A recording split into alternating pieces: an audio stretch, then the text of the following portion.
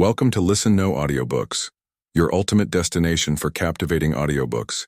Immerse yourself in a world of stories, knowledge, and entertainment, all delivered through the power of audio.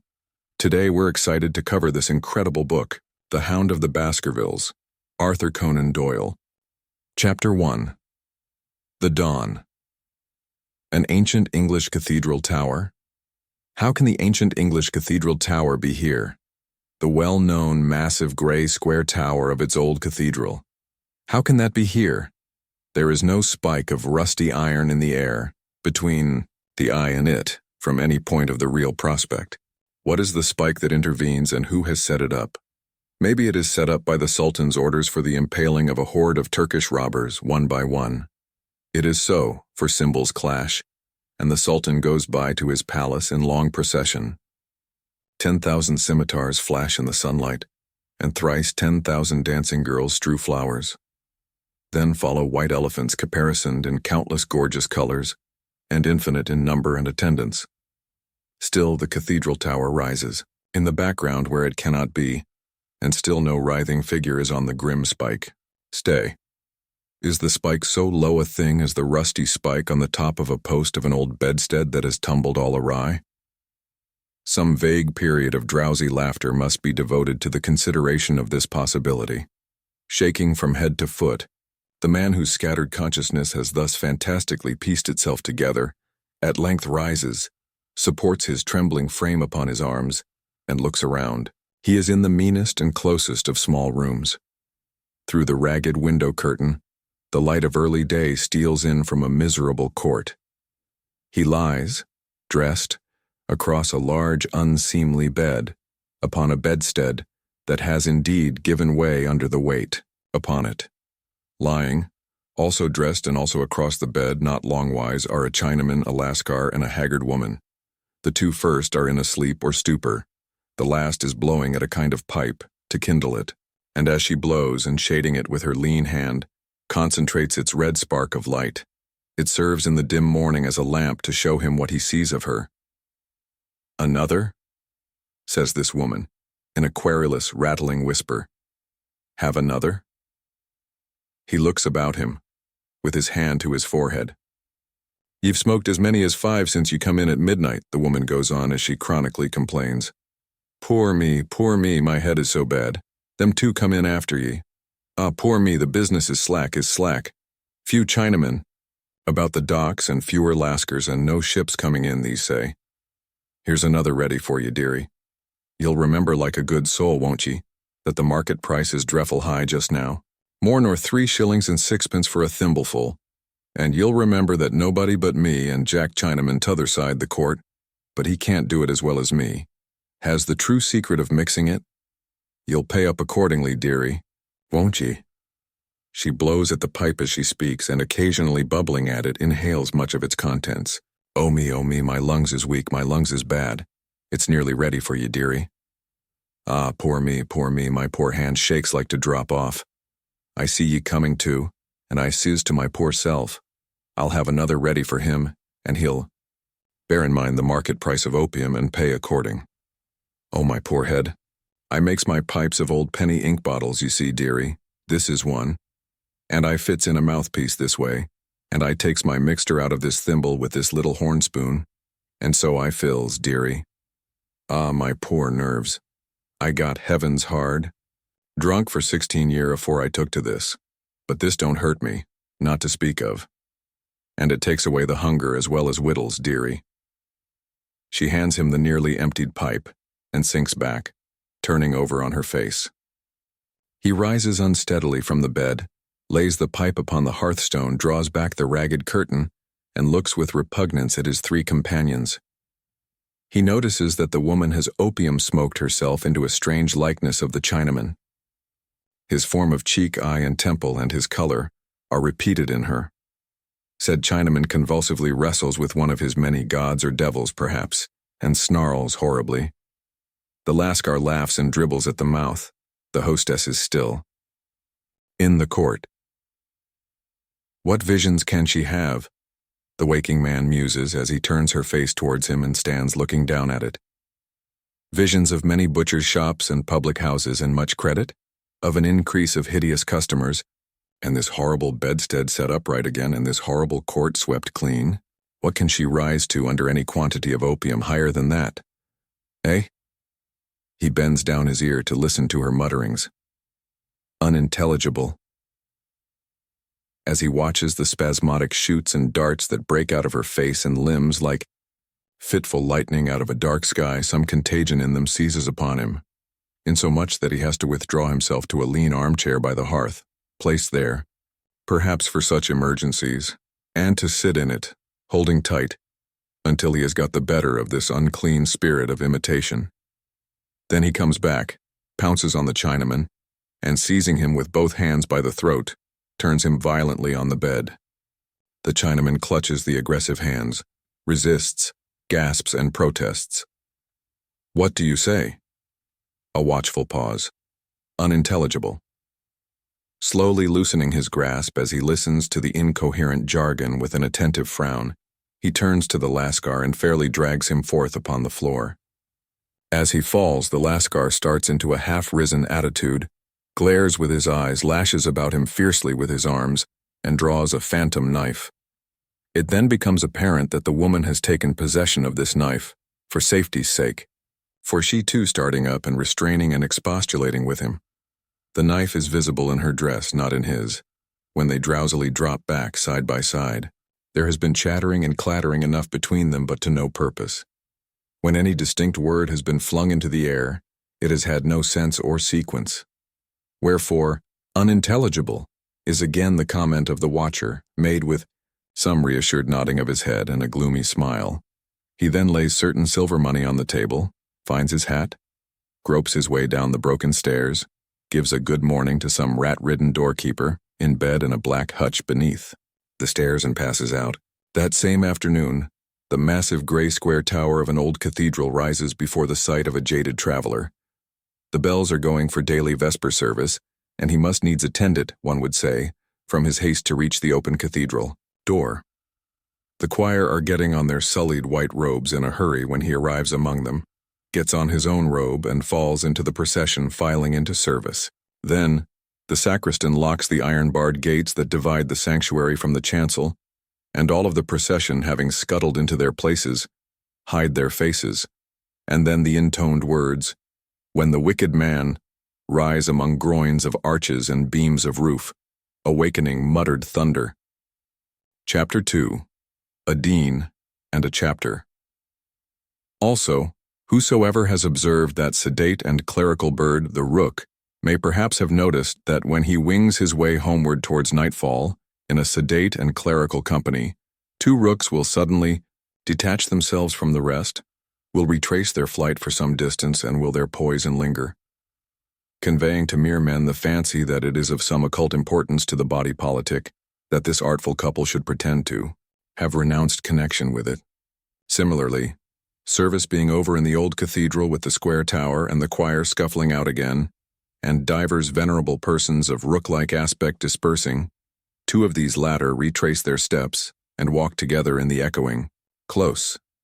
Not only is the day waning, but the year. The low sun is fiery and yet cold behind the monastery ruin, and the Virginia creeper on the cathedral wall has showered half its deep red leaves down on the pavement.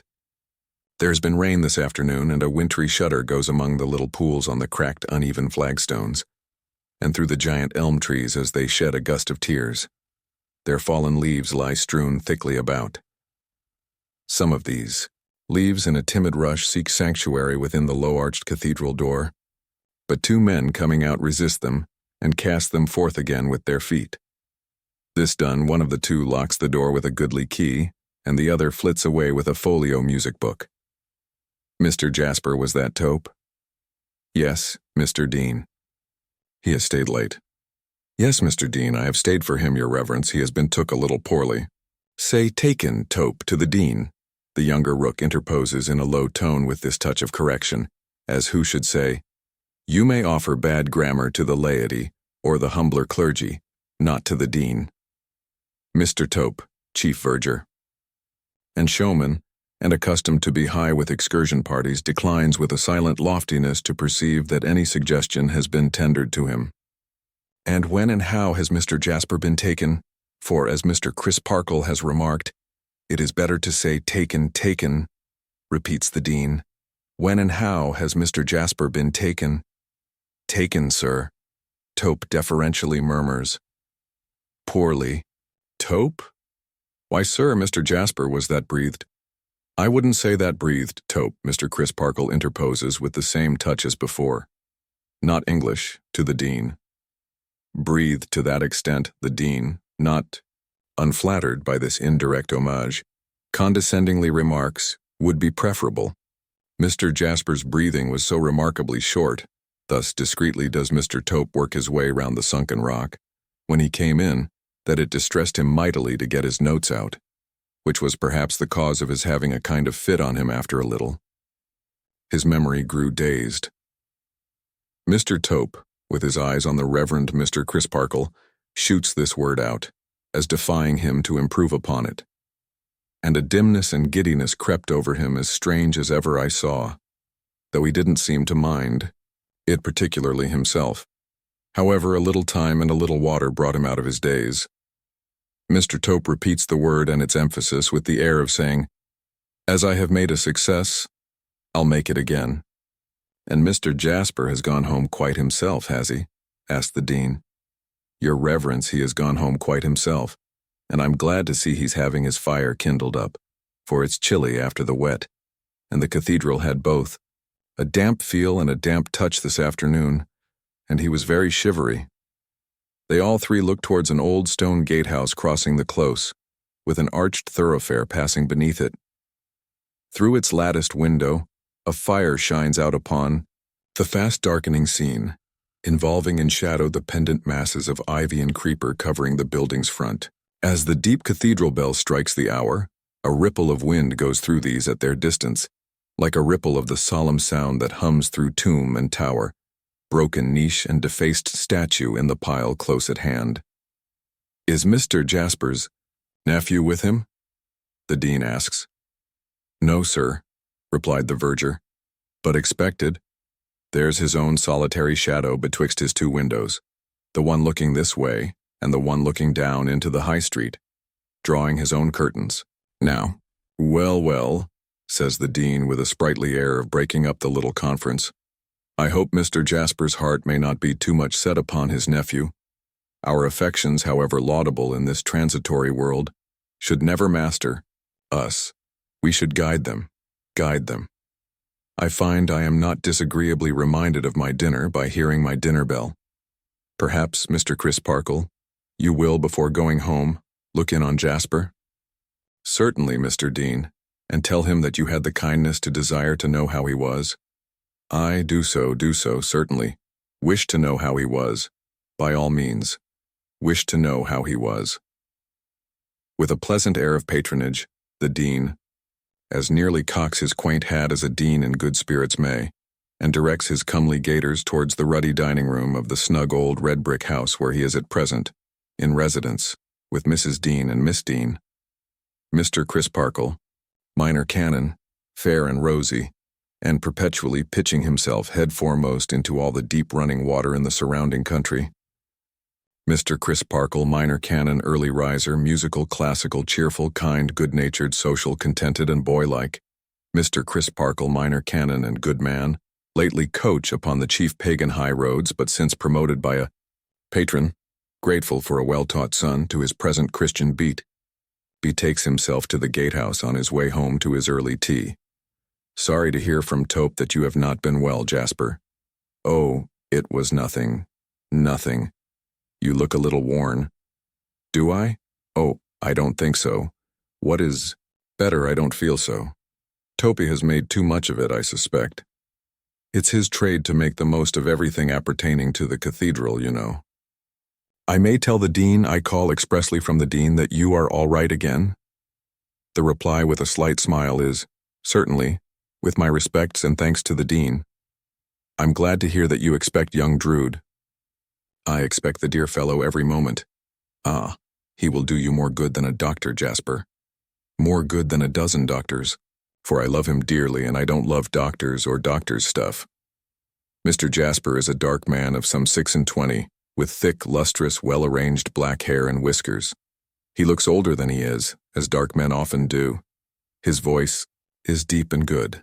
His face and figure are good. His manner is a little somber.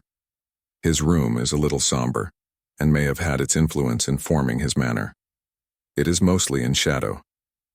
Even when the sun shines brilliantly, it seldom touches the grand piano in the recess, or the folio music books on the stand, or the bookshelves on the wall, or the unfinished picture of a blooming schoolgirl hanging over the chimney-piece. Her flowing brown hair tied with a blue riband, and her beauty remarkable for a quite childish, almost babyish touch of saucy discontent, comically conscious of itself. There is not the least artistic merit in this picture, which is a mere daub, but it is clear that the painter has made it humorously, one might almost say revengefully, like the original. We shall miss you, Jasper, at the alternate musical Wednesdays tonight, but no doubt you are best at home. Good night. God bless you.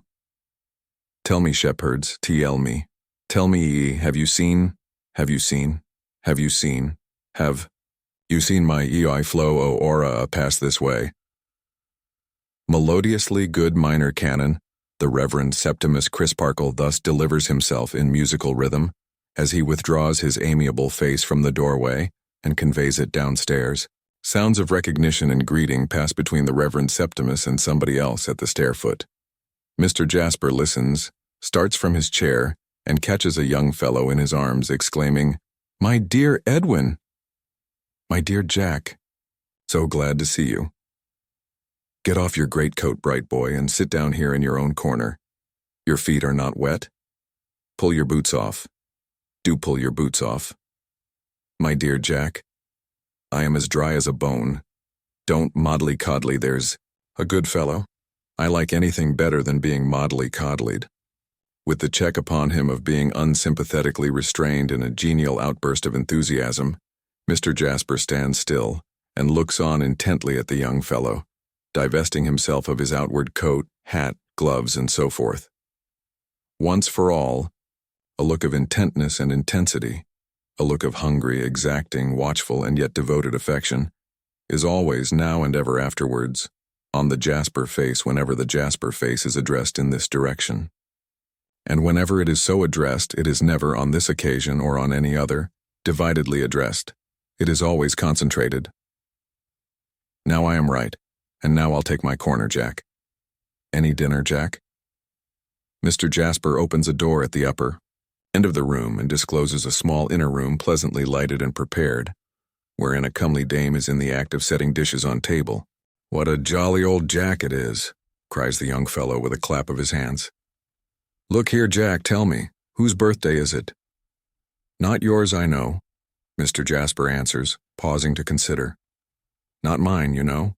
"No, not mine." "I know. Pussy's." Fixed as the look the young fellow meets is, there is yet in it some strange power of suddenly including the sketch over the chimney-piece. "Pussy's, Jack.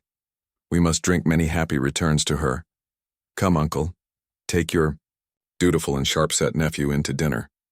As the boy, for he is little more, lays a hand on Jasper's shoulder, Jasper cordially and gaily lays a hand on his shoulder, and so Marseillaise-wise they go into dinner.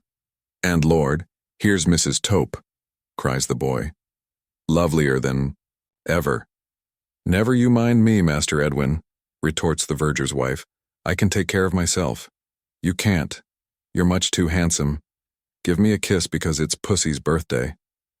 "I'd pussy you, young man, if I was Pussy, as you call her," Mrs. Tope blushingly retorts after being saluted. "Your uncle's too much wrapped up in you, that's where it is. He makes so much of you that it's my opinion you think you've only to call your pussies by the dozen to make 'em come." "You forget, Mrs. Tope," Mr. Jasper interposes, taking his place at the table with a genial smile. "And so do you, Ned, that uncle and nephew are words prohibited here by common consent and express agreement. For what we are going to receive his holy name be praised. Done like the Dean witness Edwin Drood. Please to carve, Jack, for I can't." This sally ushers in the dinner. Little to the present purpose, or to any purpose is said, while it is in course of being disposed of. At length the cloth is drawn, and a dish of walnuts and a decanter of rich-colored sherry are placed upon the table. I say, "Tell me, Jack," the young fellow then flows on, "do you really, and truly feel as if the mention of our relationship divided us at all?" "I don't. Uncles as a rule, Ned, are so much older than their nephews," is the reply, "that I have that feeling instinctively. As a rule, maybe. But what is a difference in age of half a dozen years or so? And some uncles, in large families, are even younger than their nephews. By George, I wish it was the case with us." "Why?" "Because if it was, I'd take the lead with you, Jack, and be as wise as begone, dull care." That turned a young man gray, and begone, dull care. That turned an old man to clay. "Hello, Jack, don't drink." "Why not?" Asks why not on Pussy's birthday, and no happy returns proposed. Pussy, Jack, and many of 'em, happy returns, I mean. Laying an affectionate and laughing touch on the boy's extended hand, as if it were at once his giddy head and his light heart, Mr. Jasper drinks the toast in silence. Hip, hip, hip, and 9 times 9 and 1 to finish with and all that, understood. Hooray, hooray, hooray. And now, Jack, let's have a little talk about Pussy. 2 pairs of nutcrackers? Pass me one and take the other. Crack. How's Pussy getting on, Jack? With her music? Fairly. What a dreadfully conscientious fellow you are, Jack. But I know, Lord bless you. Inattentive, isn't she? She can learn anything if she will.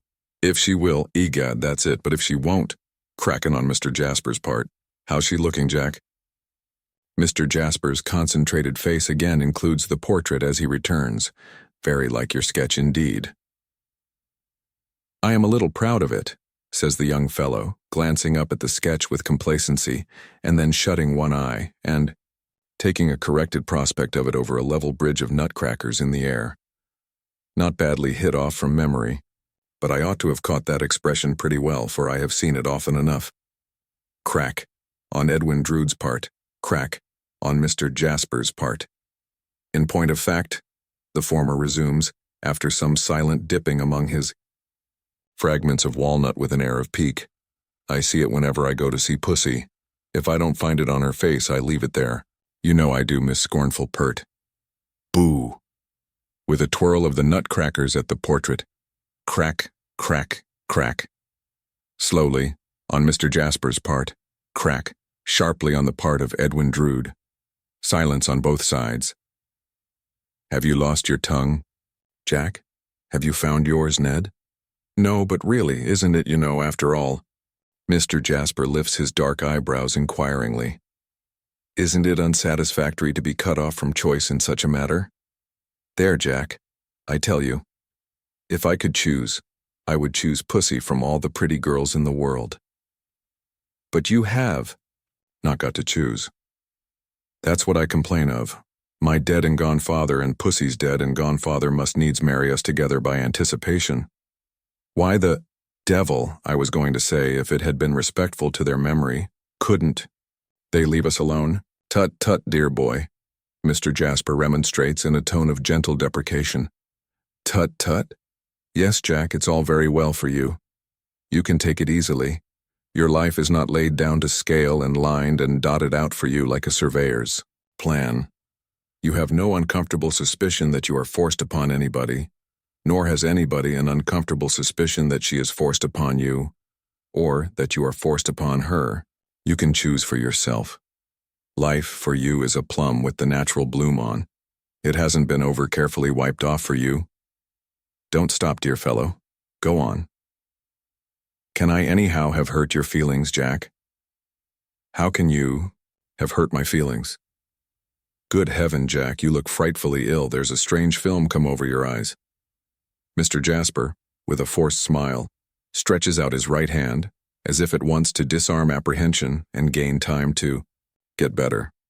After a while he says faintly, "I have been taking opium for a pain and agony that sometimes overcomes me.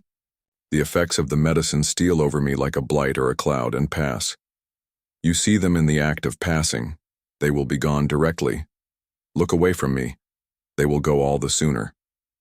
With a scared face, the younger man complies by casting his eyes downward at the ashes on the hearth.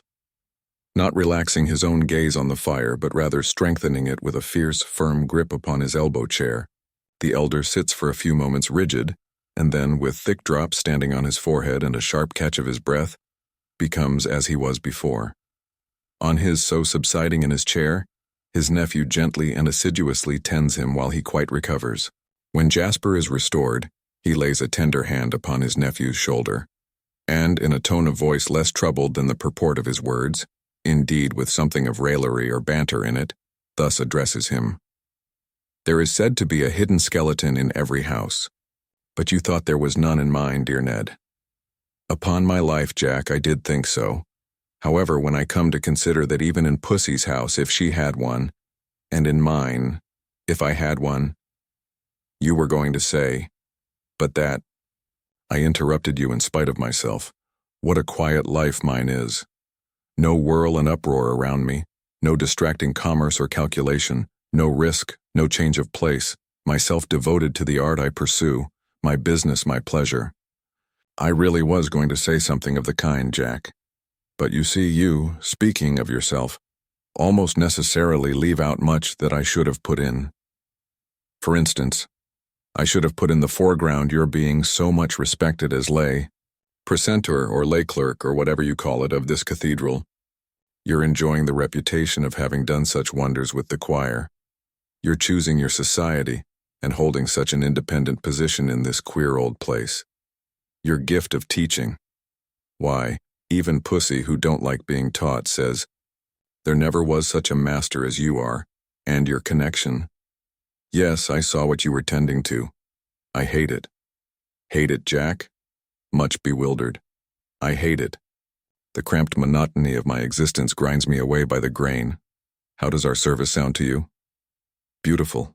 Quite celestial. It often sounds to me quite devilish. I am so weary of it. The echoes of my own voice among the arches seem to mock me with my daily drudging round. No wretched monk who droned his life away in that gloomy place before me can have been more tired of it than I am. He could take for relief, and did take, to carving demons out of the stalls and seats and desks. What shall I do?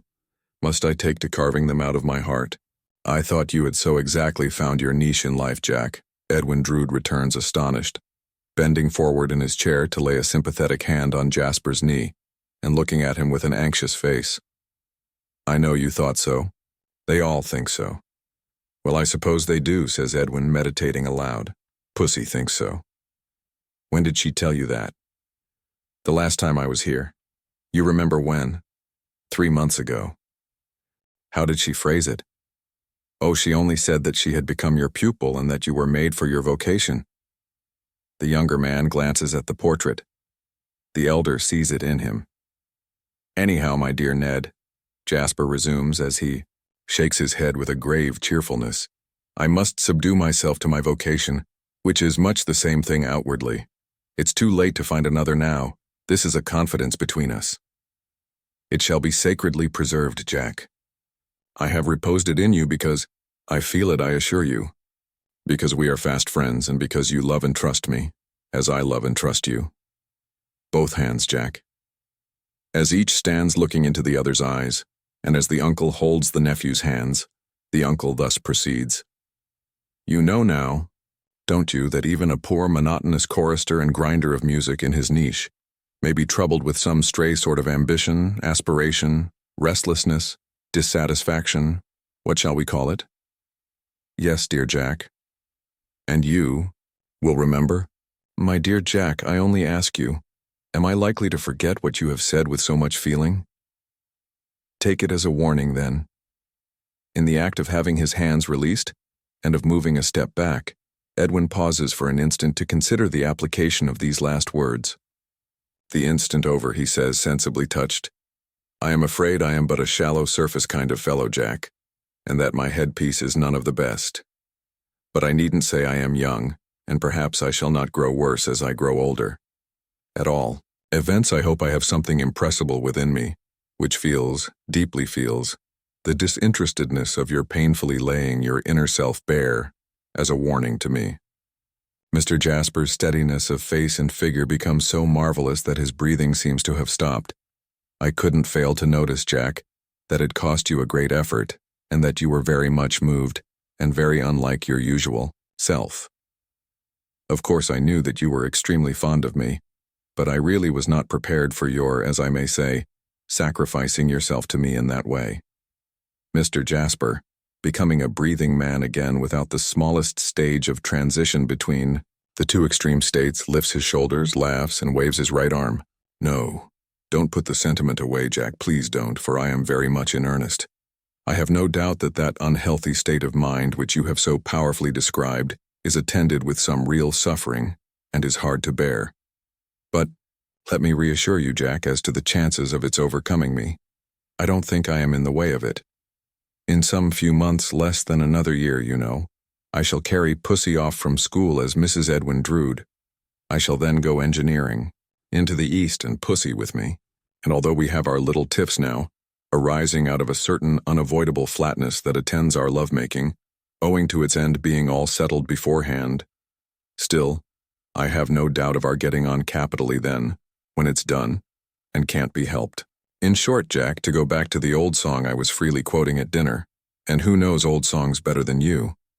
My wife shall dance, and I will sing so merrily past the day. Of Pussy's being beautiful there cannot be a doubt. And when you are good besides, little Miss Impudence, once more apostrophizing the portrait, I'll burn your comic likeness and paint your music master another. Mr. Jasper, with his hand to his chin, and with an expression of musing benevolence on his face, has attentively watched every animated look and gesture attending the delivery of these words. He remains in that attitude after they are spoken, as if in a kind of fascination attendant on his strong interest in the youthful spirit that he loves so well. Then he says with a quiet smile, "You won't be warned then?" "No, Jack." "You can't be warned then?" "No, Jack. Not by you. Besides that, I don't really consider myself in danger. I don't like your putting yourself in that position. Shall we go and walk in the churchyard? By all means, you won't mind my slipping out of it for half a moment to the nun's house and leaving a parcel there? Only gloves for Pussy, as many pairs of gloves as she is years old today." Rather poetical, Jack? Mr. Jasper, still in the same attitude, murmurs, "Nothing half so sweet in life, Ned. Here's the parcel in my greatcoat pocket. They must be presented tonight or the poetry is gone. It's against regulations for me to call at night, but not to leave a packet. I am ready, Jack." Mr. Jasper dissolves his attitude, and they go out together. Chapter 3. The Nun's House. For sufficient reasons which this narrative will itself unfold as it advances, a fictitious name must be bestowed upon the old cathedral town. Let it stand in these pages as Cloisterham. It was once possibly known to the Druids by another name, and certainly to the Romans by another, and to the Saxons by another, and to the Normans by another, and a name more or less in the course of many centuries can be of little moment to its dusty chronicles. An ancient city, Cloisterham, and no meat-dwelling place for anyone with hankerings after the noisy world. A monotonous, silent city, deriving an earthy flavor throughout from its cathedral crypt, and so abounding in vestiges of monastic graves that the Cloisterham children grow small salad in the dust of abbots and abbesses, and make dirt pies of nuns and friars, while every ploughman in its outlying fields renders to once puissant Lord Treasurers, archbishops, bishops, and such like, the attention which the ogre in the storybook desired to render to his unbidden visitor, and grinds their bones to make his bread. A drowsy city, Cloisterham, whose inhabitants seem to suppose, with an inconsistency more strange than rare, that all its changes lie behind it, and that there are no more to come. A queer moral to derive from antiquity, yet older than any traceable antiquity. So silent are the streets of Cloisterham, though prone to echo on the smallest provocation, that of a summer day the sun blinds of its shops scarce dare to flap in the south wind, while the sun-browned tramps who pass along and stare quicken their limp a little, that they may the sooner get beyond the confines of its oppressive respectability. This is a feat not difficult of achievement, seeing that the streets of Cloisterham City are little more than one narrow street by which you get into it and get out of it, the rest being mostly disappointing yards with pumps in them and no thoroughfare. Exception. Made of the cathedral close and a paved Quaker settlement, in color and general conformation very like a Quakeress's bonnet, up in a shady corner. In a word, a city of another in a bygone time is Cloisterham, with its hoarse cathedral bell, its hoarse rooks hovering about the cathedral tower, its hoarser and less distinct rooks in the stalls far beneath.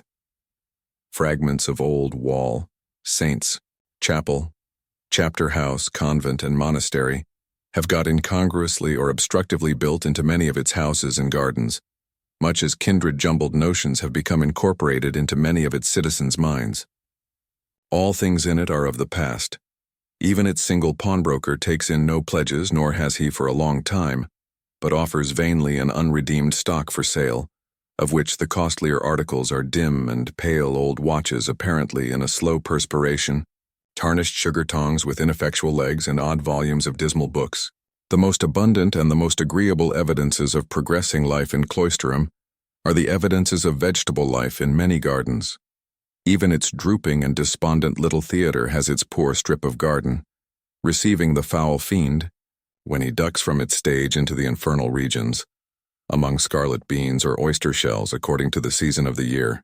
In the midst of Cloisterham stands the nun's house, a venerable brick edifice whose present appellation is doubtless derived from the legend of its conventual uses. On the trim gate enclosing its old courtyard is a resplendent brass plate flashing forth the legend, "Seminary for Young Ladies, Miss Twinkleton." The house front is so old and worn, and the brass plate is so shining and staring, that the general result has reminded imaginative strangers of a battered old beau with a large modern eyeglass stuck in his blind eye. Whether the nuns of yore, being of a submissive rather than a stiff-necked generation, habitually bent their contemplative heads to avoid collision with the beams in the low ceilings of the many chambers of their house, whether they sat in its long low windows telling their beads for their mortification, instead of making necklaces of them for their adornment, whether they were ever walled up alive in odd angles and jutting gables of the building for having some ineradicable leaven of busy Mother Nature in them, which has kept the fermenting world alive ever since. These may be matters of interest to its haunting ghosts, if any, but constitute no item in Miss Twinkleton's half-yearly accounts. They are neither of Miss Twinkleton's inclusive regulars, nor of her extras. The lady who undertakes the poetical department of the establishment at so much or so little a quarter has no pieces in her list of recitals bearing on such unprofitable questions. As, in some cases of drunkenness and in others of animal magnetism, there are two states of consciousness which never clash, but each of which pursues its separate course as though it were continuous instead of broken. Thus, if I hide my watch, when I am drunk I must be drunk again before I can remember where. So Miss Twinkleton has two distinct and separate phases of being. Every night, the moment the young ladies have retired to rest, does Miss Twinkleton smarten up her curls, little, brighten up her eyes a little, and become a sprightlier Miss Twinkleton than the young ladies have ever seen. Every night, at the same hour, does Miss Twinkleton resume the topics of the previous night, comprehending the tenderer scandal of Cloisterham, of which she has no knowledge whatever by day, and references to a certain season at Tunbridge Wells, airily called by Miss Twinkleton in this state of her existence the Wells, notably the season wherein a certain finished gentleman, compassionately called by Miss Twinkleton, in this stage of her existence, foolish Mr. Porters, revealed a homage of the heart, whereof Miss Twinkleton in her scholastic state of existence is as ignorant as a granite pillar. Miss Twinkleton's companion in both states of existence, and equally adaptable to either, is one Mrs. Tisher, a deferential widow with a weak back, a chronic sigh, and a suppressed voice, who looks after the young ladies' wardrobes, and leads them to infer that she has seen better days. Perhaps this is the reason why it is an article of faith with the servants, handed down from race to race, that the departed Tisher was a hairdresser.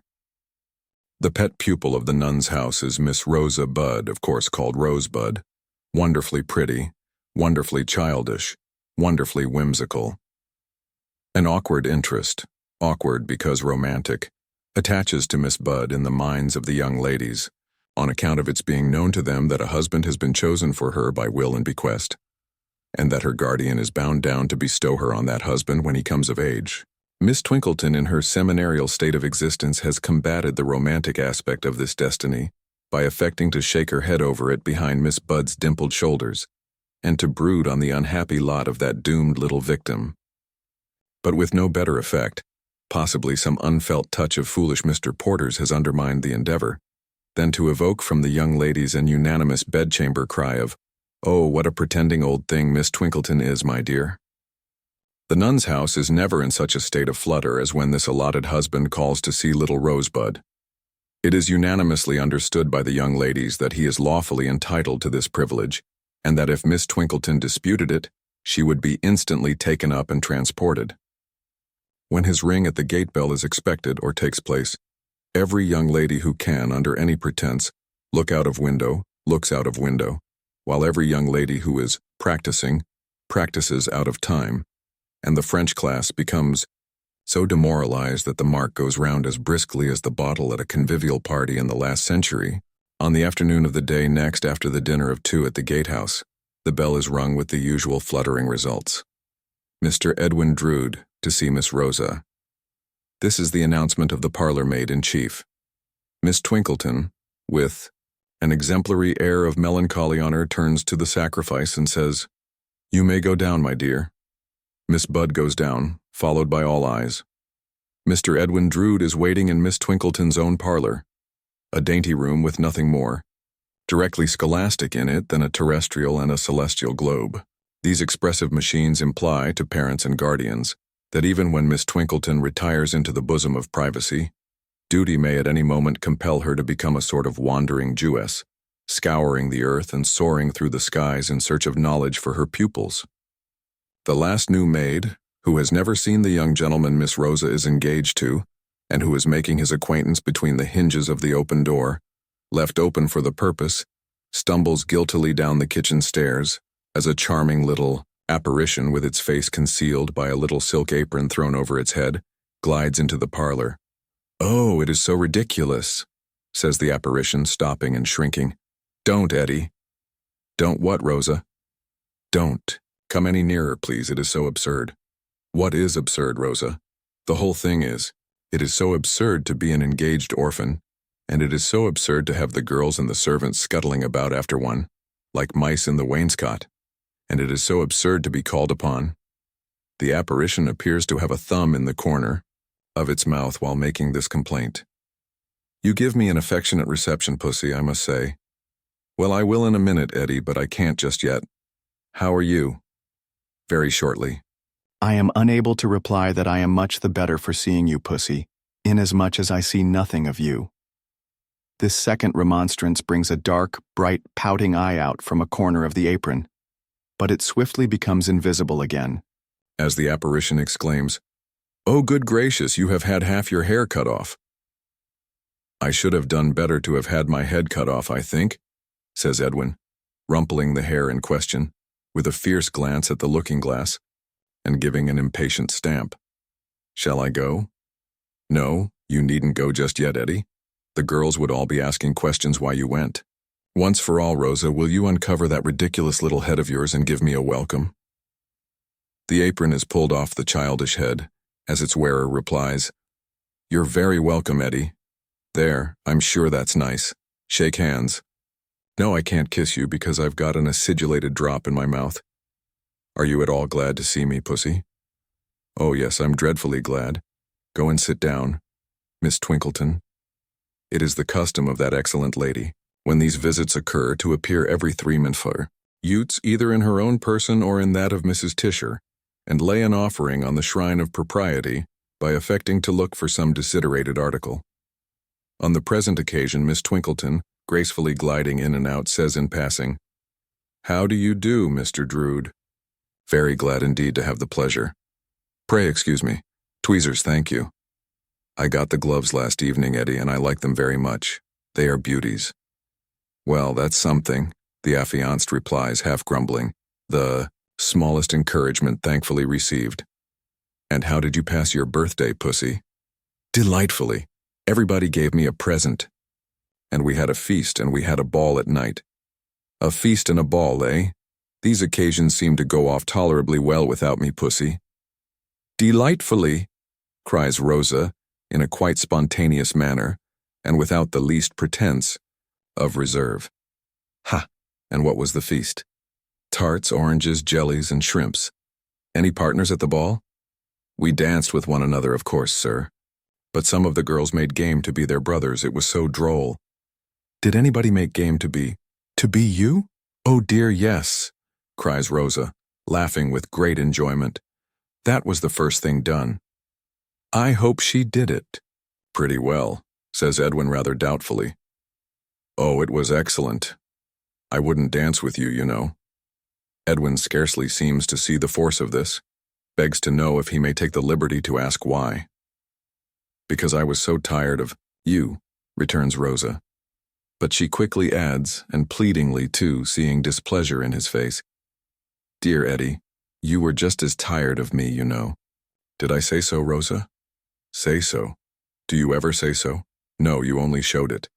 Oh, she did it so well, cries Rosa, in a sudden ecstasy with her counterfeit betrothed. It strikes me that she must be a devilish impudent girl, says Edwin. Drood. And so, pussy, you have passed your last birthday in this old house. Ah, yes. Rosa clasps her hands, looks down with a sigh, and shakes her head. You seem to be sorry, Rosa. I am sorry for the poor old place. Somehow, I feel as if it would miss me when I am gone so far away, so young. Perhaps we had better stop short, Rosa? She looks up at him with a swift, bright look. Next moment shakes her head, sighs, and looks down again. That is to say, is it, pussy, that we are both resigned? She nods her head again, and, after a short silence, quaintly bursts out with, You know we must be married, and married from here, Eddie, or the poor girls will be so dreadfully disappointed. For the moment there is more of compassion both for her and for himself in her affianced husband's face than there is of love. He checks the look and asks, Shall I take you out for a walk, Rosa dear? Rosa dear does not seem at all clear on this point until her face, which has been comically reflective, brightens. Oh yes, Eddie, let us go for a walk. And I tell you what we'll do. You shall pretend that you are engaged to somebody else, and I'll pretend that I am not engaged to anybody. And then we shan't quarrel. Do you think that will prevent our falling out, Rosa? I know it will. Hush. Pretend to look out of window. Mrs. Tisher. Through a fortuitous concourse of accidents, the matronly Tisher heaves in sight, says in rustling through the room like the legendary ghost of a dowager in silken skirts. I hope I see Mr. Drood well, though I needn't ask, if I may judge, from his complexion. I trust I disturb no one, but there was a paper knife. Oh, thank you, I am sure, and disappears with her prize. One other thing you must do, Eddie, to oblige me, says Rosebud. The moment we get into the street, you must put me outside and keep close to the house yourself. Squeeze and graze yourself against it. By all means, Rosa, if you wish it. Might I ask why? Oh, because I don't want the girls to see you. It's a fine day, but would you like me to carry an umbrella up? Don't be foolish, sir. You haven't got polished leather boots on, pouting with one shoulder raised. Perhaps that might escape the notice of the girls, even if they did see me, remarks Edwin, looking down at his boots with a sudden distaste for them. Nothing escapes their notice, sir. And then I know what would happen. Some of them would begin reflecting on me by saying, for they are free, that they never will on any account engage themselves to lovers without polished leather boots.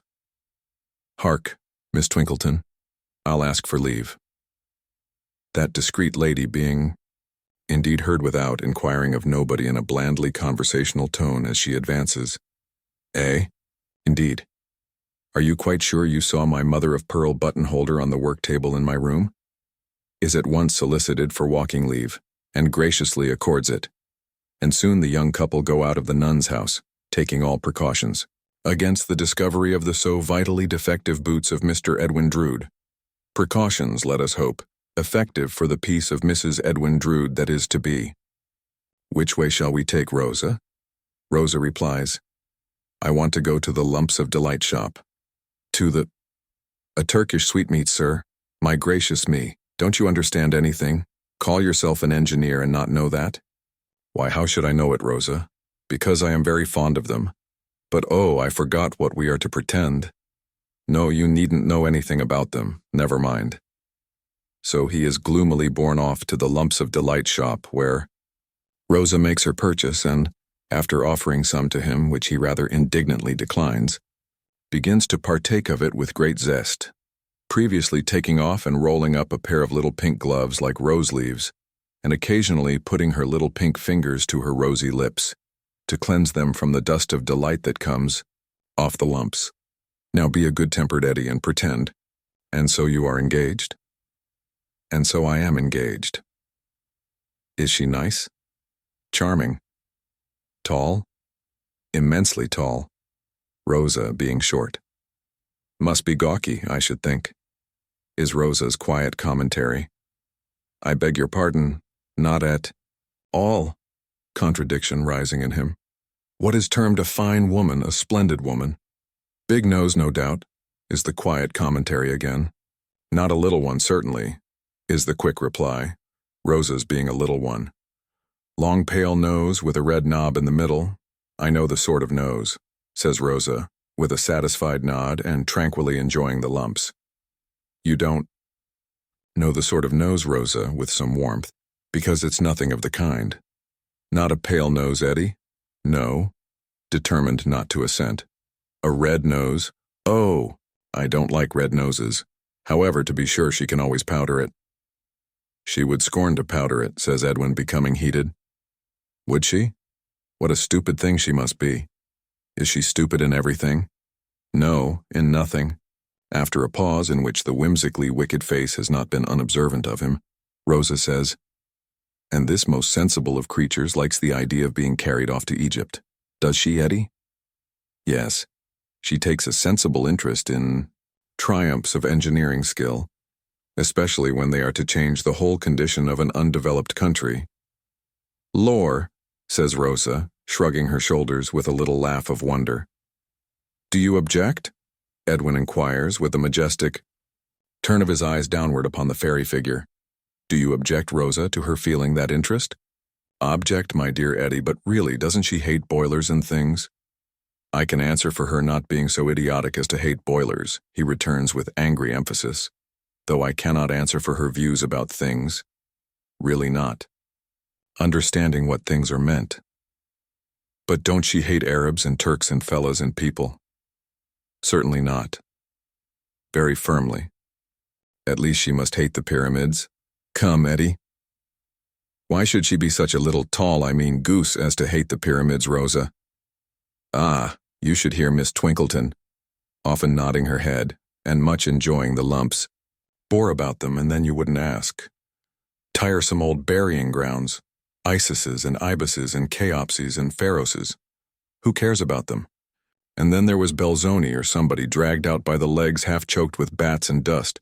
All the girls say, serve him right, and hope it hurt him, and wish he had been quite choked.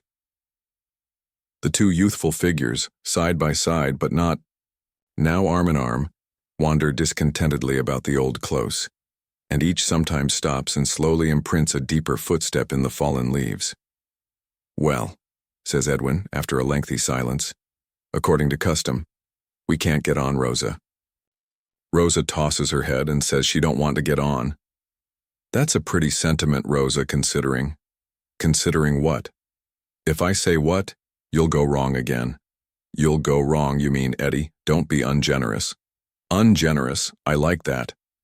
Then I don't like that, and so I tell you plainly. Rosa pouts. Now, Rosa, I put it to you. Who disparaged my profession, my destination? You are not going to be buried in the pyramids, I hope, she interrupts, arching her delicate eyebrows. You never said you were. If you are, why haven't you mentioned it to me? I can't find out your plans by instinct. Now, Rosa, you know very well what I mean, my dear. Well then, why did you begin with your detestable red-nosed giantesses? And she would powder it, cries Rosa in a little burst of comical contradictory spleen. Somehow or other I never can come right in these discussions, says Edwin, sighing and becoming resigned. How is it possible, sir, that you ever can come right when you're always wrong? And as to Belzoni, I suppose he's dead. I'm sure I hope he is. And how can his legs or his chokes concern you? It is nearly time for your return, Rosa. We have not had a very happy walk, have we? A happy walk? A detestably unhappy walk, sir. If I go upstairs the moment I get in and cry till I can't take my dancing lesson, you are responsible, mind. Let us be friends, Rosa. Ah, cries Rosa, shaking her head and bursting into real tears. I wish we could be friends. It's because we can't be friends that we try one another so.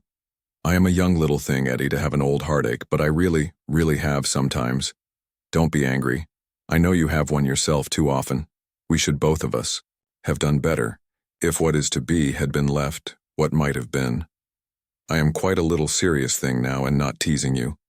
Let each of us forbear this one time on our own account and on the others. Disarmed by this glimpse of a woman's nature in the spoilt child, though for an instant disposed to resent it as seeming to involve the enforced infliction of himself upon her, Edwin Drood stands watching her as she childishly cries and sobs, with both hands to the handkerchief at her eyes, and then, she becoming more composed and indeed beginning in her young inconstancy to laugh at herself for having been so moved, leads her to a seat hard by under the elm trees. Under the trees. One clear word of understanding, Pussy dear. I am not clever out of my own line. Now I come to think of it, I don't know that I am particularly clever in it, but I want to do right. There may be, I really don't see my way to what I want to say, but I must say it before we part. There is not any other young. Oh no, Eddie, it's generous of you to ask me, but no. They have come very near, to the cathedral windows, and at this moment the organ and the choir sound out sublimely.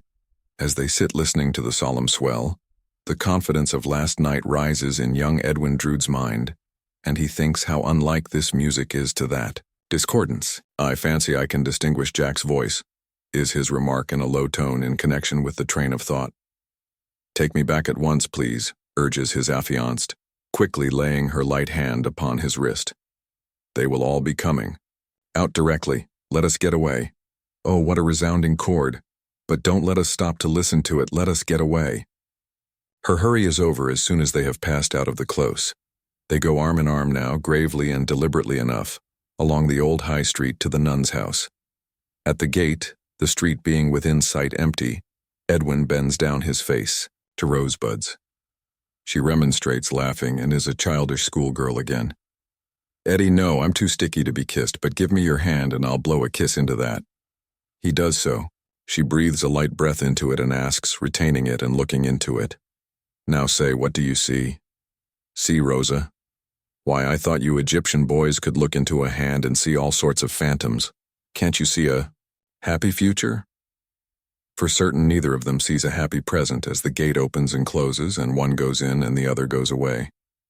Chapter 4. Mr. Sapsio. Accepting the jackass as the type of self-sufficient stupidity and conceit, a custom perhaps like some few other customs, more conventional than fair, then the purest jackass in Cloisterham is Mr. Thomas Sapsia, auctioneer.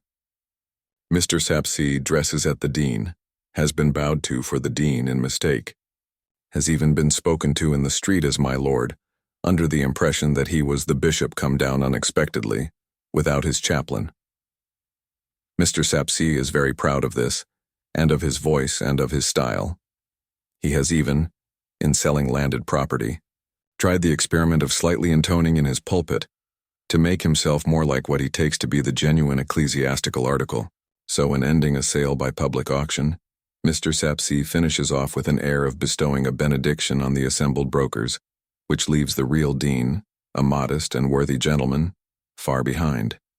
Mr. Sapsi has many admirers. Indeed, the EIR proposition is carried by a large local majority, even including non-believers in his wisdom, that he is a credit to Cloisterham.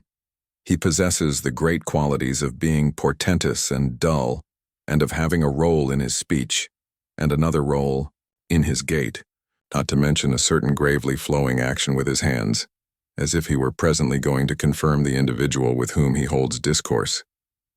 much nearer 60 years of age than 50, with a flowing outline of stomach and horizontal creases in his waistcoat, reputed to be rich, voting at elections in the strictly respectable interest, morally satisfied that nothing but he himself has grown since he was a baby. How can dunderheaded Mr. Sapsea be otherwise than a credit to Cloisterham and society? Mr. Sapsea's premises are in the High Street, over against the Nun's House. They are of about the period of the Nun's House, irregularly modernized here and there, as steadily deteriorating generations found more and more that they preferred air and light to fever and the plague. Over the doorway is a wooden effigy, about half life-size, representing Mr. Sapsea's father, in a curly wig and toga, in the act of selling. The chastity of the idea and the natural appearance of the little finger, hammer, and pulpit have been much admired. Mr. Sapsea sits in his dull ground-floor sitting room, giving first on his paved backyard, and then on his railed-off garden. Mr. Sapsea has a bottle of port wine on a table before the fire. The fire is an early luxury but pleasant on the cool, chilly autumn evening, and is characteristically attended by his portrait, his 8-day clock, and his weather glass. Characteristically because he would uphold himself against mankind, his weather glass against weather, and his clock against time. By Mr. Sapsea's side on the table are a writing desk and writing materials. Glancing at a scrap of manuscript, Mr. Sapsea reads it to himself with a lofty air, and then, slowly pacing the room with his thumbs in the armholes of his waistcoat, repeats it from memory. So internally, though with much dignity, that the word Ethelinda is alone audible. There are 3 clean wineglasses in a tray on the table. His serving maid entering and announcing, "Mr. Jasper is come, sir." Mr. Sapsea waves, "Admit him," and draws 2 wineglasses from the rank, as being claimed. "Glad to see you, sir. I congratulate myself on having the honor of receiving you here for the first time." Mr. Sapsea does the honors of his house in this wise. "You are very good. The honor is mine and the self-congratulation is mine. You are pleased to say so, sir. But I do assure you that it is a satisfaction to me to receive you in my humble home, and that is what I would not say to everybody." Ineffable loftiness on Mr. Sapsea's part accompanies these words, as leaving the sentence to be understood. You will not easily believe that your society can be a satisfaction to a man like myself. Nevertheless, it is. I have for some time desired to know you, Mr. Sapsea, and I, sir, have long known you by reputation as a man of taste. Let me fill your glass." "I will give you, sir," says Mr. Sapsea, filling his own. "When the French come over, may we meet them at Dover." This was a patriotic toast in Mr. Sapsea's infancy, and he is therefore fully convinced of its being appropriate to any subsequent era. "You can scarcely be ignorant, Mr. Sapsea," observes Jasper, watching the auctioneer with a smile as the latter stretches out his legs before the fire, "that you know the world." "Well, sir," is the chuckling reply, "I think I know something of it.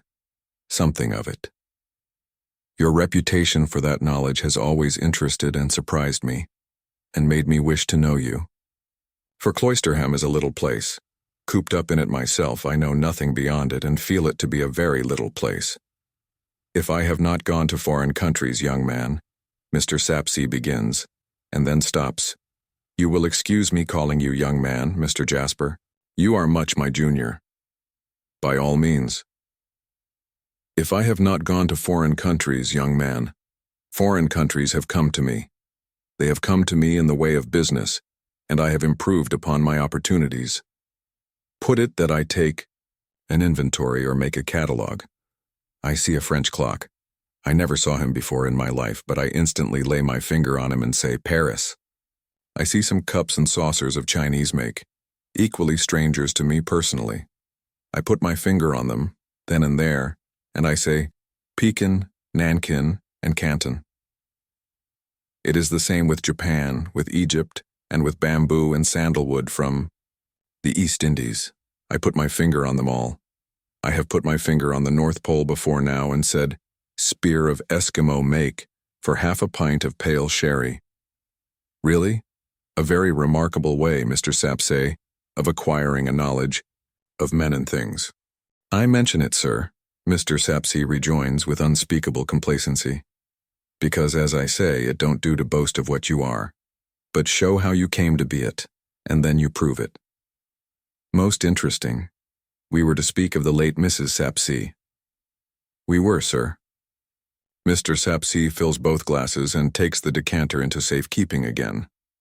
Before I consult your opinion as a man of taste on this little trifle, holding it up, which is but a trifle and still has required some thought, sir, some little fever of the brow, I ought perhaps to describe the character of the late Mrs. Sapsea, now dead 3/4 of a year.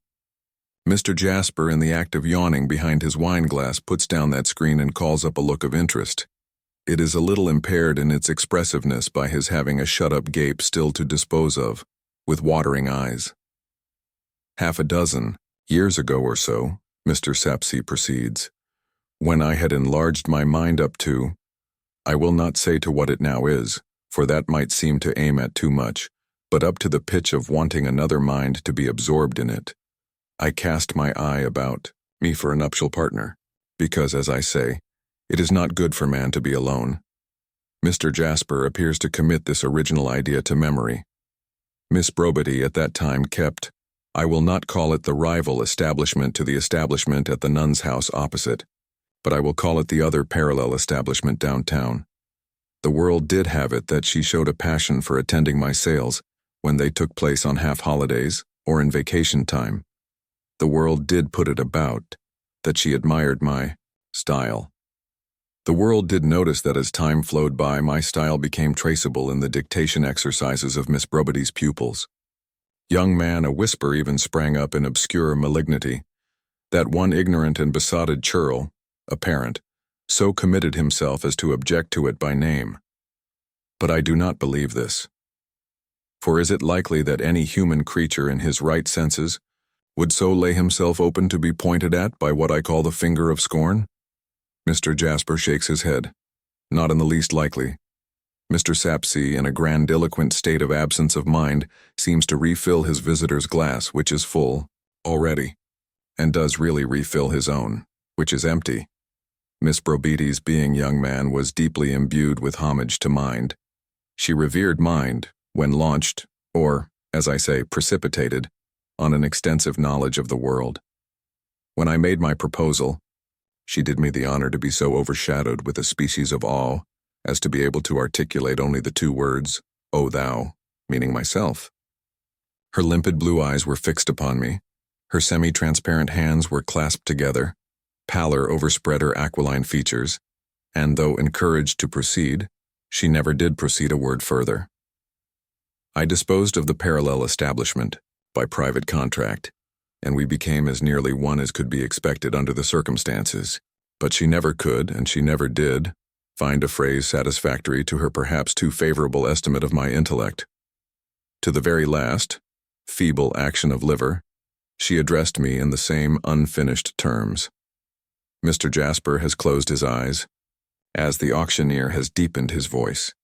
He now abruptly opens them and says in unison with the deepened voice, "Ah," rather as if stopping himself on the extreme verge of adding, "Men, I have been since," says Mr. Sapsea with his legs stretched out and solemnly enjoying himself with the wine and the fire, "what you behold me, I have been since a solitary mourner.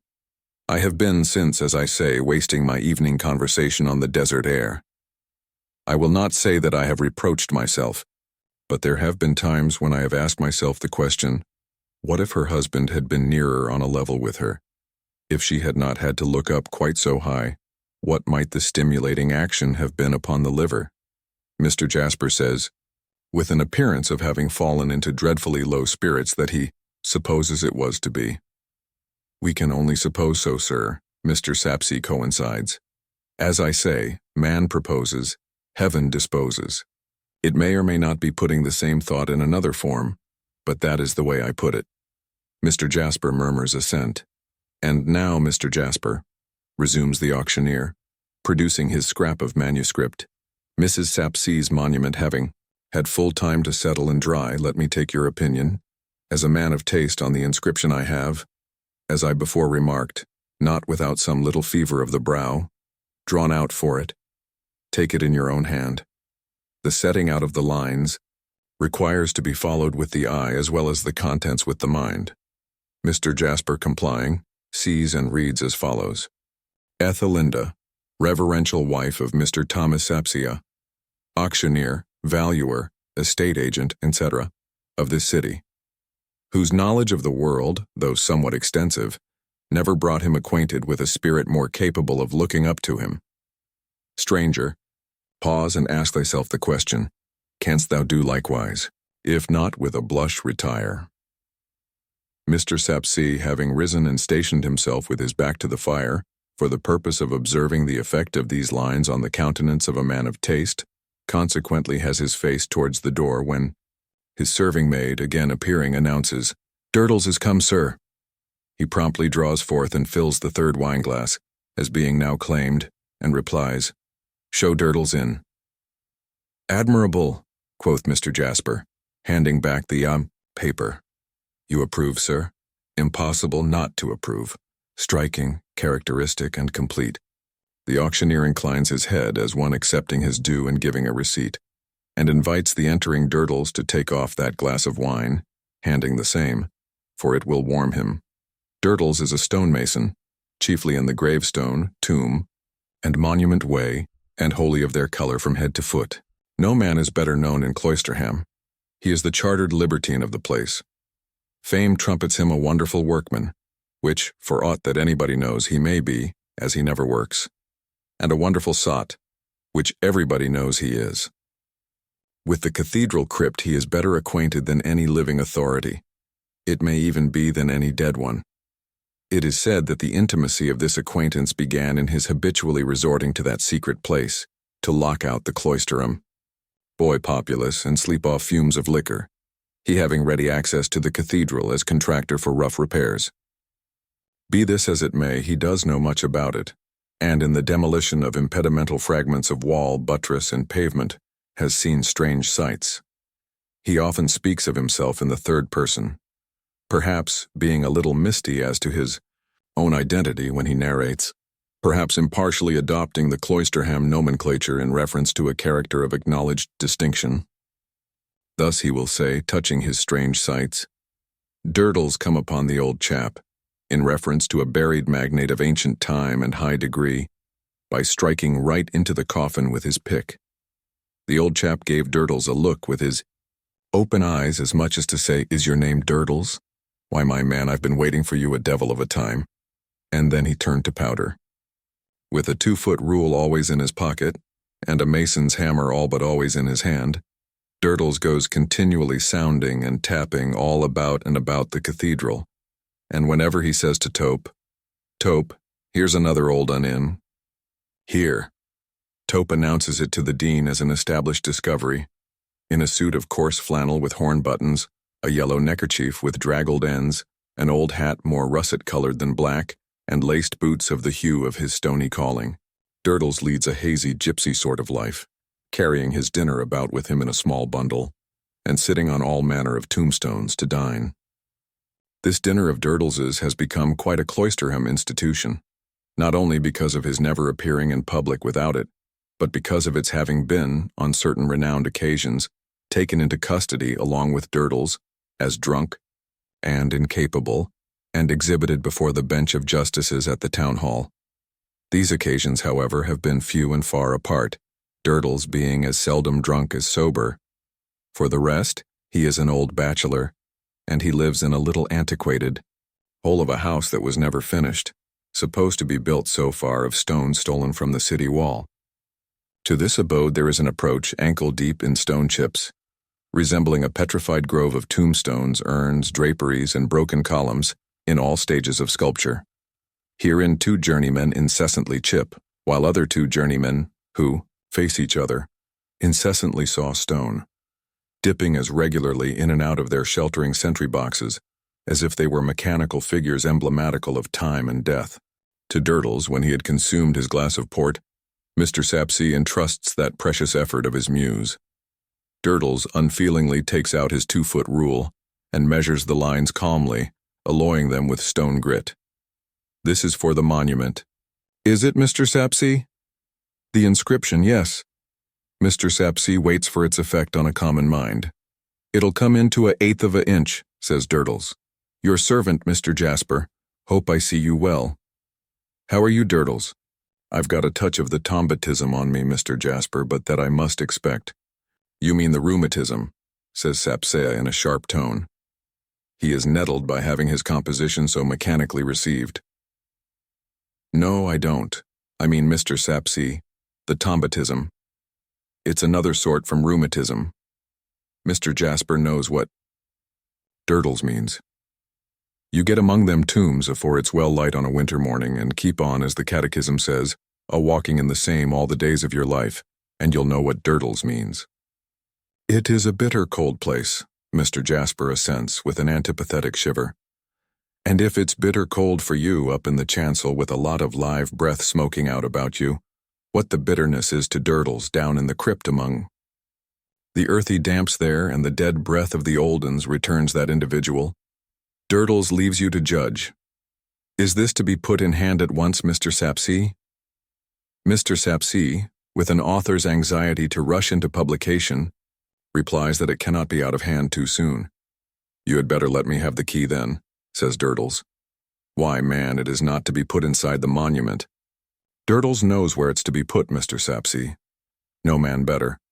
Ask here a man in Cloisterham whether Durdles knows his work." Mr. Sapsea rises, takes a key from a drawer, unlocks an iron safe let into the wall, and takes from it another key. When Durdles puts a touch or a finish upon his work, no matter where, inside or outside, Durdles likes to look at his work all round, and see that his work is a-doing him credit. Durdles explains doggedly. The key proffered him by the bereaved widower being a large one, he slips his 2-foot rule into a side pocket of his flannel trousers made for it, and deliberately opens his flannel coat, and opens the mouth of a large breast pocket within it, before taking the key to place it in that repository. "Why, Durdles," exclaims Jasper, looking on amused, "you are undermined with pockets." "And I carries weight in 'em too, Mr. Jasper. Feel those," producing 2 other large keys. "Hand me Mr. Sapsea's likewise. Surely this is the heaviest of the 3. "You'll find 'em much of a muchness, I expect," says Durdles. "They all belong to monuments. They all open Durdles's work. Durdles keeps the keys of his work mostly. Not that they're much used. By the by," it comes into Jasper's mind to say as he idly examines the keys, "I have been going to ask you many a day and have always forgotten. You know they sometimes call you Stony Durdles, don't you?" "Cloisterham knows me as Durdles, Mr. Jasper." "I am aware of that, of course, but the boys sometimes—" "Oh, if you mind them young imps of boys," Durdles gruffly interrupts. "I don't mind them any more than you do. But there was a discussion the other day among the choir, whether Stony stood for Tony, clinking one key against another. Take care of the wards, Mr. Jasper. Or whether Stony stood for Stephen, clinking with a change of keys. You can't make a pitch pipe of 'em, Mr. Jasper. Or whether the name comes from your trade. How stands the fact?" Mr. Jasper weighs the 3 keys in his hand, lifts his head from his idly stooping attitude over the fire, and delivers the keys to Durdles with an ingenuous and friendly face. But the Stony one is a gruff one likewise, and that hazy state of his is always an uncertain state, highly conscious of its dignity and prone to take offense. He drops his 2 keys back into his pocket one by one and buttons them up. He takes his dinner bundle from the chair back on which he hung it when he came in. He distributes the weight he carries by tying the 3rd key up in it, as though he were an ostrich and liked to dine off cold iron, and he gets out of the room, deigning no word of answer. Mr. Sapsea then proposes a hit at backgammon, which, seasoned with his own improving conversation, and terminating in a supper of cold roast beef and salad, beguiles the golden evening until pretty late. Mr. Sapsea's wisdom being, in its delivery to mortals, rather of the diffuse than the epigrammatic order, is by no means expended even then. But his visitor intimates that he will come back for more of the precious commodity on future occasions, and Mr. Sapsea lets him off for the present to ponder on the installment he carries away. Chapter 5. Mr. Durdles and friend John Jasper on his way home through the close is brought to a standstill by the spectacle of Stony Durdles, dinner bundle and all, leaning his back against the iron railing of the burial ground enclosing it from the old cloister arches, and a hideous small boy in rags flinging stones at him as a well-defined mark in the moonlight.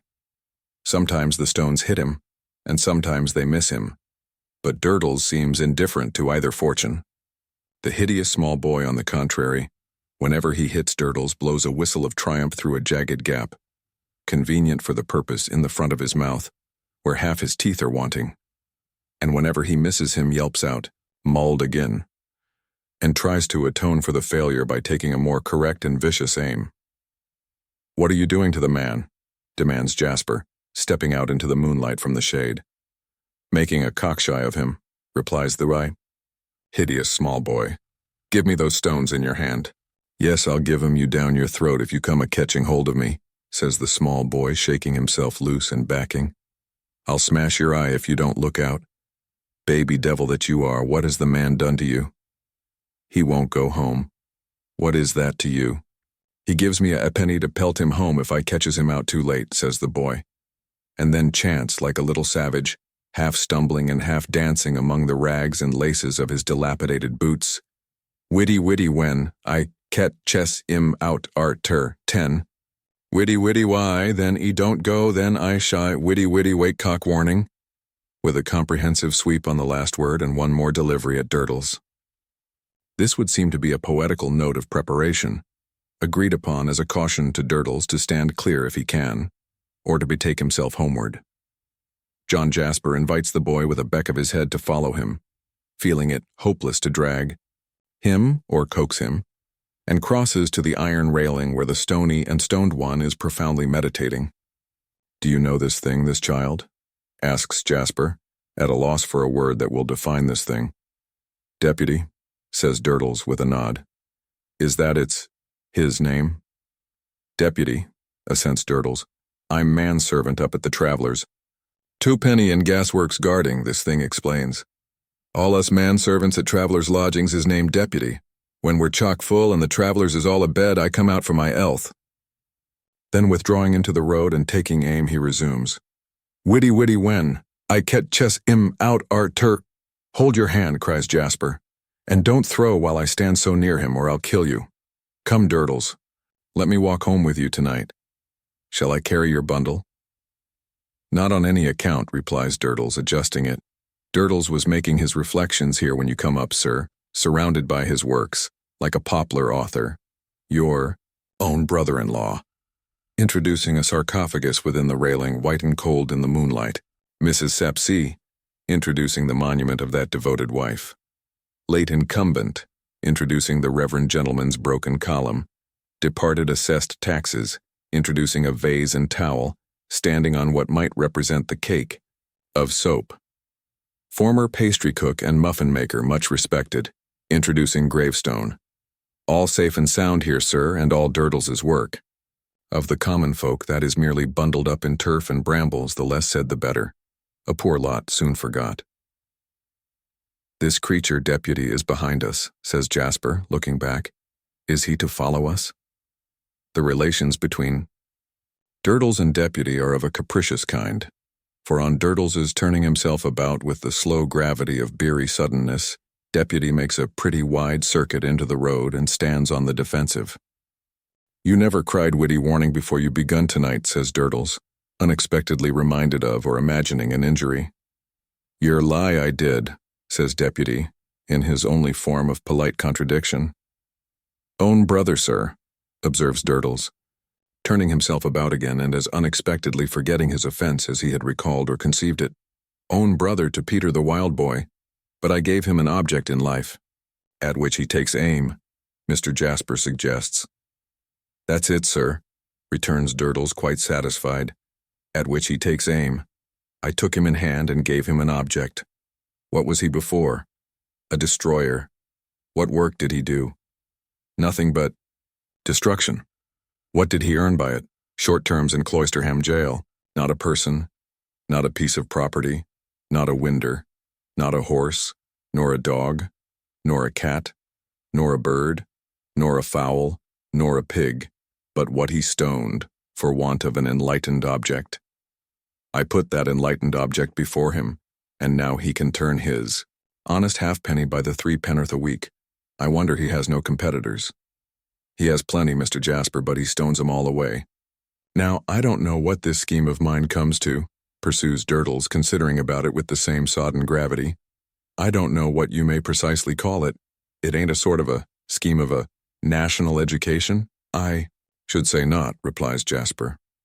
I should say not, assents Durdles. Then we won't try to give it a name. He still keeps behind us, repeats Jasper, looking over his shoulder. Is he to follow us?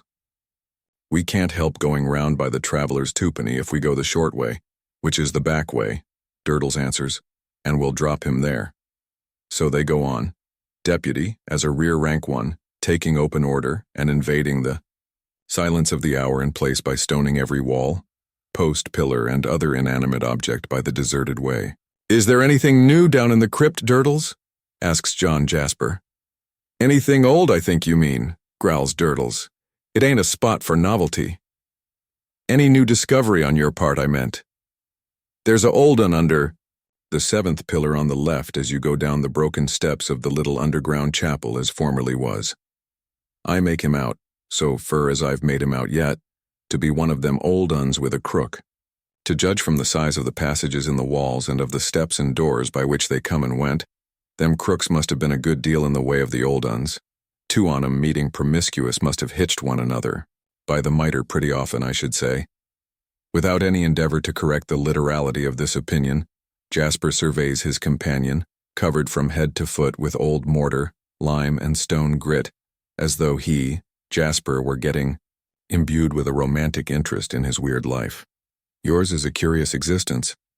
Without furnishing the least clue to the question, whether he receives this as a compliment or as quite the reverse, Durdles gruffly answers, Yours is another. Well, inasmuch as my lot is cast in the same old earthy, chilly, never-changing place, yes. But there is much more mystery and interest in your connection with the cathedral than in mine. Indeed, I am beginning to have some idea of asking you to take me on as a sort of student, or free prentice under you, and to let me go about with you sometimes, and see some of these odd nooks in which you pass your days. The stony one replies in a general way, All right, everybody knows where to find Durdles when he's wanted, which, if not strictly true, is approximately so, if taken to express that Durdles may always be found in a state of vagabondage somewhere. What I dwell upon most, says Jasper, pursuing his subject of romantic interest, is the remarkable accuracy with which you would seem to find out where people are buried. What is the matter? That bundle is in your way, let me hold it. Durdles has stopped and backed a little, Deputy, attentive to all his movements, immediately skirmishing into the road, and was looking about for some ledge or corner to place his bundle on when thus relieved of it. Just you give me my hammer out of that, says Durdles, and I'll show you. Clink, clink. And his hammer is handed him. Now, looky here. You pitch your note, don't you, Mr. Jasper? Yes. So I sound for mine.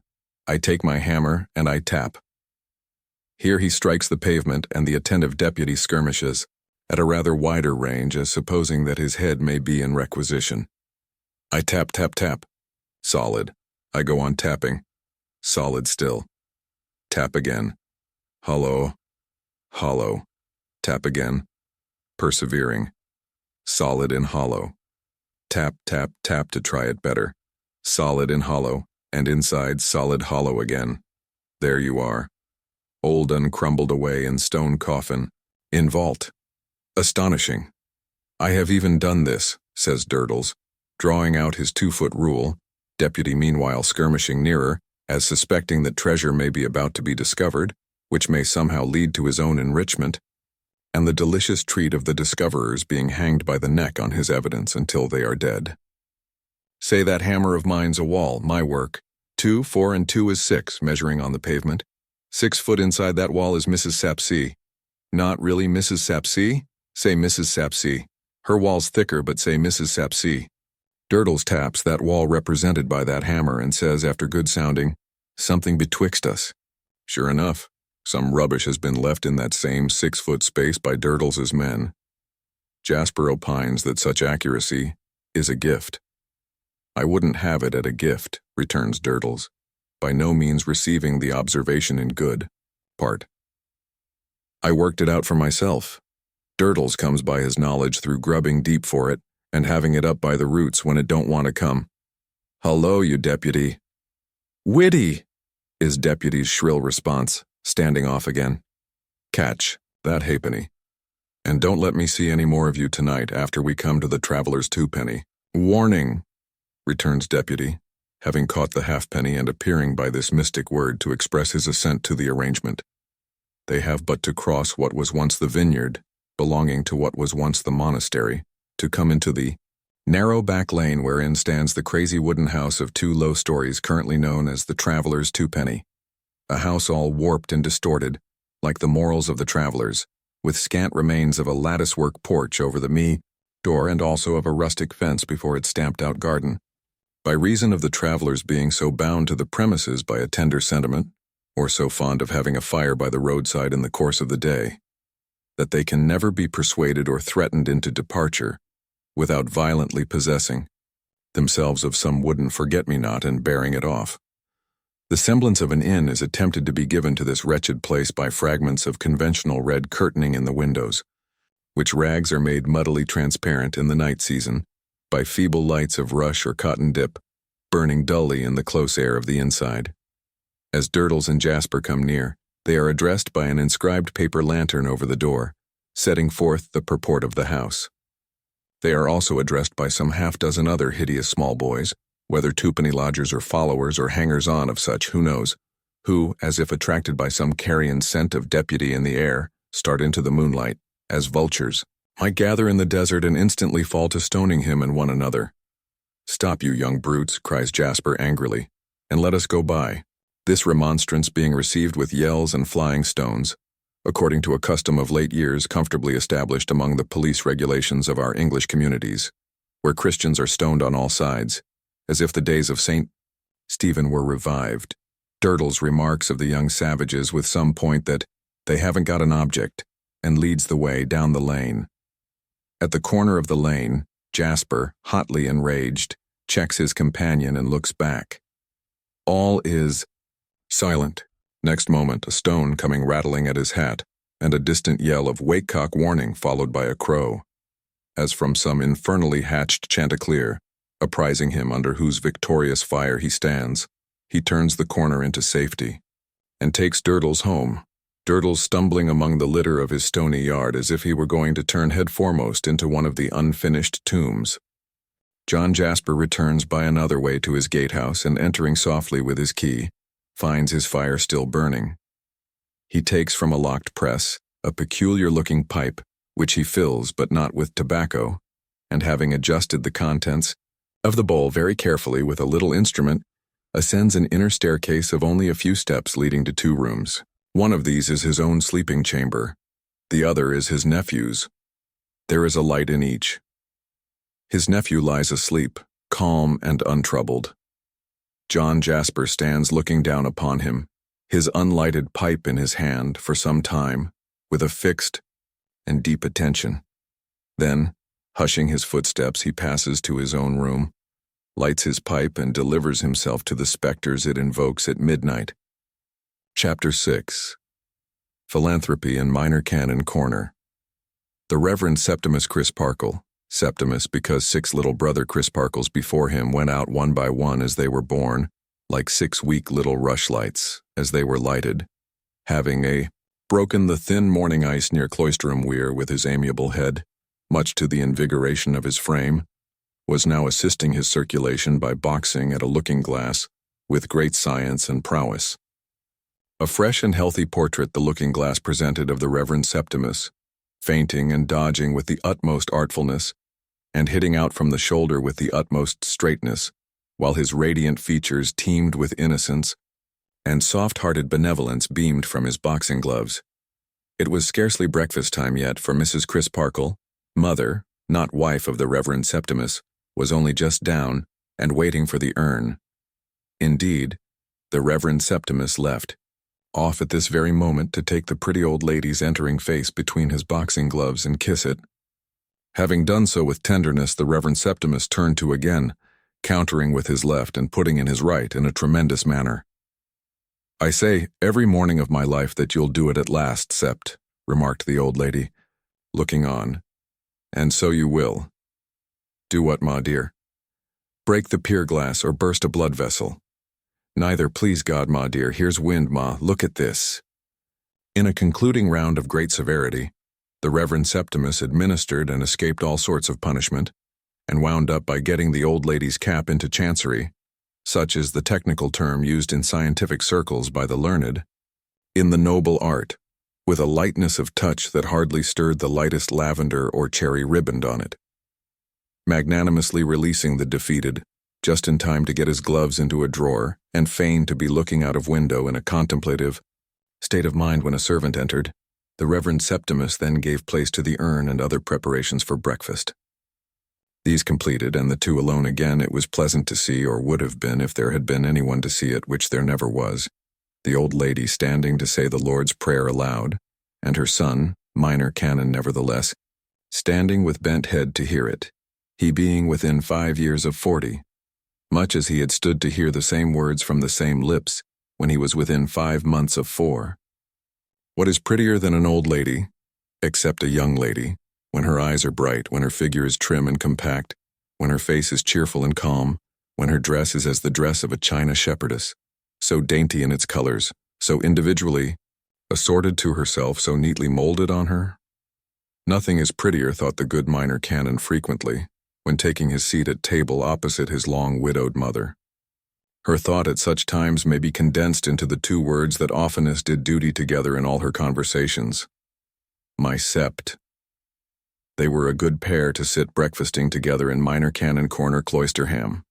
For Minor Canon Corner was a quiet place in the shadow of the cathedral, which the cawing of the rooks, the echoing footsteps of rare passers, the sound of the cathedral bell, or the roll of the cathedral organ seemed to render more quiet than absolute silence. Swaggering fighting men had had their centuries of ramping and raving about Minor Canon Corner, and beaten serfs had had their centuries of drudging and dying there, and powerful monks had had their centuries of being sometimes useful and sometimes harmful there, and behold, they were all gone out of Minor Canon Corner, and so much the better. Perhaps one of the highest uses of their ever having been there was that there might be left behind that blessed air of tranquility which pervaded Minor Canon Corner, and that serenely romantic state of the mind, productive for the most part of pity and forbearance, which is engendered by a sorrowful story that is all told or a pathetic play that is played out. Red brick walls harmoniously toned down in color by time, strong-rooted ivy, latticed windows, paneled rooms, big oaken beams in little places, and stone-walled gardens where annual fruit yet ripened upon monkish trees were the principal surroundings of pretty old Mrs. Crisparkle and the Reverend Septimus as they sat at breakfast. "And what, ma dear?" inquired the minor canon, giving proof of a wholesome and vigorous appetite. "Does the letter say?" The pretty old lady, after reading it, had just laid it down upon the breakfast cloth. She handed it over to her son. Now the old lady was exceedingly proud of her bright eyes being so clear that she could read writing without spectacles. Her son was also so proud of the circumstance and so dutifully bent on her deriving the utmost possible gratification from it, that he had invented the pretense that he himself could not read writing without spectacles. Therefore he now assumed a pair of grave and prodigious proportions, which not only seriously inconvenienced his nose and his breakfast, but seriously impeded his perusal of the letter. For he had the eyes of a microscope and a telescope combined, when they were unassisted. "It's from Mr. Honeythunder, of course," said the old lady, folding her arms. "Of course," assented her son. He then lamely read on. "Haven of Philanthropy, Chief Offices, London, Wednesday. Dear Madam, I write in the what's this? What does he write in?" "In the chair," said the old lady. The Reverend Septimus took off his spectacles that he might see her face as he exclaimed, "Why, what should he write in?" Bless me, Sept," returned the old lady. "You don't see the context. Give it back to me, my dear." Glad to get his spectacles off, for they always made his eyes water. Her son obeyed. murmuring that his sight for reading manuscript got worse and worse daily. "I write," his mother went on, reading very perspicuously and precisely, "from the chair to which I shall probably be confined for some hours." Septimus looked at the row of chairs against the wall with a half-protesting and half-appealing countenance. "We have," the old lady read on with a little extra emphasis, "a meeting of our convened Chief Composite Committee of Central and District Philanthropists at our head haven as above, and it is their unanimous pleasure that I take the chair." Septimus breathed more freely and muttered, "Oh, if he comes to that, let him." Not to lose a day's post, I take the opportunity of a long report being read denouncing a public miscreant. "It is a most extraordinary thing," interposed the gentle minor canon, laying down his knife and fork to rub his ear in a vexed manner, "that these philanthropists are always denouncing somebody. And it is another most extraordinary thing that they are always so violently flush of miscreants." "Denouncing a public miscreant," the old lady resumed, "to get our little affair of business off my mind. I have spoken with my 2 wards, Neville and Helena Landless, on the subject of their defective education, and they give in to the plan proposed, as I should have taken good care they did, whether they liked it or not." "And it is another most extraordinary thing," remarked the minor canon in the same tone as before, "that these philanthropists are so given to seizing their fellow creatures by the scruff of the neck and, as one may say, bumping them into the paths of peace. I beg your pardon, ma dear, for interrupting. Therefore, dear madam, you will please prepare your son, the Reverend Mr. Septimus, to expect Neville as an inmate to be read with, on Monday next. On the same day, Helena will accompany him to Cloisterham, to take up her quarters at the nuns' house, the establishment recommended by yourself and son jointly. Please likewise to prepare for her reception and tuition there. The terms in both cases are understood to be exactly as stated to me in writing by yourself, when I opened a correspondence with you on this subject, after the honor of being introduced to you at your sister's house in town here. With compliments to the Rev. Mr. Septimus, I am, dear madam, your affectionate brother, in philanthropy, Luke Honeythunder." "Well, ma," said Septimus, after a little more rubbing of his Erica, "we must try it. There can be no doubt that we have room for an inmate, and that I have time to bestow upon him, and inclination too. I must confess to feeling rather glad that he is not Mr. Honeythunder himself, though that seems wretchedly prejudiced, does it not? For I never saw him. Is he a large man, ma?" "I should call him a large man, my dear," the old lady replied after some hesitation, "but that his voice is so much larger." "Than himself?" "Than anybody." "Ha," said Septimus, and finished his breakfast as if the flavor of the superior family souchong, and also of the ham and toast and eggs, were a little on the wane. Mrs. Crisparkle's sister, another piece of Dresden china, and matching her so neatly that they would have made a delightful pair of ornaments for the 2 ends of any capacious old-fashioned chimney-piece, and by right should never have been seen apart, was the childless wife of a clergyman holding corporation preferment in London City. Mr. Honeythunder, in his public character of professor of philanthropy, had come to know Mrs. Crisparkle during the last rematching of the china ornaments, in other words, during her last annual visit to her sister, after a public occasion of a philanthropic nature, when certain devoted orphans of tender years had been glutted with plum buns and plump bumptiousness. These were all the antecedents, known in Minor Canon Corner, of the coming pupils. "I am sure you will agree with me, ma," said Mr. Crisparkle after thinking the matter over, "that the first thing to be done is to put these young people as much at their ease as possible. There is nothing disinterested in the notion, because we cannot be at our ease with them unless they are at their ease with us. Now Jasper's nephew is down here at present, and like takes to like, and youth takes to youth. He is a cordial young fellow, and we will have him to meet the brother and sister at dinner. That's 3. We can't think of asking him without asking Jasper, that's 4. Add Miss Twinkleton and the fairy bride that is to be, and that's 6. Add our 2 selves, and that's 8. Would 8, at a friendly dinner, at all put you out, ma?" "9 would, Sept," returned the old lady, visibly nervous. My dear Ma, I particularize 8. The exact size of the table and the room, my dear.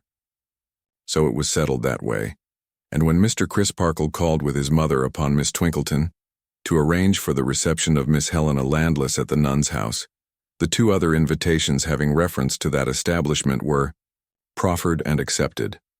Miss Twinkleton did indeed glance at the globes as regretting that they were not formed to be taken out into society, but became reconciled to leaving them behind. Instructions were then dispatched to the philanthropist for the departure and arrival, in good time for dinner, of Mr. Neville and Miss Helena, and stock for soup became fragrant in the air of Minor Canon Corner. In those days there was no railway to Cloisterham, and Mr. Sapsea said there never would be. Mr. Sapsea said more. He said there never should be. And yet, marvelous to consider, it has come to pass in these days that express trains don't think Cloisterham worth stopping at, but yell and whirl through it on their larger errands, casting the dust off their wheels as a testimony against its insignificance. Some remote fragment of main line to somewhere else there was, which was going to ruin the money market if it failed, and church and state if it succeeded, and, of course, the Constitution, whether or no. But even that had already so unsettled Cloisterham traffic that the traffic, deserting the high road, came sneaking in from an unprecedented part of the country by a back stableway, for many years labeled at the corner, "Beware of the dog." To this ignominious avenue of approach Mr. Crisparkle repaired, awaiting the arrival of a short, squat omnibus, with a disproportionate heap of luggage on the roof, like a little elephant with infinitely too much castle, which was then the daily service between Cloisterham and external mankind. As this vehicle lumbered up, Mr. Crisparkle could hardly see anything else of it for a large outside passenger seated on the box, with his elbows squared and his hands on his knees, compressing the driver into a most uncomfortably small compass and glowering about him with a strongly marked face. "Is this Cloisterham?"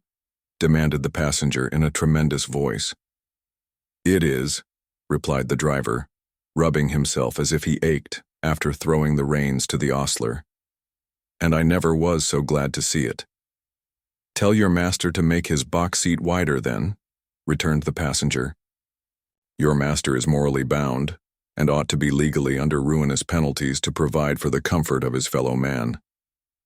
The driver instituted, with the palms of his hands, a superficial perquisition into the state of his skeleton, which seemed to make him anxious. "Have I sat upon you?" asked the passenger. "You have," said the driver, as if he didn't like it at all. "Take that card, my friend." "I think I won't deprive you on it," returned the driver, casting his eyes over it with no great favor without taking it. "What's the good of it to me?" "Be a member of that society," said the passenger. "What shall I get?" "Buy it?" asked the driver. "Brotherhood," returned the passenger in a ferocious voice. "Thank'ee," said the driver very deliberately as he got down. "My mother was contented with myself, and so am I. I don't want no brothers." "But you must have them," replied the passenger, also descending, "whether you like it or not. I am your brother." "I say," expostulated the driver, becoming more chafed in temper, "not too fur. The worm will when—" "But here," Mr. Crisparkle interposed, remonstrating aside in a friendly voice. "Joe, don't forget yourself, Joe, my good fellow." And then, when Joe peaceably touched his hat, accosting the passenger with, "Mr. Honeythunder?" "That is my name, sir." "My name is Crisparkle." "Reverend Mr. Septimus?" "Glad to see you, sir." "Neville and Helena are inside. Having a little succumbed of late under the pressure of my public labors, I thought I would take a mouthful of fresh air and come down with them and return at night. So you are the Reverend Mr. Septimus, are you?" Surveying him on the whole with disappointment, and twisting a double eyeglass by its ribbon, as if he were roasting it, but not otherwise, using it. "Ha, I expected to see you older, sir." "I hope you will," was the good-humored reply. "Eh?" demanded Mr. Honeythunder. "Only a poor little joke, not worth repeating." "Joke? I never see a joke," Mr. Honeythunder frowningly retorted. A joke is wasted upon me, sir. Where are they? Helena and Neville, come here. Mr. Crisparkle has come down to meet you. An unusually handsome, lithe young fellow, and an unusually handsome, lithe girl, much alike, both very dark and very rich in color. She of almost the gypsy type, something untamed about them both, a certain air upon them of hunter and huntress, yet withal a certain air of being the objects of the chase rather than the followers.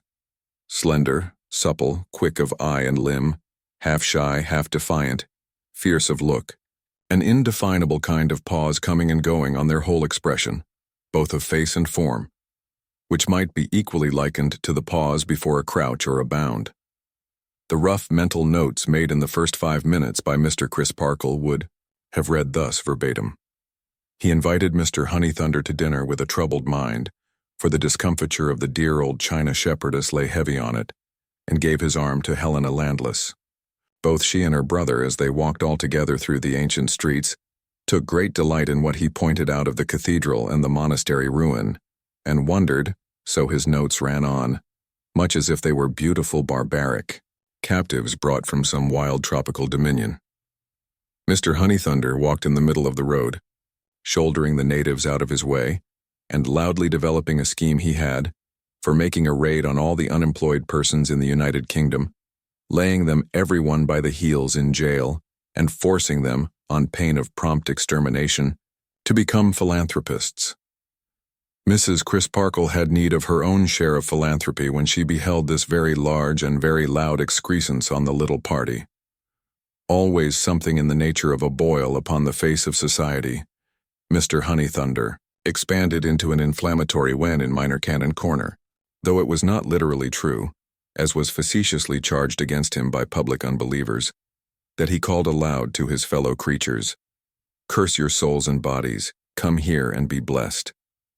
Still his philanthropy was of that gunpowderous sort that the difference between it and animosity was hard to determine.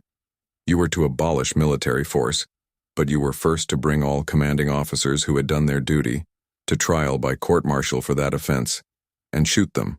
You were to abolish war, but were to make converts by making war upon them, and charging them with loving war as the apple of their eye. You were to have no capital punishment, but were first to sweep off the face of the earth all legislators, jurists, and judges who were of the contrary opinion. You were to have universal concord, and were to get it by eliminating all the people who wouldn't, or conscientiously couldn't, be concordant. You were to love your brother as yourself, but after an indefinite interval of maligning him, very much as if you hated him, and calling him all manner of names. Above all things, you were to do nothing in private or on your own account.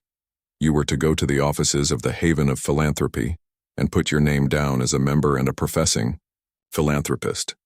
Then you were to pay up your subscription, get your card of membership and your riband and medal, and were evermore to live upon a platform, and evermore to say what Mr. Honeythunder said, and what the treasurer said, and what the sub-treasurer said, and what the committee said, and what the subcommittee said, and what the secretary said, and what the vice-secretary said, and this was usually said in the unanimously carried resolution under hand and seal, to the effect that this assembled body of professing philanthropists' views, with indignant scorn and contempt, not unmixed with utter detestation and loathing, abhorrence, in short, the baseness of all those who do not belong to it, and pledges itself to make as many obnoxious statements as possible about them, without being at all particular as to facts.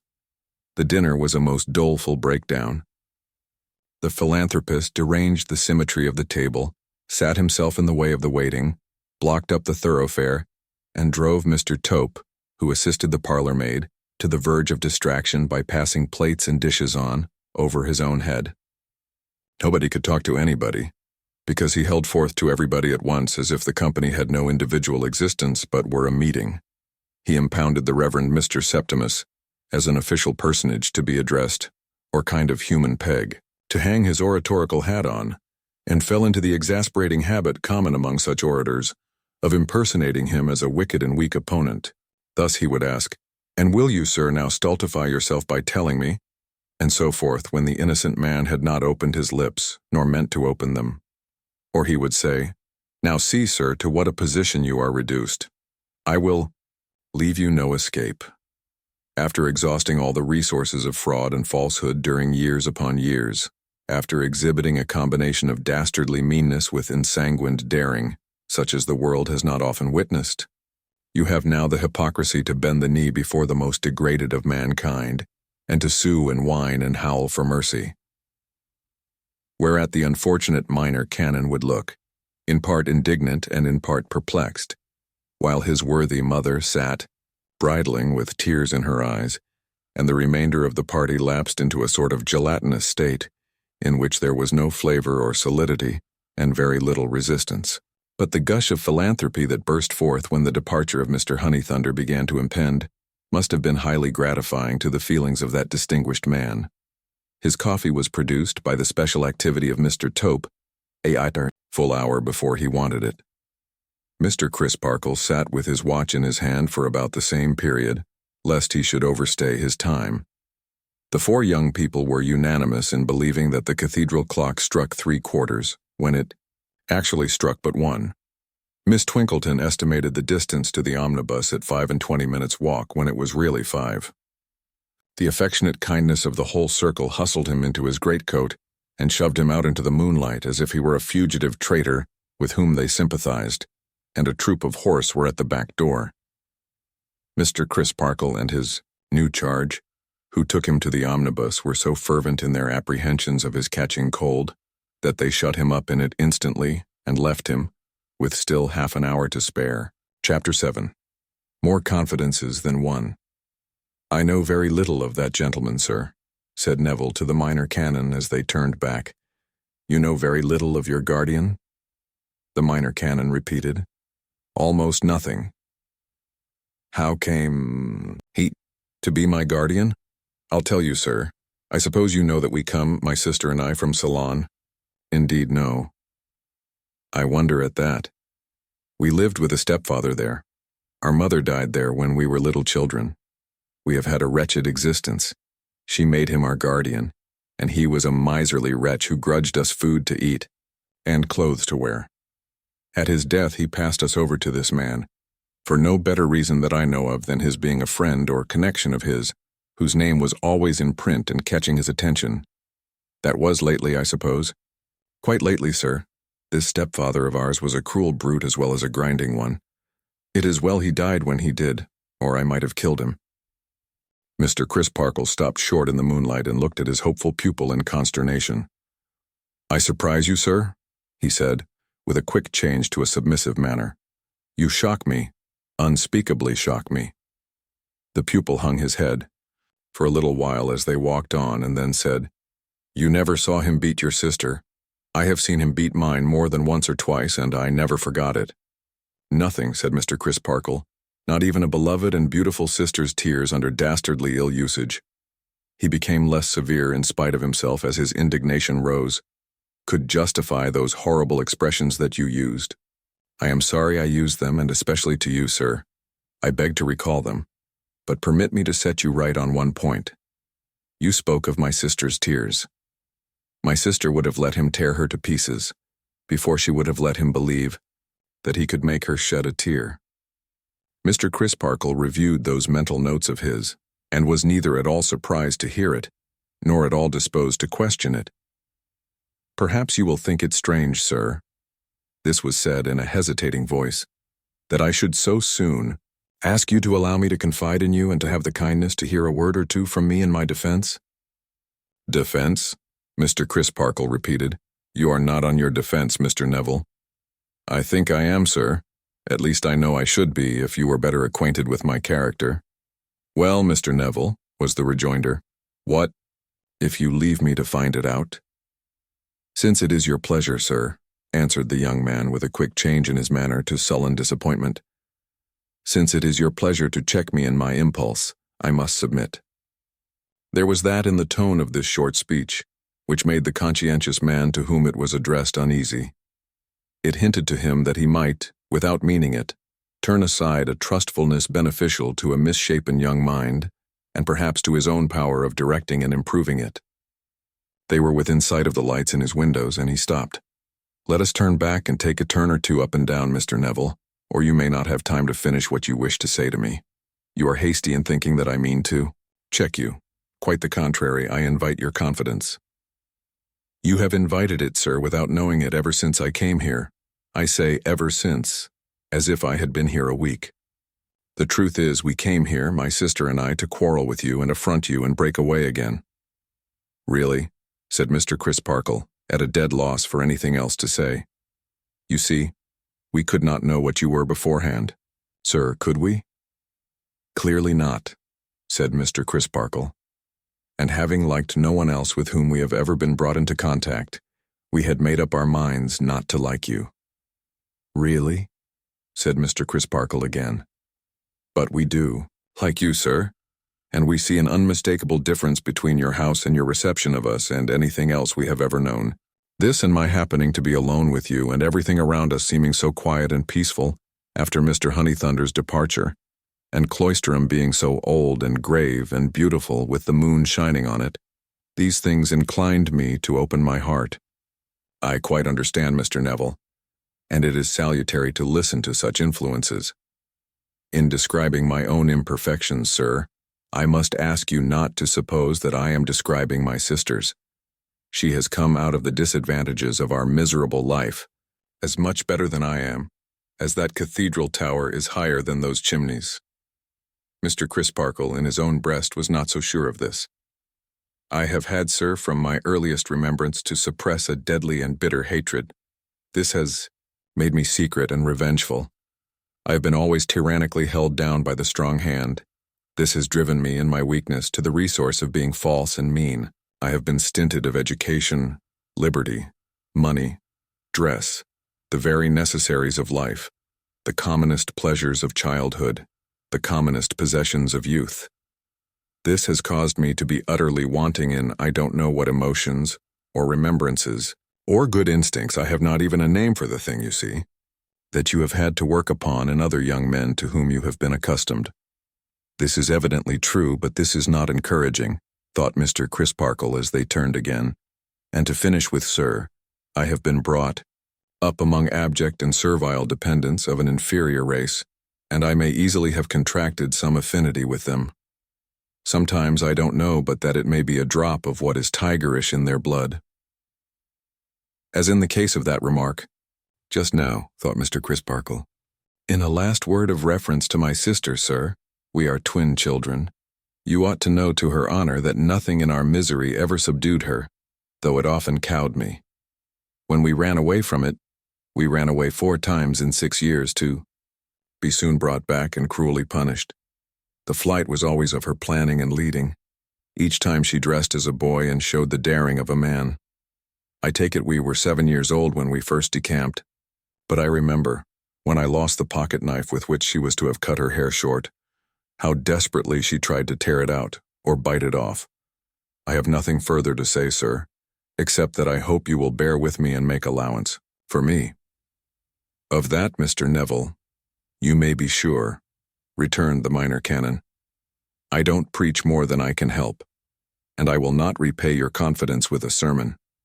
But I entreat you to bear in mind, very seriously and steadily, that, if I am to do you any good, it can only be with your own assistance, and that you can only render that efficiently by seeking aid from heaven. I will try to do my part, sir. And, Mr. Neville, I will try to do mine. Here is my hand on it. May God bless our endeavors." They were now standing at his house door, and a cheerful sound of voices and laughter was heard within. "We will take one more turn before going in," said Mr. Crisparkle, "for I want to ask you a question. When you said you were in a changed mind concerning me, you spoke not only for yourself but for your sister too?" "Undoubtedly I did, sir."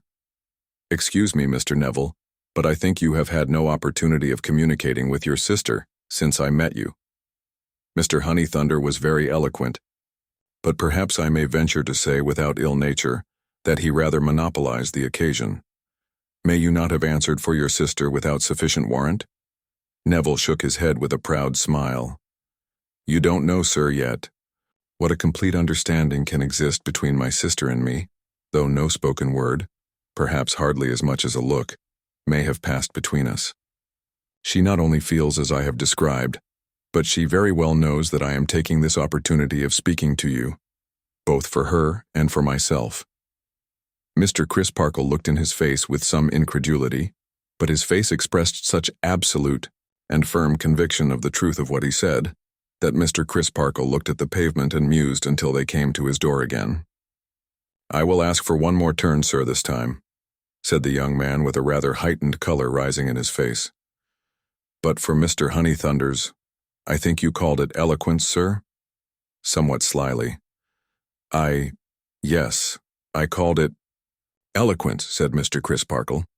"But for Mr. Honeythunder's eloquence, I might have had no need to ask you what I am going to ask you. This Mr. Edwin Drood, sir, I think that's the name?" "Quite correct," said Mr. Crisparkle. OOD. "Does he or did he read with you, sir?" "Never, Mr. Neville. He comes here visiting his relation, Mr. Jasper."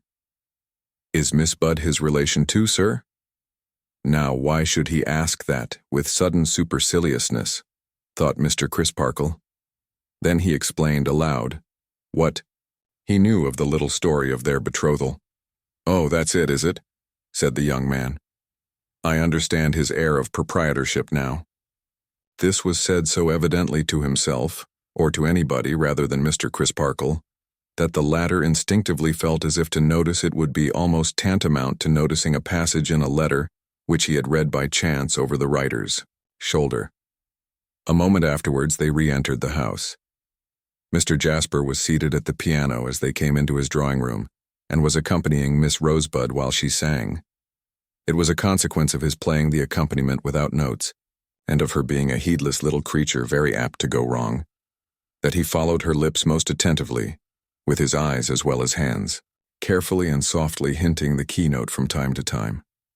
Standing with an arm drawn round her but with a face far more intent on Mr. Jasper than on her singing, stood Helena, between whom and her brother an instantaneous recognition passed, in which Mr. Crisparkle saw, or thought he saw, the understanding that had been spoken of flash out.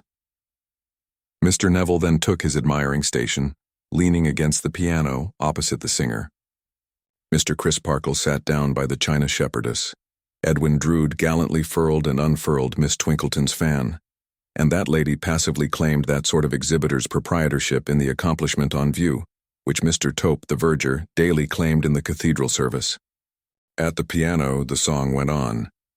It was a sorrowful strain of parting, and the fresh young voice was very plaintive and tender.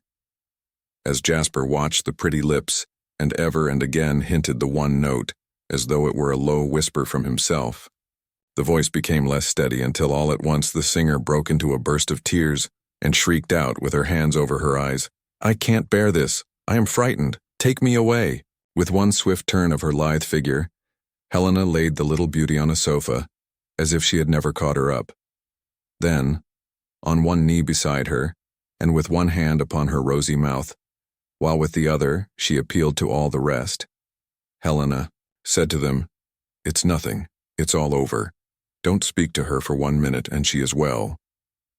Jasper's hands had, in the same instant, lifted themselves from the keys, and were now poised above them, as though he waited to resume. In that attitude he yet sat quiet, not even looking round when all the rest had changed their places and were reassuring one another. "Pussy's not used to an audience, that's the fact," said Edwin Drood.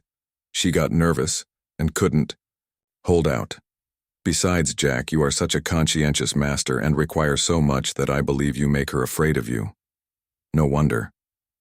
"No wonder," repeated Helena. "There, Jack, you hear. You would be afraid of him, under similar circumstances, wouldn't you, Miss Landless?" "Not under any circumstances," returned Helena.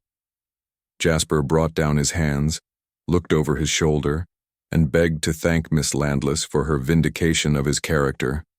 Then he fell to dumbly playing without striking the notes, while his little pupil was taken to an open window for air, and was otherwise petted and restored. When she was brought back, his place was empty. "Jack's gone, Pussy," Edwin told her. I am more than half afraid he didn't like to be charged with being the monster who had frightened you. But she answered never a word, and shivered, as if they had made her a little too cold.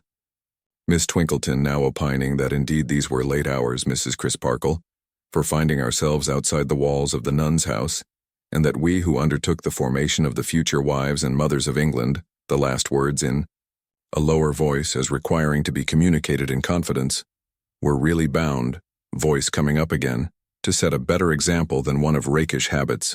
Wrappers were put in requisition, and the two young cavaliers volunteered to see the ladies home. It was soon done, and the gate of the nun's house closed upon them. The boarders had retired, and only Mrs. Tisher in solitary vigil awaited the new pupil. Her bedroom being within Rosa's, very little introduction or explanation was necessary before she was placed in charge of her new friend and left for the night. "This is a blessed relief, my dear," said Helena. "I have been dreading all day that I should be brought to bay at this time." "There are not many of us," returned Rosa, "and we are good-natured girls, at least the others are. I can answer for them." "I can answer for you," laughed Helena, searching the lovely little face with her dark, fiery eyes, and tenderly caressing the small figure. "You will be a friend to me, won't you?" "I hope so, but the idea of my being a friend to you seems too absurd, though." "Why?"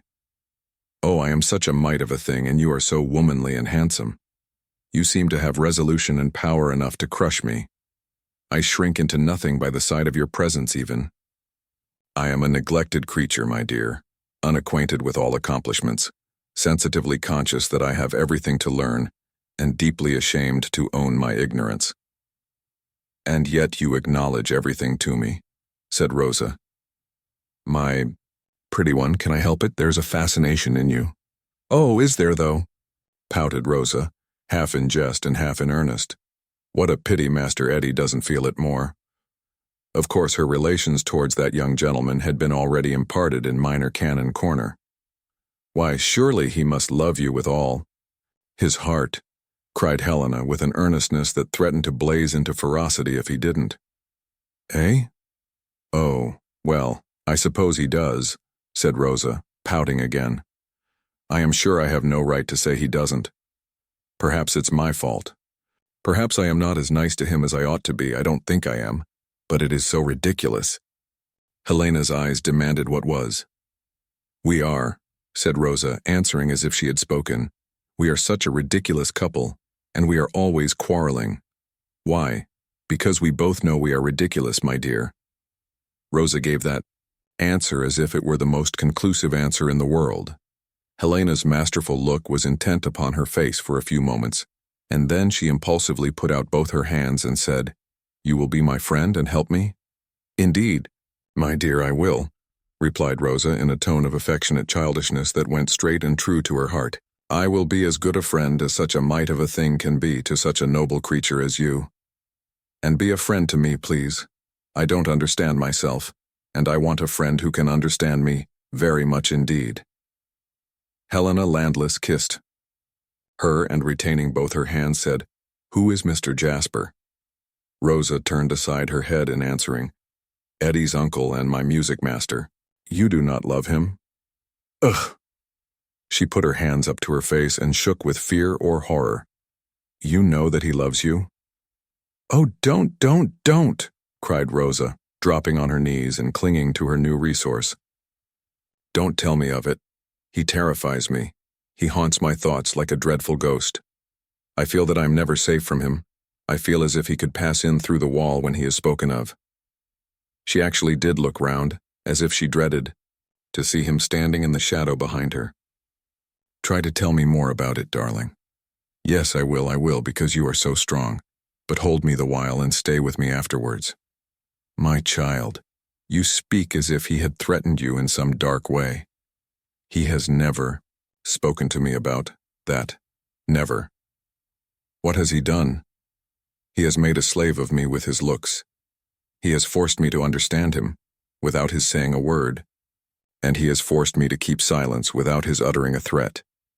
When I play, he never moves his eyes from my hands.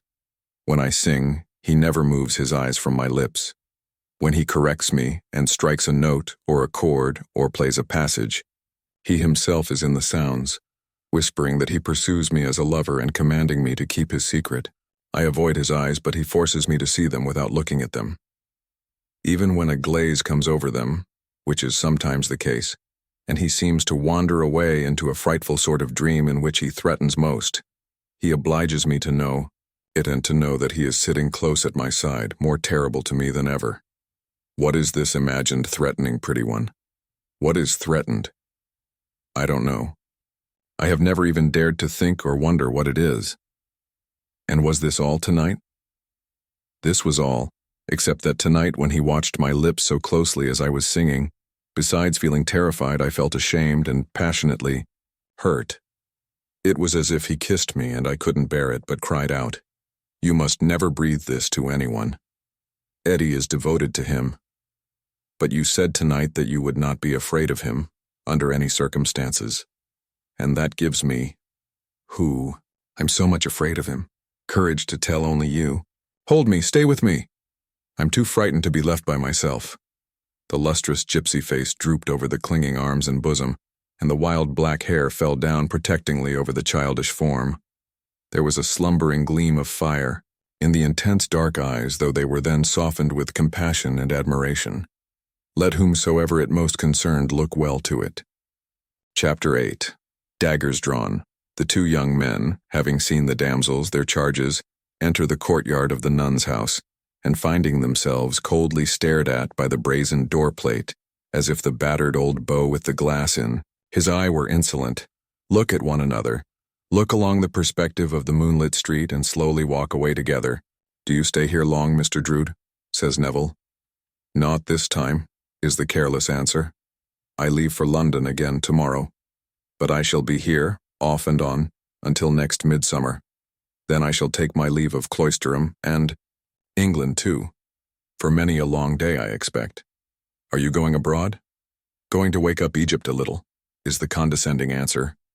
"Are you reading?" "Reading?" repeats Edwin Drood with a touch of contempt.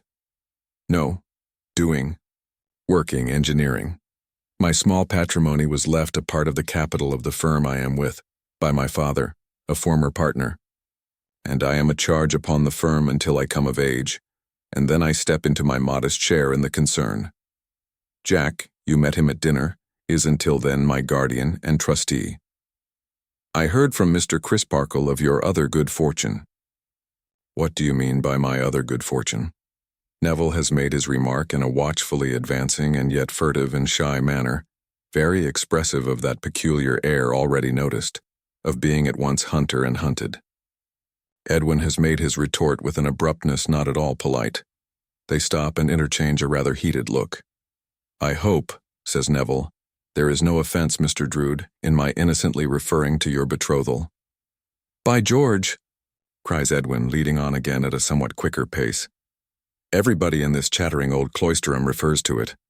I wonder no public house has been set up, with my portrait for the sign of the betrothed's head, or Pussy's portrait, one or the other. I am not accountable for Mr. Crisparkle's mentioning the matter to me quite openly," Neville begins. "No, that's true, you are not," Edwin Drood assents. "But," resumes Neville, "I am accountable for mentioning it to you, and I did so on the supposition that you could not fail to be highly proud of it. Now there are these two curious touches of human nature, working the secret springs of this dialogue. Neville Landless is already enough impressed by little Rosebud to feel indignant that Edwin Drood, far below her, should hold his prize so lightly. Edwin Drood is already enough impressed by Helena to feel indignant that Helena's brother, far below her, should dispose of him so coolly and put him out of the way so entirely. However, the last remark had better be answered. "So," says Edwin, "I don't know, Mr. Neville," adopting that mode of address from Mr. Crisparkle, "that what people are proudest of, they usually talk most about. I don't know either, that what they are proudest of they most like other people to talk about. But I live a busy life, and I speak under correction by you readers, who ought to know everything, and I dare say do." By this time they had both become savage. Mr. Neville out in the open, Edwin Drood under the transparent cover of a popular tune, and a stop now and then to pretend to admire picturesque effects in the moonlight before him. "It does not seem to me very civil in you," remarks Neville at length, "to reflect upon a stranger who comes here, not having had your advantages to try to make up for lost time. But, to be sure, I was not brought up in busy life, and my ideas of civility were formed among heathens. Perhaps the best civility, whatever kind of people we are brought up among," retorts Edwin Drood, "is to mind our own business. If you will set me that example, I promise to follow it." "Do you know that you take a great deal too much upon yourself?" is the angry rejoinder, "and that in the part of the world I come from you would be called to account for it?" "By whom, for instance?" asks Edwin Drood, coming to a halt, and surveying the other with a look of disdain. But here a startling right hand is laid on Edwin's shoulder, and Jasper stands between them, for it would seem that he, too, has strolled round by the nun's house and has come up behind them on the shadowy side of the road. "Ned, Ned, Ned," he says, "we must have no more of this. I don't like this. I have reared high words between you two. Remember, my dear boy, you are almost in the position of host tonight. You belong, as it were, to the place, and in a manner represent it towards a stranger. Mr. Neville is a stranger, and you should respect the obligations of hospitality. And Mr. Neville," laying his left hand on the inner shoulder of that young gentleman, and thus walking on between them, hand to shoulder on either side, "you will pardon me, but I appeal to you to govern your temper too. Now, what is amiss? But why ask? Let there be nothing amiss, and the question is superfluous. We are all three on a good understanding, are we not?" After a silent struggle between the two young men who shall speak last, Edwin Drood strikes in with, "So far as I am concerned, Jack, there is no anger in me." "Nor in me," says Neville Landless, though not so freely or perhaps so carelessly. "But if Mr. Drood knew all that lies behind me, far away from here, he might know better how it is that sharp-edged words have sharp edges to wound me." "Perhaps," says Jasper in a soothing manner, "we had better not qualify our good understanding. We had better not say anything having the appearance of a remonstrance or condition. It might not seem generous. Frankly and freely, you see there is no anger in Ned. Frankly and freely, there is no anger in you, Mr. Neville." "None at all, Mr. Jasper. Still, not quite so frankly or so freely, or be it said once again, not quite so carelessly, perhaps." "All over then. Now my bachelor gatehouse is a few yards from here, and the heater is on the fire, and the wine and glasses are on the table, and it is not a stone's throw from Minor Canon Corner. Ned, you are up and away tomorrow. We will carry Mr. Neville in with us to take a stirrup cup." "With all my heart, Jack." "And with all mine, Mr. Jasper." Neville feels it impossible to say less, but would rather not go. He has an impression upon him that he has lost hold of his temper, feels that Edwin Drood's coolness, so far from being infectious, makes him red hot. Mr. Jasper, still walking in the center, hand to shoulder on either side, beautifully turns the refrain of a drinking song, and they all go up to his rooms. There, the first object visible when he adds the light of a lamp to that of the fire, is the portrait over the chimney-piece. It is not an object calculated to improve the understanding between the two young men, as rather awkwardly reviving the subject of their difference. Accordingly, they both glance at it consciously but say nothing. Jasper, however, who would appear from his conduct to have gained but an imperfect clue to the cause of their late high words, directly calls attention to it. "You recognize that picture, Mr. Neville?" Shading the lamp to throw the light upon it. "I recognize it, but it is far from flattering the original." "Oh, you are hard upon it. It was done by Ned, who made me a present of it." "I am sorry for that, Mr. Drood." Neville apologizes with a real intention to apologize. "If I had known I was in the artist's presence—" "Oh, a joke, sir, a mere joke," Edwin cuts in, with a provoking yawn. "A little humoring. Of Pussy's points, I'm going to paint her gravely one of these days if she's good."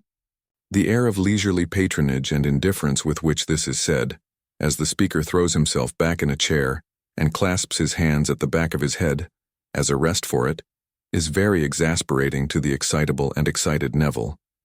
Jasper looks observantly from the one to the other, slightly smiles, and turns his back to mix a jug of mulled wine at the fire. It seems to require much mixing and compounding. "I suppose, Mr. Neville," says Edwin, quick to resent the indignant protest against himself in the face of young Landless, which is fully as visible as the portrait or the fire or the lamp.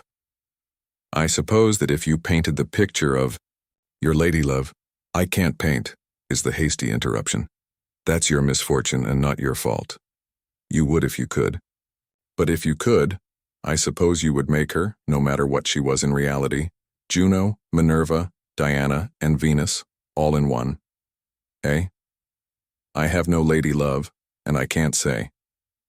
"If I were to try my hand," says Edwin, with a boyish boastfulness getting up in him. "On a portrait of Miss Landless, in earnest, mind you, in earnest, you should see what I could do. My sisters consent to sit for it being first got, I suppose. As it never will be got, I am afraid I shall never see what you can do. I must bear the loss." Jasper turns round from the fire, fills a large goblet glass for Neville, fills a large goblet glass for Edwin, and hands each his own, then fills for himself, saying, "Come, Mr. Neville, we are to drink to my nephew Ned. As it is his foot that is in the stirrup, metaphorically, our stirrup cup is to be devoted to him. Ned, my dearest fellow, my love." Jasper sets the example of nearly emptying his glass, and Neville follows it. Edwin Drood says thank you both very much and follows the double example. "Look at him," cries Jasper, stretching out his hand admiringly and tenderly, though rallyingly too. "See where he lounges so easily, Mr. Neville. The world is all before him where to choose. A life of stirring work and interest, a life of change and excitement, a life of domestic ease and love. Look at him." Edwin Drood's face has become quickly and remarkably flushed with the wine. So has the face of Neville Landless. Edwin still sits thrown back in his chair, making that rest of clasped hands for his head. See how little he heeds it all. Jasper proceeds in a bantering vein. It is hardly worth his while to pluck the golden fruit that hangs ripe on the tree for him. And yet consider the contrast, Mr. Neville. You and I have no prospect of stirring work and interest, or of change and excitement, or of domestic ease and love. You and I have no prospect, unless you are more fortunate than I am, which may easily, first but the tedious unchanging round of this dull place. Upon my soul, Jack, says Edwin complacently, I feel quite apologetic for having my way smoothed as you describe. But you know what I know, Jack, and it may not be so very easy as it seems after all. May it, pussy? To the portrait, with a snap of his thumb and finger. We have got to hit it off yet, haven't we, pussy? You know what I mean, Jack. On dangerous ground his speech has become thick and indistinct. Jasper, quiet and self-possessed, looks to Neville, as expecting his answer or comment. When Neville speaks, his speech is also thick and indistinct. It might have been better for Mr. Drood to have known some hardships, he says defiantly. Pray, retorts Edwin, turning merely his eyes in that direction. Pray, why might it have been better for Mr. Drood to have known some hardships? Aye, Jasper assents, with an air of interest. Let us know why. Because they might have made him more sensible, says Neville, of good fortune that is not by any means necessarily the result of his own merits. Mr. Jasper quickly looks to his nephew for his rejoinder. Have you known hardships, may I ask? Says Edwin Drood, sitting upright. Mr. Jasper quickly looks to the other for his retort. I have. And what have they made you sensible of? Mr. Jasper's play of eyes between the two holds good throughout the dialogue to the end. I have told you once before tonight. You have done nothing of the sort. I tell you I have. That you take a great deal too much upon yourself. You added something else to that, if I remember. Yes, I did say something. Else. Say it again. I said that in the part of the world I come from you would be called to account for it. Only there? Cries Edwin Drood with a contemptuous laugh. A long way off, I believe. Yes, I see. That part of the world is at a safe distance. Say here, then. rejoins the other, rising in a fury. Say anywhere. Your vanity is intolerable. Your conceit is beyond endurance. You talk as if you were some rare and precious prize, instead of a common boaster. You are a common fellow and a common boaster. Pooh, pooh, says Edwin Drood, equally furious but more collected. How should you know? You may know a black common fellow or a black common boaster when you see him, and no doubt you have a large acquaintance that way, but you are no judge of white men. This insulting allusion to his dark skin infuriates Neville to that violent degree that he flings the dregs of his wine at Edwin Drood and is in the act of flinging the goblet after it when his arm is caught in the nick of time by Jasper. Ned, my dear fellow, he cries in a loud voice, I entreat you, I command you to be still. There has been a rush of all the three, and a clattering of glasses and overturning of chairs. Mr. Neville, for shame. Give this glass to me. Open your hand, sir. I will have it. But Neville throws him off and pauses for an instant in a raging passion, with the goblet yet in his uplifted hand. Then he dashes it down under the grate with such force that the broken splinters fly out again in a shower, and he leaves the house. When he first emerges into the night air, nothing around him is still or steady. Nothing around him shows like what it is. He only knows that he stands with a bare head in the midst of a blood-red whirl, waiting to be struggled with and to struggle to the death. But nothing happening, and the moon looking down upon him as if he were dead after a fit of wrath, he holds his steam hammer beating head and heart, and staggers away. Then he becomes half-conscious of having heard himself bolted and barred out like a dangerous animal, and thinks, what shall he do? Some wildly passionate ideas of the river dissolve under the spell of the moonlight on the cathedral, and the graves, and the remembrance of his sister, and the thought of what he owes to the good man who has but that very day won his confidence and given him his pledge. He repairs to Minor Canon Corner, and knocks softly at the door. It is Mr. Crisparkle's custom to sit up last of the early household, very softly touching his piano and practicing his favorite parts in concerted vocal music. The south wind that goes where it lists, by way of Minor Canon Corner on a still night, is not more subdued than Mr. Crisparkle at such times, regardful of the slumbers of the China shepherdess. His knock is immediately answered by Mr. Crisparkle himself. When he opens the door, candle in hand, his cheerful face falls, and disappointed amazement is in it. Mr. Neville, in this disorder, where have you been? I have been to Mr. Jasper's, sir, with his nephew. Come in. The minor canon props him by the elbow with a strong hand, in a strictly scientific manner worthy of his morning trainings, and turns him into his own little book-room, and shuts the door. I have begun ill, sir. I have begun dreadfully ill. Too true. You are not sober, Mr. Neville. I am afraid I am not, sir, though I can satisfy you at another time that I have had a very little indeed to drink, and that it overcame me in the strangest and most sudden manner. Mr. Neville, says the minor canon, shaking his head with a sorrowful smile. I have heard that said before. I think, my mind is much confused, but I think it is equally true of Mr. Jasper's nephew, sir. Very likely, is the dry rejoinder. We quarreled, sir.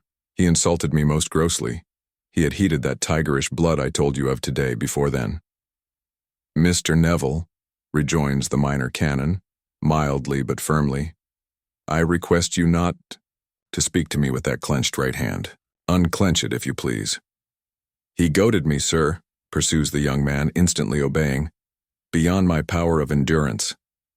I cannot say whether or no he meant it at first, but he did it. He certainly meant it at last. In short, sir, with an irrepressible outburst, in the passion into which he lashed me, I would have cut him down if I could, and I tried to do it. You have clenched that hand again, is Mr. Crisparkle's quiet commentary. I beg your pardon, sir. You know your room, for I showed it you before dinner, but I will accompany you to it once more. Your arm, if you please, softly, for the house is all abed. Scooping his hand into the same scientific elbow rest as before, and backing it up with the inert strength of his arm, as skillfully as a police expert, and with an apparent repose quite unattainable by Novices, Mr. Crisparkle conducts his pupil to the pleasant and orderly old room prepared for him. Arrived there, the young man throws himself into a chair and, flinging his arms upon his reading table, rests his head upon them with an air of wretched self-reproach. The gentle minor canon has had it in his thoughts to leave the room without a word. But looking round at the door, and seeing this dejected figure, he turns back to it, touches it with a mild hand, says, "Good night." A sob is his only acknowledgement. He might have had many a worse, perhaps, could have had few better. Another soft knock at the outer door attracts his attention as he goes downstairs. He opens it to Mr. Jasper, holding in his hand the pupil's hat. "We have had an awful scene with him," says Jasper in a low voice. "Has it been so bad as that?" "Murderous," Mr. Crisparkle remonstrates. "No, no, no, do not use such strong words. He might have laid my dear boy dead at my feet. It is no fault of his that he did not, but that I was, through the mercy of God, swift and strong with him. He would have cut him down on my hearth." The phrase smites home. "Ah," thinks Mr. Crisparkle, his own words. "Seeing what I have seen tonight, and hearing what I have heard," adds Jasper, with great earnestness, "I shall never know peace of mind when there is danger of those two coming together, with no one else to interfere. It was horrible. There is something of the tiger in his dark blood." "Ah," thinks Mr. Crisparkle, "so he said. You, my dear sir," pursues Jasper, taking his hand, "even you have accepted a dangerous charge. You need have no fear for me, Jasper," returns Mr. Crisparkle with a quiet smile. "I have none for myself." "I have none for myself," returns Jasper, with an emphasis on the last pronoun, "because I am not, nor am I in the way of being, the object of his hostility. But you may be, and my dear boy has been. Good night." Mr. Crisparkle goes in with the hat that has so easily, so almost imperceptibly, acquired the right to be hung up in his hall, hangs it up, and goes thoughtfully to bed. Chapter 9. Birds in the Bush. Rosa, having no relation that she knew of in the world, had from the 7th year of her age known no home but the nun's house and no mother but Miss Twinkleton. Her remembrance of her own mother was of a pretty little creature like herself, not much older than herself it seemed to her, who had been brought home in her father's arms, drowned. The fatal accident had happened at a party of pleasure. Every fold and color in the pretty summer dress, and even the long wet hair, with scattered petals of ruined flowers still clinging to it, as the dead young figure in its sad, sad beauty lay upon the bed, were fixed indelibly in Rosa's recollection. So were the wild despair and the subsequent bowed-down grief of her poor young father, who died broken-hearted on the first anniversary of that hard day. The betrothal of Rosa grew out of the soothing of his year of mental distress by his fast friend and old college companion Drood, who likewise had been left a widower in his youth. But he too went the silent road into which all earthly pilgrimages merge, some sooner and some later, and thus the young couple had come to be as they were. The atmosphere of pity surrounding the little orphan girl when she first came to Cloisterham had never cleared away. It had taken brighter hues as she grew older, happier, prettier. Now it had been golden, now roseate, and now azure. But it had always adorned her with some soft light of its own. The general desire to console and caress her had caused her to be treated in the beginning as a child much younger than her years. The same desire had caused her to be still petted when she was a child no longer. Who should be her favorite? Who should anticipate this or that small present, or do her this or that small service? Who should take her home for the holidays? Who should write to her the oftenest when they were separated, and whom she would most rejoice to see again when they were reunited? Even these gentle rivalries were not without their slight dashes of bitterness in the nun's house. Well for the poor nuns in their day, if they hid no harder strife under their veils and rosaries. Thus Rosa had grown to be an amiable, giddy, willful, winning little creature, spoilt in the sense of counting upon kindness from all around her, but not in the sense of repaying it with indifference, possessing an exhaustless well of affection, In her nature, its sparkling waters had freshened and brightened the nun's house for years, and yet its depths had never yet been moved. What might betide when that came to pass? What developing changes might fall upon the heedless head and light heart then remained to be seen. By what means the news that there had been a quarrel between the two young men overnight, involving even some kind of onslaught by Mr. Neville upon Edwin Drood, got into Miss Twinkleton's establishment before breakfast, it is impossible to say. Whether it was brought in by the birds of the air or came blowing in with the very air itself when the casement windows were set open, whether the baker brought it kneaded into the bread, or the milkman delivered it as part of the adulteration of his milk, or the housemaids, beating the dust out of their mats against the gateposts, received it in exchange deposited on the mats by the town atmosphere. Certain it is that the news permeated every gable of the old building before Miss Twinkleton was down, and that Miss Twinkleton herself received it through Mrs. Tisher, while yet in the act of dressing, or, as she might have expressed the phrase to a parent or guardian of a mythological turn, of sacrificing to the graces. Miss Landless's brother had thrown a bottle at Mr. Edwin Drood. Miss Landless's brother had thrown a knife at Mr. Edwin Drood. A knife became suggestive of a fork, and Miss Landless's brother had thrown a fork at Mr. Edwin Drood. As in the governing precedents of Peter Piper, alleged to have picked the peck of pickled pepper, it was held physically desirable to have evidence of the existence of the peck of pickled pepper which Peter Piper was alleged to have picked. So in this case it was held psychologically important to know why Miss Landless's brother threw a bottle, knife, or fork, or bottle, knife, and fork, for the cook had been given to understand it was all three, at Mr. Edwin Drood. Well, then. Miss Landless's brother had said he admired Miss Budd. Mr. Edwin Drood had said to Miss Landless's brother that he had no business to admire Miss Budd. Miss Landless's brother had then upped. This was the cook's exact information. With the bottle, knife, fork, and decanter, the decanter now coolly flying at everybody's head without the least introduction, and thrown them all at Mr. Edwin Drood. Poor little Rosa put a forefinger into each of her ears when these rumors began to circulate, and retired into a corner, beseeching not to be told any more, but Miss Landless begging permission of Miss Twinkleton to go and speak with her brother, and pretty plainly showing that she would take it if it were not given, struck out the more definite course of going to Mr. Crisparkle's for accurate intelligence. When she came back, being first closeted with Miss Twinkleton, in order that anything objectionable in her tidings might be retained by that discreet filter, she imparted to Rosa only what had taken place, dwelling with a flushed cheek on the provocation her brother had received, but almost limiting it to that last gross affront as crowning some other words between them, and out of consideration for her new friend, passing lightly over the fact that the other words had originated in her lover's taking things in general so very easily. To Rosa direct, she brought a petition from her brother that she would forgive him, and, having delivered it with sisterly earnestness, made an end of the subject. It was reserved for Miss Twinkleton to tone down the public mind of the nun's house. That lady, therefore, entering in a stately manner what plebeians might have called the schoolroom, but what, in the patrician language of the head of the nun's house, was euphuistically, not to say roundaboutedly, denominated the apartment allotted to study, and saying with a forensic air, "Ladies," all rose.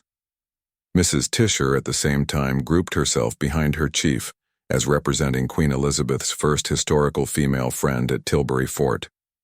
Miss Twinkleton then proceeded to remark that rumor ladies had been represented by the Bard of Avon, needless were it to mention the immortal Shakespeare, also called the Swan of his native river.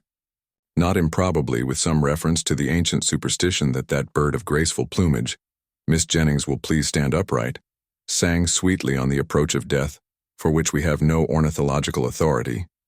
Rumor, ladies, had been represented by that bard, Ham, who drew the celebrated Jew, as painted full of tongues.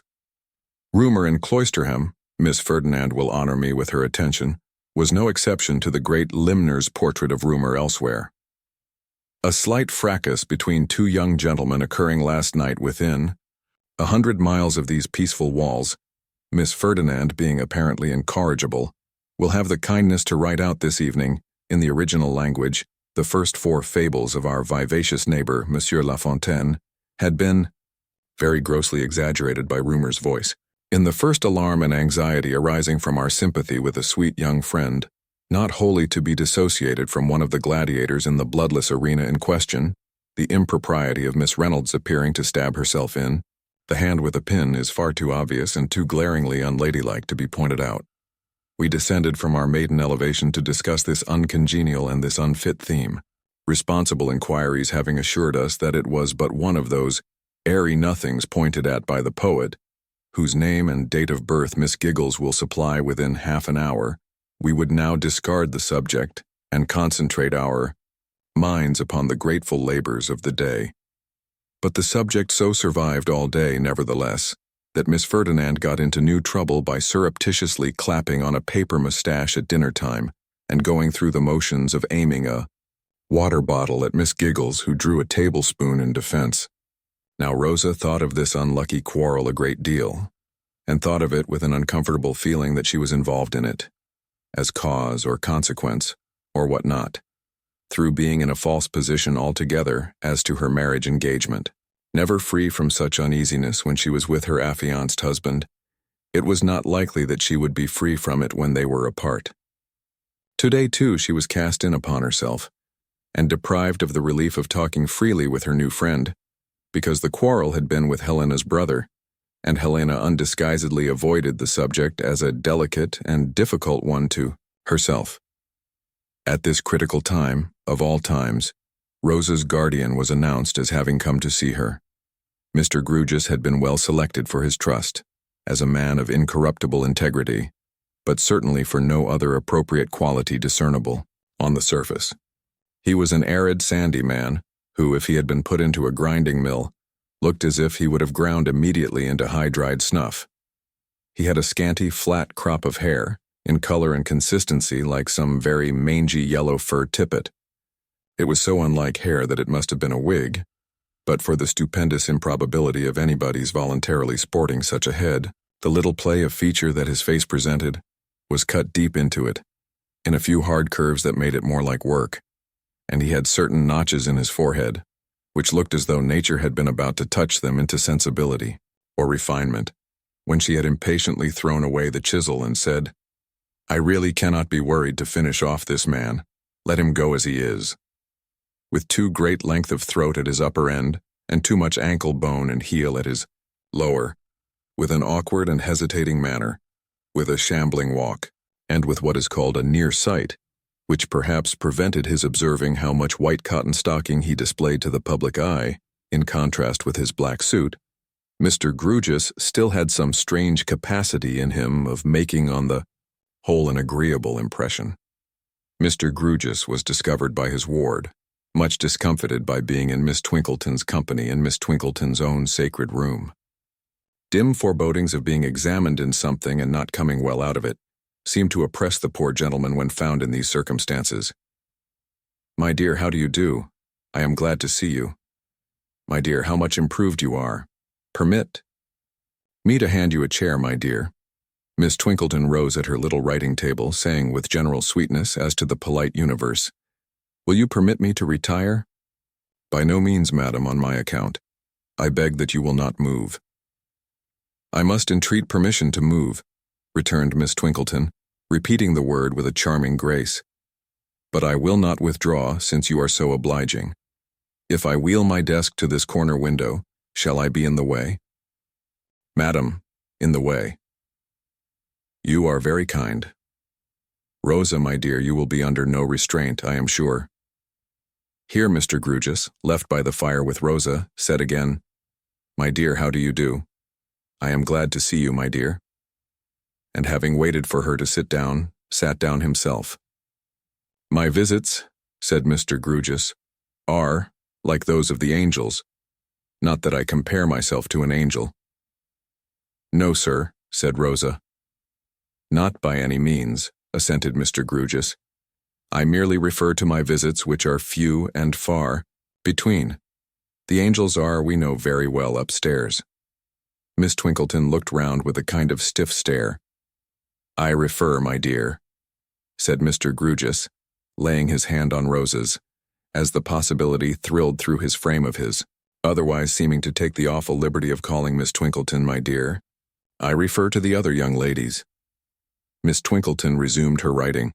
Mr. Grewgious, with a sense of not having managed his opening point quite as neatly as he might have desired, smoothed his head from back to front as if he had just dived and were pressing the water out. This smoothing action, however superfluous, was habitual with him, and took a pocketbook from his coat pocket and a stump of black lead pencil from his waistcoat pocket. "I made," he said, turning the leaves, "I made a guiding memorandum or so, as I usually do, for I have no conversational powers whatever, to which I will, with your permission, my dear, refer. Well and happy. Truly, you are well and happy, my dear. You look so." "Yes, indeed, sir," answered Rosa. "For which," said Mr. Grewgious, with a bend of his head towards the corner window, "our warmest acknowledgments are due, and I am sure are rendered, to the maternal kindness and the constant care and consideration of the lady whom I have now the honor to see before me." This point again made but a lame departure from Mr. Grewgious, and never got to its destination. For Miss Twinkleton, feeling that the courtesies required her to be by this time quite outside the conversation, was biting the end of her pen and looking upward, as waiting for the descent of an idea from any member of the Celestial Nine who might have one to spare. Mr. Grewgious smoothed his smooth head again and then made another reference to his pocketbook, lining out "well and happy" as disposed of. "Pounds, shillings, and pence" is my next note. A dry subject for a young lady, but an important subject too. Life is pounds, shillings, and pence. Death is— A sudden recollection of the death of her two parents seemed to stop him, and he said in a softer tone, and evidently inserting the negative as an afterthought, "Death is not pounds, shillings, and pence." His voice was as hard and dry as himself, and fancy might have ground it straight like himself into high-dried snuff. And yet, through the very limited means of expression that he possessed, he seemed to express kindness. If nature had but finished him off, kindness might have been recognizable in his face at this moment. But if the notches in his forehead wouldn't fuse together, and if his face would work and couldn't play, what could he do, poor man? Pounds, shillings, and pence. "You find your allowance always sufficient for your wants, my dear?" Rosa wanted for nothing, and therefore it was ample. "And you are not in debt?" Rosa laughed at the idea of being in debt. It seemed to her inexperience a comical vagary of the imagination. Mr. Grewgious stretched his near sight to be sure that this was her view of the case. "Ah," he said as comment, with a furtive glance towards Miss Twinkleton, and lining out pounds, shillings, and pence. "I spoke of having got among the angels. So I did." Rosa felt what his next memorandum would prove to be, and was blushing and folding a crease in her dress with one embarrassed hand, long before he found it. "Marriage. Hem." Mr. Grewgious carried his smoothing hand down, over his eyes and nose and even chin, before drawing his chair a little nearer and speaking a little more confidentially. "I now touch, my dear, upon the point that is the direct cause of my troubling you with the present visit. Otherwise, being a particularly angular man, I should not have intruded here. I am the last man to intrude into a sphere for which I am so entirely unfitted. I feel on these premises as if I was a bear, with the cramp, in a youthful cotillon." His ungainliness gave him enough of the air of his simile to set Rosa off laughing heartily. "It strikes you in the same light," said Mr. Grewgious with perfect calmness. "Just so. To return to my memorandum. Mr. Edwin has been to and fro here, as was arranged. You have mentioned that in your quarterly letters to me. And you like him and he likes you." "I like him very much, sir," rejoined Rosa. "So I said, my dear," returned her guardian, for whose ear the timid emphasis was much too fine. "Good. And you correspond?" "We write to one another," said Rosa, pouting, as she recalled their epistolary differences. "Such is the meaning that I attach to the word correspond in this application, my dear," said Mr. Grewgious. "Good. All goes well. Time works on, and at this next Christmas time it will become necessary, as a matter of form, to give the exemplary lady in the corner window, to whom we are so much indebted, business notice of your departure in the ensuing half-year.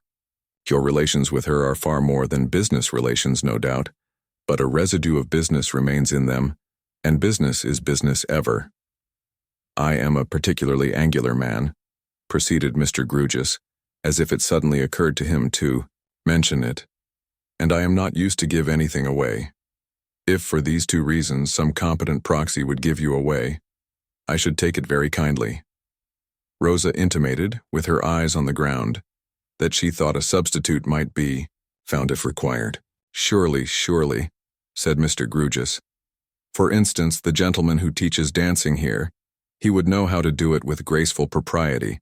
He would advance and retire in a manner satisfactory to the feelings of the officiating clergyman, and of yourself and the bridegroom and all parties concerned. I am a particularly angular man, said Mr. Grewgious, as if he had made up his mind to screw it out at last, and should only blunder. Rosa sat still and silent. Perhaps her mind had not got quite so far as the ceremony yet, but was lagging on the way there. Memorandum, Will. Now, my dear, said Mr. Grewgious, referring to his notes, disposing of marriage with his pencil, and taking a paper from his pocket. Although I have before possessed you with the contents of your father's will, I think it right at this time to leave a certified copy of it in your hands. And although Mr. Edwin is also aware of its contents, I think it right at this time, likewise to place a certified copy of it in Mr. Jasper's hand, not in his own, asked Rosa, looking up quickly. Cannot the copy go to Eddie himself? Why, yes, my dear, if you particularly wish it, but I spoke of Mr. Jasper as being his trustee. I do particularly wish it, if you please, said Rosa hurriedly and earnestly. I don't like Mr. Jasper to come between us in any way. It is natural, I suppose, said Mr. Grewgious, that your young husband should be all in all. Yes. You observe that I say I suppose. The fact is, I am a particularly unnatural man, and I don't know from my own knowledge. Rosa looked at him with some wonder. I mean, he explained, that young ways were never my ways. I was the only offspring of parents far advanced in life, and I half believe I was born advanced in life myself.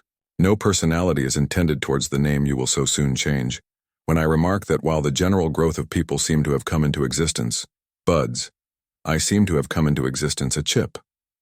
I was a chip, and a very dry one, when I first became aware of myself. Respecting the other certified copy, your wish shall be complied with. Respecting your inheritance, I think you know all. It is an annuity of £250.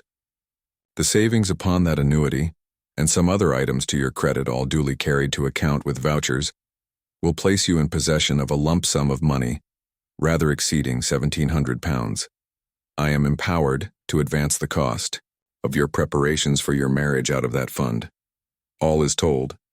Will you please tell me, said Rosa, taking the paper with a prettily knitted brow, but not opening it, whether I am right in what I am going to say? I can understand what you tell me, so very much better than what I read in law writings. My poor papa and Eddie's father made their agreement together, as very dear and firm and fast friends, in order that we, too, might be very dear and firm and fast friends after them. Just so. For the lasting good of both of us and the lasting happiness of both of us. Just so. That we might be to one another even much more than they had been to one another.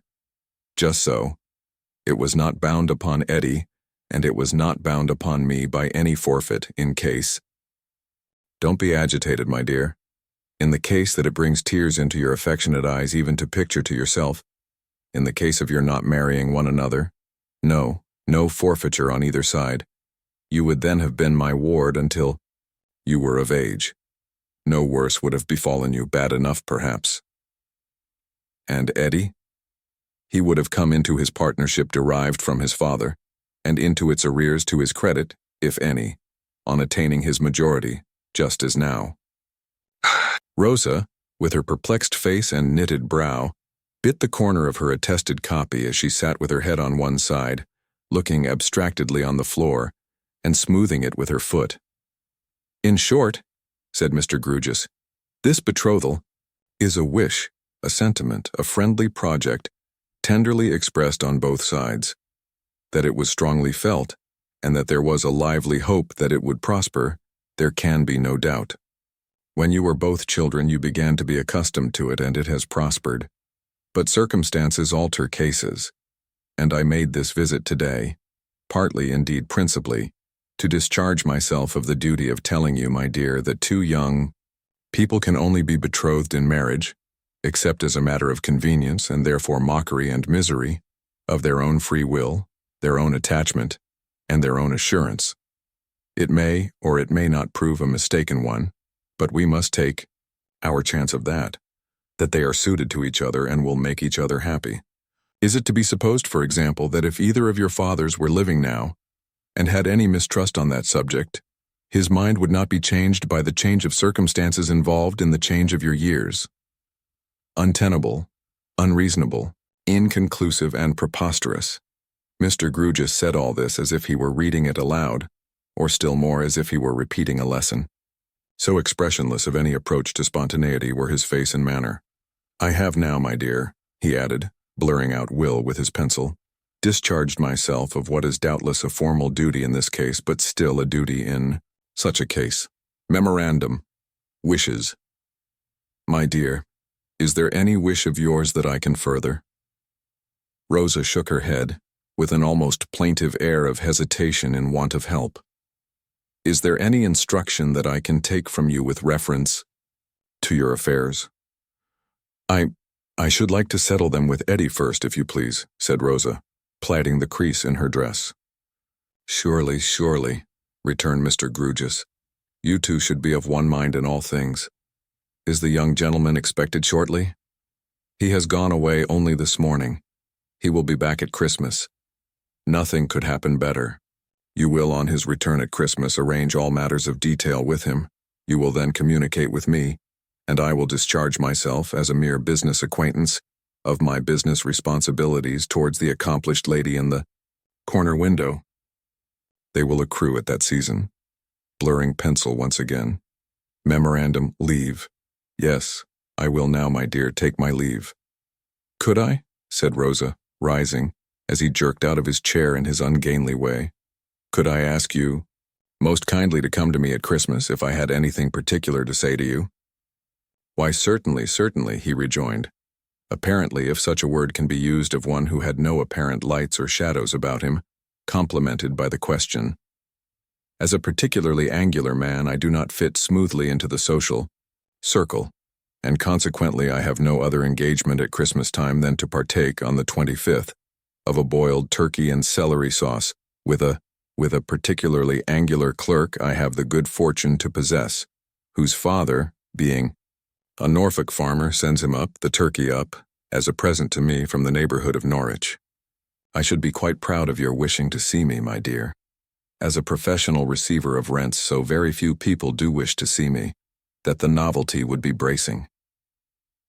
For his ready acquiescence, the grateful Rosa put her hands upon his shoulders, stood on tiptoe, and instantly kissed him. "Lord bless me," cried Mr. Grewgious. "Thank you, my dear. The honor is almost equal to the pleasure. Miss Twinkleton, madam, I have had a most satisfactory conversation with my ward, and I will now release you from the encumbrance of my presence." "Nay, sir," rejoined Miss Twinkleton, rising with a gracious condescension. "Say not encumbrance. Not so, by any means. I cannot permit you to say so." "Thank you, madam. I have read in the newspapers," said Mr. Grewgious, stammering a little, "that when a distinguished visitor, not that I am one, far from it, goes to a school, not that this is one, far from it, he asks for a holiday, or some sort of grace. It being now the afternoon in the college of which you are the eminent head, the young ladies might gain nothing, except in name, by having the rest of the day allowed them. But if there is any young lady at all under a cloud, might I solicit—" "Ah, Mr. Grewgious," cried Miss Twinkleton, with a chastely rallying forefinger. "Oh, you gentlemen, fie for shame that you are so hard upon us poor maligned disciplinarians of our sex for your sakes. But as Miss Ferdinand is at present weighed down by an incubus, Miss Twinkleton might have said a pen and incubus of writing out Monsieur Lafontaine, go to her, Rosa, my dear, and tell her the penalty is remitted, in deference to the intercession of your guardian, Mr. Grewgious. Miss Twinkleton here achieved a curtsy, suggestive of marvels happening to her respected legs, and which she came out of nobly, 3 yards behind her starting point. As he held it incumbent upon him to call on Mr. Jasper before leaving Cloisterham, Mr. Grewgious went to the gatehouse and climbed its postern stair. But Mr. Jasper's door being closed and presenting on a slip of paper the word cathedral, the fact of its being service time was borne into the mind of Mr. Grewgious. So he descended the stair again, and crossing the close, paused at the great western folding door of the cathedral, which stood open on the fine and bright though short-lived afternoon for the airing of the place. Dear me, said Mr. Grewgious, peeping in, it's like looking down the throat of old time. Old time heaved a mouldy sigh from tomb and arch and vault, and gloomy shadows began to deepen in corners, and damps began to rise from green patches of stone, and jewels, cast upon the pavement of the nave from stained glass by the declining sun, began to perish. Within the grill gate of the chancel, up the steps surmounted loomingly by the fast-darkening organ, white robes could be dimly seen, and one feeble voice rising and falling in a cracked, monotonous mutter could at intervals be faintly heard. In the free outer air, the river, the green pastures and the brown arable lands, the teeming hills and dales, were reddened by the sunset, while the distant little windows in windmills and farm homesteads shone, patches of bright beaten gold. In the cathedral all became gray, murky, and sepulchral, and the cracked monotonous mutter went on like a dying voice, until the organ and the choir burst forth and drowned it in a sea of music. Then the sea fell, and the dying voice made another feeble effort, and then the sea rose high and beat its life out and lashed the roof and surged among the arches and pierced the heights of the great tower, and then the sea was dry and all was still. Mr. Grewgious had by that time walked to the chancel steps where he met the living waters coming out. Nothing is the matter? Thus Jasper accosted him, rather quickly. You have not been sent for? Not at all, not at all. I came down of my own accord. I have been to my pretty wards and am now homeward bound again. You found her thriving? Blooming indeed, most blooming. I merely came to tell her, seriously, what a betrothal by deceased parents is. And what is it, according to your judgment? Mr. Grewgious noticed the whiteness of the lips that asked the question, and put it down to the chilling account of the cathedral. I merely came to tell her that it could not be considered binding, against any such reason for its dissolution, as a want of affection, or want of disposition to carry it into effect on the side of either party. May I ask, had you any especial reason for telling her that? Mr. Grewgious answered somewhat sharply, The especial reason of doing my duty, sir, simply that. Then he added, Come, Mr. Jasper, I know your affection for your nephew, and that you are quick to feel on his behalf. I assure you that this implies not the least doubt of or disrespect to your nephew. You could not, returned Jasper, with a friendly pressure of his arm as they walked on side by side. Speak more handsomely. Mr. Grewgious pulled off his hat to smooth his head, and having smoothed it, nodded it contentedly and put his hat on again. I will wager, said Jasper, smiling. His lips were still so white that he was conscious of it, and bit and moistened them while speaking. I will wager that she hinted no wish to be released from Ned. And you will win your wager if you do, retorted Mr. Grewgious. We should allow some margin for little maidenly delicacies in a young motherless creature under such circumstances. I suppose it is not in my line. What do you think? There can be no doubt of it. I am glad you say so, because, proceeded Mr. Grewgious, who had all this time very knowingly felt his way round to action on his remembrance of what she had said of Jasper himself, because she seems to have some little delicate instinct that all preliminary arrangements had best be made between Mr. Edwin Drood and herself, don't you see? She don't want us, don't you know? Jasper touched himself on the breast and said somewhat indistinctly, You mean me. Mr. Grewgious touched himself on the breast and said, "I mean us. Therefore let them have their little discussions and counsels together when Mr. Edwin Drood comes back here at Christmas, and then you and I will step in and put the final touches to the business."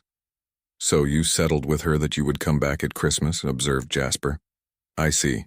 Mr. Grewgious, as you quite fairly said just now, there is such an exceptional attachment between my nephew and me that I am more sensitive for the dear, fortunate, happy fellow than for myself. But it is only right that the young lady should be considered as you have pointed out, and that I should accept my cue from you. I accept it. I understand that at Christmas they will complete their preparations for May, and that their marriage will be put in final train by themselves, and that nothing will remain for us but to put ourselves in train also, and have everything ready for our formal release from our trusts on Edwin's birthday."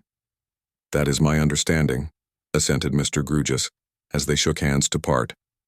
"God bless them both." "God save them both," cried Jasper. "I said bless them," remarked the former, looking back over his shoulder. "I said save them," returned the latter. "Is there any difference?" Chapter 10. Smoothing. The way it has been often enough remarked that women have a curious power of divining the characters of men, which would seem to be innate and instinctive, seeing that it is arrived at through no patient process of reasoning, that it can give no satisfactory or sufficient account of itself, and that it pronounces in the most confident manner even against accumulated observation on the part of the other sex. But it has not been quite so often remarked that this power, fallible like every other human attribute, is for the most part absolutely incapable of self-revision, and that when it has delivered an adverse opinion which by all human lights is subsequently proved to have failed, it is undistinguishable from prejudice in respect of its determination not to be corrected. Nay, the very possibility of contradiction or disproof, however remote, communicates to this feminine judgment from the first, in 9 cases out of 10, the weakness attendant on the testimony of an interested witness. So personally and strongly does the fair diviner connect herself with her divination. "Now don't you think, Ma dear," said the minor canon to his mother one day as she sat at her knitting in his little bookroom, "that you are rather hard on Mr. Neville?" "No, I do not, Sept," returned the old lady. "Let us discuss it, Ma." "I have no objection to discuss it, Sept. I trust, my dear, I am always open to discussion." There was a vibration in the old lady's cap, as though she internally added, "And I should like to see the discussion that would change my mind."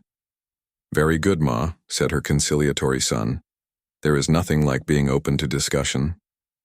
"I hope not, my dear," returned the old lady, evidently shut to it. "Well, Mr. Neville on that unfortunate occasion commits himself under provocation." "And under mulled wine," added the old lady. "I must admit the wine, though I believe the 2 young men were much alike in that regard." "I don't," said the old lady. "Why not, Ma?" "Because I don't," said the old lady. "Still I am quite open to discussion. But, my dear Ma, I cannot see how we are to discuss if you take that line." "Blame Mr. Neville for it, Sept, and not me," said the old lady with stately severity. "My dear Ma, why Mr. Neville?" "Because," said Mrs. Crisparkle, retiring on first principles, "he came home intoxicated, and did great discredit to this house, and showed great disrespect to this family." "That is not to be denied, Ma. He was then and he is now very sorry for it.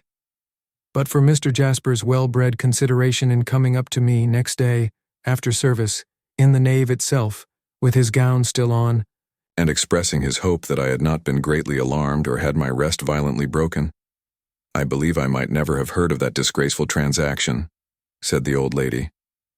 "To be candid, Ma, I think I should have kept it from you, if I could, though I had not decidedly made up my mind. I was following Jasper out to confer with him on the subject and to consider the expediency of his and my jointly hushing the thing up on all accounts, when I found him speaking to you. Then it was too late. Too late indeed, Sept. He was still as pale as gentlemanly ashes at what had taken place in his rooms overnight.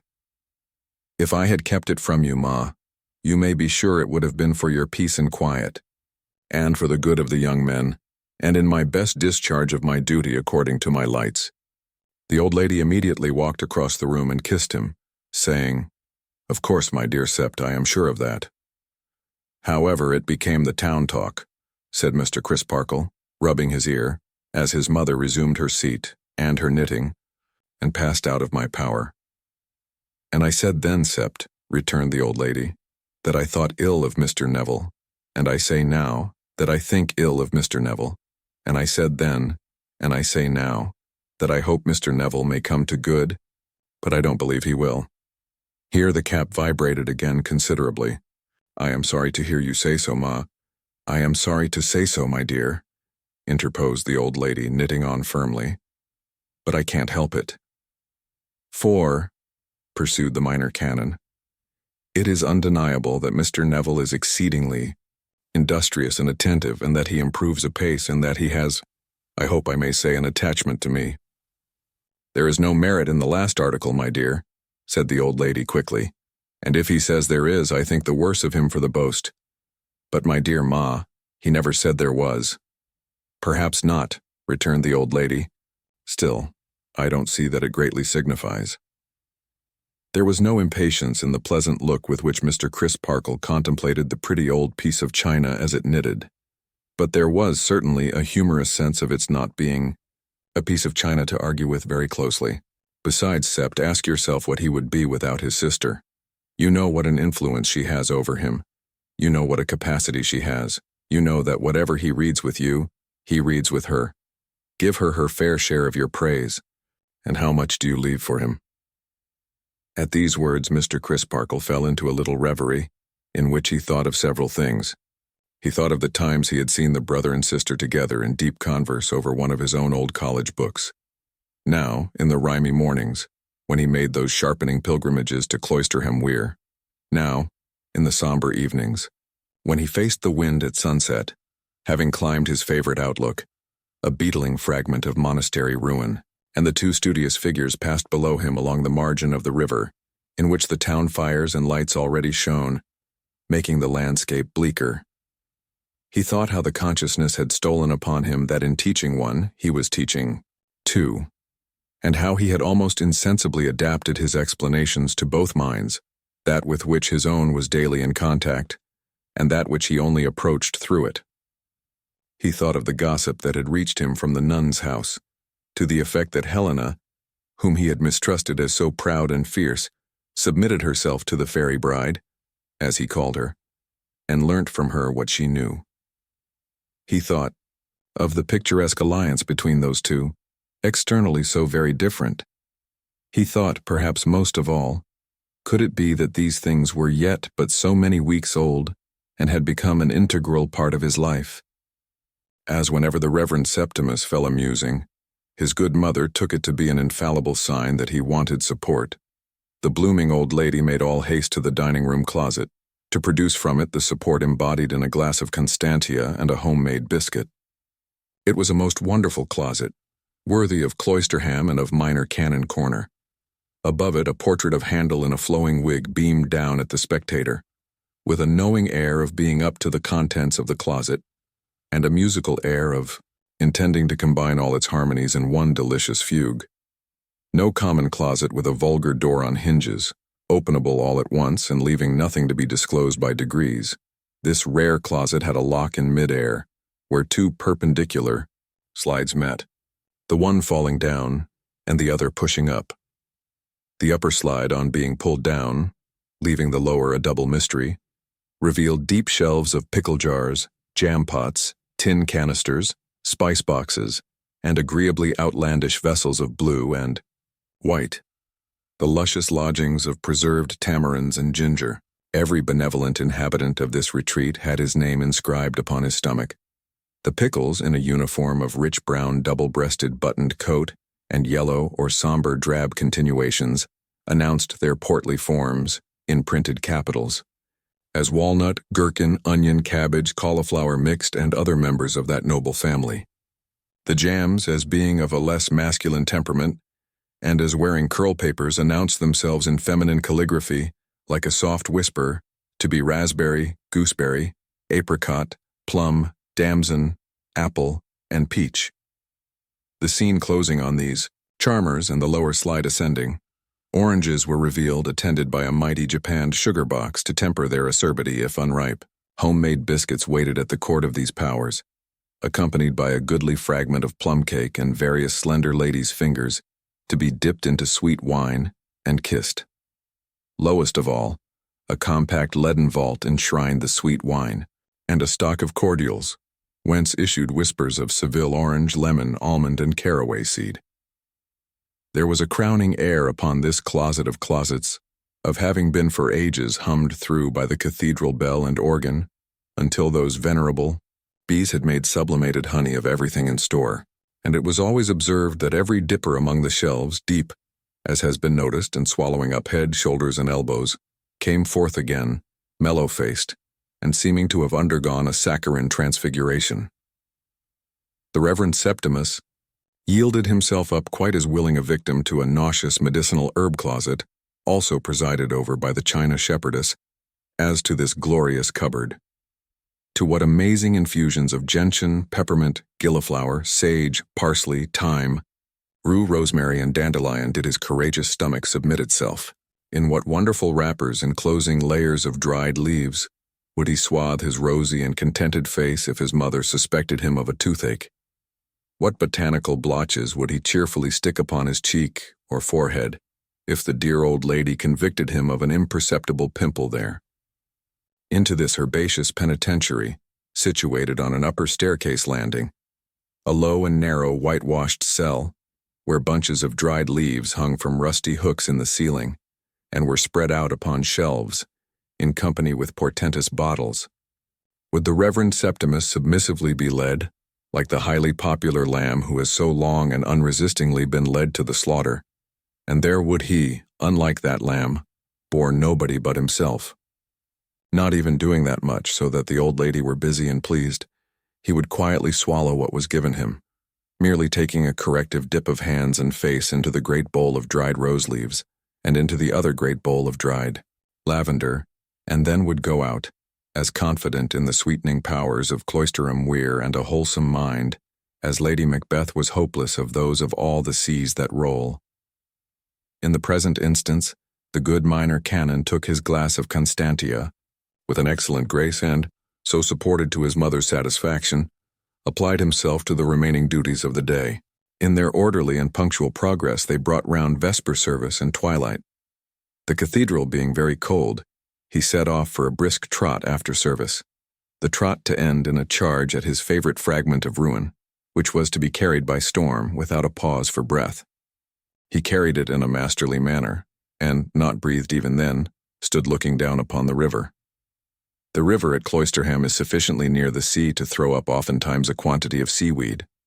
An unusual quantity had come in with the last tide, and this, and the confusion of the water, and the restless dipping and flapping of the noisy gulls, and an angry light out seaward beyond the brown-sailed barges that were turning black, foreshadowed a stormy night. In his mind he was contrasting the wild and noisy sea with the quiet harbor of Minor Canon Corner, when Helena and Neville Landless passed below him.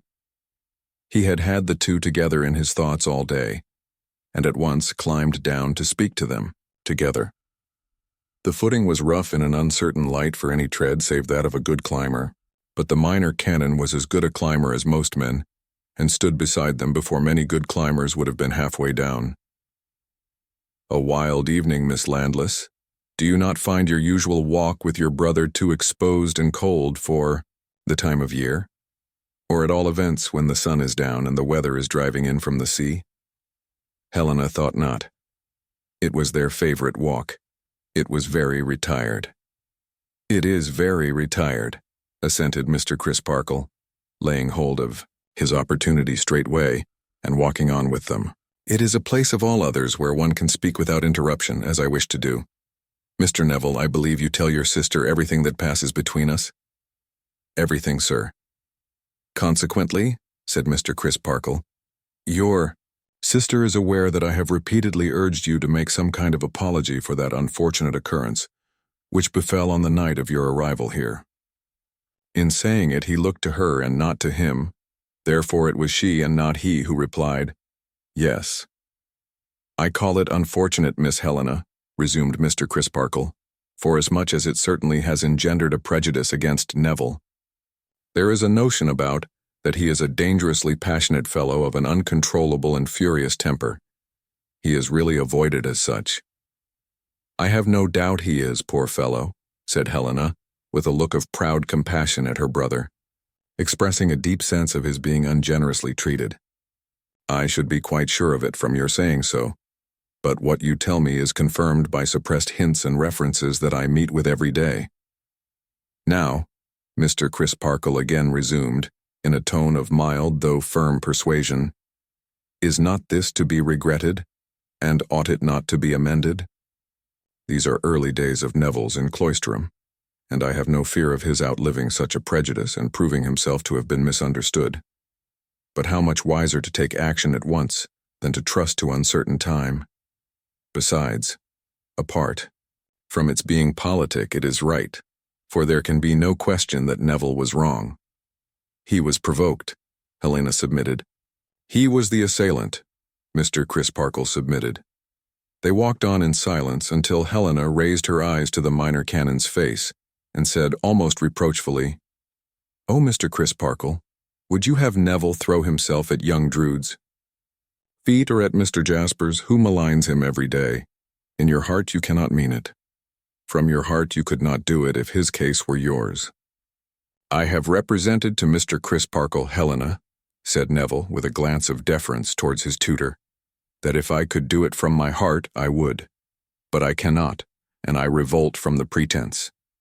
You forget, however, that to put the case to Mr. Crisparkle as his own is to suppose to have done what I did." "I ask his pardon," said Helena. "You see," remarked Mr. Crisparkle, again laying hold of his opportunity, though with a moderate and delicate touch, "you both instinctively acknowledge that Neville did wrong. Then why stop short, and not otherwise acknowledge it?"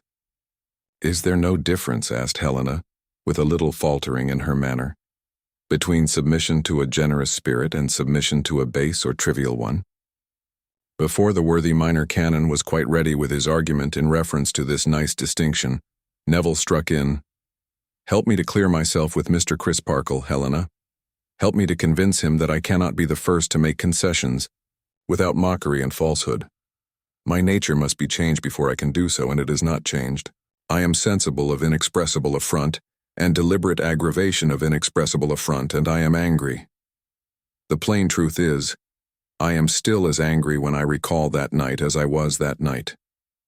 "Neville," hinted the minor canon with a steady countenance, "you have repeated that former action of your hands which I so much dislike." "I am sorry for it, sir, but it was involuntary. I confess that I was still as angry." "And I confess," said Mr. Crisparkle, "that I hoped for better things." "I am sorry to disappoint you, sir, but it would be far worse to deceive you, and I should deceive you grossly if I pretended that you had softened me in this respect. The time may come when your powerful influence will do even that with the difficult pupil whose antecedents you know, but it has not come yet. Is this so? And in spite of my struggles against myself, Helena?" She, whose dark eyes were watching the effect of what he said on Mr. Crisparkle's face, replied, to Mr. Crisparkle, not to him, "It is so." After a short pause, she answered the slightest look of inquiry conceivable, in her brother's eyes, with as slight an affirmative bend of her own head. And he went on. "I have never yet had the courage to say to you, sir, what in full openness I ought to have said when you first talked with me on this subject. It is not easy to say, and I have been withheld by a fear of its seeming ridiculous, which is very strong upon me down to this last moment and might, but for my sister, prevent my being quite open with you even now. I admire Miss Budd, sir, so very much, that I cannot bear her being treated with conceit or indifference, and, even if I did not feel that I had an injury against young Drood on my own account, I should feel that I had an injury against him on hers." Mr. Crisparkle, in utter amazement, looked at Helena for corroboration, and met in her expressive face full corroboration and a plea for advice. "The young lady of whom you speak is, as you know, Mr. Neville," Shortly to be married, said Mr. Crisparkle gravely. Therefore your admiration, if it be of that special nature which you seem to indicate, is outrageously misplaced. Moreover, it is monstrous that you should take upon yourself to be the young lady's champion against her chosen husband. Besides, you have seen them only once. The young lady has become your sister's friend, and I wonder that your sister, even on her behalf, has not checked you in this irrational and culpable fancy. She has tried, sir, but uselessly. Husband or no husband, that fellow is incapable of the feeling with which I am inspired towards the beautiful young creature, whom he treats like a doll. I say he is as incapable of it as he is unworthy of her. I say she is sacrificed in being bestowed upon him. I say that I love her, and despise and hate him. This with a face so flushed, and a gesture so violent, that his sister crossed to his side and caught his arm, remonstrating, "Neville, Neville!" Thus recalled to himself, he quickly became sensible of having lost the guard he had set upon his passionate tendency, and covered his face with his hand, as one repentant and wretched. Mr. Crisparkle, watching him attentively, and at the same time meditating how to proceed, walked on for some paces in silence. Then he spoke. "Mr. Neville, Mr. Neville, I am sorely grieved to see in you more traces of a character as sullen, angry, and wild as the night now closing in. They are of too serious an aspect to leave me the resource of treating the infatuation you have disclosed as undeserving serious consideration. I give it very serious consideration, and I speak to you accordingly. This feud between you and young Drood must not go on. I cannot permit it to go on any longer, knowing what I now know from you, and you living under my roof. Whatever prejudiced and unauthorized constructions your blind and envious wrath may put upon his character, it is a frank, good-natured character. I know I can trust to it for that. Now pray observe what I am about to say. On reflection, and on your sister's representation, I am willing to admit that in making peace with young Drood, you have a right to be met halfway. I will engage that you shall be, and even that young Drood shall make the first advance. This condition fulfilled, you will pledge me the honor of a Christian gentleman that the quarrel is forever at an end on your side. What may be in your heart when you give him your hand can only be known to the searcher of all hearts. But it will never go well with you if there be any treachery there. So far, as to that. Next, as to what I must again speak of as your infatuation. I understand it to have been confided to me, and to be known to no other person save your sister and yourself. Do I understand aright? Helena answered in a low voice. It is only known to us three who are here together. It is not at all known to the young lady, your friend? On my soul, no. I require you then to give me your similar and solemn pledge, Mr. Neville, that it shall remain the secret it is, and that you will take no other action whatsoever upon it than endeavoring, and that most earnestly, to erase it from your mind. I will not tell you that it will soon pass. I will not tell you that it is the fancy of the moment. I will not tell you that such caprices have their rise and fall among the young and ardent every hour. I will leave you undisturbed in the belief that it has few parallels or none, that it will abide with you a long time, and that it will be very difficult to conquer. So much the more weight shall I attach to the pledge I require from you, when it is unreservedly given. The young man twice or thrice essayed to speak, but failed. Let me leave you with your sister, whom it is time you took home, said Mr. Crisparkle. You will find me alone in my room by and by. Pray, do not leave us yet, Helena implored him. Another minute. I should not, said Neville, pressing his hand upon his face, have needed so much as another minute, if you had been less patient with me, Mr. Crisparkle, less considerate of me, and less unpretendingly good and true. Oh, if in my childhood I had known such a guide. Follow your guide now, Neville, murmured Helena, and follow him to heaven. There was that in her tone which broke the good minor canon's voice, or it would have repudiated her exaltation of him. As it was, he laid a finger on his lips and looked towards her brother. To say that I give both pledges, Mr. Crisparkle, out of my innermost heart, and to say that there is no treachery in it is to say nothing. Thus Neville, greatly moved. I beg your forgiveness for my miserable lapse into a burst of passion. Not mine, Neville, not mine. You know with whom forgiveness lies as the highest attribute conceivable. Miss Helena, you and your brother are twin children. You came into this world with the same dispositions, and you passed your younger days, together surrounded by the same adverse circumstances. What you have overcome in yourself can you not overcome in him? You see the rock that lies in his course. Who but you can keep him clear of it? Who but you, sir? Replied Helena. What is my influence or my weak wisdom compared with yours? You have the wisdom of love, returned the minor canon, and it was the highest wisdom ever known upon this earth, remember? As to mine, but the less said of that commonplace commodity the better. Good night. She took the hand he offered her and gratefully and almost reverently raised it to her lips. Tut, said the minor canon softly, I am much overpaid, and turned away. Mr. Crisparkle is overpaid. Retracing his steps towards the cathedral close, he tried, as he went along in the dark, to think out the best means of bringing to pass what he had promised to effect, and what must somehow be done.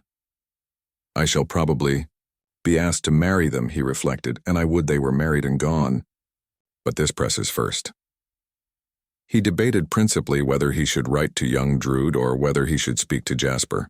The consciousness of being popular with the whole cathedral establishment inclined him to the latter course, and the well-timed sight of the lighted gatehouse decided him to take it.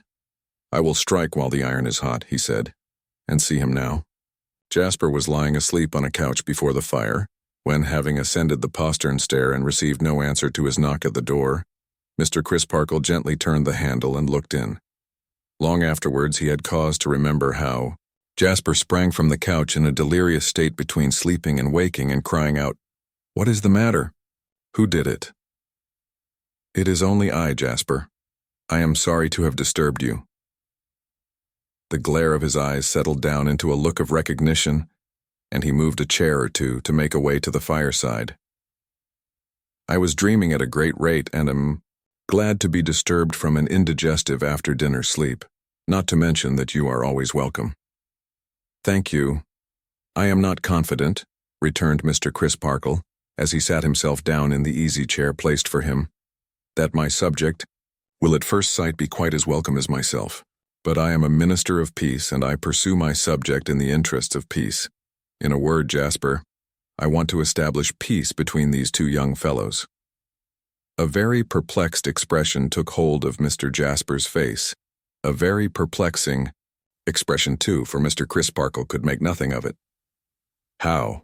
Was Jasper's inquiry in a low and slow voice after a silence. For the how I come to you. I want to ask you to do me the great favor and service of interposing with your nephew. I have already interposed with Mr. Neville, and getting him to write you a short note, in his lively way, saying that he is willing to shake hands. I know what a good-natured fellow he is and what influence you have with him, and without in the least defending Mr. Neville, we must all admit that he was bitterly stung. Jasper turned that perplexed face towards the fire, Mr. Crisparkle continuing, to observe it, found it even more perplexing than before, inasmuch as it seemed to denote, which could hardly be, some close internal calculation. I know that you are not prepossessed in Mr. Neville's favor, the minor canon was going on when Jasper stopped him. You have cause to say so. I am not, indeed. Undoubtedly, and I admit his lamentable violence of temper, though I hope he and I will get the better of it between us. But I have exacted a very solemn promise from him as to his future demeanor towards your nephew, if you do kindly interpose, and I am sure he will keep it. You are always responsible and trustworthy, Mr. Crisparkle. Do you really feel sure that you can answer for him so confidently? I do. The perplexed and perplexing look vanished. Then you relieve my mind of a great dread and a heavy weight, said Jasper. I will do it. Mr. Crisparkle, delighted by the swiftness and completeness of his success, acknowledged it in the handsomest terms. I will do it, repeated Jasper, for the comfort of having your guarantee against my vague and unfounded fears. You will laugh, but do you keep a diary? A line for a day, not more. A line for a day would be quite as much as my uneventful life would need, heaven knows, said Jasper, taking a book from a desk. But that my diary is in fact a diary of Ned's life too. You will laugh at this entry. You will guess when it was made. Past midnight. After what I have just now seen, I have a morbid dread upon me of some horrible consequences resulting to my dear boy, that I cannot reason with or in any way contend against. All my efforts are vain. The demoniacal passion of this Neville Landless, his strength in his fury, and his savage rage for the destruction of its object, appall me. So profound is the impression that twice since I have gone into my dear boy's room to assure myself of his sleeping safely and not lying dead in his blood. Here is another entry next morning. Ned up and away, light-hearted and unsuspicious as ever. He laughed when I cautioned him and said he was as good a man as Neville Landless any day. I told him that might be, but he was not as bad a man. He continued to make light of it, but I traveled with him as far as I could and left him most unwillingly. I am unable to shake off these dark, intangible presentiments of evil, if feelings founded upon staring facts are to be so called. Again and again, said Jasper in conclusion, twirling the leaves of the book before putting it by, I have relapsed into these moods, as other entries show. But I have now your assurance at my back and shall put it in my book, and make it an antidote to my black humors.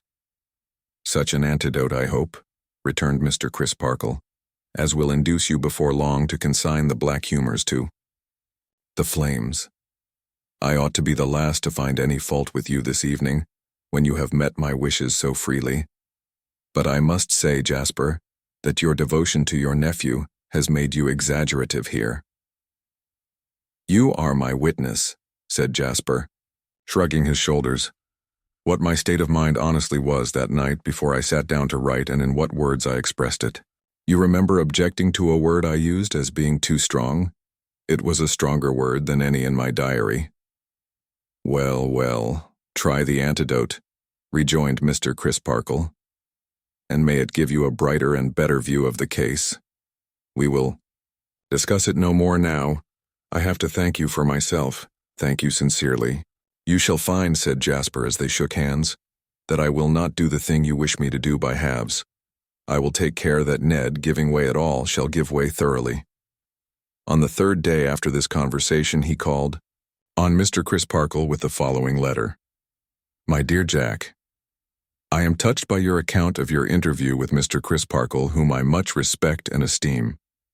At once I openly say that I forgot myself on that occasion quite as much as Mr. Landless did, and that I wish that bygone to be a bygone, and all to be right again.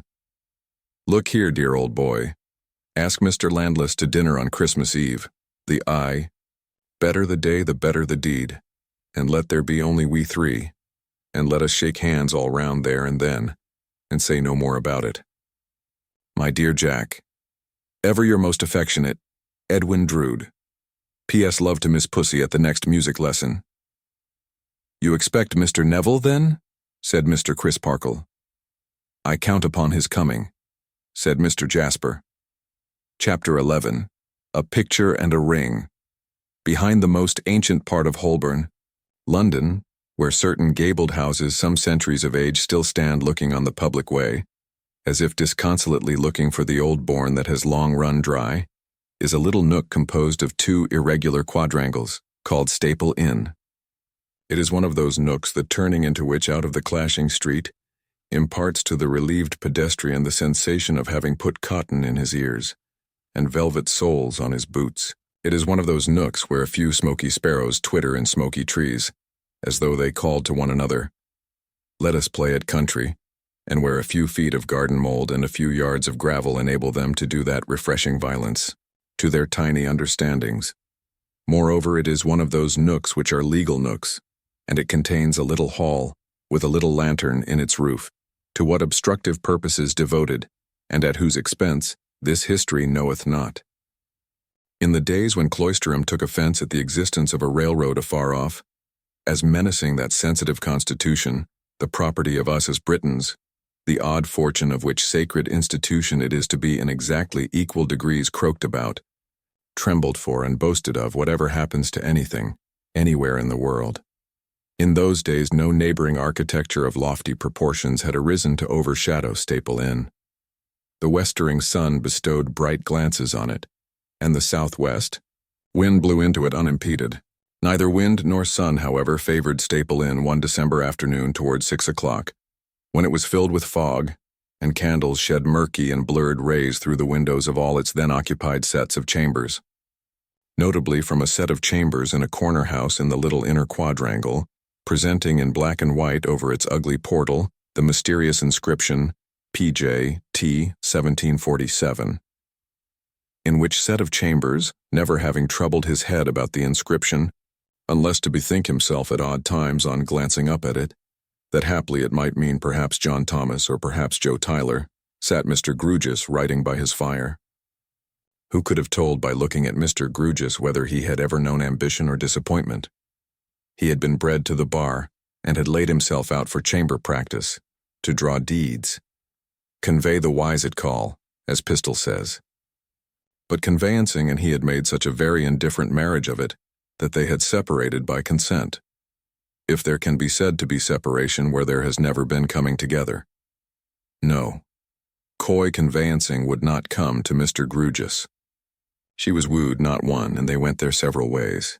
But an arbitration being blown towards him by some unaccountable wind, and he gaining great credit in it as one indefatigable in seeking out right and doing right, a pretty fat receivership was next blown into his pocket by a wind more traceable to its source. So by chance he had found his niche.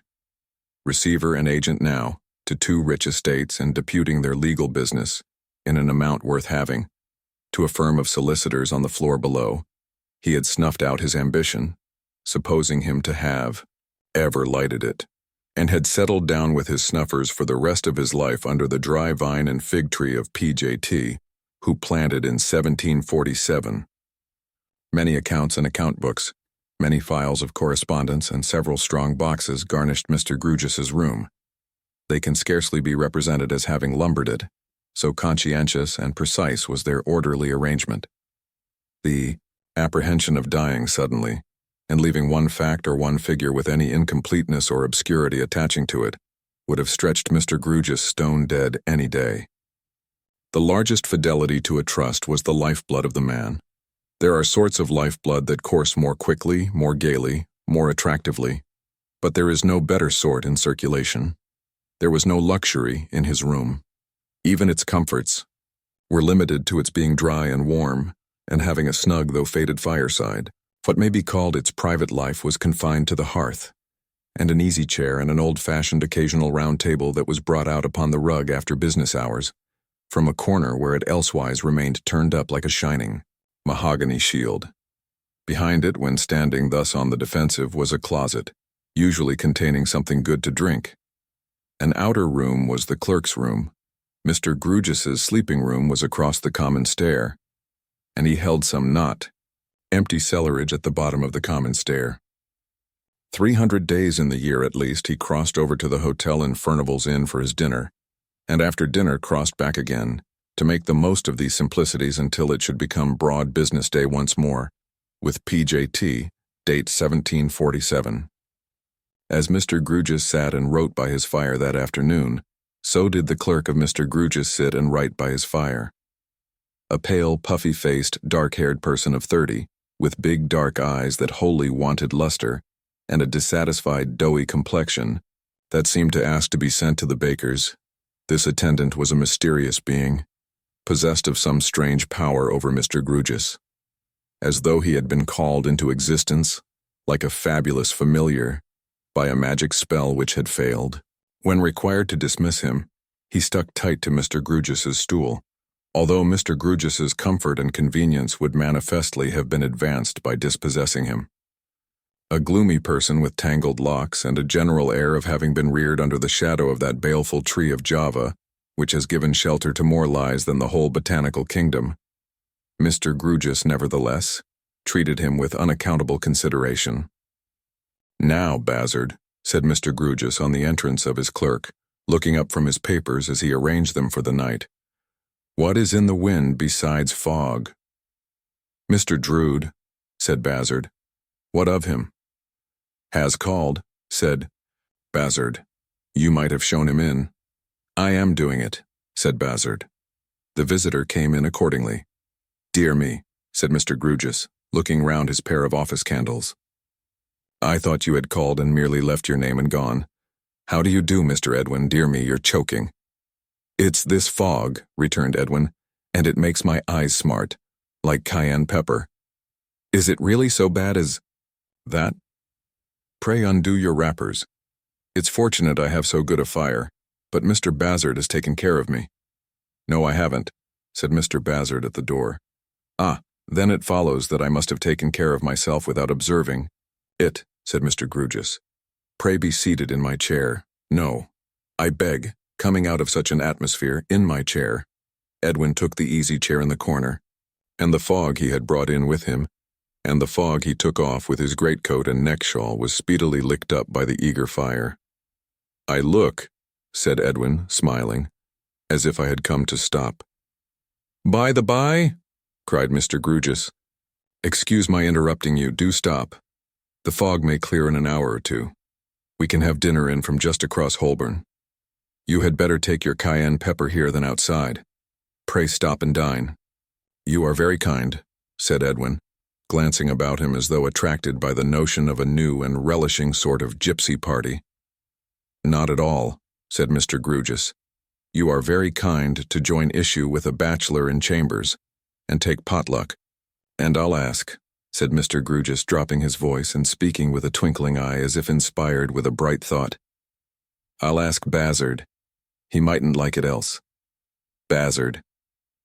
Bazzard reappeared. Dine presently with Mr. Drood and me. If I am ordered to dine, of course I will, sir, was the gloomy answer. Save the man, cried Mr. Grewgious. You're not ordered. You're invited. Thank you, sir, said Bazzard. In that case, I don't care if I do. That's arranged, and perhaps you wouldn't mind, said Mr. Grewgious, stepping over to the hotel in Furnival's and asking them to send in materials for laying the cloth. For dinner, we'll have a tureen of the hottest and strongest soup available, and we'll have the best made dish that can be recommended, and we'll have a joint, such as a haunch of mutton, and we'll have a goose or a turkey or any little stuffed thing of that sort that may happen to be in the bill of fare. In short, we'll have whatever there is on hand.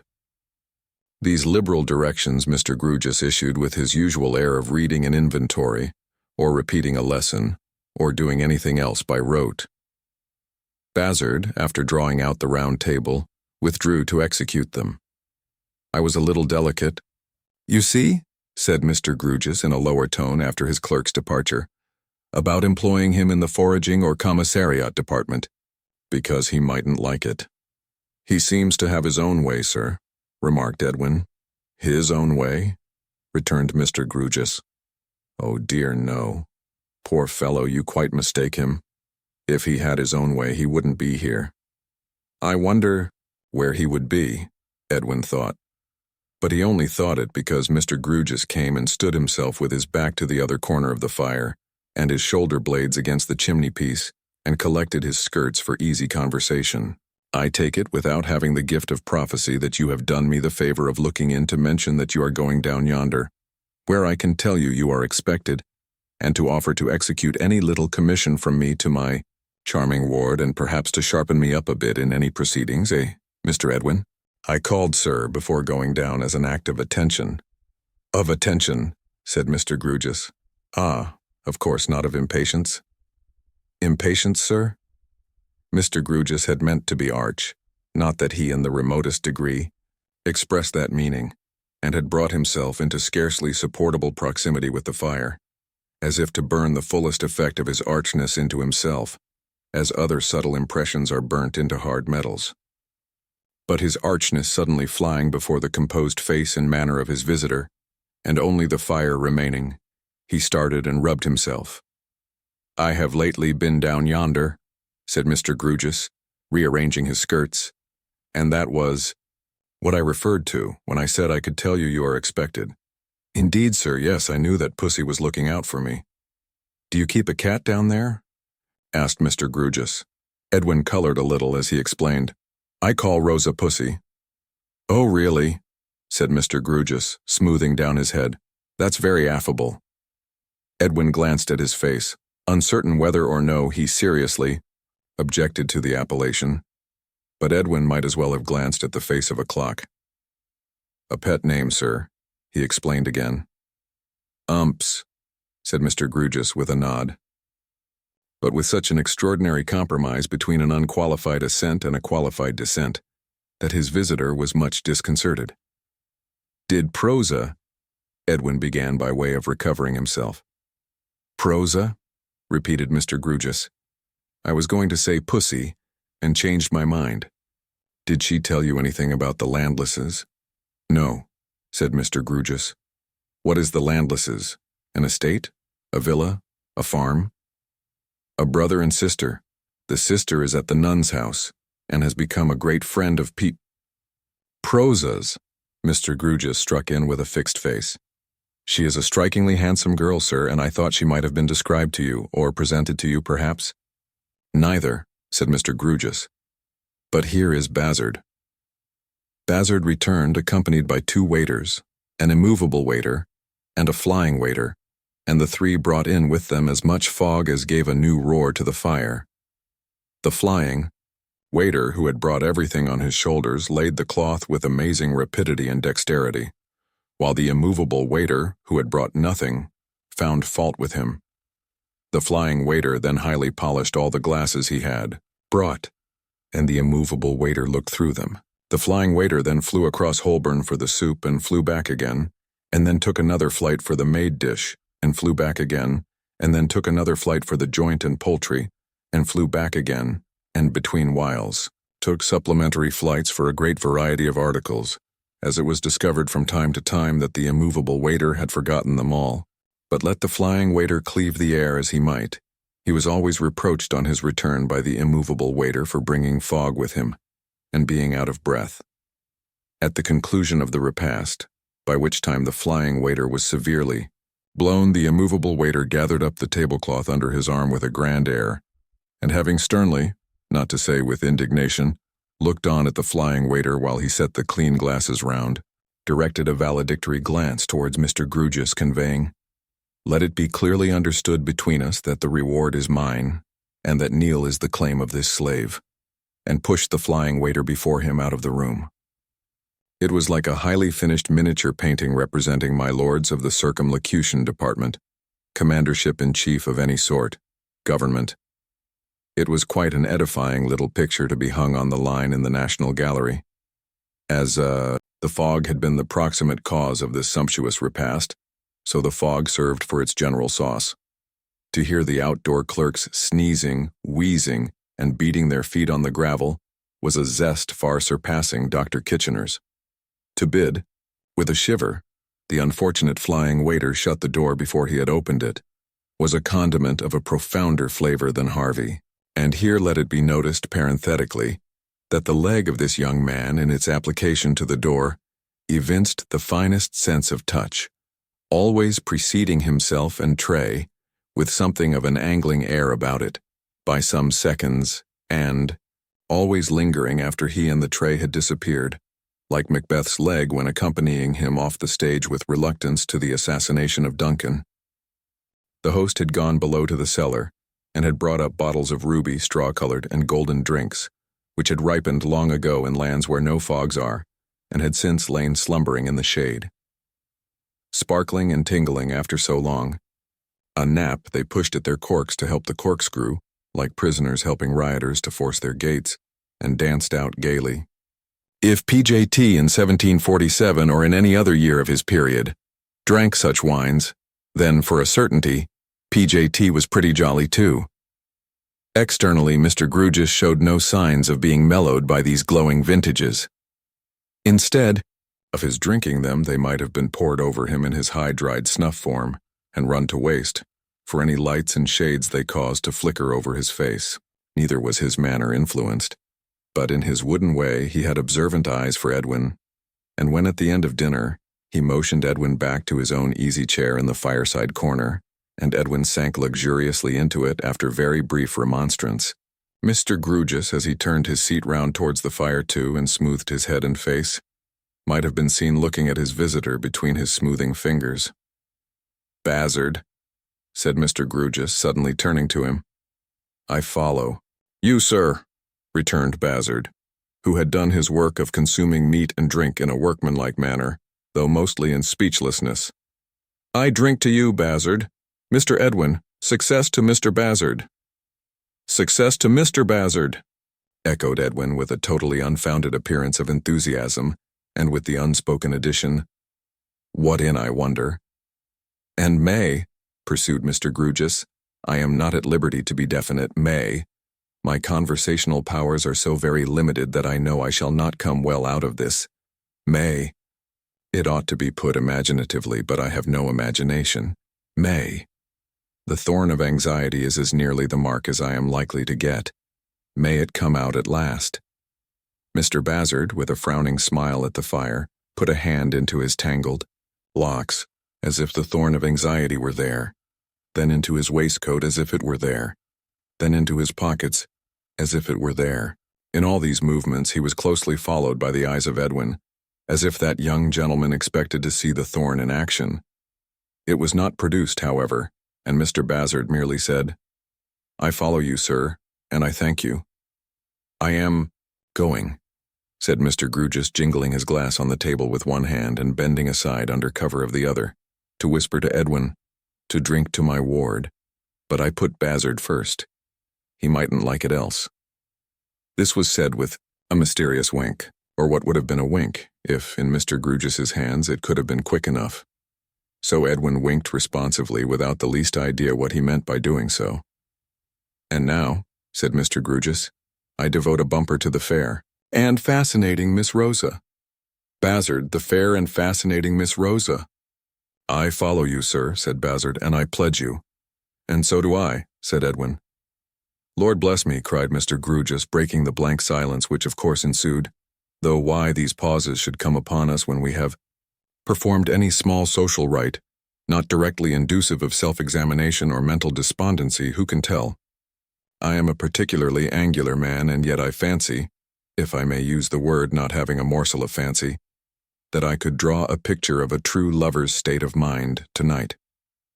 "Let us follow you, sir," said Bazzard, "and have the picture. Mr. Edwin will correct it where it's wrong," resumed Mr. Grewgious, "and will throw in a few touches from the life. I dare say it is wrong in many particulars, and wants many touches from the life.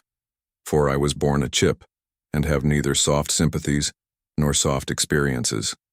Well, I hazard the guess that the true lover's mind is completely permeated by the beloved object of his affections. I hazard the guess that her dear name is precious to him, cannot be heard or repeated without emotion, and is preserved sacred. If he has any distinguishing appellation of fondness for her, it is reserved for her, and is not for common ears. A name that it would be a privilege to call her by. Being alone with her own bright self, it would be a liberty, a coldness, an insensibility, almost a breach of good faith to flaunt elsewhere. It was wonderful to see Mr. Grewgious sitting bolt upright, with his hands on his knees, continuously chopping this discourse out of himself, much as a charity boy with a very good memory might get his catechism said, and evincing no correspondent emotion whatever, unless in a certain occasional little tingling perceptible at the end of his nose. "My picture," Mr. Grewgious proceeded, "goes on to represent, under correction from you, Mr. Edwin, the true lover as ever impatient to be in the presence or vicinity of the beloved object of his affections, as caring very little for his case in any other society, and as constantly seeking that. If I was to say seeking that as a bird seeks its nest, I should make an ass of myself, because that would trench upon what I understand to be poetry. And I am so far from trenching upon poetry at any time, that I never, to my knowledge, got within 10,000 miles of it. And I am, besides, totally unacquainted with the habits of birds, except the birds of Staple Inn, who seek their nests on ledges and in gutter pipes and chimney pots, not constructed for them by the beneficent hand of nature. I beg, therefore, to be understood as foregoing the bird's nest, But my picture does represent the true lover as having no existence separable from that of the beloved object of his affections, and as living at once a doubled life and a halved life.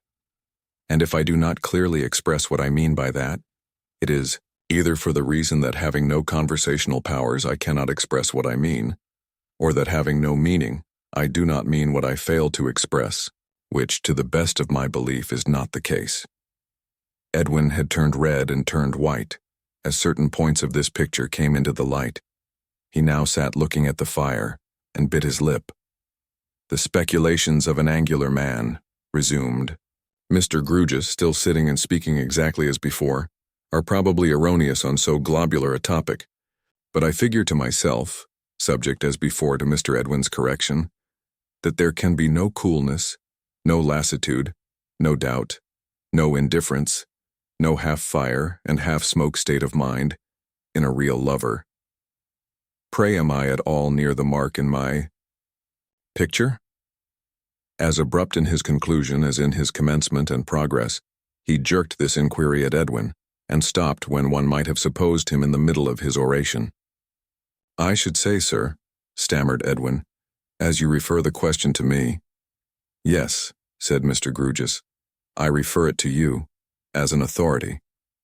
"I should say then, sir," Edwin went on, embarrassed, "that the picture you have drawn is generally correct, but I submit that perhaps you may be rather hard upon the unlucky lover."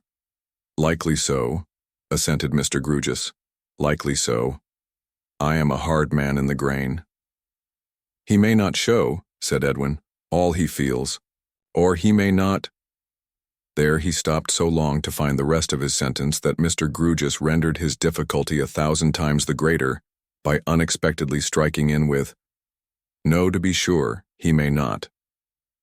After that, they all sat, silent, the silence of Mr. Bazzard being occasioned by slumber. "His responsibility is very great, though," said Mr. Drood at length, with his eyes on the fire. Edwin nodded assent, with his eyes on the fire. "And let him be sure that he trifles with no one," said Mr. Drood, "neither with himself nor with any other." Edwin bit his lip again and still sat looking at the fire. "He must not make a plaything of a treasure. Woe betide him if he does." "Let him take that well to heart," said Mr. Drood. Though he said these things in short sentences, much as the supposititious charity boy just now referred to might have repeated a verse or two from the book of Proverbs, there was something dreamy, for so literal a man, in the way in which he now shook his right forefinger at the live coals in the grate, and again fell silent. But not for long. As he sat upright and stiff in his chair, he suddenly rapped his knees like the carved image of some queer joss or other coming out of its reverie, and said, "We must finish this bottle, Mr. Edwin. Let me help you. I'll help Bazzard too, though he is asleep. He mightn't like it else." He helped them both, and helped himself, and drained his glass, and stood it bottom upward on the table, as though he had just caught a blue bottle in it. "And now, Mr. Edwin," he proceeded, wiping his mouth and hands upon his handkerchief, "to a little piece of business. You received from me the other day a certified copy of Miss Rose's father's will. You knew its contents before, but you received it from me as a matter of business. I should have sent it to Mr. Jasper, but for Miss Rose's wishing it to come straight to you in preference, you received it?" "Quite safely, sir."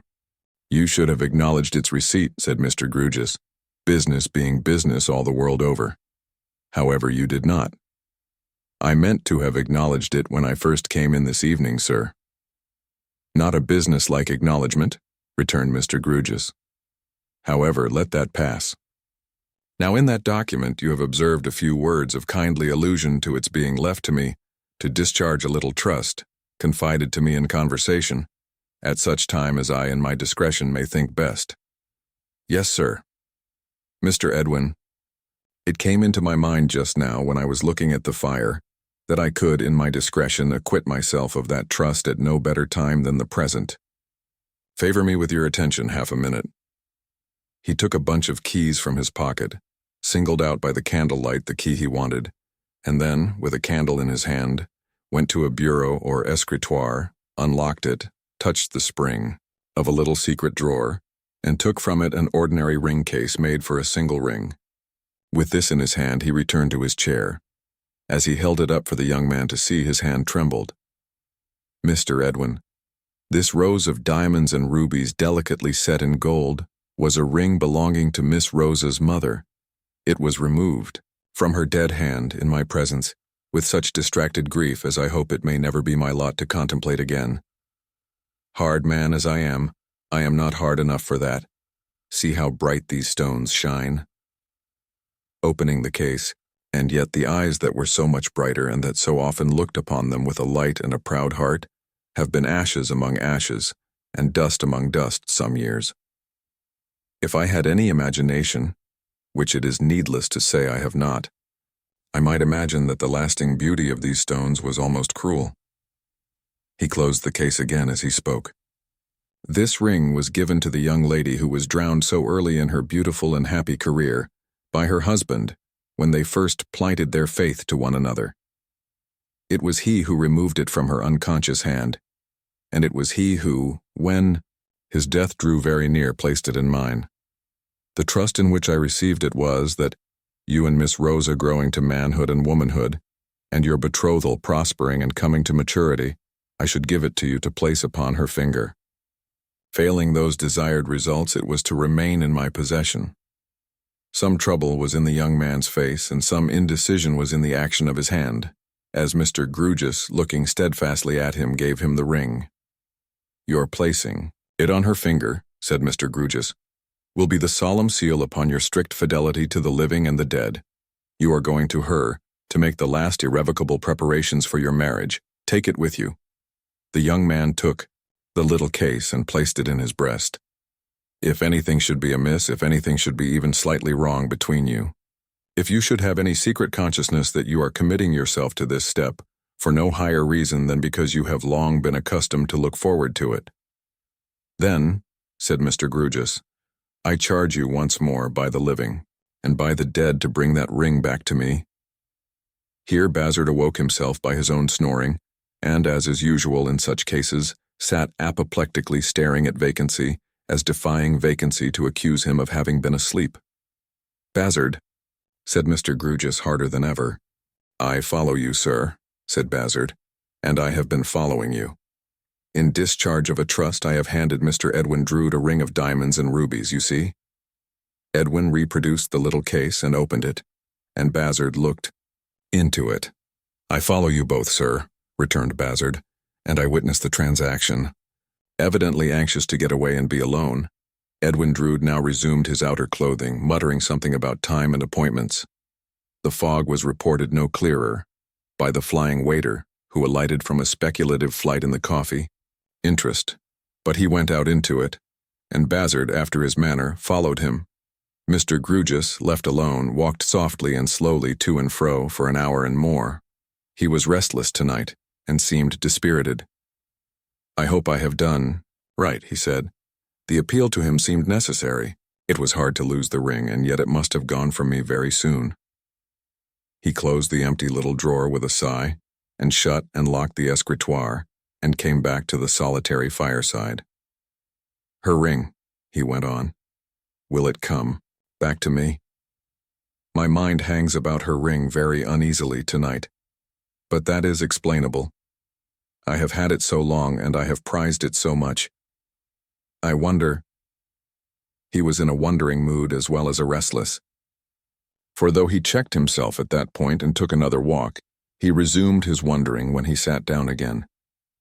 "I wonder, for the 10,000th time, and what a weak fool I, for what can it signify now, whether he confided the charge of their orphan child to me because he knew, good God, how like her mother she has become. I wonder whether he ever so much as suspected that someone doted on her at a hopeless, speechless distance when he struck in and won her. I wonder whether it ever crept into his mind who that unfortunate someone was. I wonder whether I shall sleep tonight. At all events, I will shut out the world with the bedclothes and try." Mr. Grewgious crossed the staircase to his raw and foggy bedroom, and was soon ready for bed. Dimly catching sight of his face in the misty looking-glass, he held his candle to it for a moment. Likely someone you to come into anybody's thoughts in such an aspect," he exclaimed. There. Get to bed, poor man, and cease to jabber." With that, he extinguished his light, pulled up the bedclothes around him, and with another sigh shut out the world. And yet there are such unexplored romantic nooks in the unlikeliest men, that even old Tinderus and Touchwoody PJT possibly jabbered. Thus, at some odd times, in or about 1747. Chapter 12. A Night with Durdles. When Mr. Sapsea has nothing better to do, towards evening, and finds the contemplation of his own profundity becoming a little monotonous in spite of the vastness of the subject, he often takes an airing in the cathedral close and thereabout.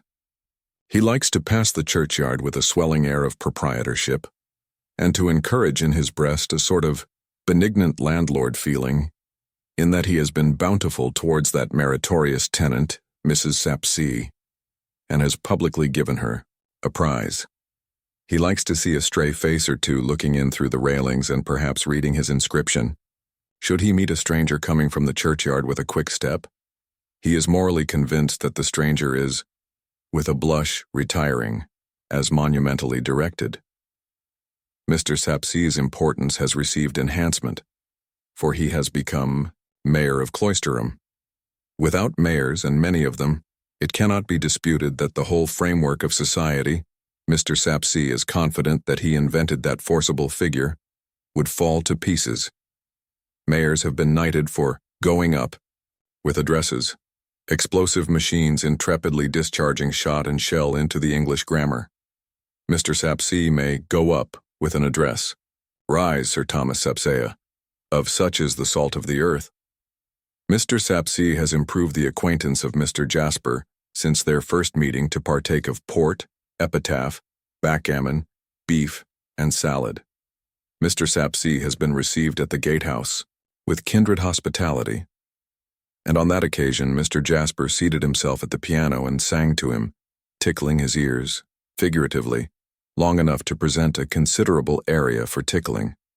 What Mr. Sapsea likes in that young man is that he is always ready to profit by the wisdom of his elders, and that he is sound, sir, at the core, in proof of which he sang to Mr. Sapsea that evening, no kickshaw ditties, favorites with national enemies, but gave him the genuine George III home-brewed, exhorting him as my brave boys, to reduce to a smashed condition all other islands but this island, and all continents, peninsulas, isthmuses, promontories, and other geographical forms of land soever, besides sweeping the seas in all directions. In short, he rendered it pretty clear that Providence made a distinct mistake in originating so small a nation of hearts of oak and so many other verminous peoples. Mr. Sapsea, walking slowly this moist evening near the churchyard, with his hands behind him, on the lookout for a blushing and retiring stranger, turns a corner and comes instead into the goodly presence of the dean, conversing with the verger and Mr. Jasper. Mr. Sapsea makes his obeisance, and is instantly stricken far more ecclesiastical than any Archbishop of York or Canterbury. "You are evidently going to write a book about us, Mr. Jasper," quoth the dean. "To write a book about us.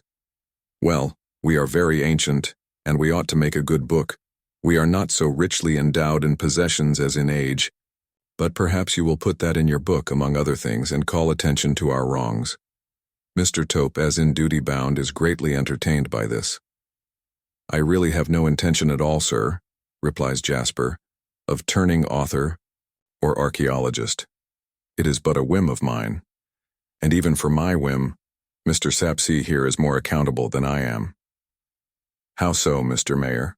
says the dean, with a nod of good-natured recognition of his fetch. "How is that, Mr. Mayor?" "I am not aware," Mr. Sapsea remarks, looking about him for information, "to what the very Reverend the Dean does me the honor of referring," and then falls to studying his original in minute points of detail. "Durdles," Mr. Tope hints. "Aye," the dean echoes. "Durdles, Durdles." "The truth is, sir," explains Jasper, "that my curiosity in the man was first really stimulated by Mr. Sapsea. Mr. Sapsea's knowledge of mankind and power of drawing out whatever is recluse or odd around him, first led to my bestowing a second thought upon the man, though of course I had met him constantly about. You would not be surprised by this, Mr. Dean, if you had seen Mr. Sapsea deal with him in his own parlor, as I did. "Oh!" cries Sapsea, picking up the ball thrown to him with ineffable complacency and pomposity. "Yes, yes, the very. Reverend the Dean refers to that?" "Yes.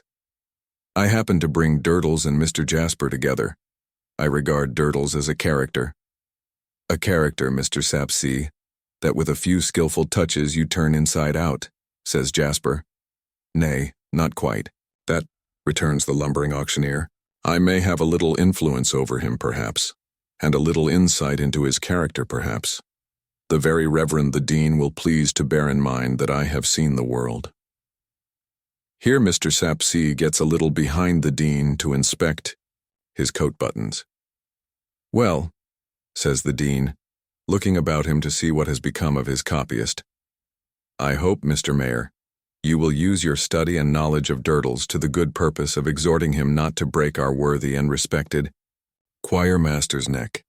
We cannot afford it. His head and voice are much too valuable to us." Mr. Tope is again highly entertained and, having fallen into respectful convulsions of laughter, subsides into a deferential murmur, importing that surely any gentleman would deem it a pleasure and an honor to have his neck broken, in return for such a compliment from such a source. "I will take it upon myself, sir," observes Sapsea loftily, "to answer for Mr. Jasper's neck. I will tell Durdles to be careful of it. He will mind what I say. How is it at present endangered?" he inquires, looking about him with magnificent patronage. "Only by my making a moonlight expedition with Durdles among the tombs, vaults, towers, and ruins," returns Jasper. "You remember suggesting when you brought us together that as a lover of the picturesque, it might be worth my while." "I remember," replies the auctioneer, and the solemn idiot really believes that he does remember. "Profiting by your hint," pursues Jasper, "I have had some day rambles with the extraordinary old fellow, and we are to make a moonlight hole and corner exploration tonight." "And here he is," says the Dean. Durdles, with his dinner bundle in his hand, is indeed beheld slouching towards them. Slouching nearer and perceiving the Dean, he pulls off his hat, and is slouching away with it under his arm, when Mr. Sapsea stops him. "Mind you take care of my friend," is the injunction Mr. Sapsea lays upon him. "What friend o' yourn is dead?" asks Durdles. "No orders has come in for any friend o' yourn. I mean my live friend there." "Oh, him?" says Durdles. "He can take care of himself, can Mr. Jasper." "But do you take care of him too?" says Sapsea, whom Durdles, there being command in his tone, surlily surveys from head to foot. With submission to his reverence the Dean, "If you'll mind what concerns you, Mr. Sapsea, Durdles he'll mind what concerns him." "You're out of temper," says Mr. Sapsea, winking to the company to observe how smoothly he will manage him. "My friend concerns me, and Mr. Jasper is my friend. And you are my friend." "Don't you get into a bad habit of boasting," retorts Durdles, with a grave cautionary nod. "It'll grow upon you." Durdles cautions Mr. Sapsea against boasting. "You are out of temper," says Sapsea again, reddening, but again sinking to the company. "I own to it," returns Durdles. "I don't like liberties."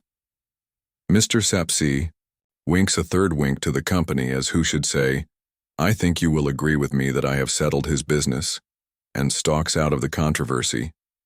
Durdles then gives the Dean a good evening, and adding as he puts his hat on, "You'll find me at home, Mr. Jasper, as agreed, when you want me.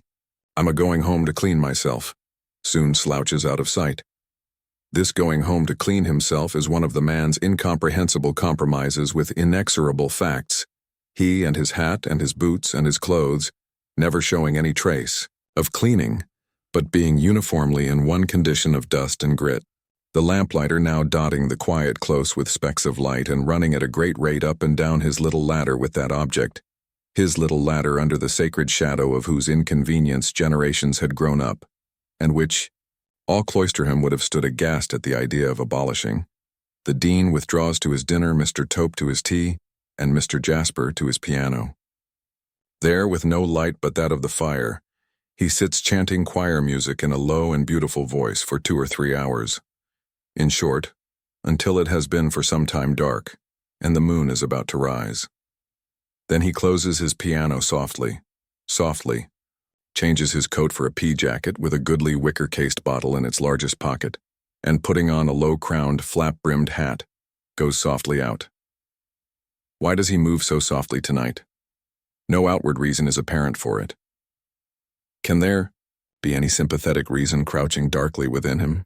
Repairing to Durdles's unfinished house or hole in the city wall, and seeing a light within it, he softly picks his course among the gravestones, monuments, and stony lumber of the yard, already touched here and there sidewise by the rising moon. The 2 journeymen have left their 2 great saws sticking in their blocks of stone, and 2 skeleton journeymen out of the dance of death might be grinning in the shadow of their sheltering sentry boxes, about to slash away at cutting out the gravestones of the next 2 people destined to die in Cloisterham. Likely enough, the 2 think little of that now, being alive, and perhaps merry. Curious to make a guess at the 2, or say one of the 2. Ho! Durdles! The light moves and he appears with it at the door. He would seem to have been cleaning himself with the aid of a bottle, jug, and tumbler, for no other cleansing instruments are visible in the bare brick room with rafters overhead and no plastered ceiling, into which he shows his visitor. Are you ready? I am ready, Mr. Jasper. Let the old uns come out if they dare when we go among their tombs. My spirit is ready for 'em. Do you mean animal spirits or ardent? The one's the t'other, answers Durdles, and I mean 'em both. He takes a lantern from a hook, puts a match or 2 in his pocket wherewith to light it should there be need, and they go out together, dinner bundle and all.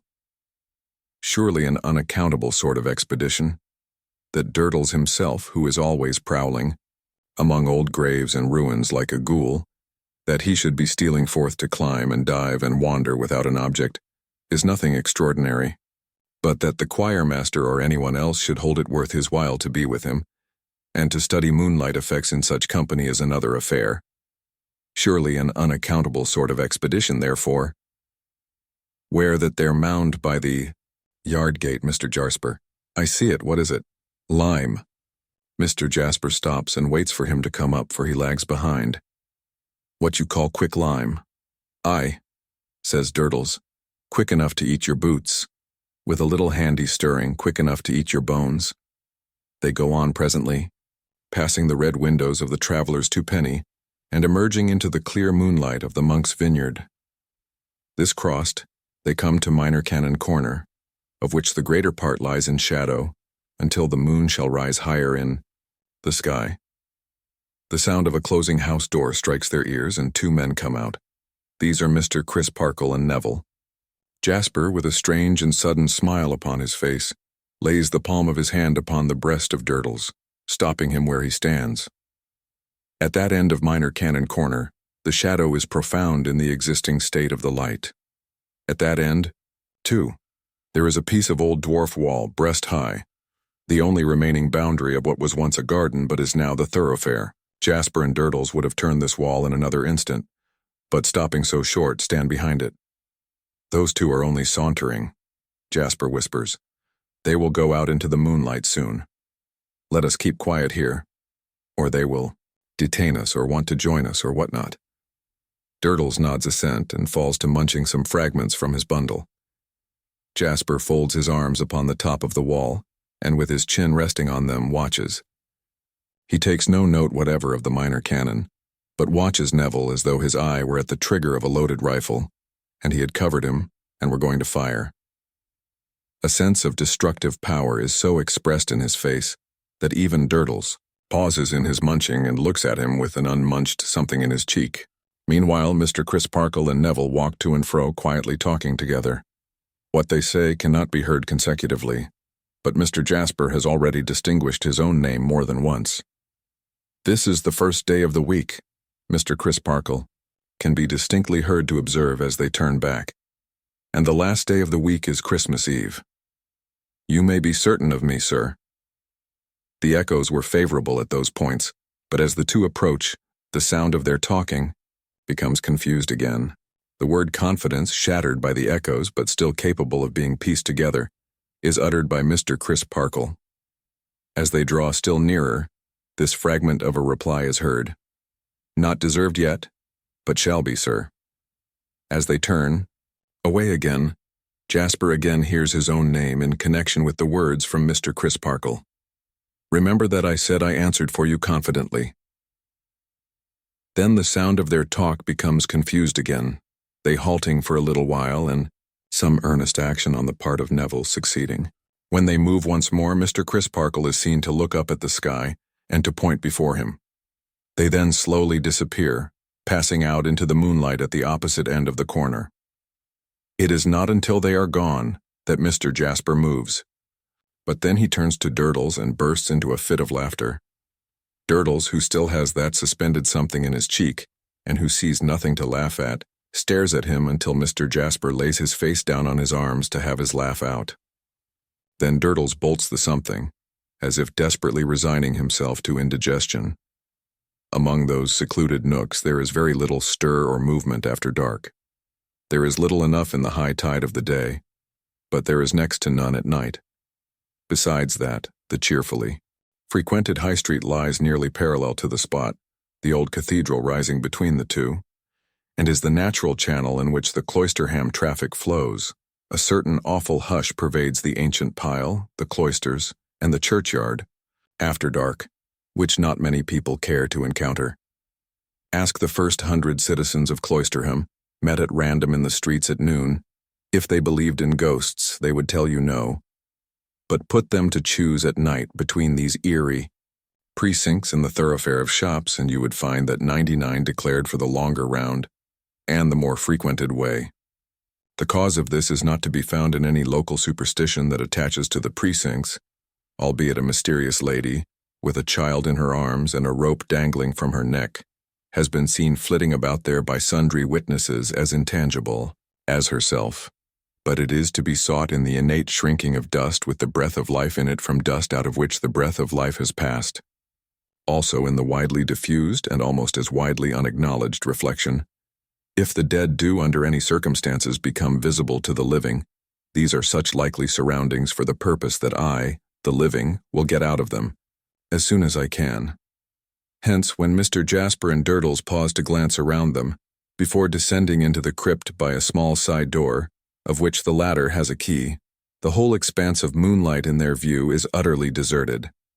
One might fancy that the tide of life was stemmed by Mr. Jasper's own gatehouse. The murmur of the tide is heard beyond, but no wave passes the archway, over which his lamp burns red behind his curtain as if the building were a lighthouse. They enter, locking themselves in, descend the rugged steps, and are down in the crypt.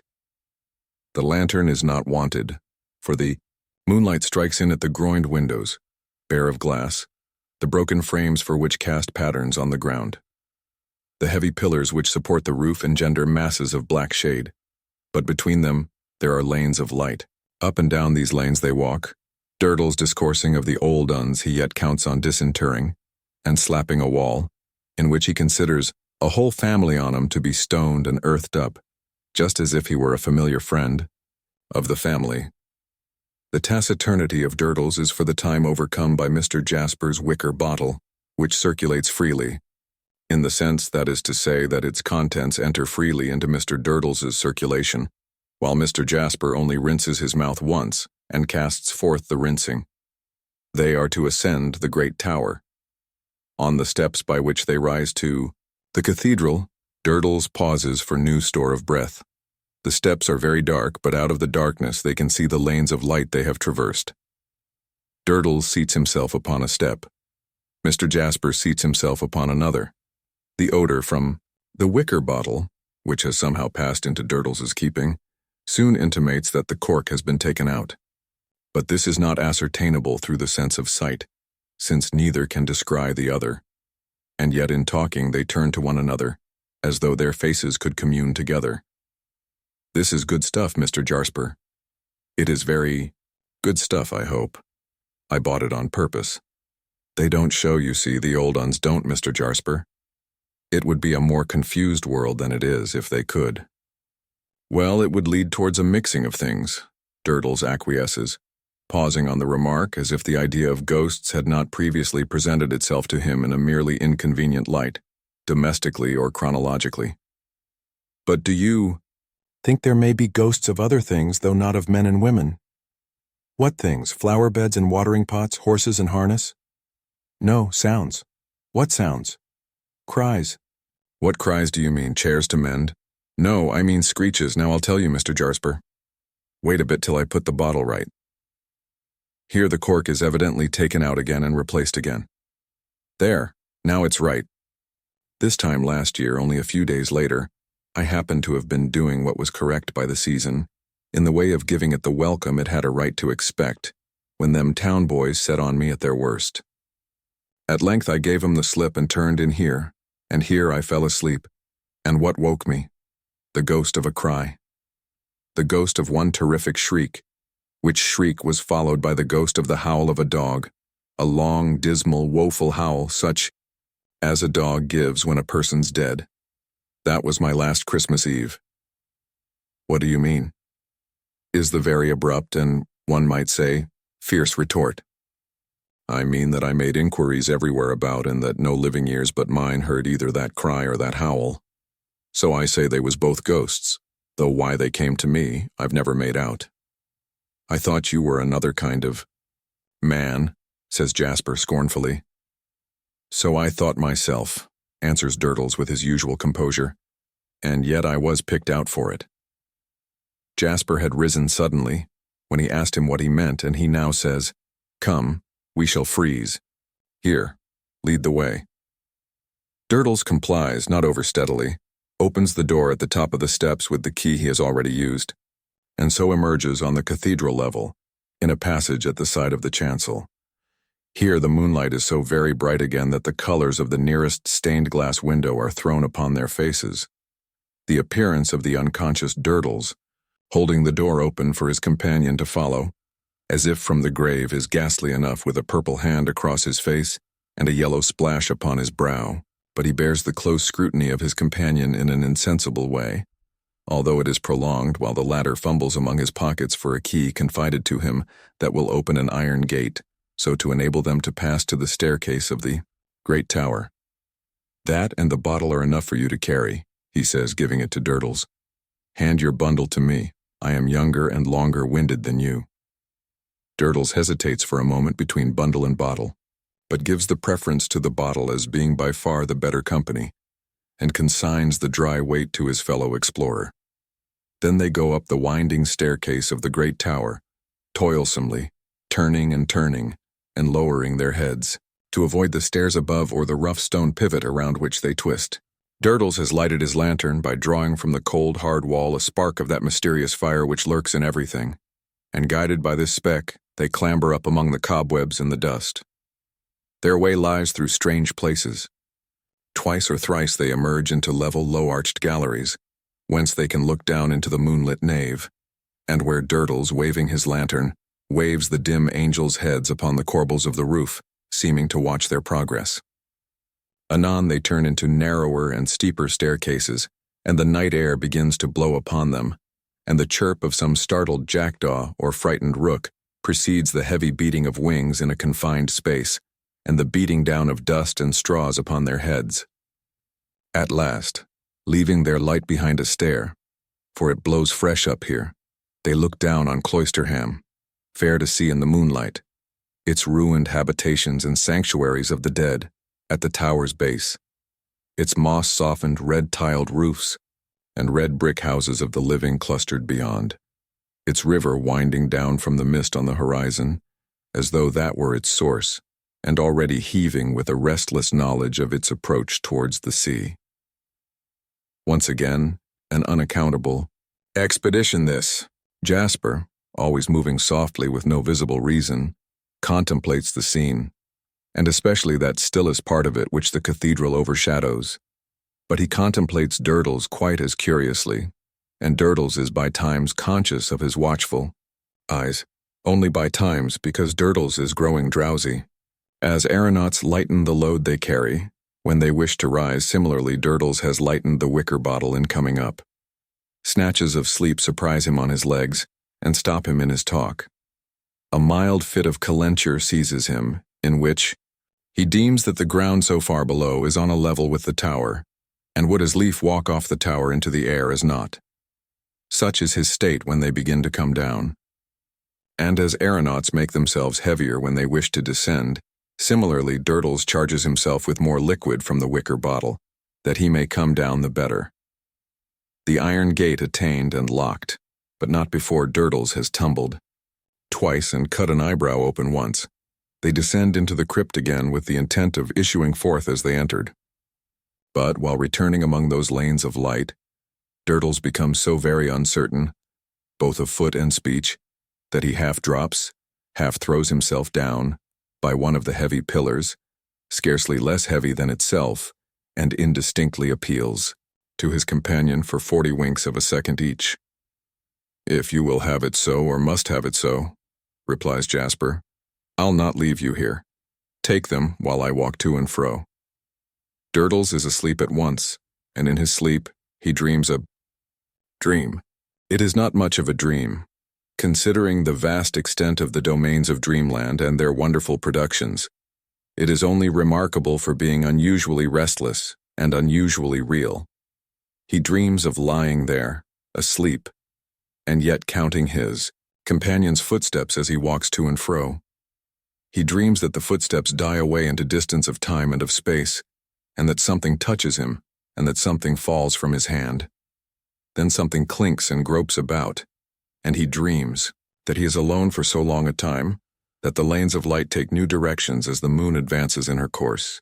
From succeeding unconsciousness he passes into a dream of slow uneasiness from cold, and painfully awakes to a perception of the lanes of light, really changed, much as he had dreamed, and Jasper walking among them, beating his hands and feet. "Hullo!" Durdles cries out, unmeaningly alarmed. "Awake at last?" says Jasper, coming up to him. "Do you know that your 40s have stretched into thousands?" "No." "They have, though. What's the time?" "Hark! The bells are going in the tower."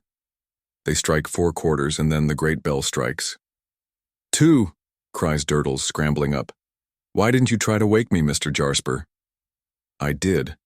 I might as well have tried to wake the dead, your own family of dead, up in the corner there." "Did you touch me?" "Touch you? Yes. Shook you." As Durdles recalls that touching something in his dream, he looks down on the pavement and sees the key of the crypt door, lying close to where he himself lay. "I dropped you, did I?" he says, picking it up and recalling that part of his dream. As he gathers himself up again into an upright position, or into a position as nearly upright as he ever maintains, he is again conscious of being watched by his companion. "Well," says Jasper, smiling, "are you quite ready? Pray don't. Hurry. Let me get my bundle right, Mr. Jasper, and I'm with you." As he ties it afresh, he is once more conscious that he is very narrowly observed. "What do you suspect me of, Mr. Jasper?" he asks with drunken displeasure. "Let them as has any suspicions of Durdles name 'em." "I've no suspicions of you, my good Mr. Durdles, but I have suspicions that my bottle was filled with something stiffer than either of us supposed. And I also have suspicions," Jasper adds, taking it from the pavement and turning it bottom upwards, "that it's empty." Durdles condescends to laugh at this, continuing to chuckle when his laugh is over, as though remonstrant with himself on his drinking powers. He rolls to the door and unlocks it. They both pass out, and Durdles relocks it and pockets his key. "1,000 thanks for a curious and interesting night," says Jasper, giving him his hand. "You can make your own way home." "I should think so," answers Durdles. "If you was to offer Durdles the affront to show him his way home, he wouldn't go home. Durdles wouldn't go home till morning, and then Durdles wouldn't go home. Durdles wouldn't." This with the utmost defiance. "Good night, then." "Good night, Mr. Jasper." Each is turning his own way, when a sharp whistle rends the silence, and the jargon is yelped out. "Widdy widdy when I ket chess im out our ter 10." Witty, witty, why, then eat, don't go, then I, shy, witty, witty, wake cock warning. Instantly afterwards, a rapid fire of stones rattles at the cathedral wall, and the hideous small boy is beheld opposite, dancing in the moonlight. What, is that baby devil on the watch there? Cries Jasper in a fury, so quickly roused, and so violent that he seems an older devil himself. I shall shed the blood of that impish wretch, I know I shall do it. Regardless of the fire, though it hits him more than once, he rushes at Deputy, collars him, and tries to bring him across. But Deputy is not to be so easily brought across. With a diabolical insight into the strongest part of his position, he is no sooner taken by the throat than he curls up his legs, forces his assailant to hang him, as it were, and gurgles in his throat, and screws his body and twists as already undergoing the first agonies of strangulation. There is nothing for it but to drop him. He instantly gets himself together, backs over to Durdles, and cries to his assailant, gnashing the great gap in front of his mouth with rage and malice. I'll blind your, selp me. I'll stone your eyes out, selp me. If I don't have your eyesight, bellows me. At the same time dodging behind Durdles and snarling at Jasper, now from this side of him, and now from that, prepared, if pounced upon, to dart away in all manner of curvilinear directions and, if run down after all, to grovel in the dust and cry, "Now hit me when I'm down. Do it." "Don't hurt the boy, Mr. Jasper," urges Durdles, shielding him. "Recollect yourself. He followed us tonight when we first came here." "Your lie, I didn't," replies Deputy, in his one form of polite contradiction. "He has been prowling near us ever since." "Your lie, I haven't," returns Deputy. "I'd only just come out for my elth when I see you two a-coming out of the Kinfriederel. If I ches im out or ter ten," with the usual rhythm and dance, though dodging behind Durdles. "It ain't any fault, is it?" "Take him home, then," retorts Jasper ferociously, though with a strong check upon himself, "and let my eyes be rid of the sight of you." Deputy, with another sharp whistle at once expressing his relief, and his commencement of a milder stoning of Mr. Durdles, begins stoning that respectable gentleman home, as if he were a reluctant ox. Mr. Jasper goes to his gatehouse brooding. And thus, as everything comes to an end, the unaccountable expedition comes to an end, for the time. Chapter 13. Both at their best. Miss Twinkleton's establishment was about to undergo a serene hush. The Christmas recess was at hand. What had once and at no remote period been called even by the erudite Miss Twinkleton herself, the half, but what was now called, as being more elegant and more strictly collegiate, the term, would expire tomorrow. A noticeable relaxation of discipline had for some few days pervaded the nuns' house. Club suppers had occurred in the bedrooms, and a dressed tongue had been carved with a pair of scissors and handed round with the curling tongs. Portions of marmalade had likewise been distributed on a service of plates constructed of curl paper, and cowslip wine had been quaffed from the small squat measuring glass in which little Ricketts, a junior of weakly constitution, took her steel drops daily. The housemaids had been bribed with various fragments of riband and sundry pairs of shoes more or less down at heel, to make no mention of crumbs in the beds. The airiest costumes had been worn on these festive occasions, and the daring Miss Ferdinand had even surprised the company with a sprightly solo on the comb and curl paper, until suffocated in her own pillow by two flowing-haired executioners. Nor were these the only tokens of dispersal. Boxes appeared in the bedrooms, where they were capital at other times, and a surprising amount of packing took place out of all proportion to the amount packed. Largesse in the form of odds and ends of cold cream and pomatum, and also of hairpins, was freely distributed among the attendants. On charges of inviolable secrecy, confidences were interchanged, respecting golden youth of England expected to call at home on the first opportunity. Miss Giggles, deficient in sentiment, did indeed profess that she, for her part, acknowledged such homage by making faces at the golden youth, but this young lady was outvoted by an immense majority. On the last night before a recess, it was always expressly made a point of honor that nobody should go to sleep, and that ghosts should be encouraged by all possible means. This compact invariably broke down, and all the young ladies went to sleep very soon, and got up very early.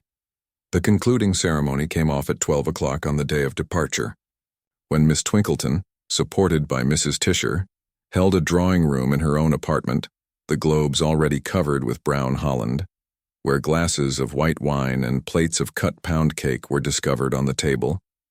Miss Twinkleton then said, "Ladies, another revolving year had brought us round to that festive period at which the first feelings of our nature bounded in our—" Miss Twinkleton was annually going to add bosoms, but annually stopped on the brink of that expression and substituted hearts. Hearts are hearts, hem. Again a revolving year, ladies, had brought us to a pause in our studies. Let us hope our greatly advanced studies, and, like the mariner in his bark, the warrior in his tent, the captive in his dungeon, and the traveler in his various conveyances, we yearned for home. Did we say on such an occasion in the opening words of Mr. Addison's impressive tragedy, "The dawn is overcast, the morning lowers and heavily in clouds brings on the day, the great, the important day"? Not so. From horizon to zenith all was couleur de rose, for all was redolent of our relations and friends. Might we find them prospering as we expected? Might they find us prospering as they expected?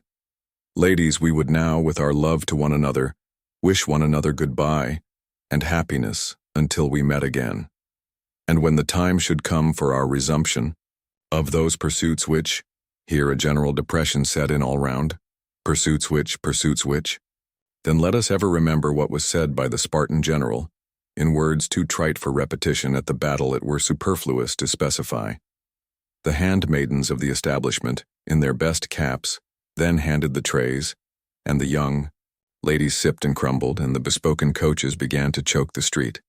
Then leave-taking was not long about, and Miss Twinkleton, in saluting each young lady's cheek, confided to her an exceedingly neat letter, addressed to her next friend at law, with Miss Twinkleton's best compliments in the corner. This missive she handed with an air as if it had not the least connection with the bill, but were something in the nature of a delicate and joyful surprise. So many times had Rosa seen such dispersals, and so very little did she know of any other home, that she was contented to remain where she was, and was even better contented than ever before, having her latest friend with her. And yet her latest friendship had a blank place in it of which she could not fail to be sensible. Helena Landless, having been a party to her brother's revelation about Rosa, and having entered into that compact of silence with Mr. Crisparkle, shrank from any allusion to Edwin Drood's name. Why she so avoided it was mysterious to Rosa, but she perfectly perceived the fact. But for the fact, she might have relieved her own little perplexed heart of some of its doubts and hesitations by taking Helena into her confidence. As it was, she had no such vent. She could only ponder on her own difficulties and wonder more and more why this avoidance of Edwin's name should last, now that she knew, for so much Helena had told her, that a good understanding was to be re-established between the two young men when Edwin came down.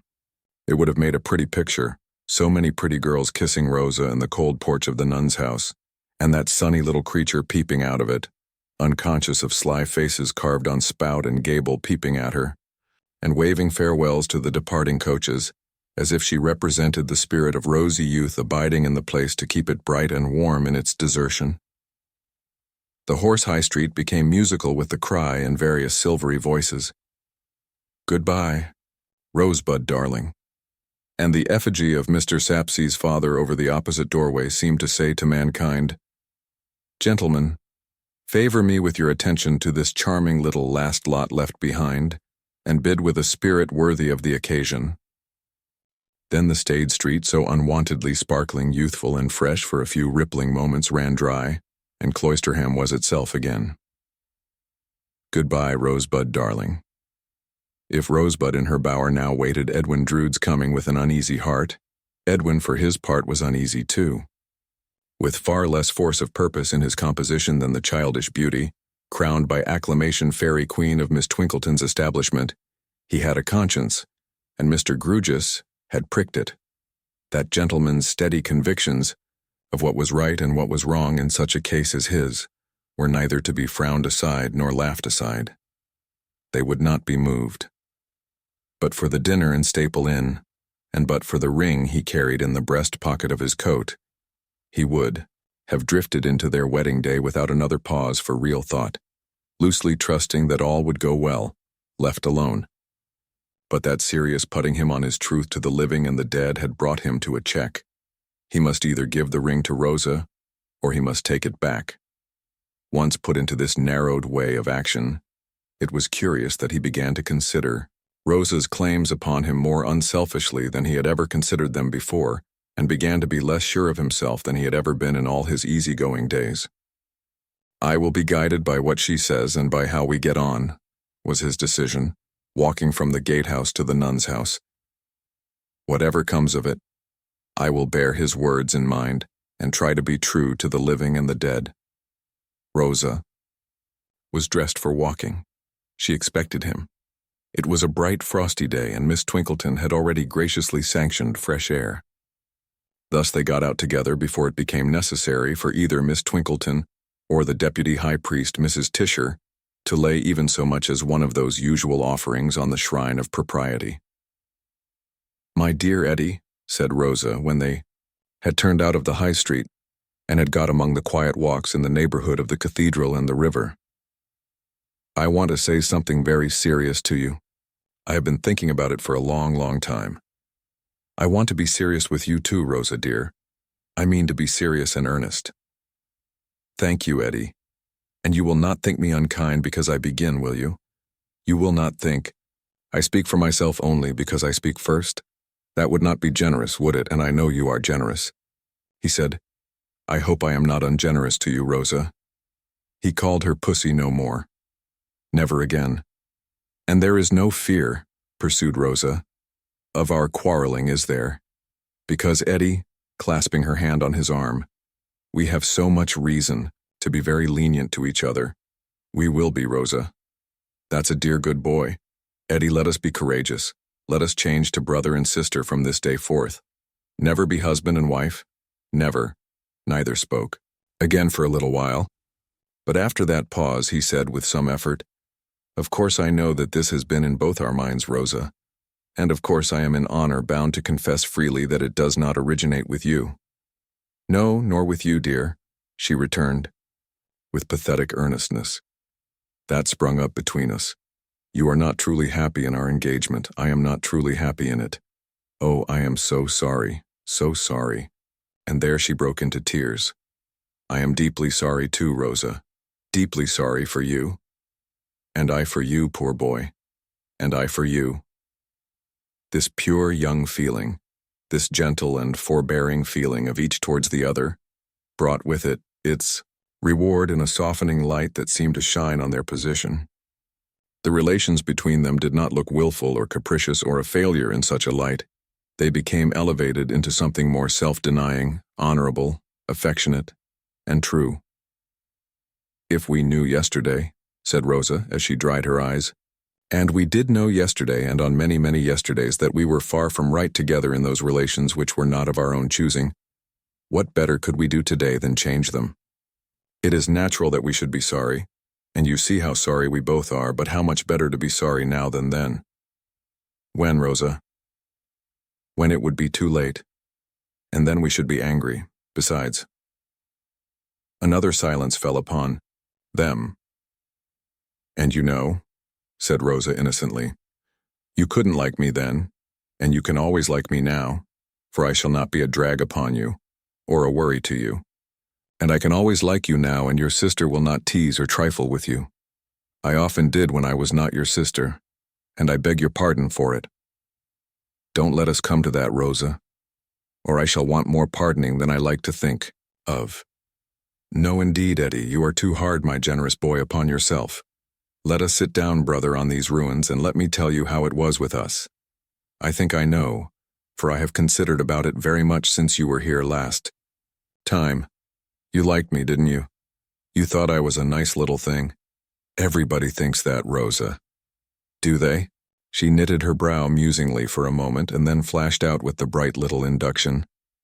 "Well, but say they do. Surely it was not enough that you should think of me only as other people did. Now, was it? The point was not to be got over. It was not enough. And that is just what I mean. That is just how it was with us, said Rosa. You liked me very well, and you had grown used to me, and had grown used to the idea of our being married. You accepted the situation as an inevitable kind of thing, didn't you? It was to be, you thought, and why discuss or dispute it? It was new and strange to him to have himself presented to himself so clearly, in a glass of her holding up. He had always patronized her, in his superiority to her share of woman's wit. Was that but another instance of something radically amiss in the terms on which they had been gliding towards a lifelong bondage? All this that I say of you is true of me as well, Eddie. Unless it was, I might not be bold enough to say it. Only the difference between us was that by little and little there crept into my mind a habit of thinking about it, instead of dismissing it. My life is not so busy as yours, you see, and I have not so many things to think of. So I thought about it very much, and I cried about it very much too, though that was not your fault, poor boy, when all at once my guardian came down to prepare for my leaving the nun's house. I tried to hint to him that I was not quite settled in my mind, but I hesitated and failed, and he didn't understand me. But he is a good, good man, and he put before me so kindly and yet so strongly how seriously we ought to consider, in our circumstances, that I resolved to speak to you the next moment we were alone and grave. And if I seemed to come to it easily just now because I came to it all at once, don't think it was so really, Eddie. For it was very, very hard, and I am very, very sorry. Her full heart broke into tears again. He put his arm about her waist, and they walked by the riverside together. Your guardian has spoken to me too, Rosa dear. I saw him before I left London. His right hand was in his breast, seeking the ring. But he checked it as he thought, if I am to take it back, why should I tell her of it? And that made you more serious about it, didn't it, Eddie? And if I had not spoken to you as I have, you would have spoken to me. I hope you can tell me so. I don't like it to be all my doing, though it is so much better for us. Yes, I should have spoken. I should have put everything before you. I came intending to do it, but I never could have spoken to you as you have spoken to me, Rosa. Don't say you mean so coldly or unkindly, Eddie. Please, if you can, help it. I mean so sensibly and delicately, so wisely and affectionately. That's my dear brother. She kissed his hand in a little rapture. The dear girls will be dreadfully disappointed, added Rosa, laughing, with the dewdrops glistening in her bright eyes. They have looked forward to it so, poor pets. But I fear it will be a worse disappointment to Jack, said Edwin Drood with a start. I never thought of Jack. Her swift and intent look at him as he said the words could no more be recalled than a flash of lightning can. But it appeared as though she would have instantly recalled it if she could, for she looked down, confused, and breathed quickly. You don't doubt its being a blow to Jack, Rosa? She merely replied, and that evasively and hurriedly. Why should she? She had not thought about it. He seemed, to her, to have so little to do with it. My dear child, can you suppose that anyone so wrapped up in another, Mrs. Tope's expression, not mine, as Jack is in me, could fail to be struck all of a heap by such a sudden and complete change in my life? I say sudden because it will be sudden to him, you know. She nodded twice or thrice, and her lips parted as if she would have assented, but she uttered no sound, and her breathing was no slower. How shall I tell Jack? Said Edwin, ruminating. If he had been less occupied with the thought, he must have seen her singular emotion. I never thought of Jack. It must be broken to him, before the town crier knows it. I dine with the dear fellow tomorrow and next day, Christmas Eve and Christmas Day. But it would never do to spoil his feast days. He always worries about me, and moddly-coddlies in the merest trifles. The news is sure to overset him. How on earth shall this be broken to Jack?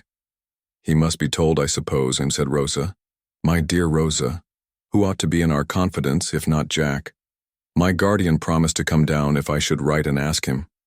I am going to do so. Would you like to leave it to him?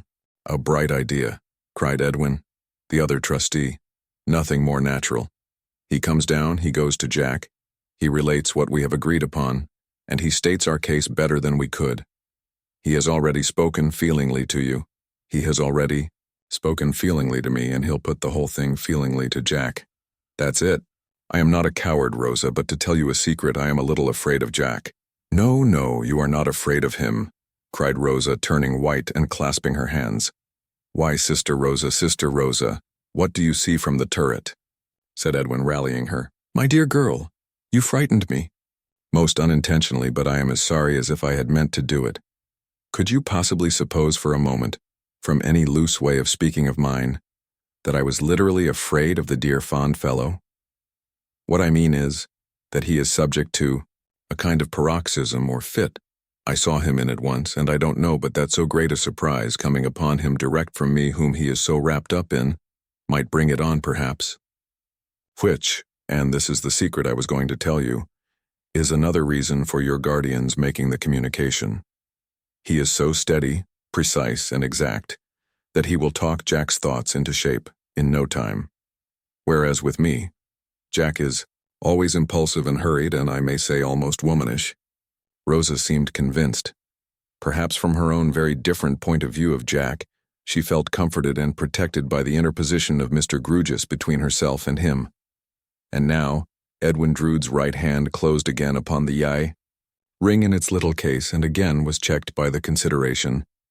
It is certain now that I am to give it back to him. Then why should I tell her of it?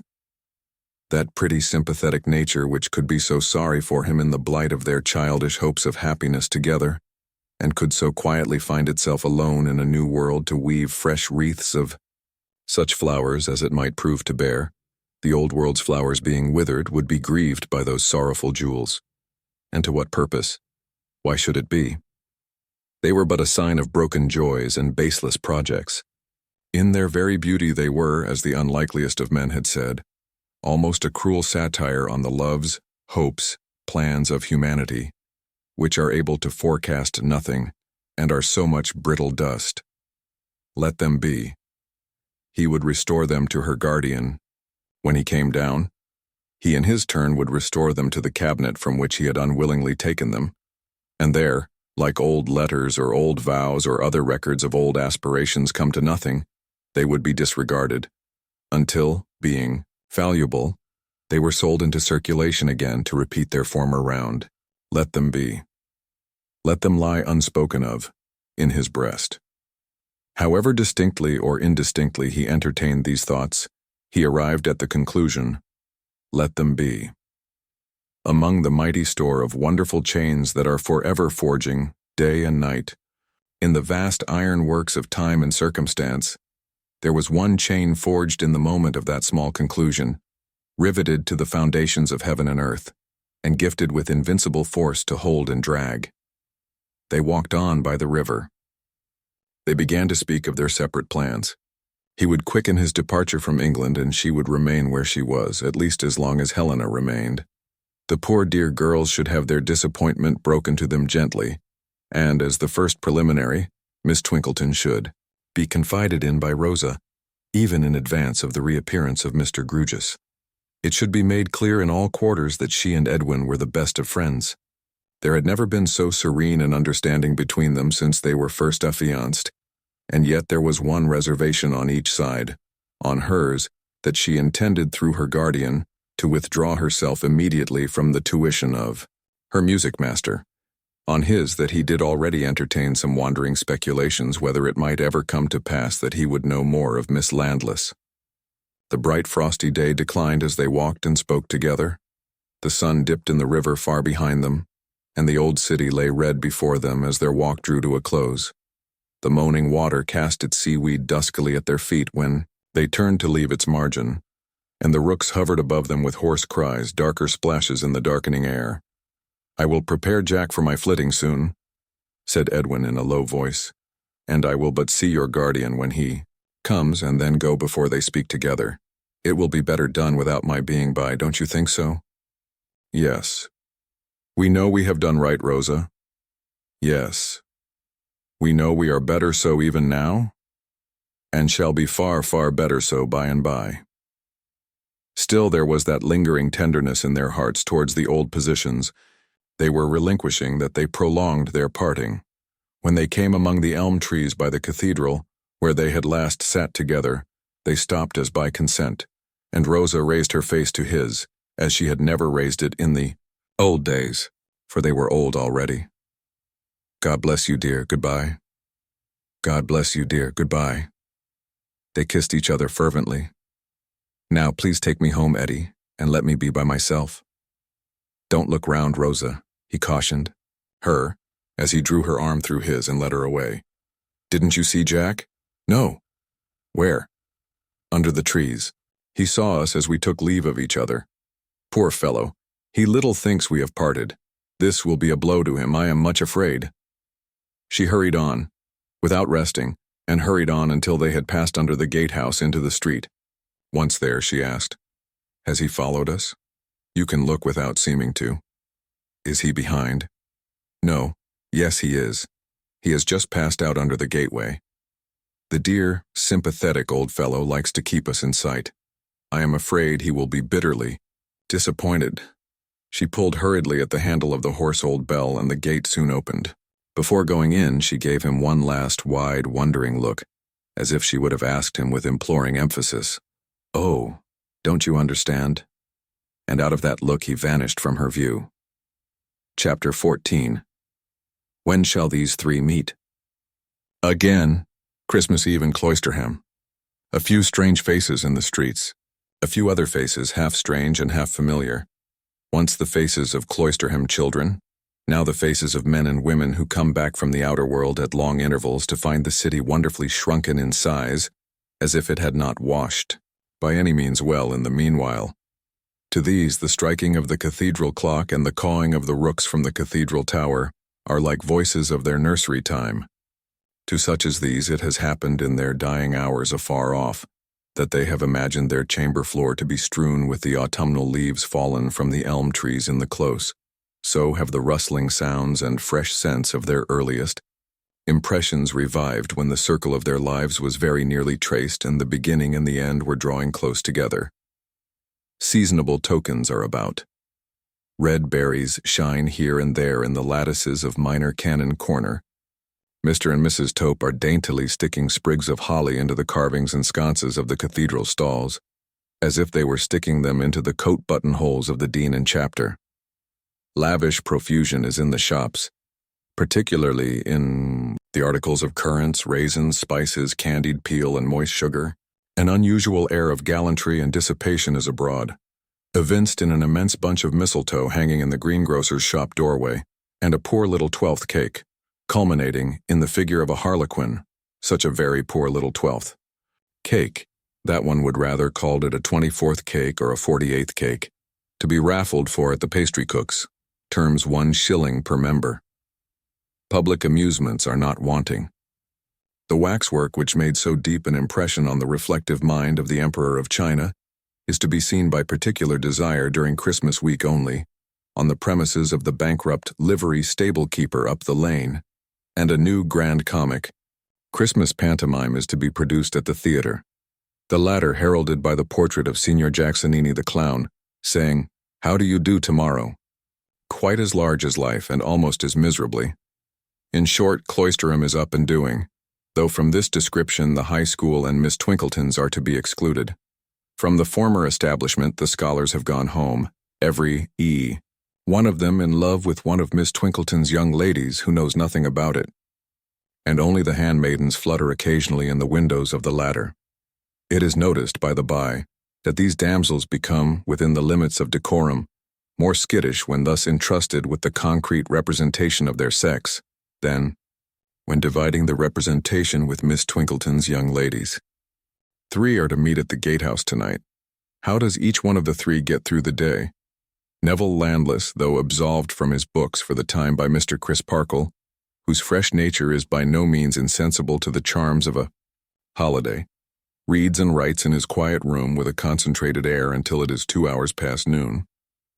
He then sets himself to clearing his table, to arranging his books, and to tearing up and burning his stray papers. He makes a clean sweep of all untidy accumulations, puts all his drawers in order, and leaves no note or scrap of paper undestroyed, save such memoranda as bear directly on his studies. This done, he turns to his wardrobe, selects a few articles of ordinary wear, among them change of stout shoes and socks for walking, and packs these in a knapsack. This knapsack is new, and he bought it in the high street yesterday. He also purchased at the same time and at the same place a heavy walking stick, strong in the handle for the grip of the hand and iron shod. He tries this, swings it, poises it, and lays it by with the knapsack on a window seat. By this time his arrangements are complete. He dresses for going out, and is in the act of going.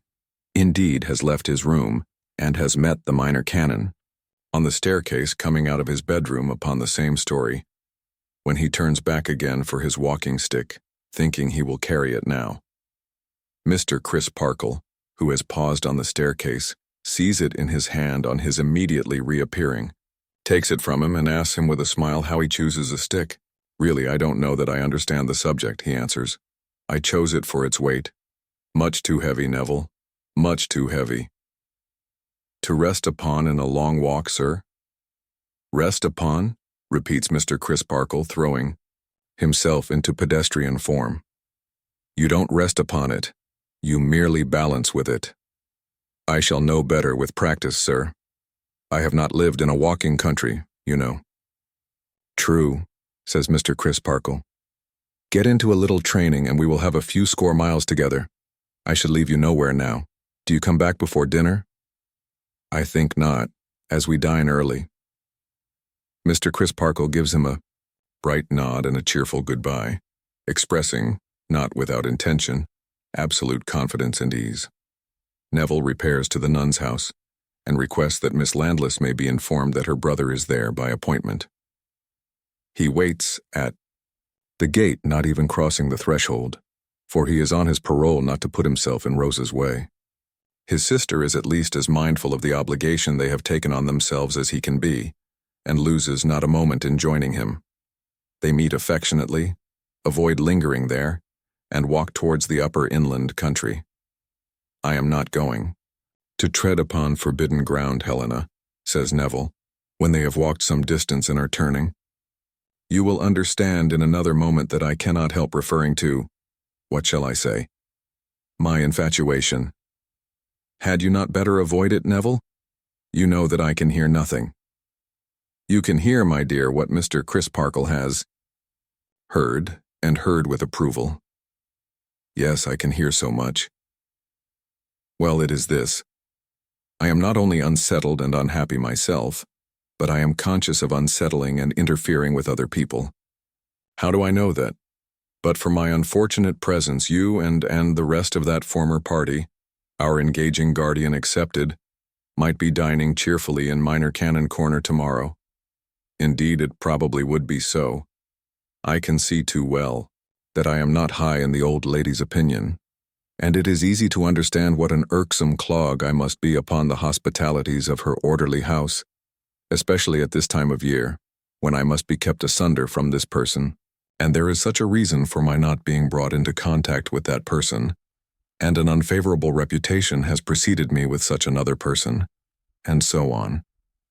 I have put this very gently to Mr. Crisparkle, for you know his self-denying ways, but still I have put it. What I have laid much greater stress upon at the same time is that I am engaged in a miserable struggle with myself, and that a little change and absence may enable me to come through it the better. So, the weather being bright and hard, I'm going on a walking expedition, and intend taking myself out of everybody's way, my own included, I hope, tomorrow morning. When to come back? In a fortnight. And going quite alone. I am much better without company, even if there were anyone but you to bear me company, my dear Helena. Mr. Crisparkle entirely agrees, you say? Entirely. I am not sure but that at first he was inclined to think it rather a moody scheme, and one that might do a brooding mind harm. But we took a moonlight walk last Monday night, to talk it over at leisure, and I represented the case to him as it really is. I showed him that I do want to conquer myself, and that this evening well got over, it is surely better that I should be away from here just now, than here. I could hardly help meeting certain people walking together here, and that could do no good and is certainly not the way to forget. A fortnight hence, that chance will probably be over, for the time. And when it again arises for the last time, why, I can again go away. Farther, I really do feel hopeful of bracing exercise and wholesome fatigue. You know that Mr. Crisparkle allows such things their full weight in the preservation of his own sound mind in his own sound body, and that his just spirit is not likely to maintain one set of natural laws for himself and another for me. He yielded to my view of the matter, when convinced that I was honestly in earnest, and so with his full consent I start tomorrow morning. Early enough to be not only out of the streets but out of hearing of the bells, when the good people go to church. Helena thinks it over and thinks well of it. Mr. Crisparkle doing so, she would do so, but she does originally, out of her own mind, think well of it, as a healthy project, denoting a sincere endeavor and an active attempt at self-correction.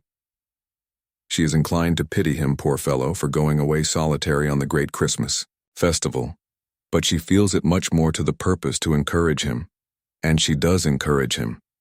He will write to her. He will write to her every alternate day and tell her all his adventures. Does he send clothes on in advance of him? My dear Helena, no. Travel like a pilgrim, with wallet and staff. My wallet, or my knapsack, is packed and ready for strapping on, and here is my staff. He hands it to her. She makes the same remark as Mr. Crisparkle, that it is very heavy, and gives it back to him, asking what wood it is. Ironwood. Up to this point he has been extremely cheerful.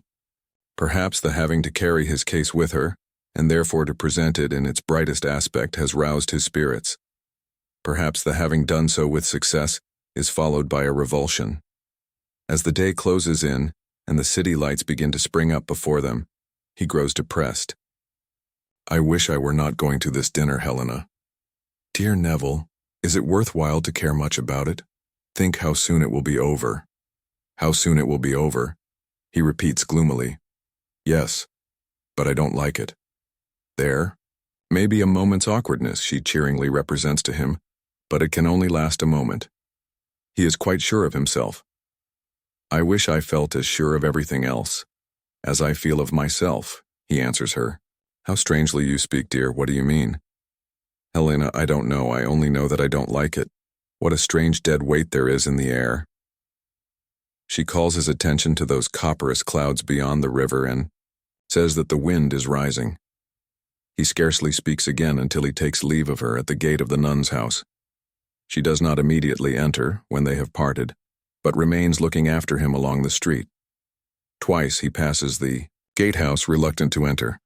At length, the cathedral clock chiming 1/4, with a rapid turn he hurries in, and so he goes up the postern stair. Edwin Drood passes a solitary day. Something of deeper moment than he had thought has gone out of his life, and in the silence of his own chamber he wept for it last night. Though the image of Miss Landless still hovers in the background of his mind, the pretty little affectionate creature, so much firmer and wiser than he had supposed, occupies its stronghold. It is with some misgiving of his own unworthiness that he thinks of her, and of what they might have been to one another if he had been more in earnest some time ago, if he had set a higher value on her, if, instead of accepting his lot in life, as an inheritance of course, he had studied the right way to its appreciation and enhancement. And still, for all this, and though there is a sharp heartache in all this, the vanity and caprice of youth sustain that handsome figure of Miss Landless in the background of his mind. That was a curious look of Rosa's when they parted at the gate. Did it mean that she saw below the surface of his thoughts and down into their twilight depths? Scarcely that, for it was a look of astonished and keen inquiry. He decides that he cannot understand it, though it was remarkably expressive. As he only waits for Mr. Grewgious now, and will depart immediately after having seen him, he takes a sauntering leave of the ancient city and its neighborhood.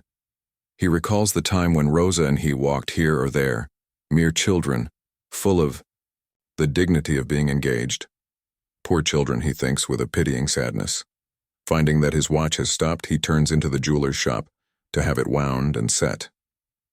The jeweler is knowing on the subject of a bracelet which he begs leave to submit in a general and quite aimless way. It would suit, he considers, a young bride to perfection, especially if of a rather diminutive style of beauty. Finding the bracelet but coldly looked at, the jeweler invites attention to a tray of rings for gentlemen. Here is a style of ring now, he remarks, a very chaste signet, which gentlemen are much given to purchasing when changing their condition. A ring of a very responsible appearance, with the date of their wedding day engraved inside. Several gentlemen have preferred it to any other kind of memento. The rings are as coldly viewed as the bracelet. Edwin tells the tempter that he wears no jewelry but his watch and chain, which were his father's, and his shirt pin. That I was aware of, is the jeweler's reply. For Mr. Jasper dropped in for a watch glass the other day, and in fact, I showed these articles to him, remarking that if he should wish to make a present to a gentleman, relative on any particular occasion, but he said with a smile that he had an inventory in his mind of all the jewelry his gentleman relative ever wore, namely his watch and chain and his shirt pin. Still, the jeweler considers, that might not apply to all times, though applying to the present time. 20 minutes past 2, Mr. Drood, I set your watch at. Let me recommend you not to. Let it run down, sir. Edwin takes his watch, puts it on, and goes out thinking, dear old Jack, if I were to make an extra crease in my neckcloth, he would think it worth noticing. He strolls about and about to pass the time until the dinner hour. It somehow happens that Cloisterham seems reproachful to him today, has fault to find with him, as if he had not used it well, but is far more pensive with him than angry. His wonted carelessness is replaced by a wistful looking at and dwelling upon all the old landmarks. He will soon be far away and may never see them again, he thinks. Poor youth, poor youth. As dusk draws on, he paces the monk's vineyard. He has walked to and fro full half an hour by the cathedral chimes, and it has closed in dark before he becomes quite aware of a woman crouching on the ground near a wicket gate in a corner. The gate commands a cross bypath little used in the gloaming, and the figure must have been there all the time, though he has but gradually and lately made it out. He strikes into that path and walks up to the wicket. By the light of a lamp, near it, he sees that the woman is of a haggard appearance and that her weazen chin is resting on her hands, and that her eyes are staring, with an unwinking blind sort of steadfastness, before her. Always kindly, but moved to be unusually kind this evening, and having bestowed kind words on most of the children and aged people he has met, he at once bends down and speaks to this woman. Are you ill? No, dearie, she answers, without looking at him, and with no departure from her strange blind stare.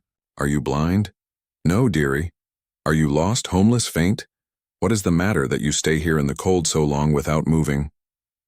By slow and stiff efforts, she appears to contract her vision until it can rest upon him, and then a curious film passes over her and she begins to shake. He straightens himself, recoils a step, and looks down at her in a dread amazement, for he seems to know her.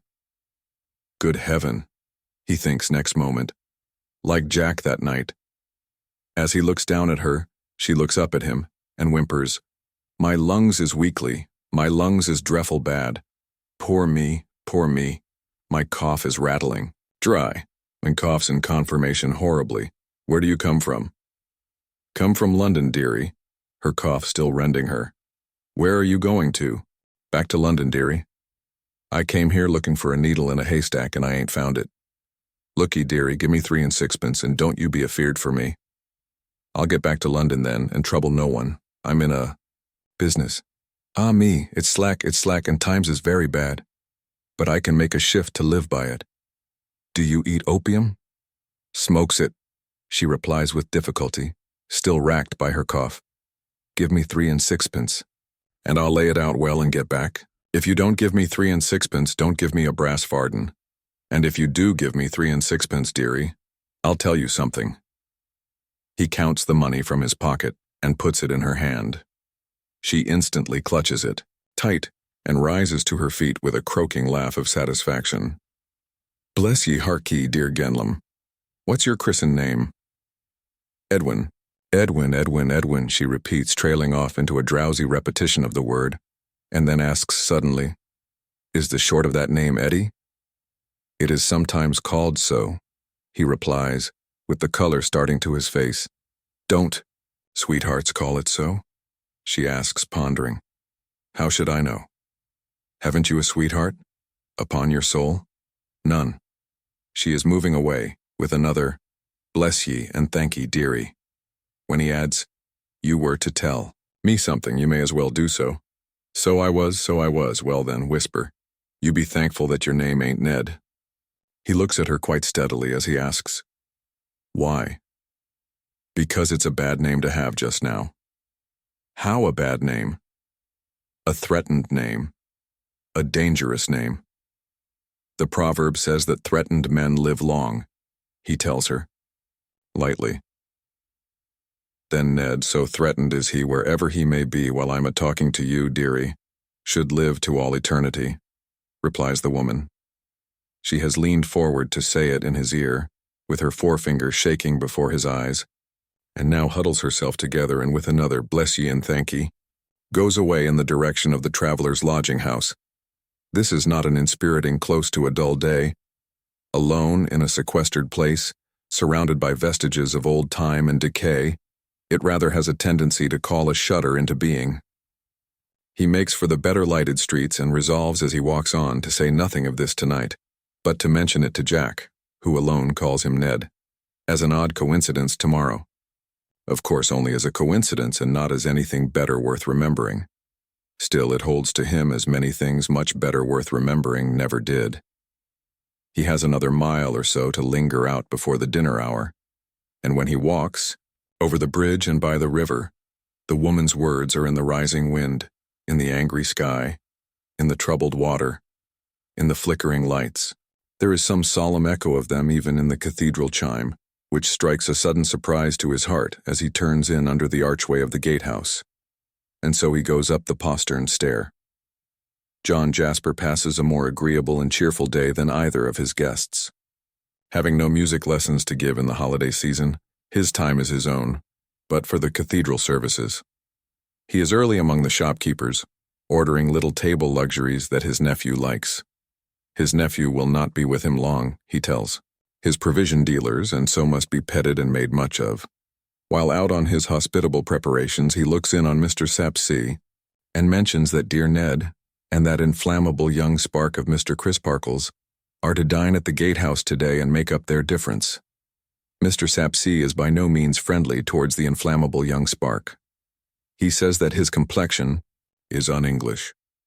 And when Mr. Sapsea has once declared anything to be un-English, he considers that thing everlastingly sunk in the bottomless pit. John Jasper is truly sorry to hear Mr. Sapsea speak thus, for he knows right well that Mr. Sapsea never speaks without a meaning, and that he has a subtle trick of being right. Mr. Sapsea, by a very remarkable coincidence, is of exactly that opinion. Mr. Jasper is in beautiful voice this day. In the pathetic supplication to have his heart inclined to keep this law, he quite astonishes his fellows by his melodious power. He has never sung difficult music with such skill and harmony as in this day's anthem. His nervous temperament is occasionally prone to take difficult music a little too quickly. Today his time is perfect. These results are probably attained through a grand composure of the spirits. The mere mechanism of his throat is a little tender, for he wears, both with his singing robe and with his ordinary dress, a large black scarf of strong, close-woven silk, slung loosely round his neck. But his composure is so noticeable that Mr. Crisparkle speaks of it as they come out from vespers. I must thank you, Jasper, for the pleasure with which I have heard you today. Beautiful, delightful. You could not have so outdone yourself, I hope, without being wonderfully well. I am wonderfully well. Nothing unequal, says the minor canon with a smooth motion of his hand. Nothing unsteady, nothing forced, nothing avoided. All thoroughly done in a masterly manner, with perfect self-command. Thank you. I hope so, if it is not too much to say. One would think, Jasper, you had been trying a new medicine for that occasional indisposition of yours. No, really? That's well observed, for I have. Then stick to it, my good fellow, says Mr. Crisparkle, clapping him on the shoulder with friendly encouragement. Stick to it. I will. I congratulate you, Mr. Crisparkle pursues as they come out of the cathedral, on all accounts. Thank you again. I will walk round to the corner with you if you don't object. I have plenty of time before my company. Come, and I want to say a word to you which I think you will not be displeased to hear. What is it? Well, we were speaking the other evening of my black humors. Mr. Crisparkle's face falls and he shakes his head deploringly. I said, you know, that I should make you an antidote to those black humors. And you said you hoped I would consign them to the flames. And I still hope so, Jasper. With the best reason in the world. I mean to burn this year's diary at the year's end. Because you, Mr. Crisparkle brightens greatly as he thus begins, you anticipate me. Because I feel that I have been out of sorts, gloomy, bilious, brain-oppressed, whatever it may be. You said I had been exaggerative, so I have. Mr. Crisparkle's brightened face brightened still more. I couldn't see it then, because I was out of sorts, but I am in a healthier state now, and I acknowledge it with genuine pleasure. I made a great deal of a very little, that's the fact. It does me good, cries Mr. Crisparkle, to hear you say it. A man leading a monotonous life, Jasper proceeds, and getting his nerves or his stomach out of order, dwells upon an idea until it loses its proportions. That was my case with the idea in question, so I shall burn the evidence of my case when the book is full, and begin the next volume with a clearer vision. This is better, says Mr. Crisparkle, stopping at the steps of his own door to shake hands, than I could have hoped. Why, naturally, returns Jasper. You had but little reason to hope that I should become more like yourself. You are always training yourself to be, mind and body, as clear as crystal, and you always are, and never change. Whereas I am a muddy, solitary, moping weed. However, I have got over that mope. Shall I wait while you ask if Mr. Neville has left for my place? If not, he and I may walk round together. I think, says Mr. Crisparkle, opening the entrance door with his key, that he left some time ago. At least I know he left, and I think he has not come back. But I'll inquire. You won't come in? My company wait, said Jasper, with a smile. The minor canon disappears and in a few moments returns. As he thought, Mr. Neville has not come back. Indeed, as he remembers now, Mr. Neville said he would probably go straight to the gatehouse. Bad manners in a host, says Jasper. My company will be there before me. What will you bet that I don't find my company embracing? I will bet, or I would if ever I did bet, returns Mr. Crisparkle, that your company will have a gay entertainer this evening. Jasper nods and laughs good night. He retraces his steps to the cathedral door and turns down past it to the gatehouse. He sings in a low voice and with delicate expression as he walks along. It still seems as if a false note were not within his power tonight, and as if nothing could hurry or retard him. Arriving thus under the arched entrance of his dwelling, he pauses for an instant in the shelter to pull off that great black scarf and bang it in a loop upon his arm. For that brief time his face is knitted and stern, but it immediately clears as he resumes his singing and his way. And so he goes up the postern stair. The red light burns steadily all the evening in the lighthouse on the margin of the tide, of busy life. Softened sounds and hum of traffic pass it and flow on irregularly into the lonely precincts. But very little else goes by, save violent rushes of wind. It comes on to blow a boisterous gale. The precincts are never particularly well lighted, but the strong blasts of wind blowing out many of the lamps, in some instances shattering the frames too and bringing the glass rattling to the ground. They are unusually dark tonight. The darkness is augmented and confused by flying dust from the earth, dry twigs from the trees, and great ragged fragments from the rooks' nests up in the tower. The trees themselves so toss and creak as this tangible part of the darkness madly whirls about that they seem in peril of being torn out of the earth, while ever and again a crack and a rushing fall denote that some large branch has yielded to the storm. Not such power of wind has blown for many a winter night. Chimneys topple in the streets, and people hold to posts and corners, and to one another, to keep themselves upon their feet. The violent rushes abate not, but increase in frequency and fury until at midnight, when the streets are empty, the storm goes thundering along them, rattling at all the latches and tearing at all the shutters, as if warning the people to get up and fly with it rather than have the roofs brought down upon their brains. Still, the red light burns steadily. Nothing is steady but the red light. All through the night the wind blows, and abates not. But early in the morning, when there is barely enough light in the east to dim the stars, it begins to lull. From that time, with occasional wild charges like a wounded monster dying, it drops and sinks, and at full daylight it is dead. It is then seen that the hands of the cathedral clock are torn off, that lead from the roof has been stripped away, rolled up and blown into the close, and that some stones have been displaced upon the summit of the great tower. Christmas morning though it be, it is necessary to send up workmen to ascertain the extent of the damage done. These, led by Durdles, go aloft, while Mr. Tope and a crowd of early idlers gather down in Minor Canon Corner, shading their eyes and watching for their appearance up there. This cluster is suddenly broken and put aside by the hands of Mr. Jasper. All the gazing eyes are brought down to the earth by his loudly inquiring of Mr. Crisparkle at an open window. "Where is my nephew?" "He has not been here, is he? Not with you?" "No.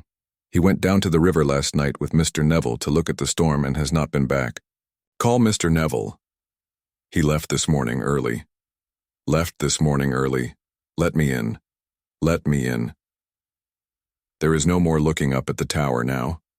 All the assembled eyes are turned on Mr. Jasper, white, half-dressed, panting and clinging to the rail before the minor canon's house.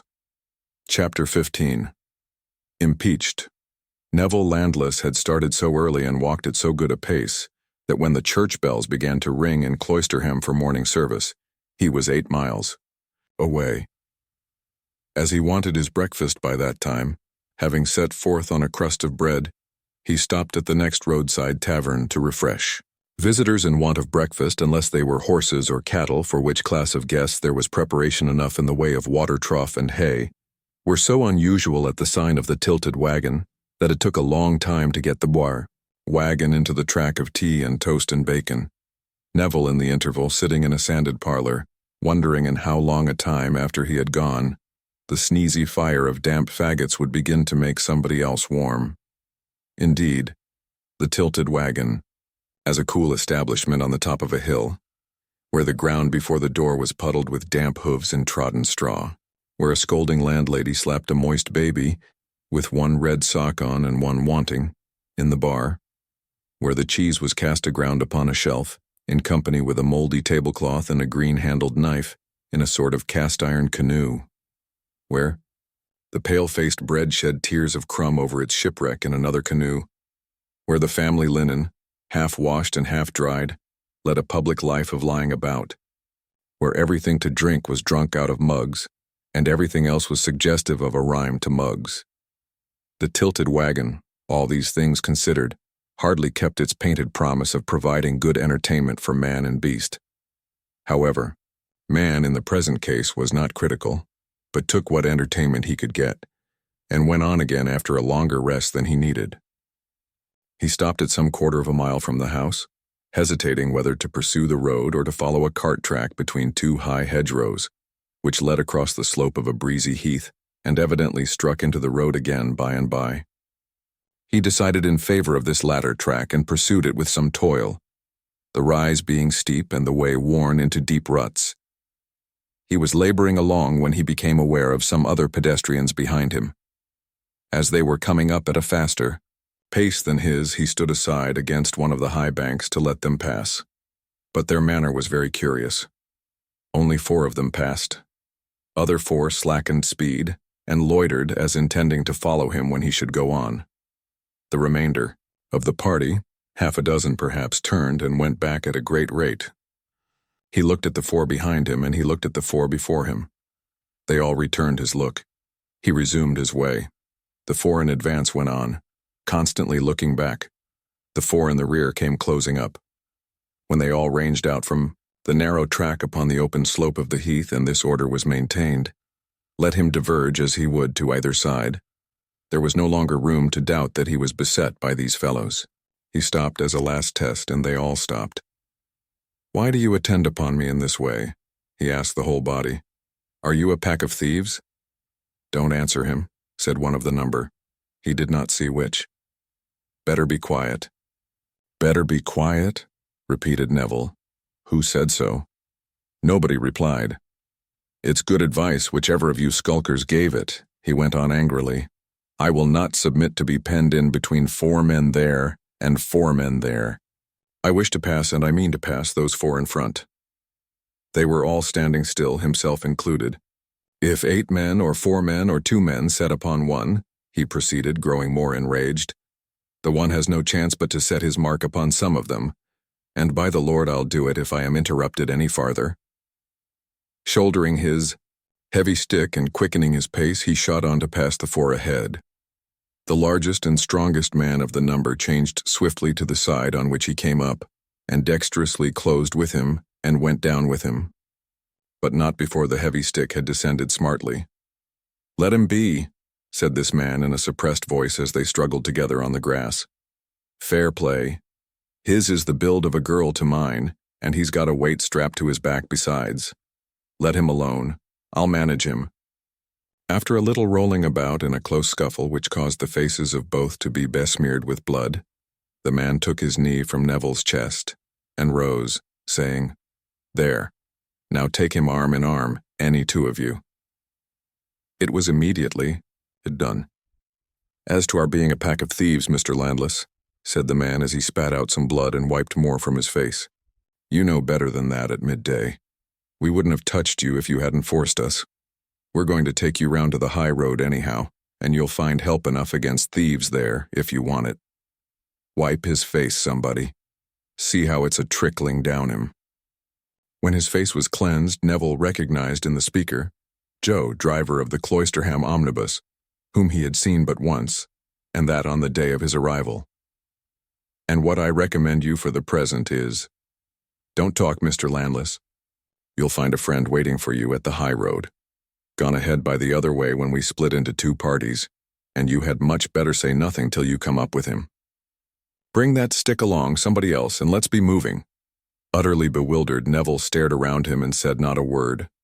Walking between his 2 conductors, who held his arms in theirs, he went on, as in a dream, until they came again, into the high road and into the midst of a little group of people.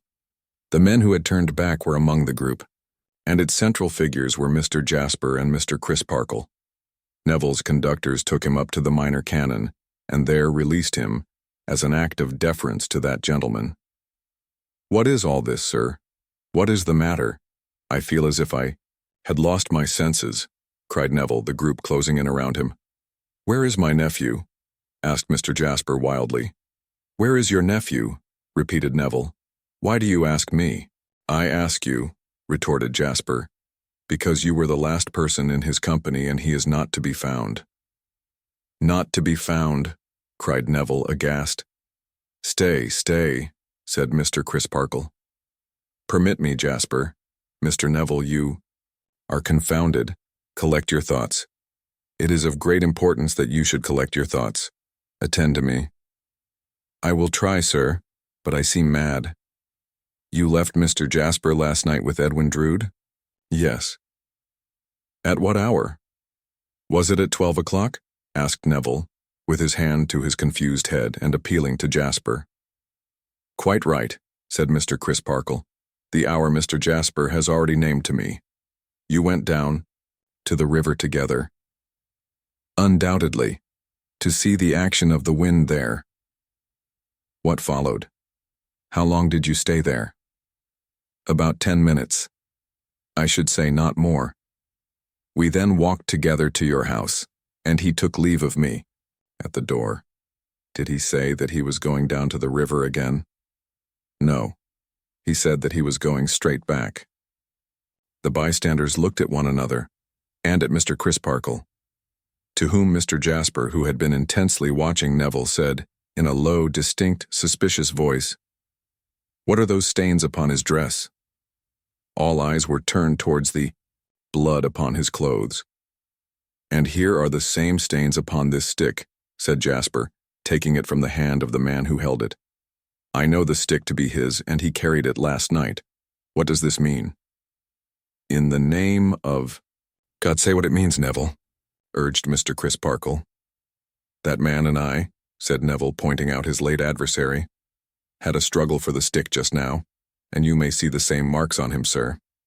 What was I to suppose when I found myself molested by 8 people? Could I dream of the true reason when they would give me none at all? They admitted that they had thought it discreet to be silent, and that the struggle had taken place. And yet the very men who had seen it looked darkly at the smears which the bright, cold air had already dried. We must return, Neville, said Mr. Crisparkle. Of course you will be glad to come back to clear yourself? Of course, sir. Mr. Landless will walk at my side, the minor canon continued, looking around him. Come, Neville. They set forth on the walk back, and the others, with one exception, straggled after them at various distances. Jasper walked on the other side of Neville and never quitted that position. He was silent, while Mr. Crisparkle more than once repeated his former questions and while Neville repeated his former answers. Also, while they both hazarded some explanatory conjectures. He was obstinately silent, because Mr. Crisparkle's manner directly appealed to him to take some part in the discussion, and no appeal would move his fixed face. When they drew near to the city, and it was suggested by the minor canon that they might do well in calling on the mayor at once, he assented with a stern nod, but he spake no word until they stood in Mr. Sapsea's parlor. Mr. Sapsea, being informed by Mr. Crisparkle of the circumstances under which they desired to make a voluntary statement before him, Mr. Jasper broke silence by declaring that he placed his whole reliance, humanly speaking, on Mr. Sapsea's penetration. There was no conceivable reason why his nephew should have suddenly absconded, unless Mr. Sapsea could suggest one, and then he would defer.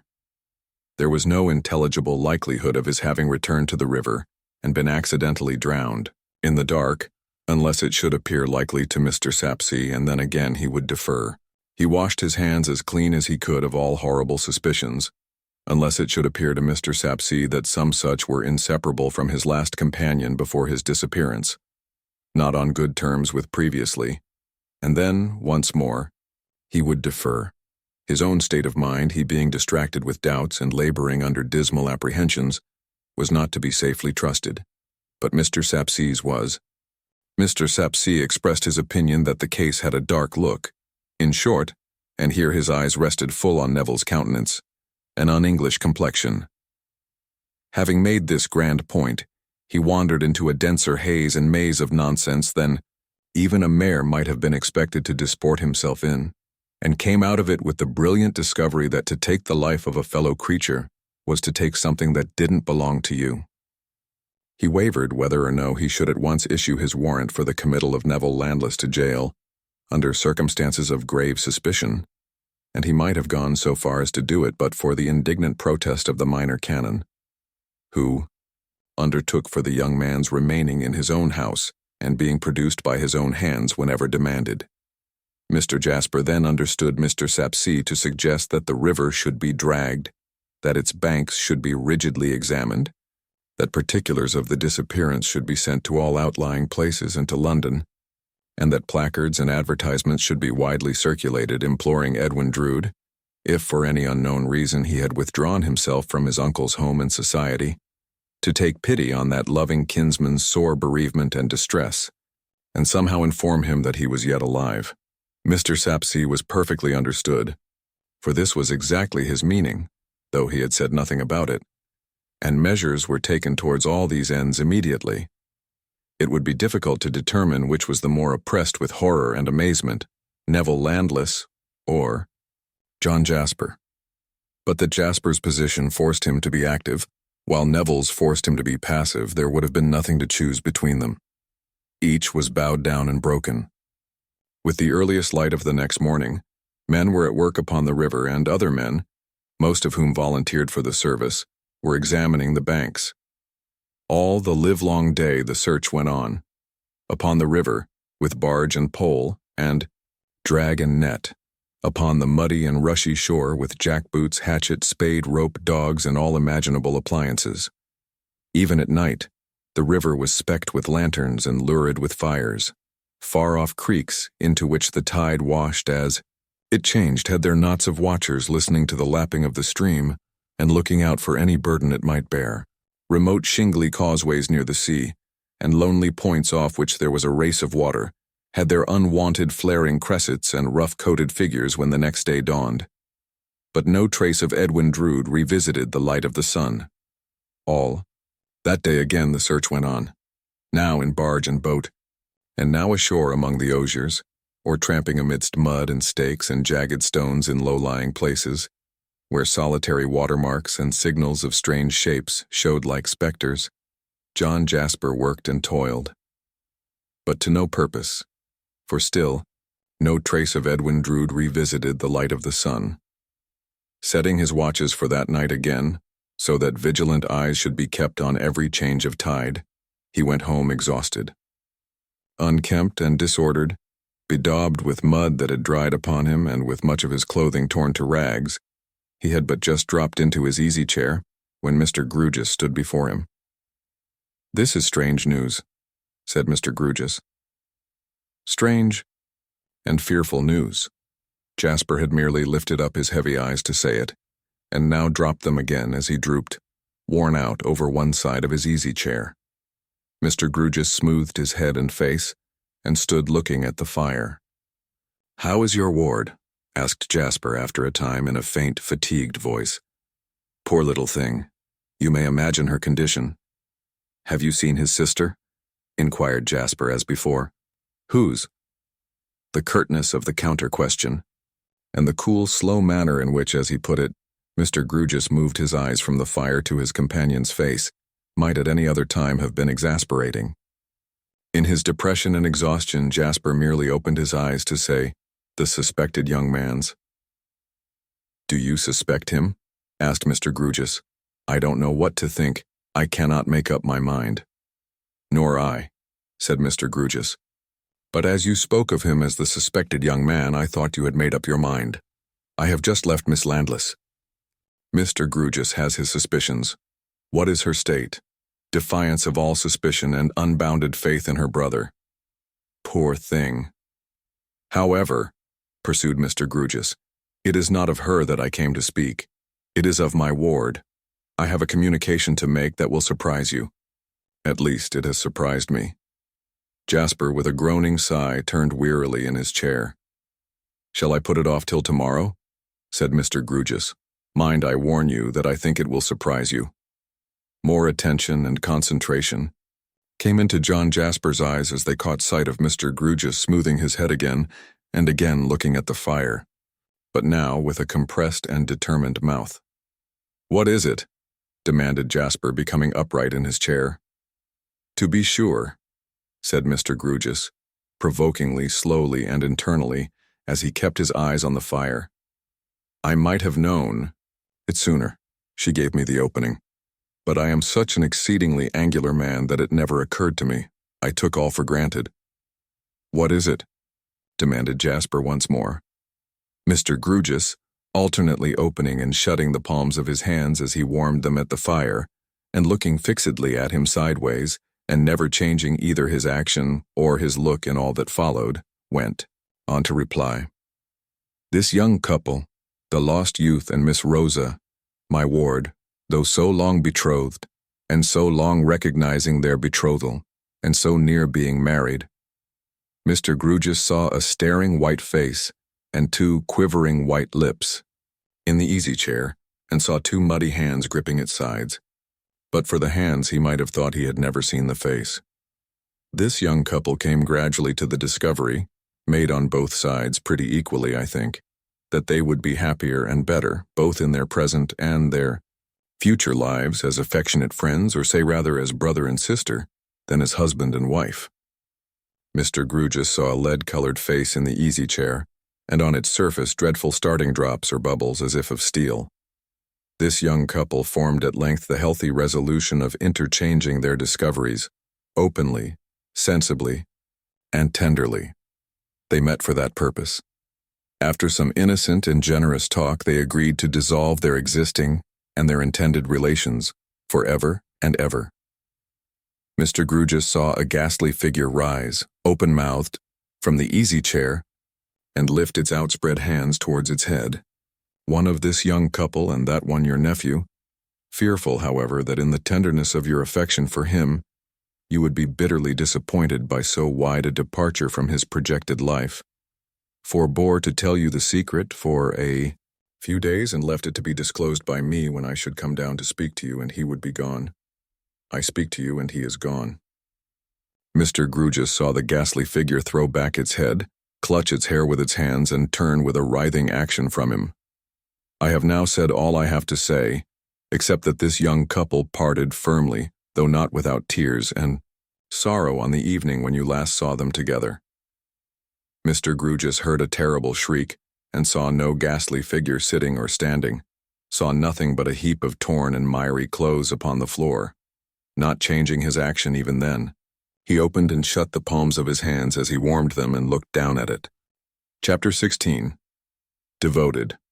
When John Jasper recovered from his fit or swoon, he found himself being tended by Mr. and Mrs. Tope, whom his visitor had summoned for the purpose.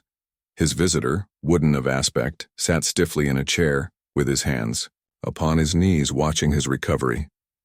"There, you've come to nicely now, sir," said the tearful Mrs. Tope. "You were thoroughly worn out, and no wonder." "A man," said Mr. Grewgious with his usual air of repeating a lesson, "cannot have his rest broken and his mind cruelly tormented, and his body overtaxed by fatigue, without being thoroughly worn out. I fear I have alarmed you." Jasper apologized faintly, when he was helped into his easy-chair. "Not at all, I thank you," answered Mr. Grewgious. "You are too considerate." "Not at all, I thank you," answered Mr. Grewgious again. "You must take some wine, sir," said Mrs. Tope, "and the jelly that I had ready for you, and that you wouldn't put your lips to at noon, though I warned you what would come of it, you know, and you not breakfasted, and you must have a wing of the roast fowl that has been put back 20 times if it's been put back once. It shall all be on table in 5 minutes, and this good gentleman belike will stop and see you take it." This good gentleman replied with a snort, which might mean yes or no or anything or nothing, and which Mrs. Tope would have found highly mystifying, but that her attention was divided by the service of the table. "You will take something with me," said Jasper as the cloth was laid. "I couldn't get a morsel down my throat, I thank you," answered Mr. Grewgious. Jasper both ate and drank almost voraciously. Combined with the hurry in his mode of doing it, was an evident indifference to the taste of what he took, suggesting that he ate and drank to fortify himself against any other failure of the spirits, far more than to gratify his palate. Mr. Grewgious in the meantime sat upright with no expression in his face, and a hard kind of imperturbably polite protest all over him, as though he would have said in reply to some invitation to discourse, "I couldn't originate the faintest approach to an observation on any subject whatever, I thank you." "Do you know," said Jasper, when he had pushed away his plate and glass and had sat meditating for a few minutes, "do you know that I find some crumbs of comfort in the communication with which you have so much amazed me?" "Do you?" returned Mr. Grewgious, pretty plainly adding the unspoken clause, "I don't, I thank you."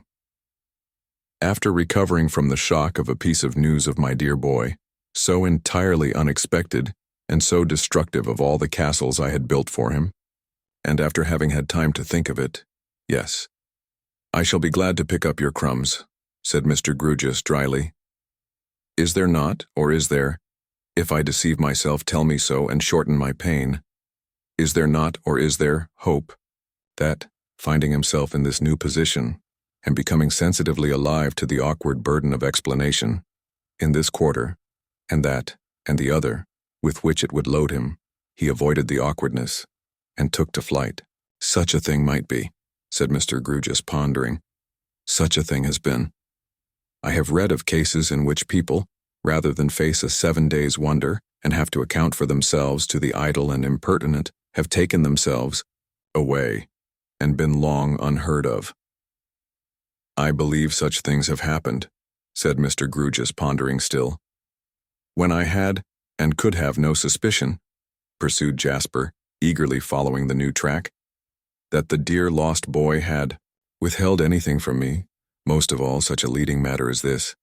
What gleam of light was there for me in the whole black sky? When I supposed that his intended wife was here, and his marriage close at hand, how could I entertain the possibility of his voluntarily leaving this place in a manner that would be so unaccountable, capricious, and cruel? But now that I know what you have told me, is there no little chink through which day pierces? Supposing him to have disappeared of his own act, is not his disappearance more accountable and less cruel? The fact of his having just parted from your ward is in itself a sort of reason for his going away. It does not make his mysterious departure the less cruel to me, it is true, but it relieves it of cruelty to her. Mr. Grewgious could not but assent to this. And even as to me, continued Jasper, still pursuing the new track with ardor, and as he did so brightening with hope, he knew that you were coming to me. He knew that you were entrusted to tell me what you have told me. If your doing so has awakened a new train of thought in my perplexed mind, it reasonably follows that, from the same premises he might have foreseen the inferences that I should draw. Grant that he did foresee them, and even the cruelty to me, and who am I? John Jasper, music master, vanishes. Once more Mr. Grewgious could not but assent to this. I have had my distrusts, and terrible distrusts they have been, said Jasper. But your disclosure, overpowering as it was at first, showing me that my own dear boy had had a great disappointing reservation from me, who so fondly loved him, kindles hope within me. You do not extinguish it when I state it, but admit it to be a reasonable hope. I begin to believe it possible. Here he clasped his hands, that he may have disappeared from among us of his own accord, and that he may yet be alive and well. Mr. Crisparkle came in at the moment, to whom Mr. Jasper repeated, I begin to believe it possible that he may have disappeared of his own accord and may yet be alive and well. Mr. Crisparkle taking a seat and inquiring, Why so? Mr. Jasper repeated the arguments he had just set forth. If they had been less plausible than they were, the good minor canon's mind would have been in a state of preparation to receive them as exculpatory of his unfortunate pupil.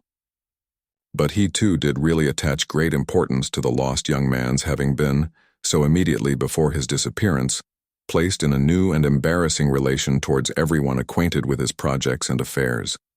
And the fact seemed to him to present the question in a new light. I stated to Mr. Sapsea when we waited on him, said Jasper as he really had done, that there was no quarrel or difference between the two young men at their last meeting. We all know that their first meeting was unfortunately very far from amicable, but all went smoothly and quietly when they were last together at my house. My dear boy was not in his usual spirits. He was depressed, I noticed that, and I am bound henceforth to dwell upon the circumstance the more, now that I know there was a special reason for his being depressed, a reason, moreover, which may possibly have induced him to absent himself. I pray to heaven it may turn out so, exclaimed Mr. Crisparkle. I pray to heaven it may turn out so, repeated Jasper. You know, and Mr. Grewgious should now know likewise, that I took a great prepossession against Mr. Neville, landless, arising out of his furious conduct on that first occasion. You know that I came to you extremely apprehensive on my dear boy's behalf of his mad violence. You know that I even entered in my diary, and showed the entry to you, that I had dark forebodings against him. Mr. Grewgious ought to be possessed of the whole case. He shall not through any suppression of mine be informed of a part of it, and kept in ignorance of another part of it.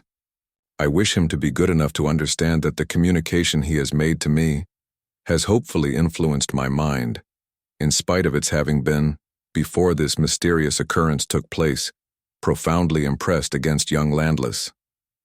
This fairness troubled the minor canon much. He felt that he was not as open in his own dealing. He charged against himself reproachfully that he had suppressed so far the 2 points of a second strong outbreak of temper against Edwin Drood on the part of Neville, and of the passion of jealousy having, to his own certain knowledge, flamed up in Neville's breast against him. He was convinced of Neville's innocence of any part in the ugly disappearance, and yet so many little circumstances combined so woefully against him that he dreaded to add 2 more to their cumulative weight. He was among the truest of men, but he had been balancing in his mind, much to its distress, whether his volunteering to tell these two fragments of truth at this time would not be tantamount to a piecing together of falsehood in the place of truth. However, here was a model before him. He hesitated no longer.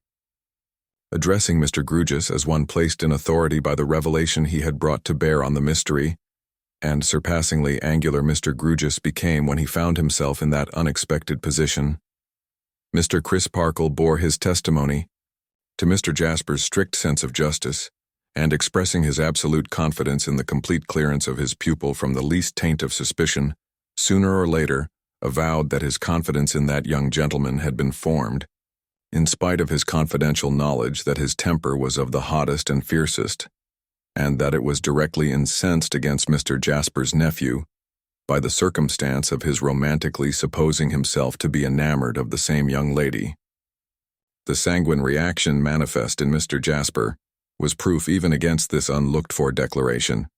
It turned him paler, but he repeated that he would cling to the hope he had derived from Mr. Grewgious, and that if no trace of his dear boy were found leading to the dreadful inference that he had been made away with, he would cherish unto the last stretch of possibility the idea that he might have absconded of his own wild will. Now it fell out that Mr. Crisparkle, going away from this conference still very uneasy in his mind and very much troubled on behalf of the young man whom he held as a kind of prisoner in his own house, took a memorable night walk.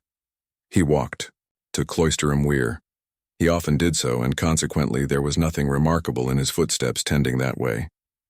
But the preoccupation of his mind so hindered him from planning any walk, or taking heed of the objects he passed, that his first consciousness of being near the weir was derived from the sound of the falling water close at hand. "How did I come here?" was his first thought as he stopped. "Why did I come here?" was his second. Then he stood intently listening to the water.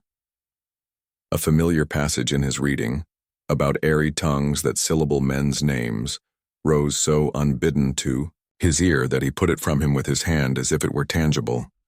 It was starlight. The weir was full 2 miles above the spot to which the young men had repaired to watch the storm. No search had been made up here, for the tide had been running strongly down, at that time of the night of Christmas Eve, and the likeliest places for the discovery of a body, if a fatal accident had happened under such circumstances, all lay, both when the tide ebbed and when it flowed again, between that spot and the sea. The water came over the weir, with its usual sound on a cold starlight night, and little could be seen of it. Yet Mr. Crisparkle had a strange idea that something unusual hung about the place. He reasoned with himself. What was it? Where was it? Put it to the proof. Which sense did it address? No sense reported anything unusual there. He listened again, and his sense of hearing again checked the water coming over the weir, with its usual sound on a cold starlight night, knowing very well that the mystery with which his mind was occupied might of itself give the place this haunted air. He strained those hawk's eyes of his for the correction of his sight. He got closer to the weir and peered at its well-known posts and timbers. Nothing in the least unusual was remotely shadowed forth, but he resolved that he would come back early in the morning. The weir ran through his broken sleep all night, and he was back again at sunrise. It was a bright, frosty morning. The whole composition before him, when he stood where he had stood last night, was clearly discernible in its minutest details. He had surveyed it closely for some minutes and was about to withdraw his eyes when they were attracted keenly to one spot. He turned his back upon the weir and looked far away at the sky and at the earth, and then looked again at that one spot. It caught his sight again immediately, and he concentrated his vision upon it. He could not lose it now, though it was but such a speck in the landscape. It fascinated his sight. His hands began plucking off his coat, for it struck him that at that spot, a corner of the weir, something glistened, which did not move and come over with the glistening water drops, but remained stationary. He assured himself of this. He threw off his clothes, he plunged into the icy water, and swam for the spot. Climbing the timbers, he took from them, caught among their interstices by its chain, a gold watch bearing engraved upon its back a ED. He brought the watch to the bank, swam to the weir again, climbed it, and dived off. He knew every hole and corner of all the depths and dived and dived and dived until he could bear the cold no more. His notion was that he would find the body. He only found a shirt pin sticking in some mud and ooze. With these discoveries, he returned to Cloisterham, and taking Neville Landless with him, went straight to the mayor. Mr. Jasper was sent for, the watch and shirt pin were identified, Neville was detained, and the wildest frenzy and fatuity of evil report rose against him. He was of that vindictive and violent nature that but for his poor sister, who alone had influence over him, and out of whose sight he was never to be trusted, he would be in the daily commission of murder. Before coming to England, he had caused to be whipped to death sundry natives, nomadic persons encamping now in Asia, now in Africa, now in the West Indies, and now at the North Pole, vaguely supposed in Cloisterham to be always black, always of great virtue, always calling themselves me, and everybody else Massa or Missy according to sex, and always reading tracts of the obscurest meaning in broken English, but always accurately understanding them in the purest mother tongue. He had nearly brought Mrs. Crisparkle's gray hairs with sorrow to the grave. Those original expressions were Mr. Sapsea's. He had repeatedly said he would have Mr. Crisparkle's life. He had repeatedly said he would have everybody's life and become in effect the last man. He had been brought down to Cloisterham from London by an eminent philanthropist. And why? Because that philanthropist had expressly declared, "I owe it to my fellow creatures that he should be, in the words of Bentham, where he is the cause of the greatest danger to the smallest number." These dropping shots from the blunderbusses of blunderheadedness might not have hit him in a vital place, but he had to stand against a trained and well-directed fire of arms of precision too. He had notoriously threatened the lost young man, and had, according to the showing of his own faithful friend and tutor who strove so hard for him, a cause of bitter animosity, created by himself and stated by himself, against that ill-starred fellow. He had armed himself with an offensive weapon for the fatal night, and he had gone off early in the morning after making preparations for departure. He had been found with traces of blood on him. Truly, they might have been wholly caused as he represented, but they might not also. On a search warrant being issued for the examination of his room, clothes, and so forth, it was discovered that he had destroyed all his papers and rearranged all his possessions on the very afternoon of the disappearance. The watch found at the Weir was challenged by the jeweler as one he had wound and set for Edwin Drood at 20 minutes past 2 on that same afternoon, and it had run down before being cast into the water, and it was the jeweler's positive opinion that it had never been rewound. This would justify the hypothesis that the watch was taken from him not long after he left Mr. Jasper's house at midnight, in company with the last person seen with him, and that it had been thrown away, after being retained some hours. Why thrown away? If he had been murdered and so artfully disfigured or concealed, or both, as that the murderer hoped identification to be impossible, except from something that he wore, assuredly the murderer would seek to remove from the body the most lasting, the best known, and the most easily recognizable things upon it. Those things would be the watch and shirt pin. As to his opportunities of casting them into the river, if he were the object of these suspicions, they were easy, for he had been seen by many persons wandering about on that side of the city, indeed, on all sides of it, in a miserable and seemingly half-distracted manner. As to the choice of the spot, obviously such criminating evidence had better take its chance of being found anywhere, rather than upon himself, or in his possession. Concerning the reconciliatory nature of the appointed meeting between the two young men, very little could be made of that in young Landless's favor, for it distinctly appeared that the meeting originated, not with him, but with Mr. Crisparkle, and that it had been urged on by Mr. Crisparkle, and who could say how unwillingly, or in what ill-conditioned mood his enforced pupil had gone to it. The more his case was looked into, the weaker it became in every point. Even the broad suggestion that the lost young man had absconded was rendered additionally improbable on the showing of the young lady from whom he had so lately parted. For, what did she say with great earnestness and sorrow when interrogated? That he had, expressly and enthusiastically planned with her, that, He would await the arrival of her guardian, Mr. Grewgious, and yet, be it observed, he disappeared before that gentleman appeared. On the suspicions thus urged and supported, Neville was detained and redetained, and the search was pressed on every hand, and Jasper labored night and day. But nothing more was found, no discovery being made, which proved the lost man to be dead. It at length became necessary to release the person suspected of having made away with him. Neville was set at large. Then a consequence ensued which Mr. Crisparkle had too well foreseen. Neville must leave the place, for the place shunned him and cast him out. Even had it not been so, the dear old China shepherdess would have worried herself to death with fears for her son, and with general trepidation occasioned by their having such an inmate.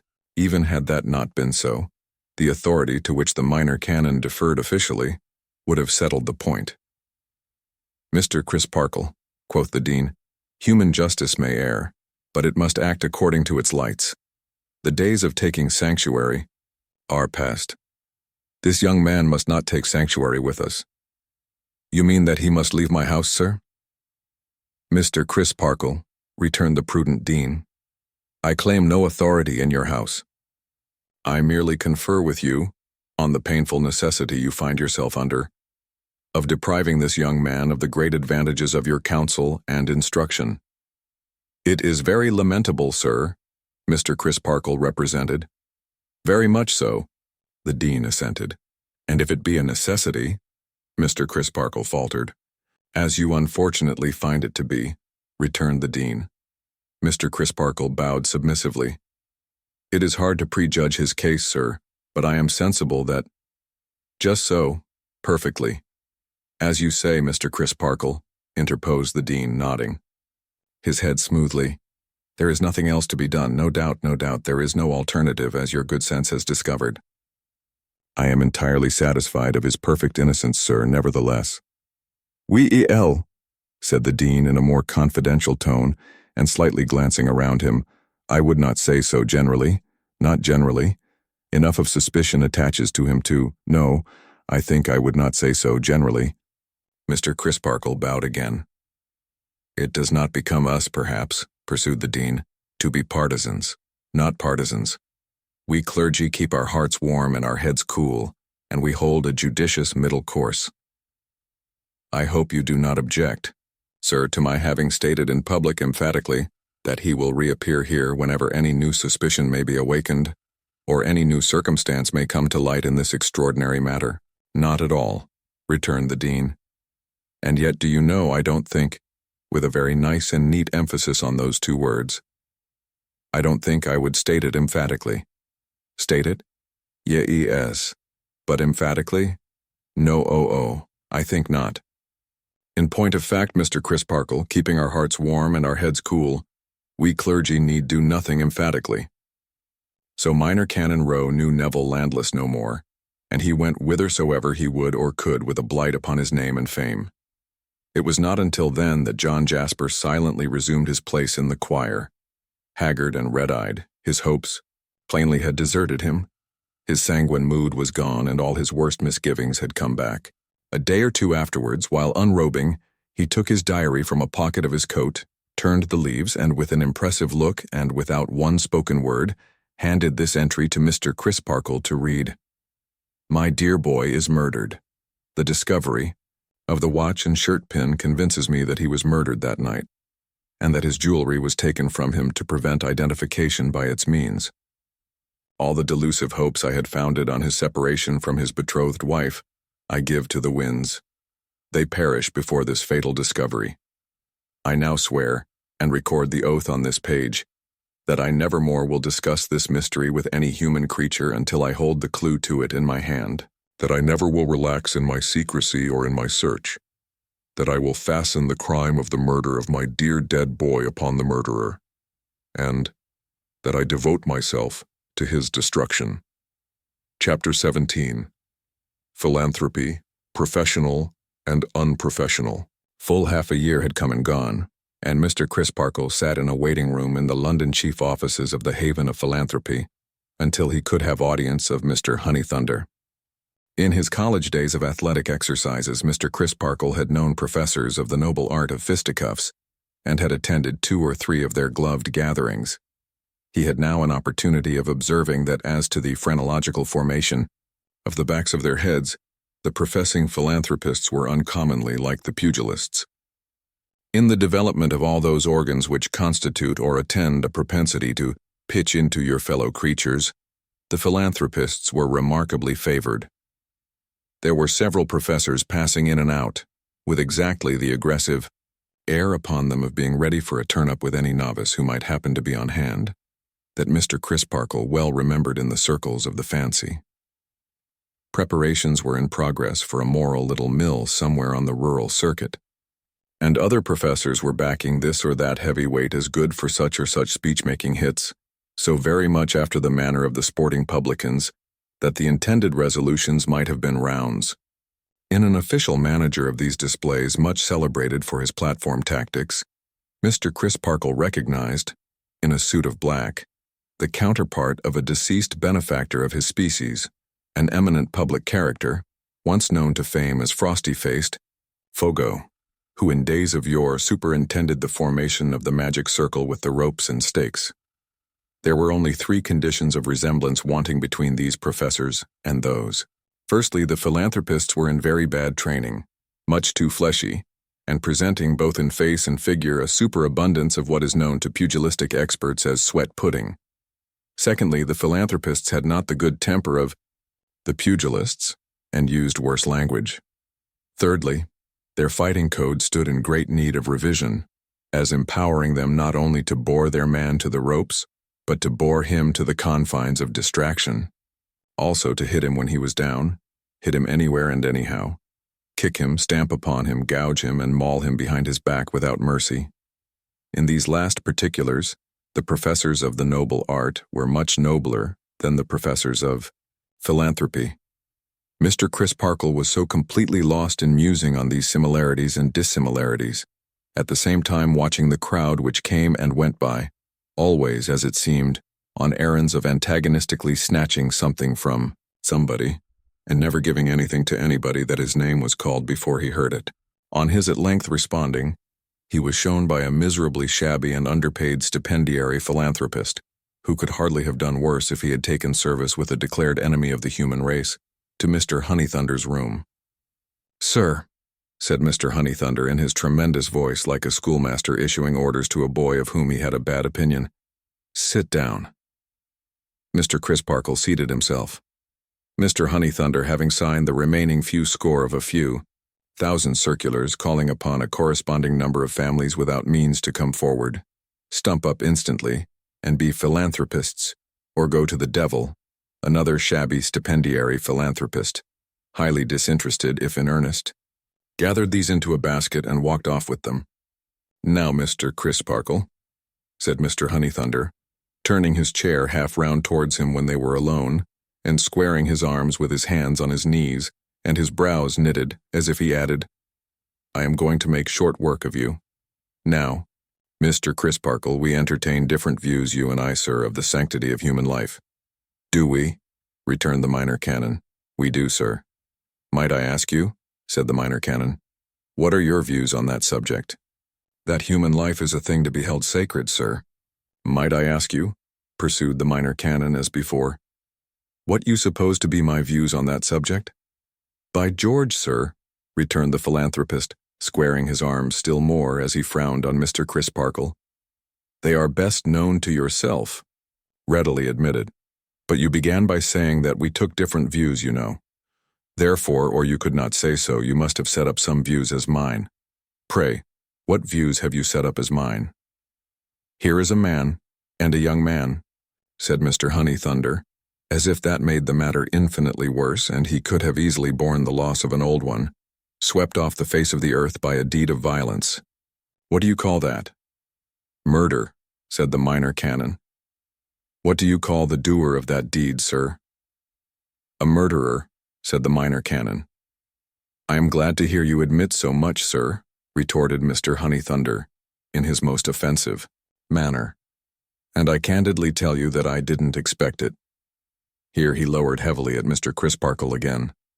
"Be so good as to explain what you mean by those very unjustifiable expressions." I don't sit here, sir, returned the philanthropist, raising his voice to a roar, to be browbeaten.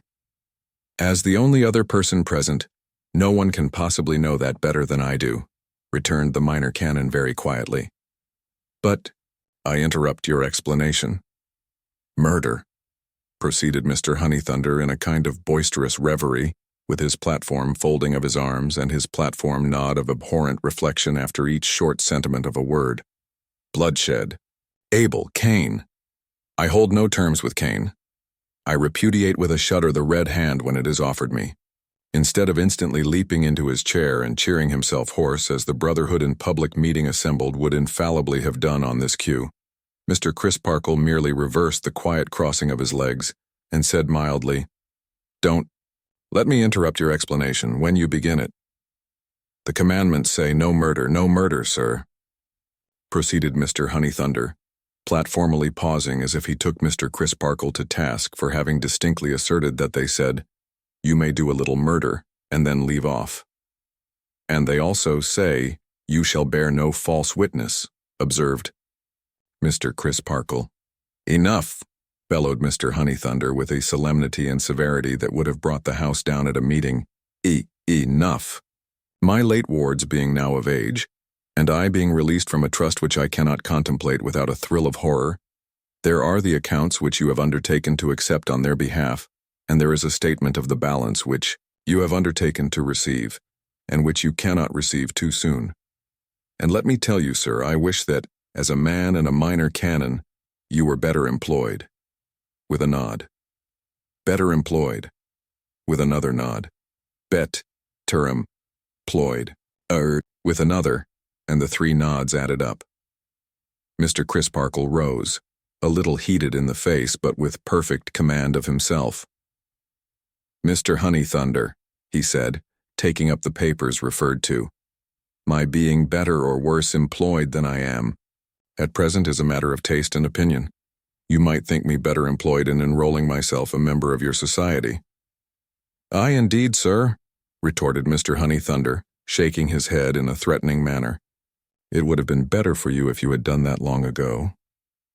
"I think otherwise." "Or," said Mr. Honeythunder, shaking his head again, "I might think one of your profession better employed in devoting himself to the discovery and punishment of guilt than in leaving that duty to be undertaken by a layman. I may regard my profession from a point of view which teaches me that its first duty is towards those who are in necessity and tribulation, who are desolate and oppressed," said Mr. Crisparkle. "However, as I have quite clearly satisfied myself that it is no part of my profession to make professions, I say no more of that. But I owe it to Mr. Neville and to Mr. Neville's sister, and in a much lower degree to myself, to say to you that I know I was in the full possession and understanding of Mr. Neville's mind and heart at the time of this occurrence, and that without in the least coloring or concealing what was to be deplored in him and required to be corrected, I feel certain that his tale is true. Feeling that certainty, I befriend him. As long as that certainty shall last, I will befriend him. And if any consideration could shake me in this resolve, I should be so ashamed of myself for my meanness, that no man's good opinion, no, nor no woman's, so gained, could compensate me for the loss of my own. Good fellow, manly fellow, and he was so modest too. There was no more self-assertion in the minor canon than in the schoolboy who had stood in the breezy playing fields keeping a wicket. He was simply and staunchly true to his duty alike in the large case and in the small. So all true souls ever are. So every true soul ever was, ever is, and ever will be. There is nothing little to the really great in spirit. "Then who do you make out did the deed?" asked Mr. Honeythunder, turning on him abruptly. "Heaven forbid," said Mr. Crisparkle, "that in my desire to clear one man, I should lightly criminate another. I accuse no one." "Tcha!" ejaculated Mr. Honeythunder with great disgust, for this was by no means the principle on which the philanthropic brotherhood usually proceeded. "And, sir, you are not a disinterested witness, we must bear in mind." "How am I an interested one?" inquired Mr. Crisparkle, smiling innocently at a loss to imagine. "There was a certain stipend, sir, Paid to you for your pupil, which may have warped your judgment a bit, said Mr. Honeythunder coarsely. Perhaps I expect to retain it still? Mr. Crisparkle returned, enlightened. Do you mean that too? Well, sir, returned the professional philanthropist, getting up and thrusting his hands down into his trousers pockets. I don't go about measuring people for caps. If people find I have any about me that fit 'em, they can put 'em on and wear 'em if they like. That's their lookout, not mine. Mr. Crisparkle eyed him with a just indignation and took him to task thus. Mr. Honeythunder, I hoped, when I came in here, that I might be under no necessity of commenting on the introduction of platform manners or platform maneuvers among the decent forbearances of private life. But you have given me such a specimen of both, that I should be a fit subject for both if I remained silent respecting them. They are detestable. They don't suit you, I dare say, sir. They are, repeated Mr. Crisparkle, without noticing the interruption. Detestable. They violate equally the justice that should belong to Christians and the restraints that should belong to gentlemen. You assume a great crime to have been committed by one whom I, acquainted with the attendant circumstances, and having numerous reasons on my side, devoutly believe to be innocent of it. Because I differ from you on that vital point, what is your platform resource? Instantly to turn upon me, charging that I have no sense of the enormity of the crime itself, but am its aider and abettor. So another time, taking me as representing your opponent in other cases, you set up a platform credulity, a moved and seconded and carried unanimously profession of faith in some ridiculous delusion or mischievous imposition. I decline to believe it, and you fall back upon your platform resource of proclaiming that I believe nothing, that because I will not bow down to a false god of your making, I deny the true God. Another time you make the platform discovery that war is a calamity, and you propose to abolish it by a string of twisted resolutions tossed into the air like the tail of a kite.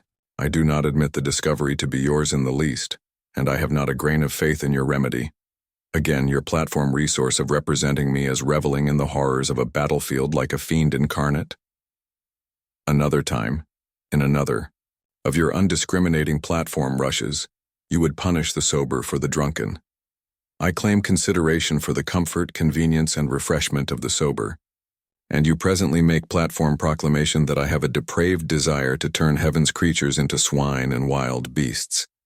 In all such cases, your movers and your seconders and your supporters, your regular professors of all degrees, run amuck like so many mad Malays, habitually attributing the lowest and basest motives with the utmost recklessness. Let me call your attention to a recent instance in yourself for which you should blush, and quoting figures which you know to be as willfully one-sided as a statement of any complicated account that should be all creditor side and no debtor, or all debtor side and no creditor. Therefore it is, Mr. Honeythunder, that I consider the platform a sufficiently bad example and a sufficiently bad school, even in public life. But hold that.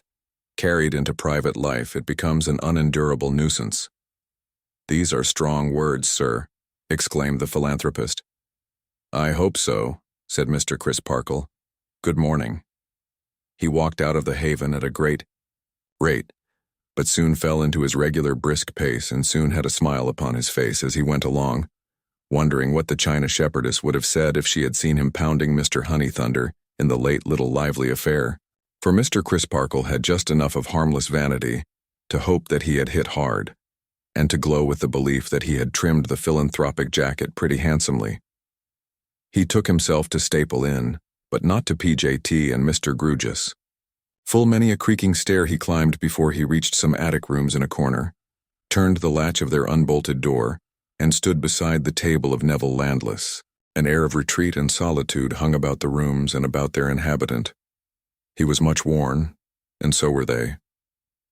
Their sloping ceilings, cumbrous rusty locks and grates, and heavy wooden bins and beams, slowly moldering withal, had a prisonous look, and he had the haggard face of a prisoner. Yet the sunlight shone in at the ugly garret window, which had a penthouse to itself thrust out among the tiles, and on the cracked and smoke-blackened parapet beyond, Some of the deluded sparrows of the place rheumatically hopped like little feathered cripples who had left their crutches in their nests, and there was a play of living leaves at hand that changed the air and made an imperfect sort of music in it that would have been melody in the country. The rooms were sparely furnished, but with good store of books. Everything expressed the abode of a poor student.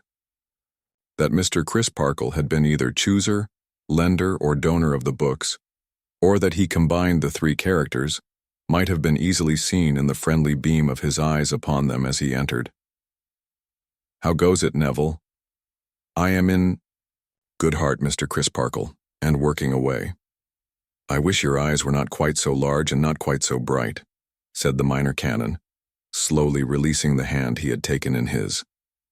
"They brighten at the sight of you," returned Neville. "If you were to fall away from me, they would soon be dull enough." "Rally, rally," urged the other, in a stimulating tone. "Fight for it, Neville." "If I were dying, I feel as if a word from you would rally me. If my pulse had stopped, I feel as if your touch would make it beat again," said Neville. "But I have rallied, and am doing famously." Mr. Crisparkle turned him with his face a little more towards the light. "I want to see a ruddier touch here, Neville," he said, indicating his own healthy cheek by way of pattern. "I want more sun to shine upon you." Neville drooped suddenly as he replied in a lowered voice, "I am not hardy enough for that yet. I may become so, but I cannot bear it yet. If you had gone through those Cloisterham streets as I did, if you had seen as I did those averted eyes and the better sort of people silently giving me too much room to pass, that I might not touch them or come near them, you wouldn't think it quite unreasonable that I cannot go about in the daylight." "My poor fellow," said the minor canon in a tone so purely sympathetic that the young man caught his hand. "I never said it was unreasonable, never thought so, but I should like you to do it. And that would give me the strongest motive to do it. But I cannot yet. I cannot persuade myself that the eyes of even the stream of strangers I pass in this vast city look at me without suspicion. I feel marked and tainted even when I go out, as I do only at night. But the darkness covers me then, and I take courage from it." Mr. Crisparkle laid a hand upon his shoulder and stood looking down at him. "If I could have changed my name," said Neville, "I would have done so. But as you wisely pointed out to me, I can't do that, for it would look like guilt. If I could have gone to some distant place, I might have found relief in that. But the thing is not to be thought of. For the same reason, hiding and escaping would be the construction in either case. It seems a little hard to be so tied to a stake and innocent, but I don't complain." "And you must expect no miracle to help you, Neville," said Mr. Crisparkle compassionately. "No, sir, I know that. The ordinary fullness of time and circumstances is all I have to trust to. It will right you at last, Neville. So I believe, and I hope I may live to know it." But perceiving that the despondent mood into which he was falling cast a shadow on the minor canon, and, it may be, feeling that the broad hand upon his shoulder was not then quite as steady as its own natural strength had rendered it, when it first touched him just now, he brightened and said, "Excellent circumstances for study anyhow. And you know, Mr. Crisparkle, what need I have of study in all ways. Not to mention that you have advised me to study for the difficult profession of the law especially, and that of course I am guiding myself by the advice of such a friend and helper. Such a good friend and helper." He took the fortifying hand from his shoulder and kissed it. Mr. Crisparkle beamed at the books, but not so brightly as when he had entered. "I gather from your silence on the subject that my late guardian is adverse, Mr. Crisparkle."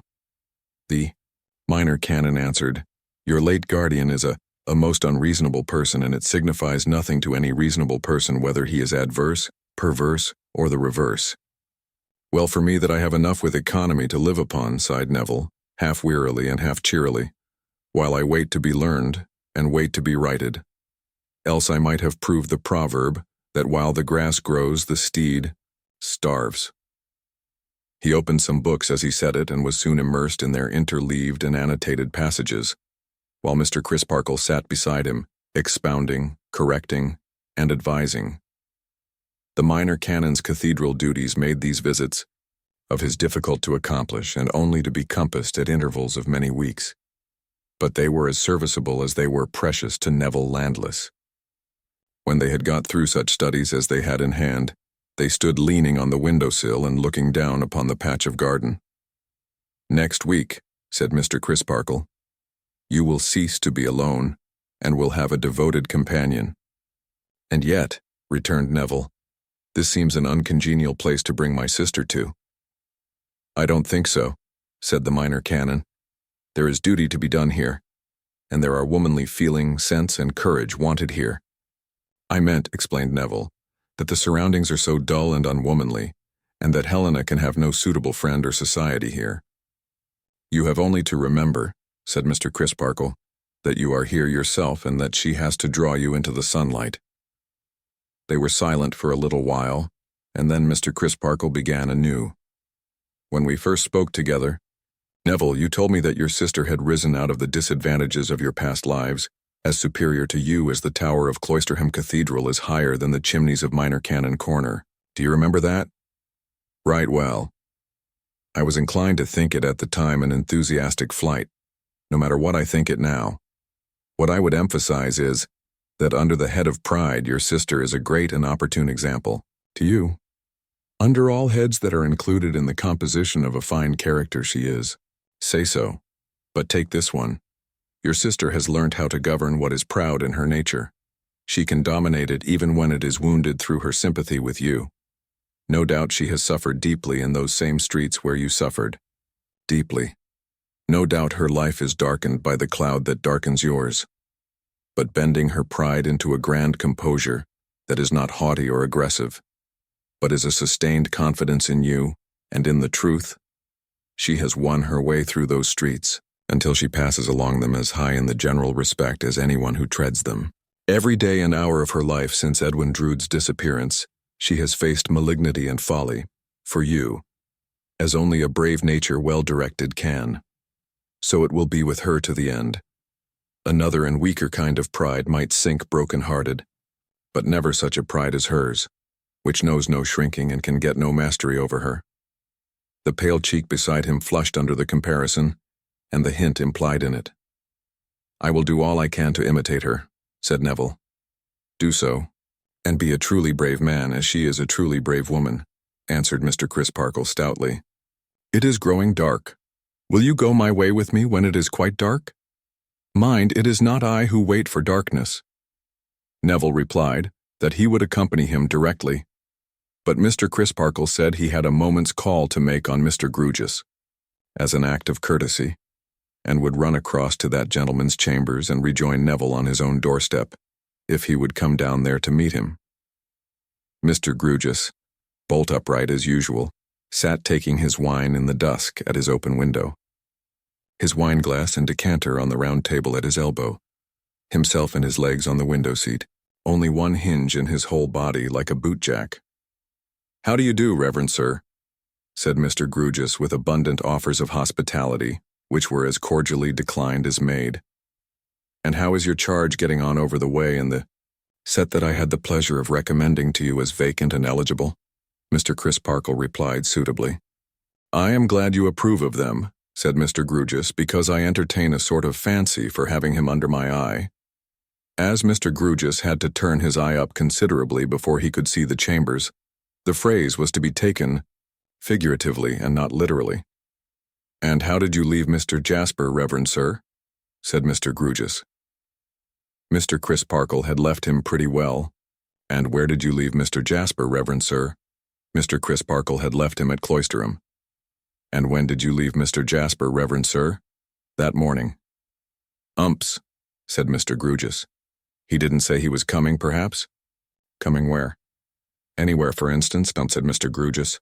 "No." "Because here he is," said Mr. Grewgious, who had asked all these questions, with his preoccupied glance directed out at window. "And he don't look agreeable, does he?"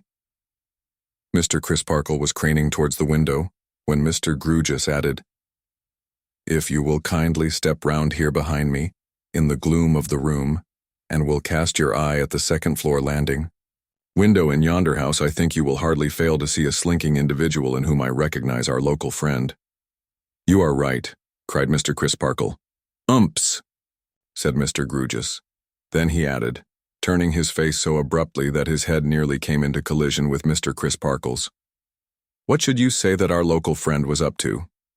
The last passage he had been shown in the diary returned, on Mr. Crisparkle's mind with the force of a strong recoil, and he asked Mr. Grewgious if he thought it possible that Neville was to be harassed by the keeping of a watch upon him. A watch? Repeated Mr. Grewgious musingly. Aye. Which would not only of itself haunt and torture his life, said Mr. Crisparkle warmly, but would expose him to the torment of a perpetually reviving suspicion, whatever he might do or wherever he might go. Aye, said Mr. Grewgious musingly still. Do I see him waiting for you? No doubt you do. Then would you have the goodness to excuse my getting up to see you out, and to go out to join him, and to go the way that you were going, and to take no notice of our local friend? Said Mr. Grewgious. I entertain a sort of fancy for having him under my eye tonight, do you know? Mr. Crisparkle, with a significant nod, complied, and rejoining Neville, went away with him. They dined together, and parted at the yet unfinished and undeveloped railway station. Mr. Crisparkle to get home. Neville to walk the streets, cross the bridges, make a wide round of the city in the friendly darkness, and tire himself out. It was midnight when he returned from his solitary expedition and climbed his staircase. The night was hot, and the windows of the staircase were all wide open. Coming to the top, it gave him a passing chill of surprise, there being no rooms, but his up there, to find a stranger sitting on the windowsill, more after the manner of a venturesome glazier than an amateur ordinarily careful of his neck. In fact, so much more outside the window than inside as to suggest the thought that he must have come up by the waterspout instead of the stairs. The stranger said nothing until Neville put his key in his door. Then, seeming to make sure of his identity from the action, he spoke. I beg your pardon, he said, coming from the window with a frank and smiling air and a prepossessing address. The beans. Neville was quite at a loss. Runners, said the visitor. Scarlet. Next door at the back. Oh, returned Neville. And the mignonette and wallflower? The same, said the visitor. Pray walk in. Thank you. Neville lighted his candles and the visitor sat down. A handsome gentleman with a young face but with an older figure in its robustness and its breadth of shoulder, say a man of 28, or at the utmost 30, so extremely sunburnt that the contrast between his brown visage and the white forehead, shaded out of doors by his hat, and the glimpses of white throat below the neckerchief, would have been almost ludicrous, but for his broad temples, bright, blue eyes, clustering brown hair, and laughing teeth. I have noticed, said he, my name is Tartar. Neville inclined his head. I have noticed, excuse me, that you shut yourself up a good deal, and that you seem to like my garden aloft here. If you would like a little more of it, I could throw out a few lines and stays between my windows and yours, which the runners would take to directly. And I have some boxes, both of mignonette and wallflower, that I could shove on along the gutter, with a boat hook I have by me, to your windows, and draw back again when they wanted watering or gardening, and shove on again when they were ship-shape, so that they would cause you no trouble. I couldn't take this liberty without asking your permission, so I venture to ask it. Tartar, corresponding set, next door. You are very kind. Not at all. I ought to apologize for looking in so late. But having noticed, excuse me, that you generally walk out at night, I thought I should inconvenience you least by awaiting your return. I am always afraid of inconveniencing busy men, being an idle man. I should not have thought so, from your appearance. No, I take it as a compliment. In fact, I was bred in the Royal Navy and was first lieutenant when I quitted it. But an uncle disappointed in the service, leaving me his property on condition that I left the Navy. I accepted the fortune and resigned my commission. Lately, I presume. Well, I had had 12 or 15 years of knocking about. First, I came here some 9 months before you. I had had one crop before you came. I chose this place because, having served last in a little corvette, I knew I should feel more at home where I had a constant opportunity of knocking my head against the ceiling. Besides, it would never do for a man who had been aboard ship, from his boyhood to turn luxurious all at once. Besides, again, having been accustomed to a very short allowance of land all my life, I thought I'd feel my way to the command of a landed estate by beginning in boxes. Whimsically, as this was said, there was a touch of merry earnestness in it that made it doubly whimsical. "However," said the lieutenant, "I have talked quite enough about myself. It is not my way, I hope. It has merely been to present myself to you naturally. If you will allow me to take the liberty I have described, it will be a charity, for it will give me something more to do, and you are not to suppose that it will entail any interruption or intrusion on you, for that is far from my intention." Neville replied that he was greatly obliged, and that he thankfully accepted the kind proposal. "I am very glad to take your windows in tow," said the lieutenant. "From what I have seen of you when I have been gardening at mine, and you have been looking on, I have thought you, excuse me, rather too studious and delicate. May I ask, is your health at all affected?" "I have undergone some mental distress," said Neville, confused, "which has stood me in the stead of illness." "Pardon me," said Mr. Tartar. With the greatest delicacy he shifted his ground to the windows again, and asked if he could look at one of them. On Neville's opening it, he immediately sprang out, as if he were going aloft with a whole watch in an emergency, and were setting a bright example. "For heaven's sake," cried Neville, "don't do that. Where are you going, Mr. Tartar? You'll be dashed to pieces." "All well," said the lieutenant, coolly looking about him on the housetop. "All taut and trim here. Those lines and stays shall be rigged before you turn out in the morning. May I take this shortcut home and say good night?" "Mr. Tartar," urged Neville, "pray, it makes me giddy to see you." But Mr. Tartar, with a wave of his hand and the deftness of a cat, had already dipped through his scuttle of scarlet runners without breaking a leaf and gone below. Mr. Grewgious, his bedroom window blind held aside with his hand, happened at the moment to have Neville's chambers under his eye for the last time that night. Fortunately, his eye was on the front of the house and not the back, or this remarkable appearance and disappearance might have broken his rest as a phenomenon. But Mr. Grewgious, seeing nothing there, not even a light in the windows, his gaze wandered from the windows to the stars, as if he would have read in them something that was hidden from him. Many of us would, if we could, but none of us so much as know our letters in the stars yet, or seem likely to do it in this state of existence, and few languages can be read until their alphabets are mastered. Chapter 18. A Settler in Cloisterham. At about this time a stranger appeared in Cloisterham, a white-haired personage with black eyebrows. Being buttoned up in a tightish blue surtout, with a buff waistcoat and grey trousers, he had something of a military air. But he announced himself at the Crozier, the orthodox hotel where he put up with a portmanteau, as an idle dog who lived upon his means, and he farther announced that he had a mind to take a lodging in the picturesque old city for a month or two, with a view of settling down there altogether.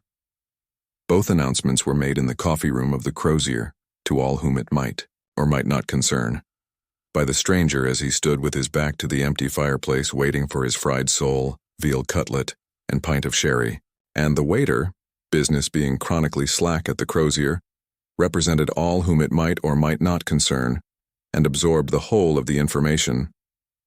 This gentleman's white head was unusually large, and his shock of white hair was unusually thick and ample.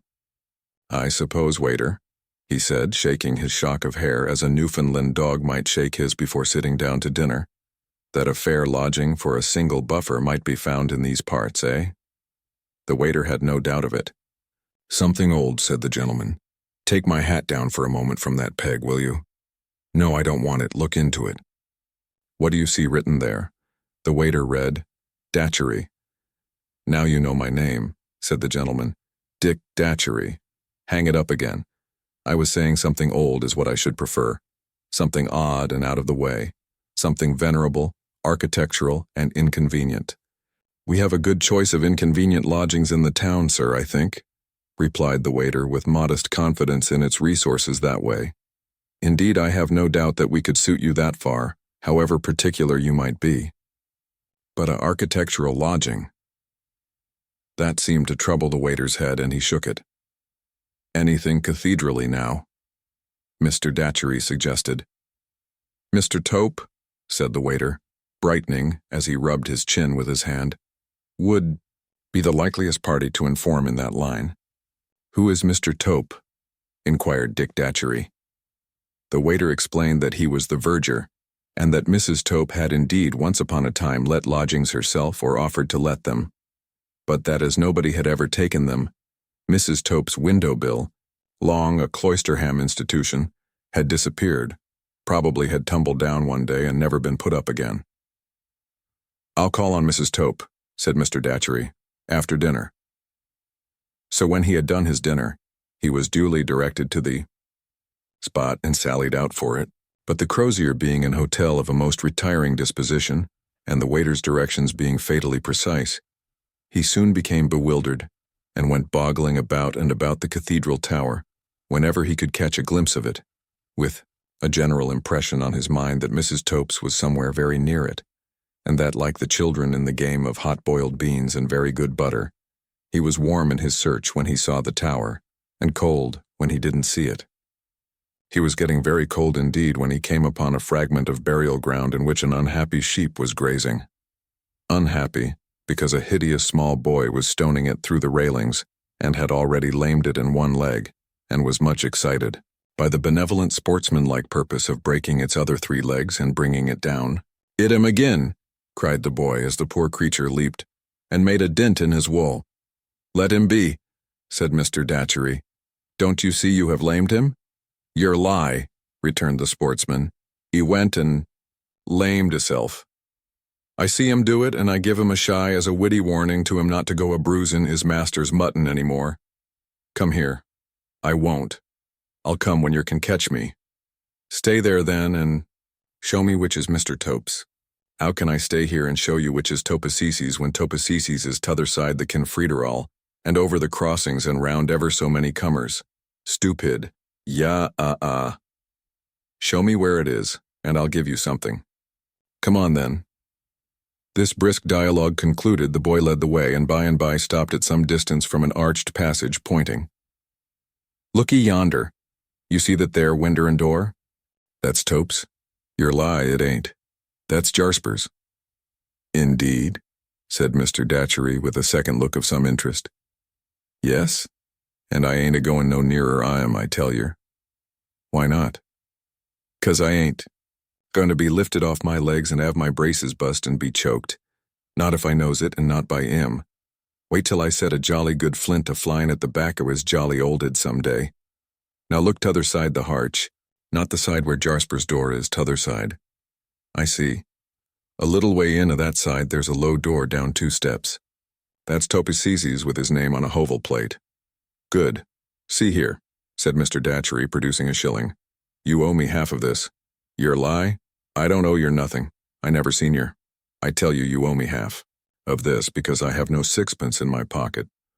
So the next time you meet me, you shall do something else for me, to pay me." "All right, give us old. What is your name and where do you live?" "Deputy, Traveller's Twopenny, cross the green." The boy instantly darted off with the shilling, lest Mr. Datchery should repent, but stopped at a safer distance on the happy chance of his being uneasy in his mind about it, to goad him with a demon dance expressive of its irrevocability. Mr. Datchery, taking off his hat to give that shock of white hair of his another shake, seemed quite resigned, and betook himself whither he had been directed. Mr. Tope's official dwelling, communicating by an upper stair with Mr. Jasper's, hence Mrs. Tope's attendance on that gentleman, was of very modest proportions, and partook of the character of a cool dungeon. Its ancient walls were massive, and its rooms rather seemed to have been dug out of them than to have been designed beforehand with any reference to them. The main door opened at once on a chamber of no describable shape, with a groined roof, which in its turn opened on another chamber of no describable shape with another groined roof, their windows small and in the thickness of the walls. These 2 chambers, closest to their atmosphere, and swarthy as to their illumination by natural light, were the apartments which Mrs. Tope had so long offered to an unappreciative city.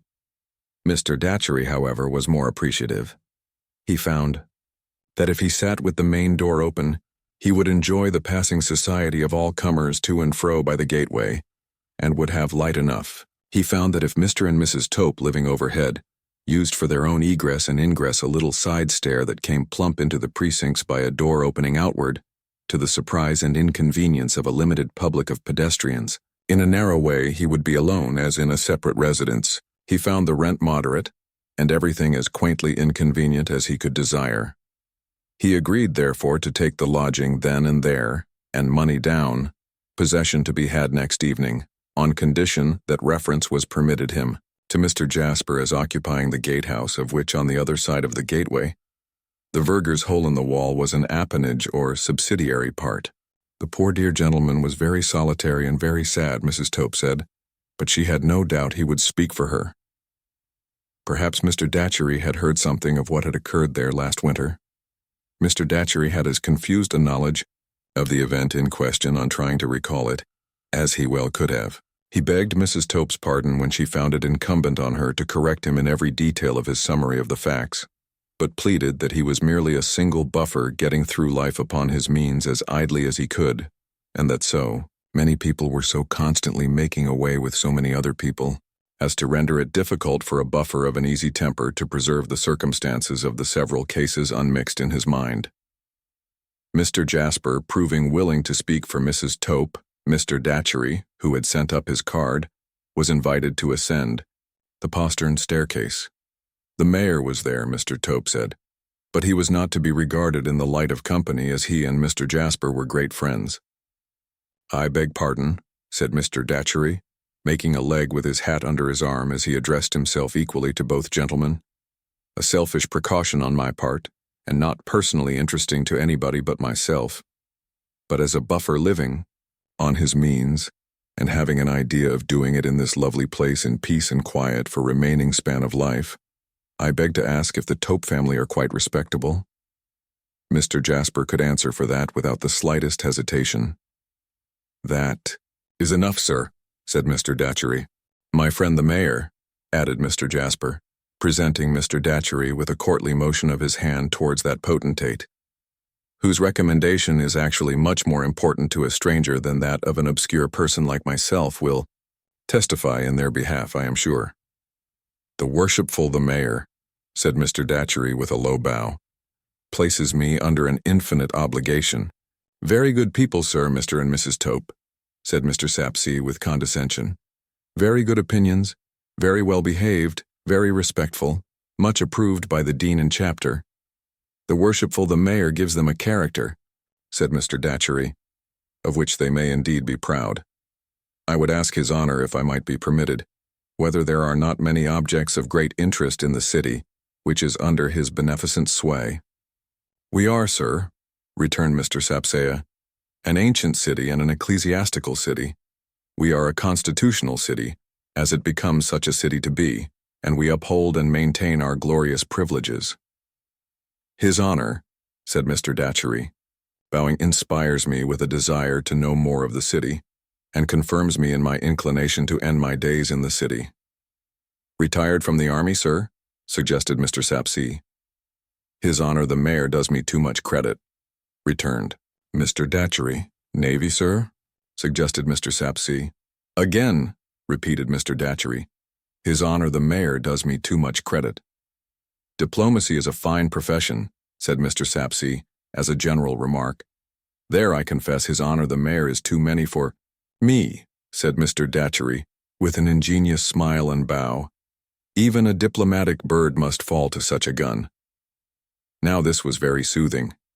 Here was a gentleman of a great, not to say a grand, address, accustomed to rank and dignity, really setting a fine example how to behave to a mayor. There was something in that third-person style of being spoken to that Mr. Sapsea found particularly recognizant of his merits and position.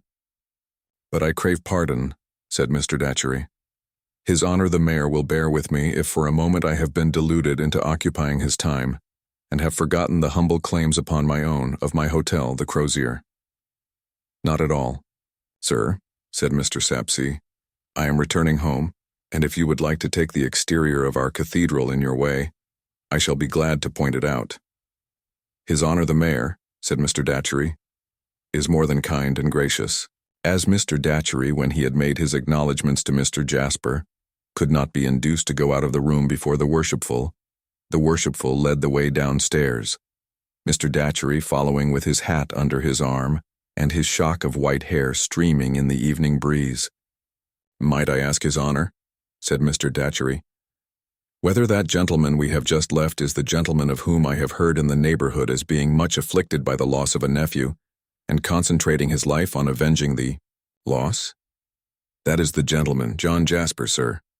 "Would his honor allow me to inquire whether there are strong suspicions of anyone?"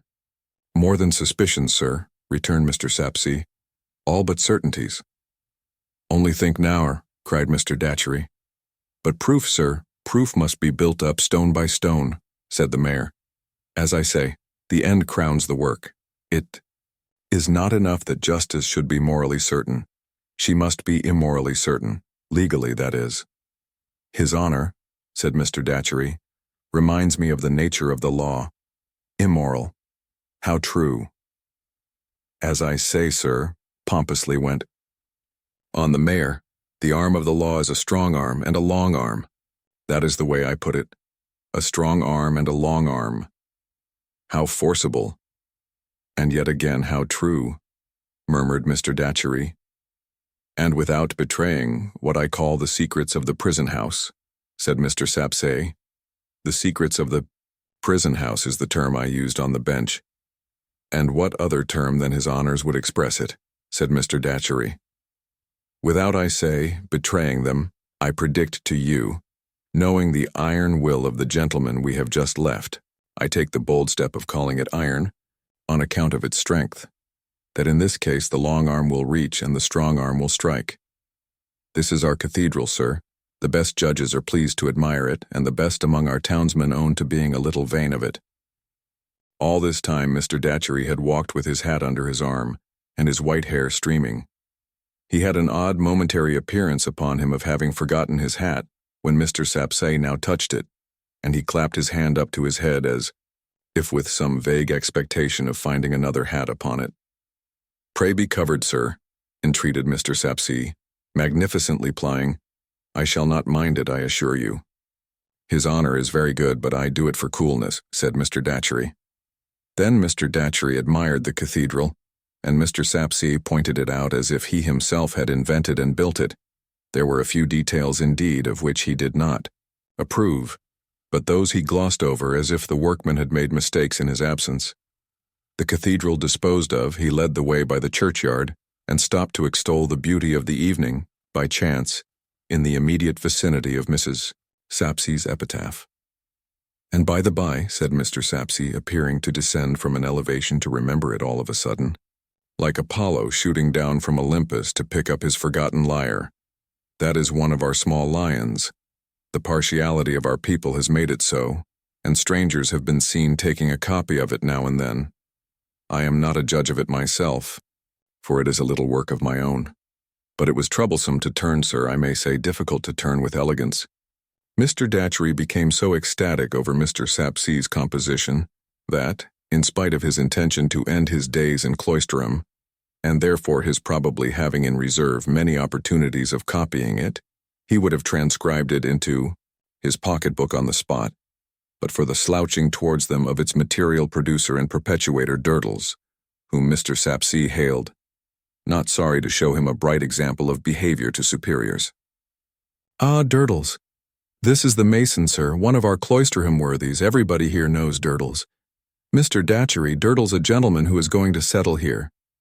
"I wouldn't do it if I was him," growled Durdles. "We're a heavy lot." "You surely don't speak for yourself, Mr. Durdles," returned Mr. Datchery, "any more than for his honor." "Who's his honor?" demanded Durdles. "His honor the mayor." "I never was brought afore him," said Durdles with anything but the look of a loyal subject of the mayoralty, "and it'll be time enough for me to honor him when I am.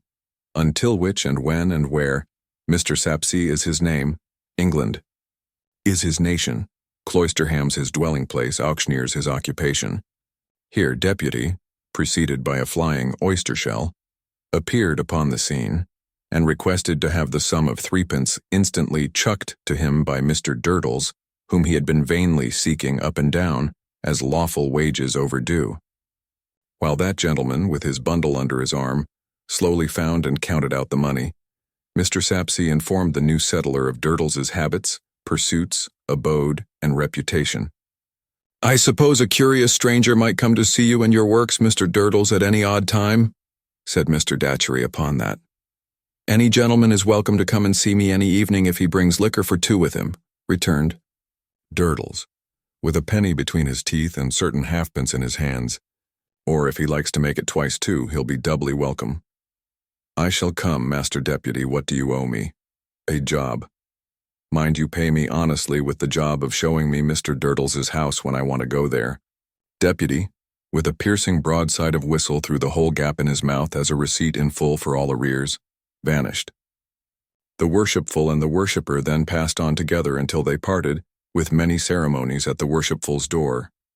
Even then the worshipper carried his hat under his arm and gave his streaming white hair to the breeze. Said Mr. Datchery to himself that night, as he looked at his white hair in the gas-lighted looking-glass over the coffee-room chimney-piece at the Crozier, and shook it out. For a single buffer of an easy temper, living idly on his means, I have had a rather busy afternoon. Chapter 19. Shadow on the Sundial. Again Miss Twinkleton has delivered her valedictory address, with the accompaniments of white wine and pound cake, and again the young ladies have departed to their several homes. Helena Landless has left the nun's house to attend her brother's fortunes, and pretty Rosa is alone.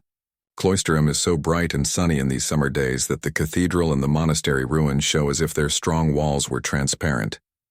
A soft glow seems to shine from within them, rather than upon them from without. Such is their mellowness as they look forth on the hot cornfields and the smoking roads that distantly wind among them. The Cloisterham gardens blush with ripening fruit. Time was when travel-stained pilgrims rode in clattering parties through the city's welcome shades. Time is when wayfarers, leading a gypsy life between haymaking time and harvest, and looking as if they were just made of the dust of the earth, so very dusty are they, lounge about on cool doorsteps, trying to mend their unmendable shoes, or giving them to the city kennels as a hopeless job, and seeking others in the bundles that they carry, along with their yet unused sickles swathed in bands of straw.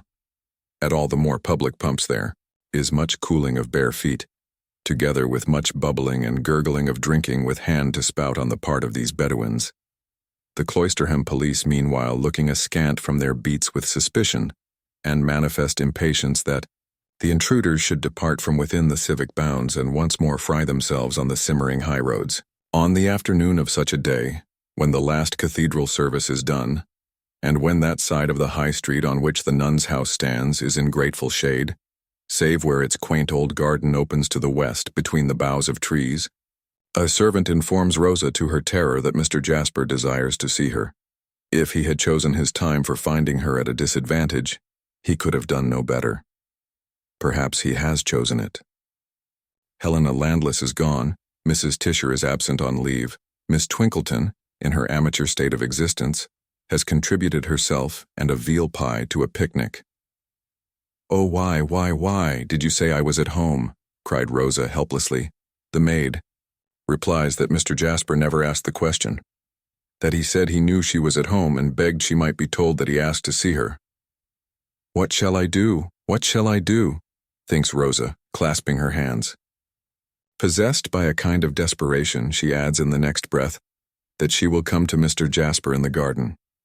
She shudders at the thought of being shut up with him in the house, but many of its windows command the garden, and she can be seen, as well as heard there, and can shriek in the free air and run away. Such is the wild idea that flutters through her mind. She has never seen him since the fatal night, except when she was questioned before the mayor, and then he was present in gloomy watchfulness, as representing his lost nephew and burning to avenge him. She hangs her garden hat on her arm and goes out. The moment she sees him from the porch leaning on the sundial, the old horrible feeling of being compelled by him asserts its hold upon her. She feels that she would even then go back, but that he draws her feet towards him. She cannot resist and sits down, with her head bent, on the garden seat beside the sundial. She cannot look up at him for abhorrence, but she has perceived that he is dressed in deep mourning. So is she. It was not so at first, but the lost has long been given up and mourned for as dead. He would begin by touching her hand. She feels the intention and draws her hand back. His eyes are then fixed upon her, she knows, though her own see nothing but the grass. I have been waiting, he begins, for some time to be summoned back to my duty near you. After several times forming her lips, which she knows he is closely watching, into the shape of some other hesitating reply, and then into none, she answers, Duty, sir? The duty of teaching you, serving you as your faithful music master. I have left off that study. Not left off, I think. Discontinued. I was told by your guardian that you discontinued it under the shock that we have all felt so acutely. When will you resume? Never, sir. Never? You could have done no more if you had loved my dear boy. I did love him, cried Rosa, with a flash of anger. Yes, but not quite in the right way, shall I say. Not in the intended and expected way. Much as my dear boy was unhappily too self-conscious and self-satisfied, I'll draw no parallel between him and you in that respect. To love as he should have loved, or as anyone in his place would have loved, must have loved. She sits in the same still attitude, but shrinking a little more. Then, to be told that you discontinued your study with me was to be politely. Told that you abandoned it altogether? He suggested. Yes, says Rosa with sudden spirit. The politeness was my guardian's, not mine. I told him that I was resolved to leave off, and that I was determined to stand by my resolution. And you still are? I still am, sir, and I beg not to be questioned any more about it. At all events, I will not answer any more. I have that in my power. She is so conscious of his looking at her with a gloating admiration of the touch of anger on her, and the fire and animation it brings with it, that even as her spirit rises, it falls again, and she struggles with a sense of shame, affront, and fear, much as she did that night at the piano. I will not question you any more since you object to it so much. I will confess. I do not wish to hear you, sir, cries Rosa, rising. This time he does touch her with his outstretched hand. In shrinking from it, she shrinks into her seat again.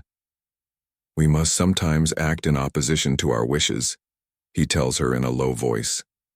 You must do so now, or do more harm to others than you can ever set right. What harm? Presently. You question me, you see? And surely that's not fair when you forbid me to question you. Nevertheless, I will answer the question presently. Dearest Rosa, charming Rosa. She starts up again. This time he does not touch her, but his face looks so wicked and menacing as he stands leaning against the sundial setting, as it were, his black mark upon the very face of day, that her flight is arrested by horror as she looks at him. I do not forget how many windows command a view of us, he says, glancing towards them. I will not touch you again. I will come no nearer to you than I am. Sit down, and there will be no mighty wonder in your music master's leaning idly against a pedestal and speaking with you, remembering all that has happened and our shares in it. Sit down, my beloved.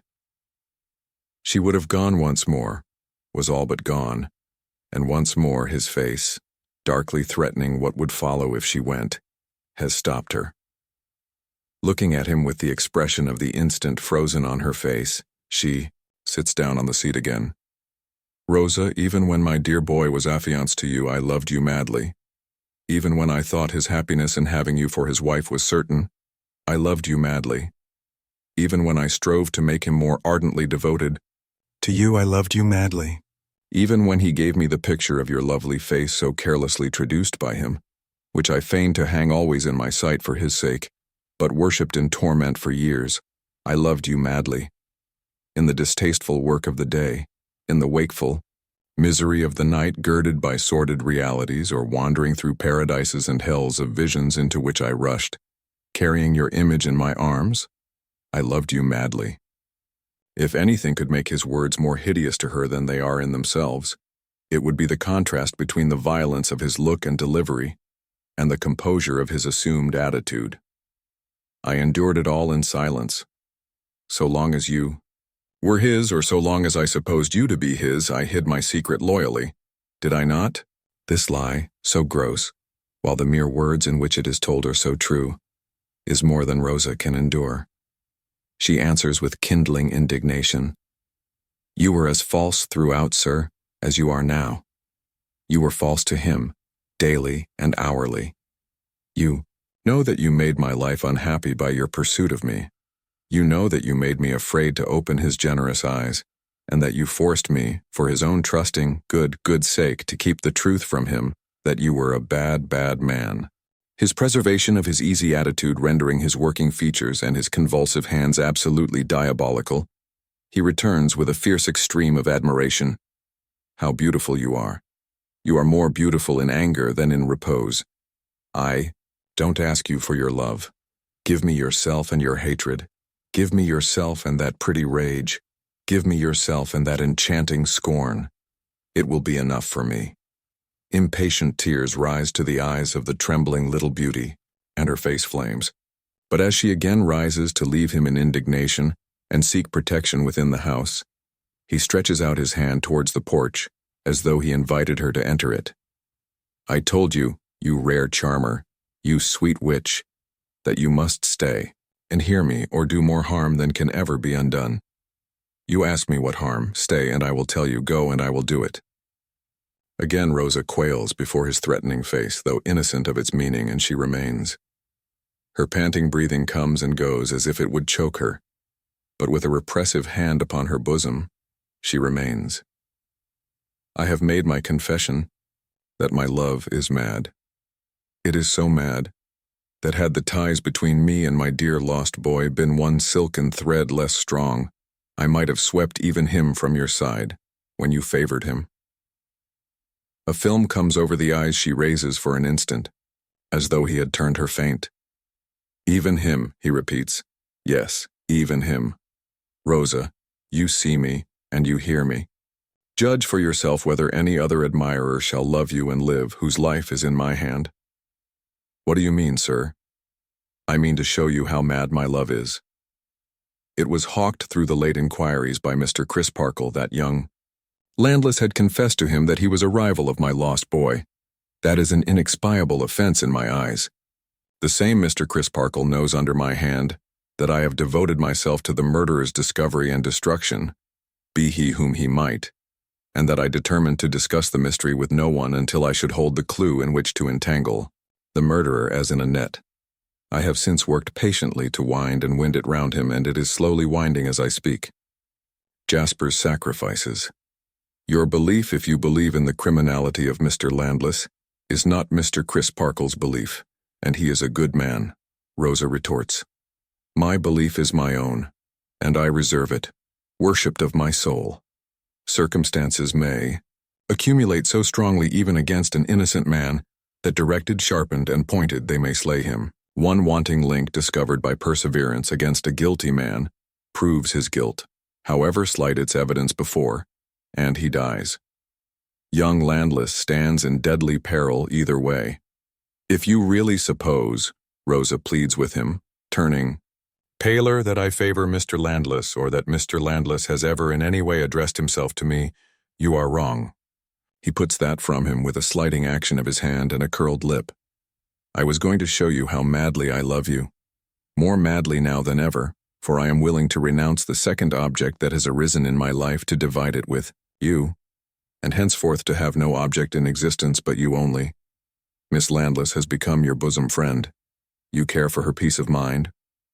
I love her dearly. You care for her good name. I have said, sir, I love her dearly.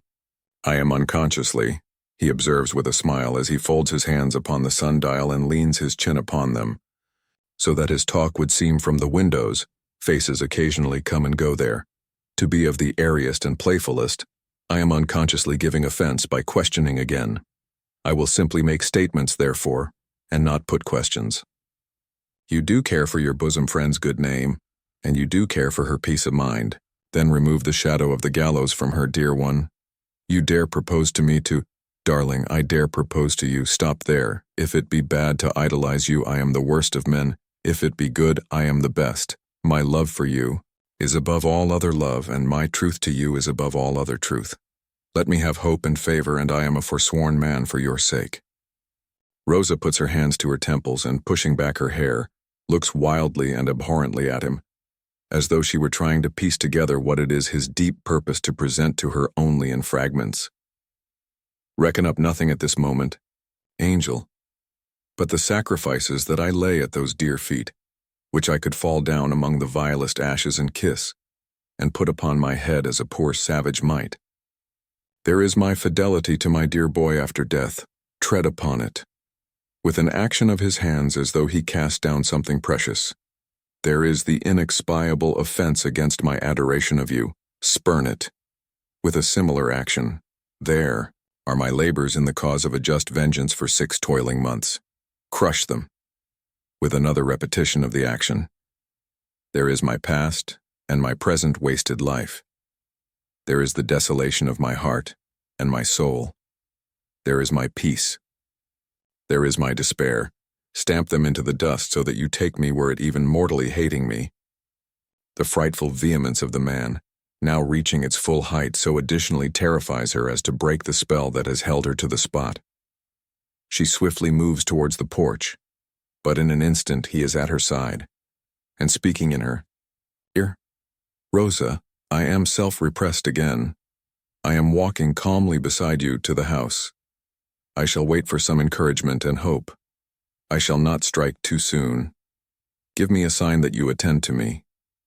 She slightly and constrainedly moves her hand. "Not a word of this to anyone, or it will bring down the blow as certainly as night follows day. Another sign that you attend to me." She moves her hand once more. "I love you, love you, love you. If you were to cast me off now, but you will not. You would never be rid of me. No one should come between us. I would pursue you to the death." The handmaid coming out to open the gate for him, he quietly pulls off his hat as a parting salute, and goes away with no greater show of agitation than is visible in the effigy of Mr. Sapsea's father opposite. Rosa faints in going upstairs and is carefully carried to her room and laid down on her bed. A thunderstorm is coming on, the maids say, and the hot and stifling air has overset the pretty dear. No wonder. They have felt their own knees all, of a tremble all day long. Chapter 20. A Flight. Rosa no sooner came to herself than the whole of the late interview was before her. It even seemed as if it had pursued her into her insensibility, and she had not had a moment's unconsciousness of it. What to do, she was at a frightened loss to know. The only one clear thought in her mind was that she must fly from this terrible man. But where could she take refuge, and how could she go? She had never breathed her dread of him to anyone but Helena. If she went to Helena and told her what had passed, that very act might bring down the irreparable mischief that he threatened he had the power, and that she knew he had the will to do.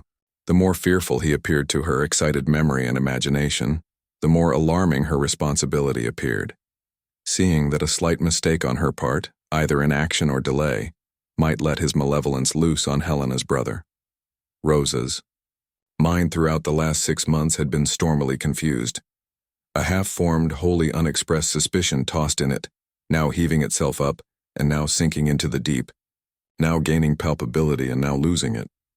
Jasper's self-absorption in his nephew when he was alive, and his unceasing pursuit of the inquiry how he came by his death, if he were dead, were themes so rife in the place that no one appeared able to suspect the possibility of foul play at his hands. She had asked herself the question, "Am I so wicked in my thoughts as to conceive a wickedness that others cannot imagine?"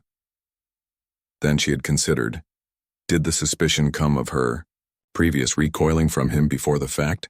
And if so, was not that a proof of its baselessness? Then she had reflected, what motive could he have according to my accusation? She was ashamed to answer in her mind, the motive of gaining me, and covered her face as if the lightest shadow of the idea of founding murder on such an idle vanity were a crime almost as great. She ran over in her mind again all that he had said by the sundial in the garden. He had persisted in treating the disappearance as murder, consistently with his whole public course since the finding of the watch and shirt pin. If he were afraid of the crime being traced out, would he not rather encourage the idea of a voluntary disappearance? He had even declared that if the ties between him and his nephew had been less strong, he might have swept even him away from her side. Was that like his having really done so? He had spoken of laying his 6 months' labors in the cause of a just vengeance at her feet.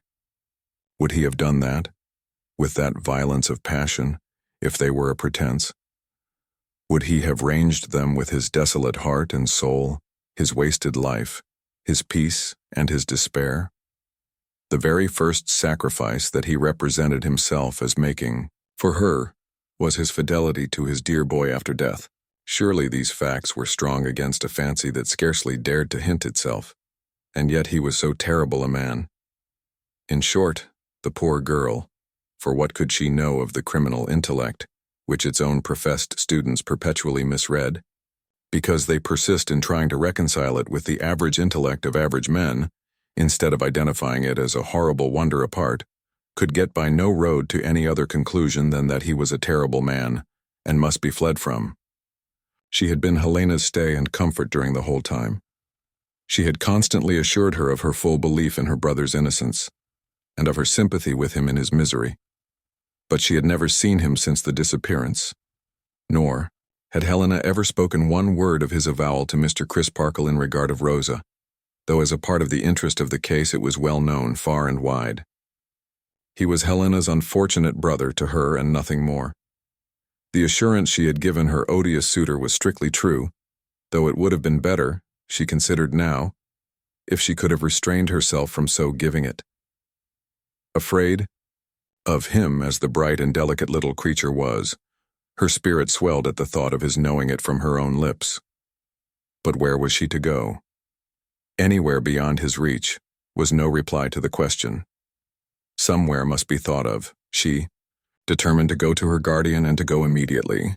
The feeling she had imparted to Helena on the night of their first confidence was so strong upon her, the feeling of not being safe from him, and of the solid walls of the old convent being powerless to keep out his ghostly following of her, that no reasoning of her own could calm her terrors.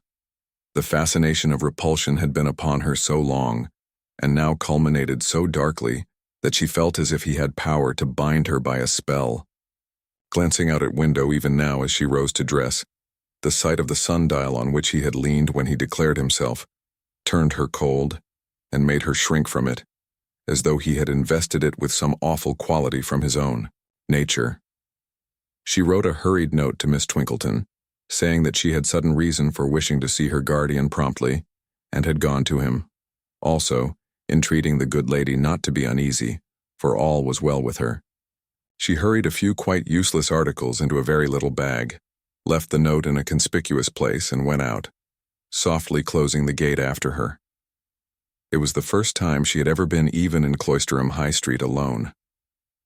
But knowing all its ways and windings very well, she hurried straight to the corner from which the omnibus departed. It was at that very moment going off. "Stop and take me, if you please, Joe. I am obliged to go to London." In less than another minute she was on her road to the railway under Joe's protection.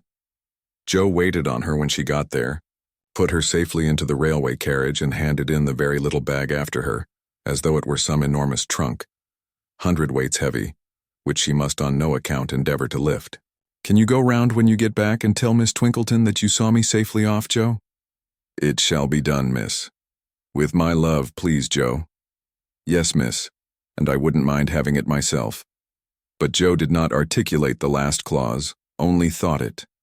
Now that she was whirling away for London in real earnest, Rosa was at leisure to resume the thoughts which her personal hurry had checked. The indignant thought that his declaration of love soiled her, that she could only be cleansed from the stain of its impurity by appealing to the honest and true, supported her for a time against her fears and confirmed her in her hasty resolution. But as the evening grew darker and darker, and the great city impended nearer and nearer, the doubts usual in such cases began to arise. Whether this was not a wild proceeding after all, how Mr. Grewgious might regard it, whether she should, find him at the journey's end. How she would act if he were absent. What might become of her alone in a place so strange and crowded? How if she had but waited and taken counsel first? Whether if she could now go back she would not do it thankfully. A multitude of such uneasy speculations disturbed her, more and more as they accumulated. At length the train came into London, over the housetops, and down below lay the gritty streets with their yet unneeded lamps aglow, on a hot, light summer night. Hiram Grewgious, Esquire, Staple Inn, London. This was all Rosa knew of her destination, but it was enough to send her rattling away again in a cab, through deserts of gritty streets where many people crowded at the corner of courts and byways to get some air, and where many other people walked with a miserably monotonous noise of shuffling of feet on hot paving stones, and where all the people and all their surroundings were so gritty and so shabby. There was music playing here and there, but it did not enliven the case. No barrel organ mended the matter, and no big, drumbeat dull caraway, like the chapel bells that were also going here and there. They only seemed to evoke echoes from brick surfaces and dust from everything. As to the flat wind instruments, they seemed to have cracked their hearts and souls in pining for the country.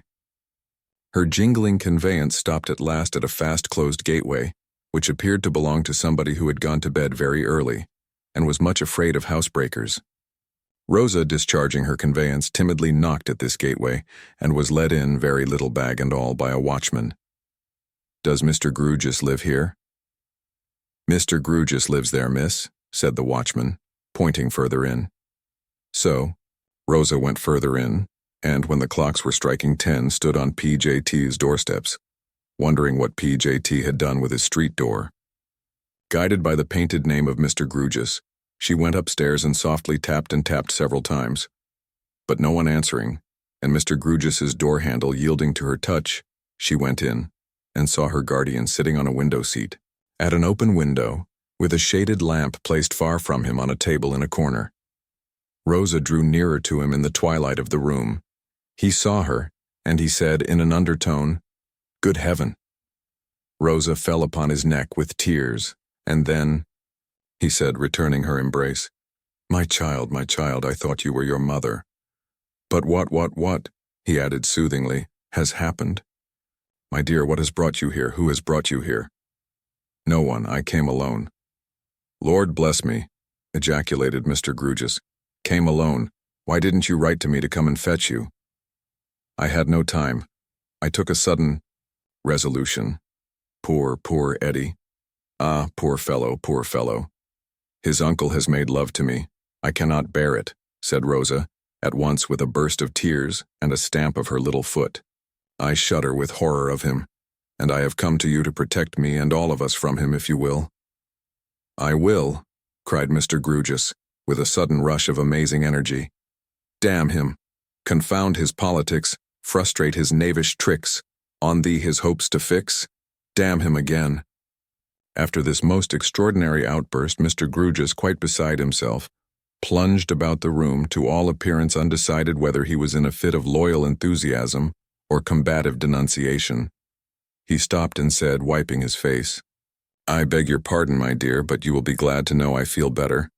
Tell me no more just now, or I might do it again. You must be refreshed and cheered. What did you take last? Was it breakfast, lunch, dinner, tea, or supper? And what will you take next? Shall it be breakfast, lunch, dinner, tea, or supper?" The respectful tenderness with which on one knee before her, he helped her to remove her hat and disentangle her pretty hair from it was quite a chivalrous sight. Yet who, knowing him only on the surface, would have expected chivalry, and of the true sort too, not the spurious, from Mr. Grewgious? "Your rest too must be provided for," he went on, "and you shall have the prettiest chamber in Furnival's. Your toilet must be provided for, and you shall have everything that an unlimited head chambermaid, by which expression I mean a head chambermaid not limited as to outlay, can procure. Is that a bag?" He looked hard at it. Sooth to say, it required hard looking at to be seen at all in a dimly lighted room. "And is it your property, my dear?" "Yes, sir. I brought it with me." "It is not an extensive bag," said Mr. Grewgious candidly, though admirably calculated to contain a day's provision for a canary bird. Perhaps you brought a canary bird? Rosa smiled and shook her head. If you had, he should have been made welcome, said Mr. Grewgious, and I think he would have been pleased to be hung upon a nail outside and pit himself against our staple sparrows, whose execution must be admitted to be not quite equal to their intention, which is the case with so many of us. You didn't say what meal, my dear. Have a nice jumble of all meals. Rosa thanked him, but said she could only take a cup of tea.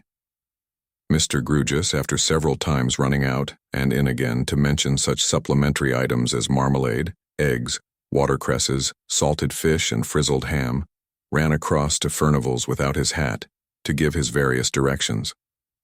And soon afterwards they were realized in practice, and the board was spread. Lord bless my soul, cried Mr. Grewgious, putting the lamp upon it and taking his seat opposite Rosa. What a new sensation for a poor old angular bachelor. To be sure, Mr. Grewgious experiences a new sensation. Rosa's expressive little eyebrows asked him what he meant. The sensation of having a sweet young presence in the place that whitewashes it, paints it, papers it, decorates it with gilding, and makes it glorious, said Mr. Grewgious. Ah me, ah me. As there was something mournful in his sigh, Rosa, in touching him with her teacup, ventured to touch him with her small hand too. Thank you, my dear, said Mr. Grewgious. Ahem, let's talk. Do you always live here, sir? Asked Rosa. Yes, my dear. And always alone? Always alone, except that I have daily company in a gentleman by the name of Bazzard, my clerk. He doesn't live here? No, he goes his way after office hours. In fact, he is off duty here altogether, just at present, and a firm downstairs, with which I have business relations, lend me a substitute. But it would be extremely difficult to replace Mr. Bazzard. He must be very fond of you, said Rosa. He bears up against it with commendable fortitude if he is, returned Mr. Grewgious, after considering the matter. But I doubt if he is. Not particularly so. You see, he is discontented, poor fellow. Why isn't he contented? Was the natural inquiry. Misplaced, said Mr. Grewgious with great mystery. Rosa's eyebrows resumed their inquisitive and perplexed expression. So misplaced, Mr. Grewgious went on, that I feel constantly apologetic towards him, and he feels, though he doesn't mention it, that I have reason to be. Mr. Grewgious had by this time grown so very mysterious that Rosa did not know how to go on. While she was thinking about it, Mr. Grewgious suddenly jerked out of himself for the second time. Let's talk. We were speaking of Mr. Bazzard. It's a secret, and moreover, it is Mr. Bazzard's secret. But the sweet presence at my table makes me so unusually expansive that I feel I must impart it in inviolable confidence. What do you think Mr. Bazzard has done? Oh dear, cried Rosa, drawing her chair a little nearer and her mind reverting to Jasper. Nothing dreadful, I hope. He has written a play, said Mr. Grewgious in a solemn whisper, a tragedy. Rosa seemed much relieved. And nobody, pursued Mr. Grewgious in the same tone, will hear on any account whatever of bringing it out. Rosa looked reflective and nodded her head slowly, as who should say, such things are, and why are they? Now, you know, said Mr. Grewgious, I couldn't write a play. Not a bad one, sir, said Rosa innocently with her eyebrows again in action. No. If I was under sentence of decapitation and was about to be instantly decapitated, and an express arrived with a pardon for the condemned convict Grewgious if he wrote a play, I should be under the necessity of resuming the block and begging the executioner to proceed to extremities, meaning, said Mr. Grewgious, passing his hand under his chin, the singular number and this extremity. Rosa appeared to consider what she would do if the awkward supposititious case were hers. Consequently, said Mr. Grewgious, Mr. Bazzard would have a sense of my inferiority to himself under any circumstances. But when I am his master, you know, the case is greatly aggravated. Mr. Grewgious shook his head seriously, as if he felt the offense to be a little too much, though of his own committing. How came you to be his master, sir? Asked Rosa. "A question that naturally follows," said Mr. Grewgious. "Let's talk." Mr. Bazzard's father, being a Norfolk farmer, would have furiously laid about him with a flail, a pitchfork, and every agricultural implement available for assaulting purposes, on the slightest hint of his son's having written a play. So the son, bringing to me the father's rent, which I receive, imparted his secret and pointed out that he was determined to pursue his genius, and that it would put him in peril of starvation, and that he was not formed for it. "For pursuing his genius, sir?" "No, my dear," said Mr. Grewgious, "for starvation." It was impossible to deny the position that Mr. Bazzard was not formed to be starved, and Mr. Bazzard then pointed out that it was desirable that I should stand between him and a fate so perfectly unsuited to his formation. In that way Mr. Bazzard became my clerk, and he feels it very much. "I am glad he is grateful," said Rosa. "I didn't quite mean that, my dear. I mean that he feels the degradation. There are some other geniuses that Mr. Bazzard has become acquainted with, who have also written tragedies, which likewise nobody will on any account whatever hear of bringing out, and these choice spirits dedicate their plays to one another in a highly panegyrical manner. Mr. Bazzard has been the subject of one of these dedications. Now, you know, I never had a play dedicated to me." Rosa looked at him as if she would have liked him to be the recipient of 1,000 dedications, "which again naturally rubs against the grain of Mr. Bazzard," said Mr. Grewgious. "He is very short with me sometimes, and then I feel that he is meditating. This blockhead is my master, a fellow who couldn't write a tragedy on pain of death, and who will never have one dedicated to him with the most complimentary congratulations on the high position he has taken in the eyes of posterity. Very trying, very trying. However, in giving him directions, I reflect beforehand. Perhaps he may not like this, or he might take it ill if I ask that. And so we get on very well. Indeed, better than I could have expected." "Is the tragedy named, sir?" asked Rosa. "Strictly between ourselves," answered Mr. Grewgious, "it has a dreadfully appropriate name. It is called The Thorn of Anxiety, but Mr. Bazzard hopes, and I hope, that it will come out at last." It was not hard to divine that Mr. Grewgious had related the Bazzard history thus fully, at least quite as much for the recreation of his ward's mind from the subject that had driven her there, as for the gratification of his own tendency to be social and communicative. "And now, my dear," he said at this point, "if you are not too tired to tell me more of what passed today, but only if you feel quite able, I should be glad to hear it. I may digest it the better if I sleep on it tonight." Rosa, composed now, gave him a faithful account of the interview. Mr. Grewgious often smoothed his head while it was in progress, and begged to be told a second time those parts which bore on Helena and Neville. When Rosa had finished, he sat, grave, silent, and meditative for a while. "Clearly narrated," was his only remark at last, and I hope clearly put away here, smoothing his head again. "See, my dear," taking her to the open window, "where they live, the dark windows over yonder." "I may go to Helena tomorrow?" asked Rosa. "I should like to sleep on that question tonight," he answered doubtfully. "But let me take you to your own rest, for you must need it." With that, Mr. Grewgious helped her to get her hat on again, and hung upon his arm the very little bag that was of no earthly use, and led her by the hand, with a certain stately awkwardness, as if he were going to walk a minuet, across Holborn, and into Furnival's Inn. At the hotel door, he confided her to the unlimited head chambermaid, and said that while she went up to see her room, he would remain below, in case she should wish it exchanged for another, or should find that there was anything she wanted. Rosa's room was airy, clean, comfortable, almost gay. The unlimited had laid in everything omitted from the very little bag, that is to say, everything she could possibly need. And Rosa tripped down the great many stairs again, to thank her guardian for his thoughtful and affectionate care of her. "Not at all, my dear," said Mr. Grewgious, infinitely gratified. "It is I who thank you for your charming confidence and for your charming company. Your breakfast will be provided for you in a neat, compact, and graceful little sitting room, appropriate to your figure, and I will come to you at 10 o'clock in the morning. I hope you don't feel very strange indeed in this strange place."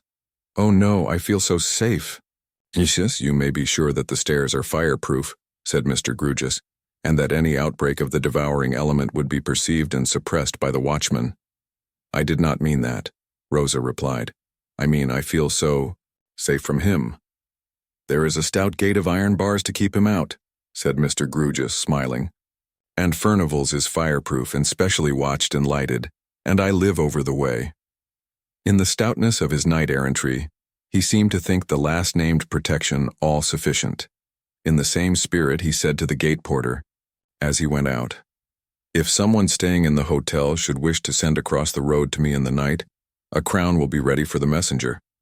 In the same spirit, he walked up and down outside the iron gate for the best part of an hour, with some solicitude, occasionally looking in between the bars, as if he had laid a dove in a high roost in a cage of lions, and had it on his mind that she might tumble out. Chapter 21. A recognition nothing occurred in the night to flutter the tired dove, and the dove arose refreshed. With Mr. Grewgious, when the clock struck 10 in the morning, came Mr. Crisparkle, who had come at one plunge out of the river at Cloisterham. Miss Twinkleton was so uneasy, Miss Rosa, he explained to her, and came round to Ma and me with your note in such a state of wonder that, to quiet her, I volunteered on this service by the very first train to be caught in the morning. I wished at the time that you had come to me, but now I think it best that you did as you did, and came to your guardian. I did think of you, Rosa told him, but Minor Canon Corner was so near him. I understand, it was quite natural. I have told Mr. Crisparkle, said Mr. Grewgious, all that you told me last night, my dear. Of course I should have written it to him immediately. But his coming was most opportune, and it was particularly kind of him to come, for he had but just gone. Have you settled? Asked Rosa, appealing to them both. What is to be done for Helena and her brother? Why, really, said Mr. Crisparkle, I am in great perplexity. If even Mr. Grewgious, whose head is much longer than mine and who is a whole night's cogitation in advance of me, is undecided, what must I be? The Unlimited here put her head in at the door, after having rapped and been authorized to present herself, announcing that a gentleman wished for a word with another gentleman named Crisparkle, if any such gentleman were there. If no such gentleman were there, he begged pardon for being mistaken. Such a gentleman is here, said Mr. Crisparkle, but is engaged just now. Is it a dark gentleman? Interposed Rosa, retreating on her guardian. No, miss, more of a brown gentleman. You are sure not with black hair? Asked Rosa, taking courage. Quite sure of that, miss. Brown hair and blue eyes. Perhaps, hinted Mr. Grewgious with habitual caution, it might be well to see him, Reverend Sir, if you don't object. When one is in a difficulty or at a loss, one never knows in what direction a way out may chance to open.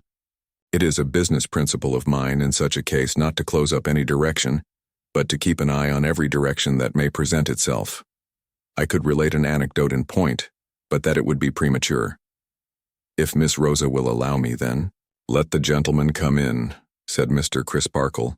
The gentleman came in, apologized with a frank but modest grace for not finding Mr. Crisparkle alone, turned to Mr. Crisparkle and smilingly asked the unexpected question, Who am I? You are the gentleman I saw smoking under the trees in Staple Inn a few minutes ago. True. There I saw you. Who else am I? Mr. Crisparkle concentrated his attention on a handsome face, much sunburnt, and the ghost of some departed boy seemed to rise gradually and dimly in the room. The gentleman saw a struggling recollection lighten up the minor canon's features, and smiling again said, What will you have for breakfast this morning? You are out of jam. Wait a moment, cried Mr. Crisparkle, raising his right hand. Give me another instant. Tartar. The two shook hands with the greatest heartiness, and then went the wonderful length for Englishmen of laying their hands each on the other's shoulders, and looking joyfully, each into the other's face. My old fag, said Mr. Crisparkle. My old master, said Mr. Tartar. You saved me from drowning, said Mr. Crisparkle. After which you took to swimming, you know, said Mr. Tartar. God bless my soul, said Mr. Crisparkle. Amen, said Mr. Tartar. and then they fell to shaking hands most heartily again. "Imagine," exclaimed Mr. Crisparkle with glistening eyes, "Miss Rosa Budd and Mr. Grewgious. Imagine Mr. Tartar, when he was the smallest of juniors, diving for me, catching me, a big heavy senior, by the hair of the head and striking out for the shore with me like a water giant. Imagine my not letting him sink, as I was his fag," said Mr. Tartar. "But the truth being that he was my best protector and friend, and did me more good than all the masters put together, an irrational impulse seized me to pick him up, or go down with him." "Permit me, sir, to have the honor," said Mr. Grewgious, advancing with extended hand. "For an honor I truly esteem it. I am proud to make your acquaintance. I hope you didn't take cold. I hope you were not inconvenienced by swallowing too much water. How have you been since?" It was by no means apparent that Mr. Grewgious knew what he said, though it was very apparent that he meant to say something highly friendly and appreciative. If heaven, Rosa thought, had but sent such courage and skill to her poor mother's aid, and he to have been so slight and young then. "I don't wish to be complimented upon it, I thank you, but I think I have an idea," Mr. Grewgious announced after taking a jog-trot or two across the room, so unexpected and unaccountable that they all stared at him, doubtful whether he was choking or had the cramp. "I think I have an idea. I believe I have had the pleasure of seeing Mr. Tartar's name as tenant of the top set in the house, next to the top set in the corner?" "Yes, sir," returned Mr. Tartar. "You are right so far." "I am right so far," said Mr. Grewgious. "Tick that off," which he did with his right thumb on his left. "Might you happen to know the name of your neighbor in the top set on the other side of the party wall?" Coming very close to Mr. Tartar, to lose nothing of his face, in his shortness of sight. "Landless." "Tick that off," said Mr. Grewgious, taking another trot and then coming back. "No personal knowledge, I suppose, sir?" "Slight, but some." "Tick that off," said Mr. Grewgious, taking another trot and again coming back. "Nature of knowledge, Mr. Tartar? I thought he seemed to be a young fellow in a poor way, and I asked his leave, only within a day or so, to share my flowers up there with him, that is to say, to extend my flower garden to his windows." "Would you have the kindness to take seats?" said Mr. Grewgious. "I have an idea." They complied, Mr. Tartar none the less readily for being all abroad, and Mr. Grewgious, seated in the center, with his hands upon his knees, thus stated his idea, with his usual manner of having got the statement by heart. "I cannot as yet make up my mind whether it is prudent to hold open communication, under present circumstances, and on the part of the fair member of the present company, with Mr. Neville or Miss Helena. I have reason to know that a local friend of ours, on whom I beg to bestow a passing but a hearty malediction, with the kind permission of my reverend friend, sneaks to and fro, and dodges up and down. When not doing so himself, he may have some informant skulking about in the person of a watchman, porter, or such like hanger-on of staple. On the other hand, Miss Rosa very naturally wishes to see her friend Miss Helena, and it would seem important that at least Miss Helena, if not her brother too, through her, should privately know from Miss Rosa's lips what has occurred and what has been threatened. Am I agreed with generally in the views I take?" "I entirely coincide with them," said Mr. Crisparkle, who had been very attentive. "As I have no doubt I should," added Mr. Tartar, smiling, "if I understood them." "Fair and softly, sir," said Mr. Grewgious. "We shall fully confide in you directly if you will favor us with your permission. Now, if our local friend should have any informant on the spot, it is tolerably clear that such informant can only be set to watch the chambers in the occupation of Mr. Neville, he reporting, to our local friend who comes and goes there. Our local friend would supply for himself, from his own previous knowledge, the identity of the parties.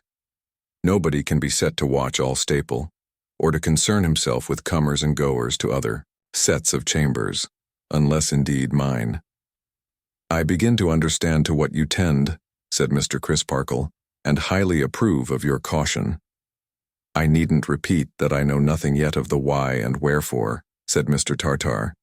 "But I also understand to what you tend," So let me say at once that my chambers are freely at your disposal." "There," cried Mr. Grewgious, smoothing his head triumphantly. "Now we have all got the idea. You have it, my dear?" "I think I have," said Rosa, blushing a little as Mr. Tartar looked quickly towards her. "You see, you go over to Staple with Mr. Crisparkle and Mr. Tartar," said Mr. Grewgious. "I going in and out and in alone, in my usual way. You go up with those gentlemen to Mr. Tartar's rooms. You look into Mr. Tartar's flower garden. You wait for Miss Helena's appearance there, or you signify to Miss Helena that you are close by, and you communicate with her freely, and no spy can be the wiser. I am very much afraid I shall be—" "Be what, my dear?" asked Mr. Grewgious as she hesitated. "Not frightened?" "No, not that," said Rosa shyly. "In Mr. Tartar's way. We seem to be appropriating Mr. Tartar's residence so very coolly." "I protest to you," returned that gentleman, "that I shall think the better of it forevermore if your voice sounds in it only once." Rosa, not quite knowing what to say about that, cast down her eyes, and turning to Mr. Grewgious, dutifully asked if she should put her hat on. Mr. Grewgious being of opinion that she could not do better, she withdrew for the purpose. Mr. Crisparkle took the opportunity of giving Mr. Tartar a summary of the distresses of Neville and his sister. The opportunity was quite long enough, as the hat happened to require a little extra fitting on. Mr. Tartar gave his arm to Rosa, and Mr. Crisparkle walked, detached, in front. Poor Eddie," thought Rosa as they went along. Mr. Tartar waved his right hand as he bent his head down over Rosa, talking in an animated way. It was not so powerful or so sun-browned when it saved Mr. Crisparkle, thought Rosa, glancing at it, but it must have been very steady and determined. Even then, Mr. Tartar told her he had been a sailor roving everywhere for years and years. "When are you going to sea again?" asked Rosa. "Never."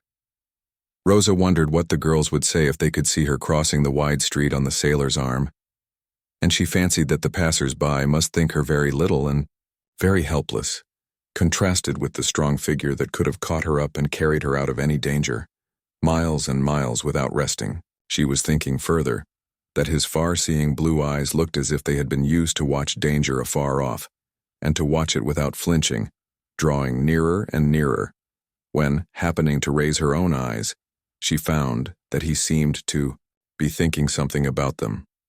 This a little confused Rosebud, and may account for her never afterwards quite knowing how she ascended, with his help, to his garden in the air, and seemed to get into a marvelous country that came into sudden bloom like the country on the summit of the magic beanstalk. May it flourish forever. Chapter 22. A gritty state of things comes on Mr. Tartar's chambers were the neatest, the cleanest, and the best-ordered chambers ever seen under the sun, moon, and stars. The floors were scrubbed to that extent that you might have supposed the London blacks emancipated forever and gone out of the land for good. Every inch of brasswork in Mr. Tartar's possession was polished and burnished till it shone like a brazen mirror. No speck, nor spot, nor spatter soiled the purity of any of Mr. Tartar's household gods, large, small, or middle-sized. His sitting room was like the Admiral's cabin, his bathroom was like a dairy, his sleeping chamber, fitted all about with lockers and drawers, was like a seedsman's shop, and his nicely balanced cot just stirred in the midst, as if it breathed. Everything belonging to Mr. Tartar had quarters of its own assigned to it. His maps and charts had their quarters. His books had theirs, his brushes had theirs, his boots had theirs, his clothes had theirs, his case bottles had theirs, his telescopes and other instruments had theirs. Everything was readily accessible.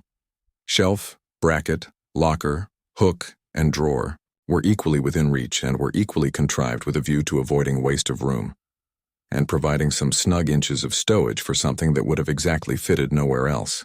His gleaming little service of plate was so arranged upon his sideboard as that a slack salt spoon would have instantly betrayed itself. His toilet implements were so arranged upon his dressing table as that a toothpick of slovenly deportment could have been reported at a glance. So with the curiosities he had brought home from various voyages, stuffed, dried, repolished, or otherwise preserved according to their kind, birds, fishes, reptiles, arms, articles of dress, shells, seaweeds, grasses, or memorials of coral reef. Each was displayed in its especial place, and each could have been displayed in no better place. Paint and varnish seemed to be kept somewhere out of sight, in constant readiness to obliterate stray finger marks wherever any might become perceptible in Mr. Tartar's chambers. No man of war was ever kept more spick and span from careless touch. On this bright summer day, a neat awning was rigged over Mr. Tartar's flower garden as only a sailor can rig it, and there was a sea-going air upon the whole effect, so delightfully complete that the flower garden might have appertained to stern windows afloat, and the whole concern might have bowled away gallantly with all on board, if Mr. Tartar had only clapped to his lips the speaking trumpet that was slung in a corner, and given hoarse orders to heave the anchor up, look alive there, men, and get all sail upon her. Mr. Tartar, doing the honors of this gallant craft, was of a piece with the rest. When a man rides an amiable hobby that shies at nothing and kicks nobody, it is only agreeable to find him riding it with a humorous sense of the droll side of the creature. When the man is a cordial and an earnest man by nature, and withal is perfectly fresh and genuine, it may be doubted whether he is ever seen to greater advantage than at such a time. So Rosa would have naturally thought, even if she hadn't been conducted over the ship with all the homage due to the First Lady of the Admiralty, or First Fairy of the Sea, that it was charming to see and hear Mr. Tartar half laughing at, and half rejoicing in, his various contrivances.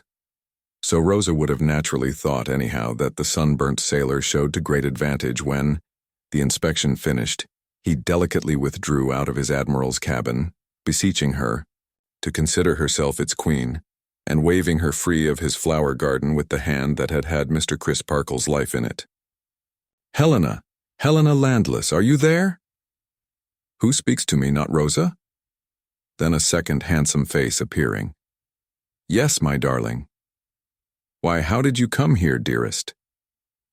I don't quite know," said Rosa with a blush, "unless I am dreaming." Why with a blush? For their two faces were alone with the other flowers. Are blushes among the fruits of the country of the magic beanstalk? "I am not dreaming," said Helena, smiling. "I should take more for granted if I were. How do we come together, or so near together, so very unexpectedly? Unexpectedly indeed, among the dingy gables and chimney-pots of PJT's connection, and the flowers that had sprung from the salt sea. But Rosa, waking, told in a hurry how they came to be together, and all the why and wherefore of that matter. "And Mr. Crisparkle is here," said Rosa in rapid conclusion. "And, could you believe it, long ago he saved his life." "I could believe any such thing of Mr. Crisparkle," returned Helena with a mantling face. More blushes in the beanstalk country? "Yes, but it wasn't Crisparkle," said Rosa, quickly putting in the correction. "I don't understand." "Love. It was very nice of Mr. Crisparkle to be saved," said Rosa, "and he couldn't have shown his high opinion of Mr. Tartar more expressively. But it was Mr. Tartar who saved him." Helena's dark eyes looked very earnestly at the bright face among the leaves, and she asked in a slower and more thoughtful tone, "Is Mr. Tartar with you now, dear?" "No, because he has given up his rooms to me. To us, I mean. It is such a beautiful place." "Is it?" "It is like the inside of the most exquisite ship that ever sailed. It is like a dream," suggested Helena. Rosa answered with a little nod and smelled the flowers. Helena resumed after a short pause of silence, during which she seemed, or it was Rosa's fancy, to compassionate somebody. "My poor Neville is reading in his own room, the sun being so very bright on this side just now. I think he had better not know that you are so near." "Oh, I think so too," cried Rosa very readily. "I suppose," pursued Helena, doubtfully, "that he must know by and by all you have told me, but I am not sure. Ask Mr. Crisparkle's advice, my darling. Ask him whether I may tell Neville as much or as little of what you have told me as I think best." Rosa subsided into her state cabin and propounded the question. The minor canon was for the free exercise of Helena's judgment. "I thank him very much," said Helena, when Rosa emerged again with her report. Ask him whether it would be best to wait until any more maligning and pursuing of Neville on the part of this wretch shall disclose itself, or to try to anticipate it. I mean, so far as to find out whether any such goes on darkly about us. The minor canon found this point so difficult to give a confident opinion on, that after 2 or 3 attempts and failures, he suggested a reference to Mr. Grewgious. Helena acquiescing, he betook himself, with a most unsuccessful assumption, of lounging indifference across the quadrangle to P.J. Tia's, and stated it. Mr. Grewgious held decidedly to the general principle that if you could steal a march upon a brigand or a wild beast, you had better do it. And he also held decidedly to the special case that John Jasper was a brigand and a wild beast in combination. Thus advised, Mr. Crisparkle came back again and reported to Rosa, who in her turn reported to Helena. She, now steadily pursuing her train of thought at her window, considered thereupon. "We may count on Mr. Tartar's readiness to help us, Rosa?" she inquired. Oh yes. Rosa shyly thought so. Oh yes, Rosa shyly believed she could almost answer for it. But should she ask Mr. Crisparkle? "I think your authority on the point as good as his, my dear," said Helena sedately. "And you needn't disappear again for that." Odd of Helena. "You see, Neville," Helena pursued after more reflection, "knows no one else here. He has not so much as exchanged a word with anyone else here. If Mr. Tartar would call to see him openly and often, if he would spare a minute for the purpose frequently, if he would even do so almost daily, something might come of it." "Something might come of it, dear?" repeated Rosa, surveying her friend's beauty with a highly perplexed face. "Something might? If Neville's movements are really watched, and if the purpose really is to isolate him from all friends and acquaintance and wear his daily life out grain by grain, which would seem to be the threat to you, does it not appear likely," said Helena, "that his enemy would in some way communicate with Mr. Tartar to warn him off from Neville? In which case, we might not only know the fact, but might know from Mr. Tartar what the terms of the communication were." "I see," cried Rosa, and immediately darted into her state cabin again. Presently her pretty face reappeared, with a greatly heightened color, and she said that she had told Mr. Crisparkle, and that Mr. Crisparkle had fetched in Mr. Tartar, and that Mr. Tartar, who is waiting now in case you want him, added Rosa with a half-look back and in not a little confusion between the inside of the state cabin and out, had declared his readiness to act as she had suggested and to enter on his task that very day. "I thank him from my heart," said Helena. "Pray tell him so."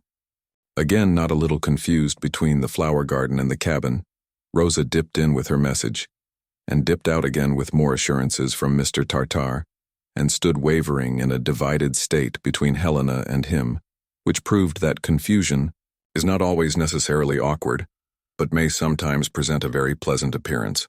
"And now, darling," said Helena, "we will be mindful of the caution that has restricted us to this interview for the present, and will part. I hear Neville moving too. Are you going back?" "To Miss Twinkleton's?" asked Rosa. "Yes." "Oh, I could never go there any more. I couldn't indeed after that dreadful interview," said Rosa. "Then where are you going, pretty one?" "Now I come to think of it, I don't know," said Rosa. "I have settled nothing at all yet, but my guardian will take care of me. Don't be uneasy, dear. I shall be sure to be somewhere." It did seem likely. "And I shall hear of my rosebud from Mr. Tartar?" inquired Helena. "Yes, I suppose so, from—" Rosa looked back again in a flutter, instead of supplying the name. "But tell me one thing before we part, dearest Helena. Tell me that you are sure I couldn't help it." "Help it, love?" "Help making him malicious and revengeful. I couldn't hold any terms with him, could I?" "You know how I love you, darling," answered Helena with indignation. "But I would sooner see you dead at his wicked feet. That's a great comfort to me. And you will tell your poor brother so, won't you? And you will give him my remembrance and my sympathy, and you will ask him not to hate me?" With a mournful shake of the head, as if that would be quite a superfluous entreaty, Helena lovingly kissed her 2 hands to her friend, and her friend's 2 hands were kissed to her. And then she saw a 3rd hand, a brown one, appear among the flowers and leaves and help her friend out of sight. The refection that Mr. Tartar produced in the Admiral's cabin by merely touching the spring knob of a locker and the handle of a drawer was a dazzling, enchanted repast. Wonderful macaroons, glittering liqueurs, magically preserved tropical spices, and jellies of celestial tropical fruits displayed themselves profusely at an instant's notice. But Mr. Tartar could not make time stand still, and time, with his hard-hearted fleetness, strode on so fast that Rosa was obliged to come down from the beanstalk country to earth and her guardian's chambers.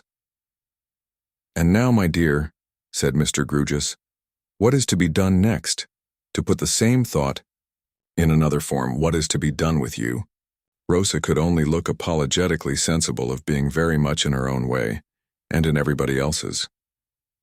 Some passing idea of living, fireproof, up a good many stairs in Furnival's Inn for the rest of her life, was the only thing in the nature of a plan that occurred to her. "It has come into my thoughts," said Mr. Grewgious, "that as the respected lady Miss Twinkleton occasionally repairs to London in the recess, with the view of extending her connection and being available for interviews with metropolitan parents, if any, whether until we have time in which to turn ourselves round we might invite Miss Twinkleton to come and stay with you for a month." "Stay where, sir?"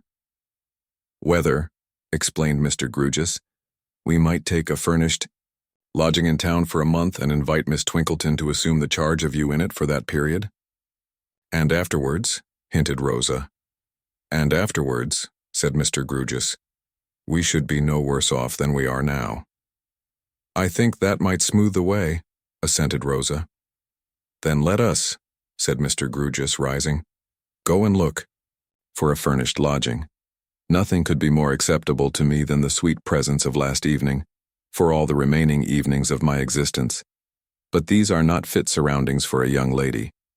Let us set out in quest of adventures, and look for a furnished lodging. In the meantime, Mr. Crisparkle here, about to return home immediately, will no doubt kindly see Miss Twinkleton, and invite that lady to cooperate in our plan." Mr. Crisparkle, willingly accepting the commission, took his departure. Mr. Grewgious and his ward set forth on their expedition. As Mr. Grewgious's idea of looking at a furnished lodging was to get on the opposite side of the street, to a house with a suitable bill in the window, and stare at it, and then work his way tortuously to the back of the house and stare at that, and then not go in but make similar trials of another house with the same result, their progress was but slow. At length he bethought himself of a widowed cousin, divers times removed of Mr. Bazzard's, who had once solicited his influence in the lodger world, and who lived in Southampton Street, Bloomsbury Square. This lady's name, stated in uncompromising capitals of considerable size on a brass doorplate, and yet not lucidly as to sex or condition, was Billiken. Personal faintness and an overpowering personal candor were the distinguishing features of Mrs. Billiken's organization. She came languishing out of her own exclusive back parlor, with the air of having been expressly brought to for the purpose, from an accumulation of several swoons. "I hope I see you well, sir," said Mrs. Billiken, recognizing her visitor with a bend. "Thank you, quite well. And you, ma'am?" returned Mr. Grewgious. "I am as well," said Mrs. Billiken, becoming aspirational with excessive faintness, "as I ever am."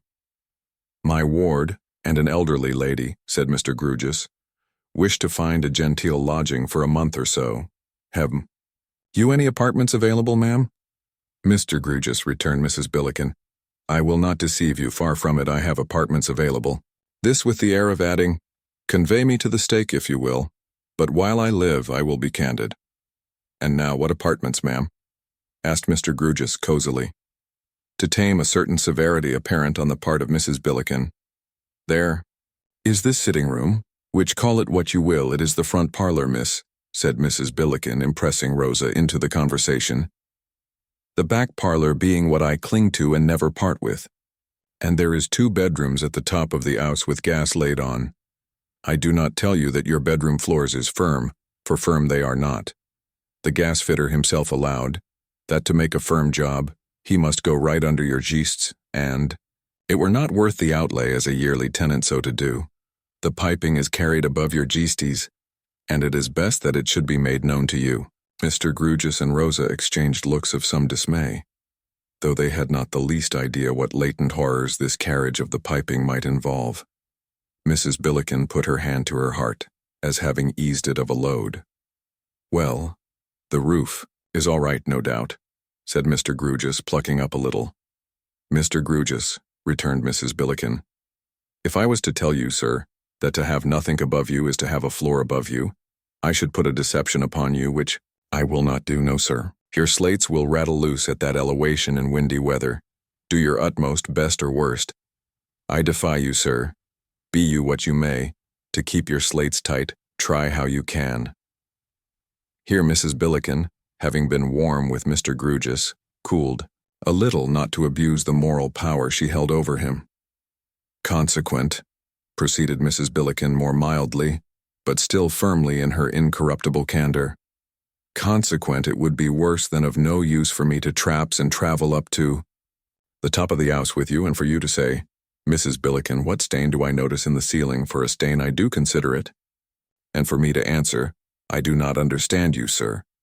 No, sir, I will not be so underhand. I do understand you before you pint it out. It is the wet, sir. It do come in, and it do not come in. You may lay dry there half your lifetime. But the time will come, and it is best that you should know it when a dripping sop would be no name for you." Mr. Grewgious looked much disgraced by being prefigured in this pickle. "Have you any other apartments, ma'am?" he asked. "Mr. Grewgious," returned Mrs. Billiken with much solemnity, "I have.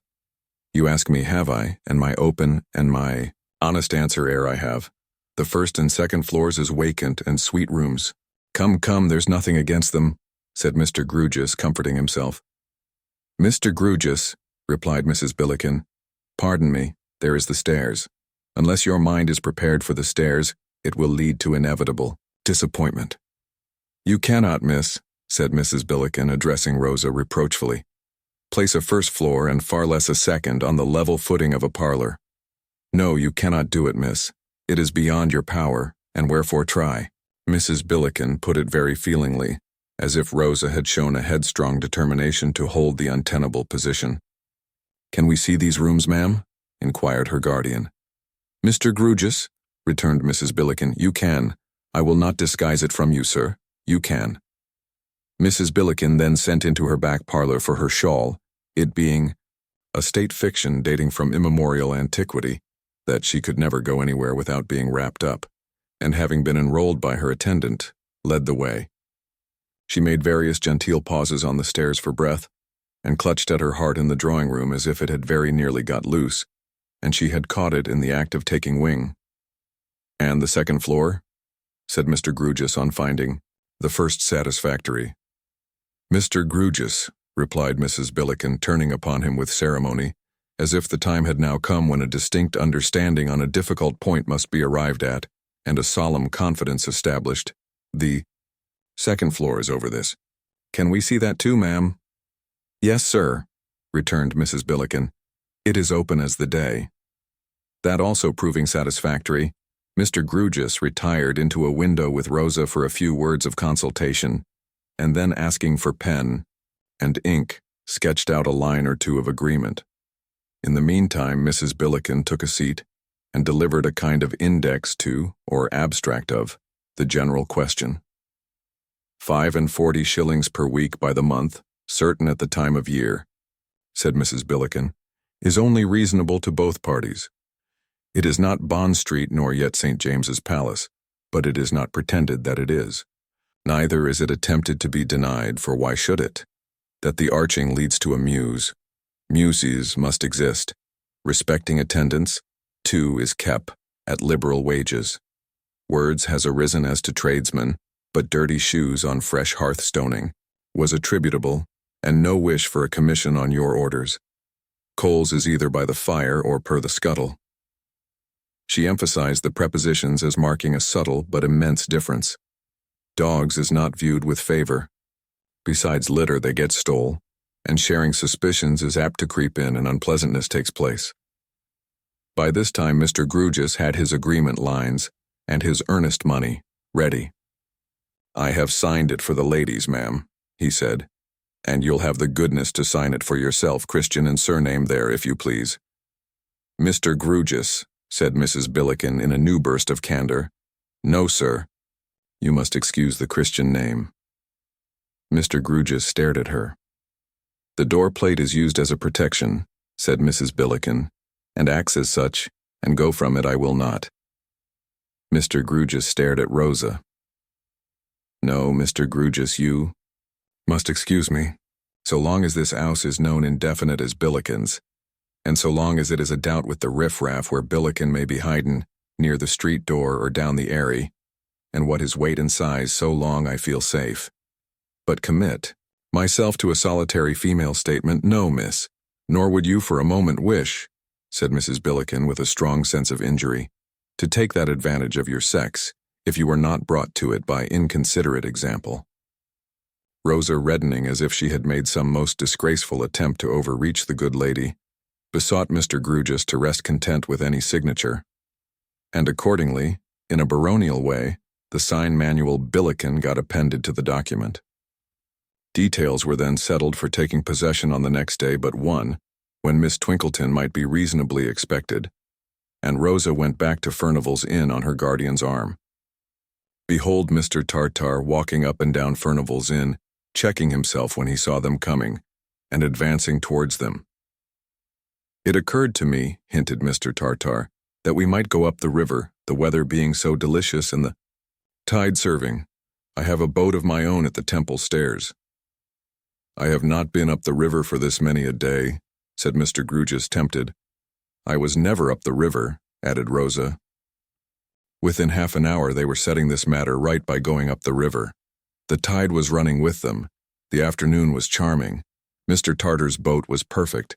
Mr. Tartar and Lobley, Mr. Tartar's man, pulled a pair of oars. Mr. Tartar had a yacht, it seemed, lying somewhere down by Greenhithe, and Mr. Tartar's man had charge of this yacht, and was detached upon his present service. He was a jolly favored man, with tawny hair and whiskers, and a big red face. He was the dead image of the sun in old woodcuts, his hair and whiskers answering for rays all around him. Resplendent in the bow of the boat, he was a shining sight, with a man-of-war's man's shirt on, or off, according to opinion, and his arms and breast tattooed all sorts of patterns. Lobley seemed to take it easily, and so did Mr. Tartar, yet their oars bent as they pulled and the boat bounded under them. Mr. Tartar talked as if he were doing nothing, to Rosa, who was really doing nothing, and to Mr. Grewgious, who was doing this much, that he steered all wrong. But what did that matter, when a turn of Mr. Tartar's skillful wrist or a mere grin of Mr. Lobley's over the bow put all to rights? The tide bore them on in the gayest and most sparkling manner, until they stopped to dine in some everlastingly green garden, needing no matter-of-fact identification here, and then the tide obligingly turned, being devoted to that party alone for that day. And as they floated idly among some osier beds, Rosa tried what she could do in the rowing way, and came off splendidly, being much assisted, and Mr. Grewgious tried what he could do and came off on his back, doubled up with an oar under his chin, being not assisted at all. Then there was an interval of rest under bows. Such rest! What time Mr. Lobley mopped, and arranging cushions, stretchers, and the like, danced the tightrope the whole length of the boat like a man to whom shoes were a superstition and stockings slavery, and then came the sweet return among delicious odors of limes in bloom and musical ripplings. And all too soon, the great black city cast its shadow on the waters, and its dark bridges spanned them as death spans life, and the everlastingly green garden seemed to be left for everlasting, unregainable, and far away. Up the river. Cannot people get through life without gritty stages, I wonder? Rosa thought next day, when the town was very gritty again, and everything had a strange and an uncomfortable appearance of seeming to wait for something that wouldn't come. No. She began to think that now the Cloisterham school days had glided past and gone, the gritty stages would begin to set in at intervals and make themselves wearily known. Yet what did Rosa expect? Did she expect Miss Twinkleton? Miss Twinkleton duly came. Forth from her back parlor issued the Billiken to receive Miss Twinkleton, and war was in the Billiken's eye from that fell moment. Miss Twinkleton brought a quantity of luggage with her, having all Rosa's as well as her own. The Billiken took it ill that Miss Twinkleton's mind, being sorely disturbed by this luggage, failed to take in her personal identity with that clearness of perception which was due to its demands. Stateliness mounted her gloomy throne upon the Billiken's brow in consequence. And when Miss Twinkleton, in agitation taking stock of her trunks and packages, of which she had 17, particularly counted in the Billiken herself as number 11, the bee found it necessary to repudiate. "Things cannot too soon be put upon the footing," said she with a candor so demonstrative as to be almost obtrusive, "that the person of the use is not a box, nor yet a bundle, nor a carpet-bag. No, I am highly obliged to you, Miss Twinkleton, nor yet a beggar." This last disclaimer had reference to Miss Twinkleton's distractedly pressing 2 and 6pence on her, instead of the cabman. Thus cast off, Miss Twinkleton wildly inquired, which gentleman was to be paid? There being 2 gentlemen in that position, Miss Twinkleton having arrived with 2 cabs, each gentleman on being paid held forth his 2 and 6pence on the flat of his open hand and, with a speechless stare and a dropped jaw, displayed his wrong to heaven and earth. Terrified by this alarming spectacle, Miss Twinkleton placed another shilling in each hand, at the same time appealing to the law, in flurried accents and recounting her luggage this time with the 2 gentlemen in, who caused the total to come out complicated. Meanwhile the 2 gentlemen, each looking very hard at the last shilling grumblingly, as if it might become 18 pence if he kept his eyes on it, descended the doorsteps, ascended their carriages, and drove away, leaving Miss Twinkleton on a bonnet box in tears. The Billiken beheld this manifestation of weakness without sympathy, and gave directions for a young man to be got in to wrestle with the luggage. When that gladiator had disappeared from the arena, peace ensued, and the new lodgers dined. But the Billiken had somehow come to the knowledge that Miss Twinkleton kept a school. The leap from that knowledge to the inference that Miss Twinkleton set herself to teach her something was easy. "But you don't do it," soliloquized the Billiken. "I am not your pupil, whatever she, meaning Rosa, may be, poor thing."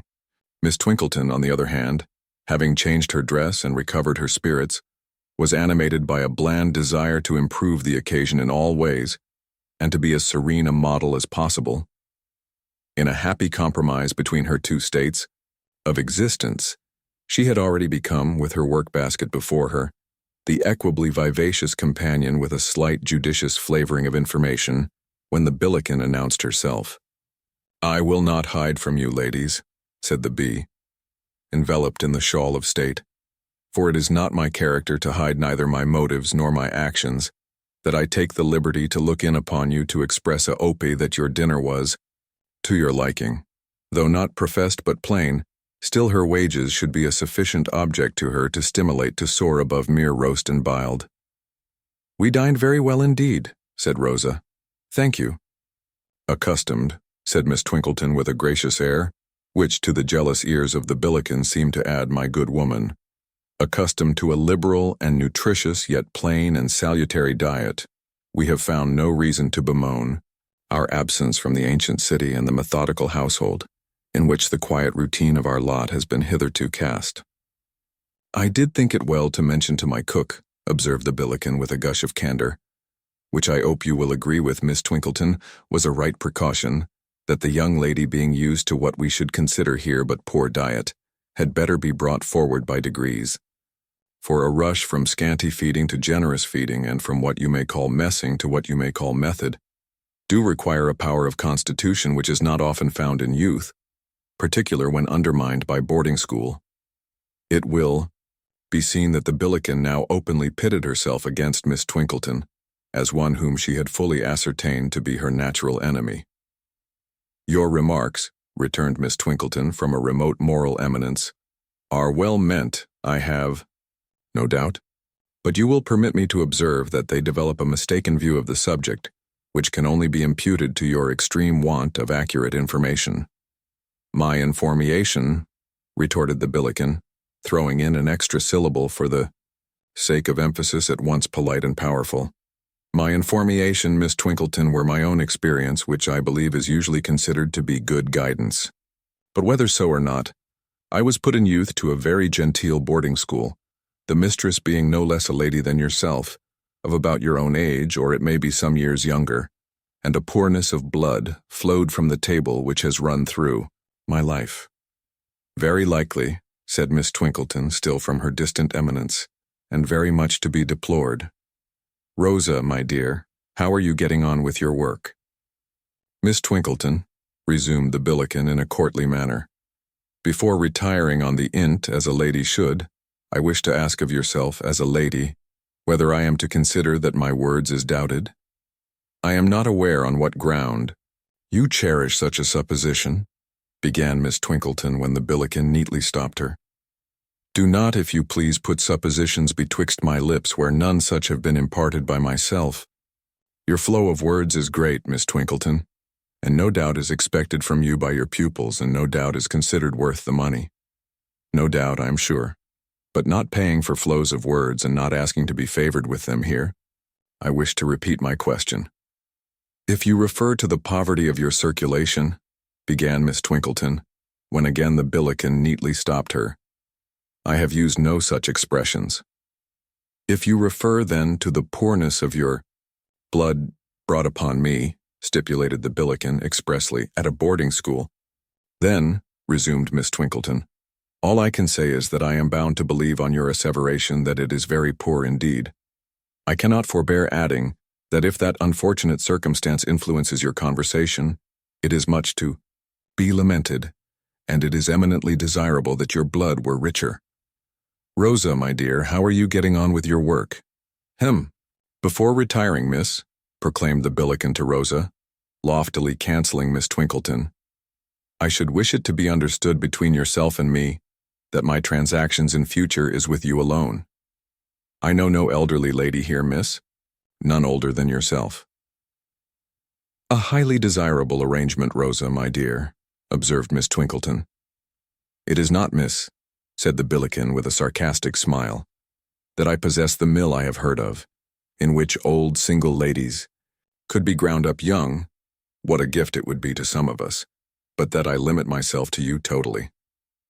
When I have any desire to communicate a request to the person of the house, Rosa, my dear, observed Miss Twinkleton with majestic cheerfulness, I will make it known to you, and you will kindly undertake, I am sure, that it is conveyed to the proper quarter. Good evening, miss, said the Billiken at once affectionately and distantly. Being alone in my eyes, I wish you good evening with best wishes and do not find myself drove. I am truly happy to say, into expressing my contempt for an individual, unfortunately for yourself, belonging to you. The Billiken gracefully withdrew with this parting speech, and from that time Rosa occupied the restless position of shuttlecock between these two battledores. Nothing could be done without a smart match being played out. Thus, on the daily arising question of dinner, Miss Twinkleton would say, the three being present together, Perhaps, my love, you will consult with the person of the house whether she can procure us a lamb's fry, or failing that, a roast fowl, on which the Billiken would retort, Rosa not having spoken a word. If you was better accustomed to butcher's meat, miss, you would not entertain the idea of a lamb's fry. Firstly, because lambs has long been sheep, and secondly, because there is such things as killing days and there is not. As to roast fowls, miss, why you must be quite surfeited with roast fowls, letting alone your buying, when you market for yourself, the agedest of poultry with the scaliest of legs, quite, as if you was accustomed to picking 'em out for cheapness. Try a little inwention, miss. Use yourself to housekeeping a bit. Come now, think of something else. To this encouragement, offered with the indulgent toleration of a wise and liberal expert, Miss Twinkleton would rejoin, reddening, or, my dear, you might propose to the person of the house a duck. Well, miss, the Billiken would exclaim, still no word being spoken by Rosa, you do surprise me when you speak of ducks, not to mention that they're getting out of a season and very dear. It really strikes to my heart to see you have a duck, for the breast, which is the only delicate cuts in a duck, always goes in a direction which I cannot imagine where, and your own plate comes down so miserably skin and bony. Try again, miss. Think more of yourself, and less of others.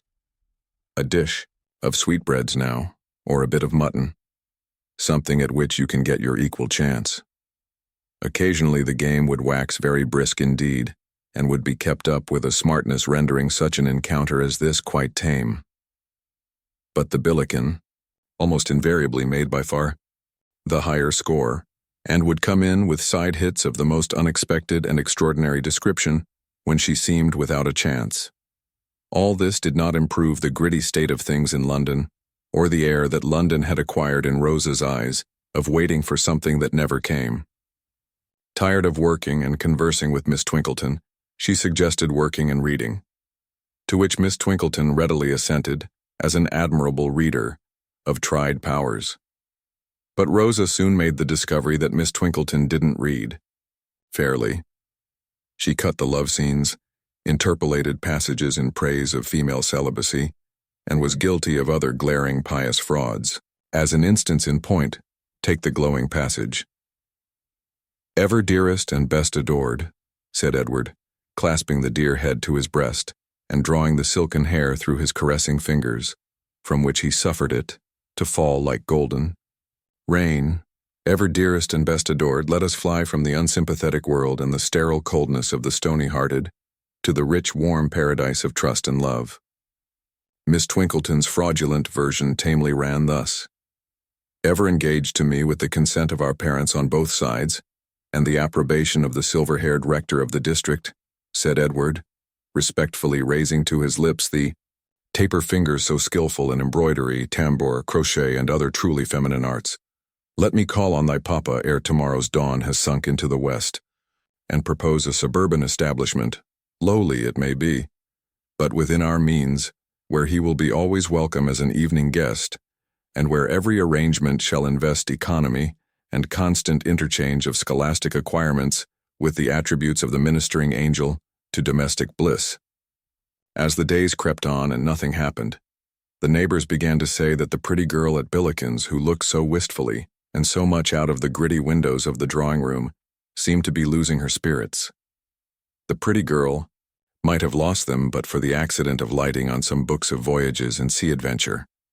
As a compensation against their romance, Miss Twinkleton, reading aloud, made the most of all the latitudes and longitudes, bearings, winds, currents, offsets, and other statistics, which she felt to be none the less improving because they expressed nothing whatever to her, while Rosa, listening intently, made the most of what was nearest to her heart. So they both did better than before. Chapter 23. The Dawn Again. Although Mr. Crisparkle and John Jasper met daily under the cathedral roof, nothing at any time passed between them having reference to Edwin Drood, after the time, more than half a year gone by, when Jasper mutely showed the minor canon the conclusion, and the resolution entered in his diary. It is not likely that they ever met, though so often, without the thoughts of each reverting to the subject. It is not likely that they ever met, though so often, without a sensation on the part of each that the other was a perplexing secret to him. Jasper as the denouncer and pursuer of Neville Landless, and Mr. Crisparkle as his consistent advocate and protector, must at least have stood sufficiently in opposition to have speculated with keen interest on the steadiness and next direction of the other's designs.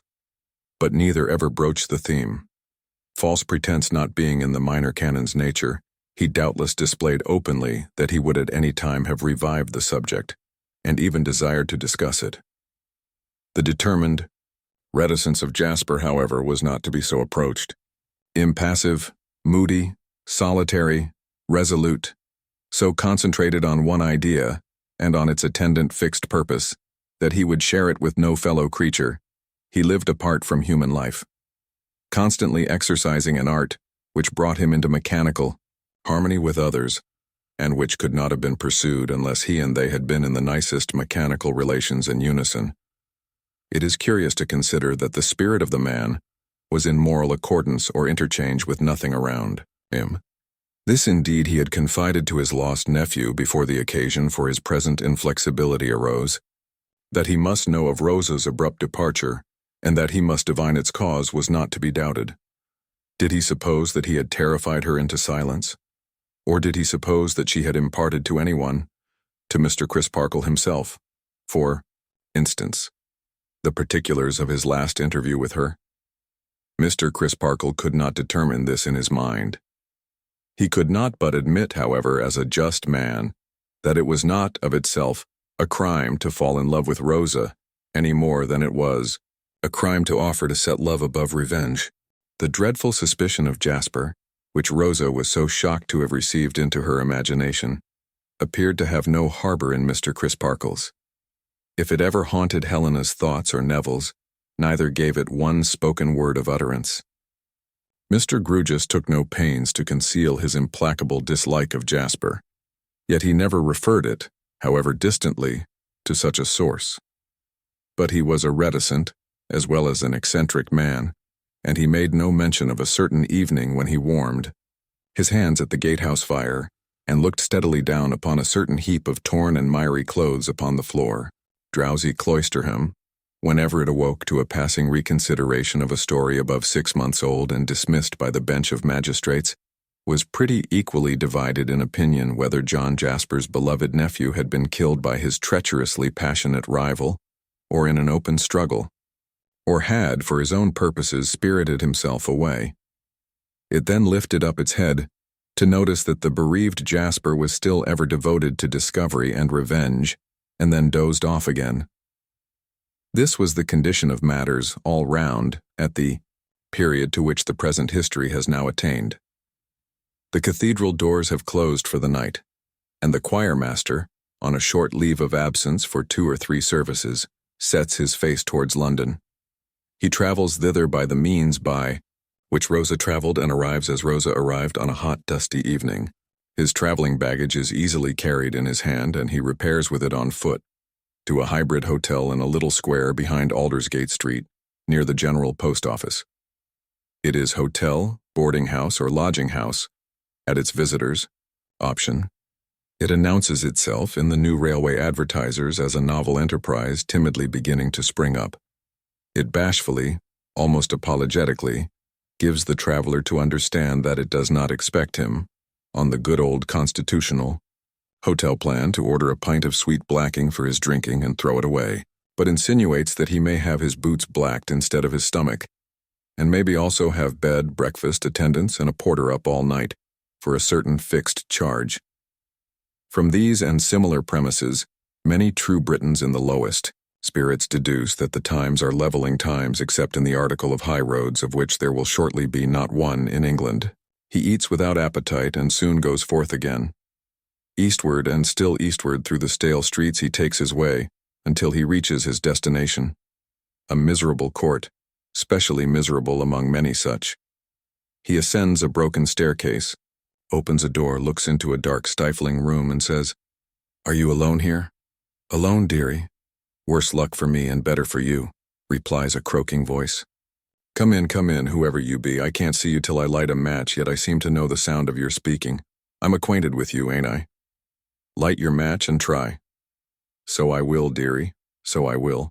But my hand, that shakes as I can't lay it on a match all in a moment, and I cough so that, put my matches where I may, I never find 'em there. They jump and start, as I cough and cough like live things." "Are you off a voyage, dearie?" "No." "Not seafaring?" "No." "Well, there's land customers and there's water customers. I'm a mother to both.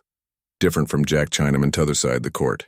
He ain't a father to neither, it ain't in him, and he ain't got the true secret of mixing, though he charges as much as me that has, and more if he can get it.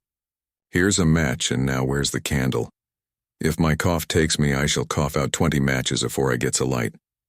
But she finds the candle and lights it before the cough comes on.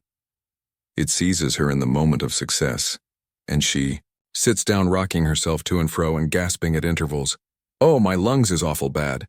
My lungs is wore away to cabbage nets, until the fit is over. During its continuance she has had no power of sight, or any other power not absorbed in the struggle, but as it leaves her she begins to strain her eyes, and as soon as she is able to articulate, she cries, staring, "Why, it's you! It's..." Are you so surprised to see me? I thought I never should have seen you again, dearie. I thought you was dead and gone to heaven. Why?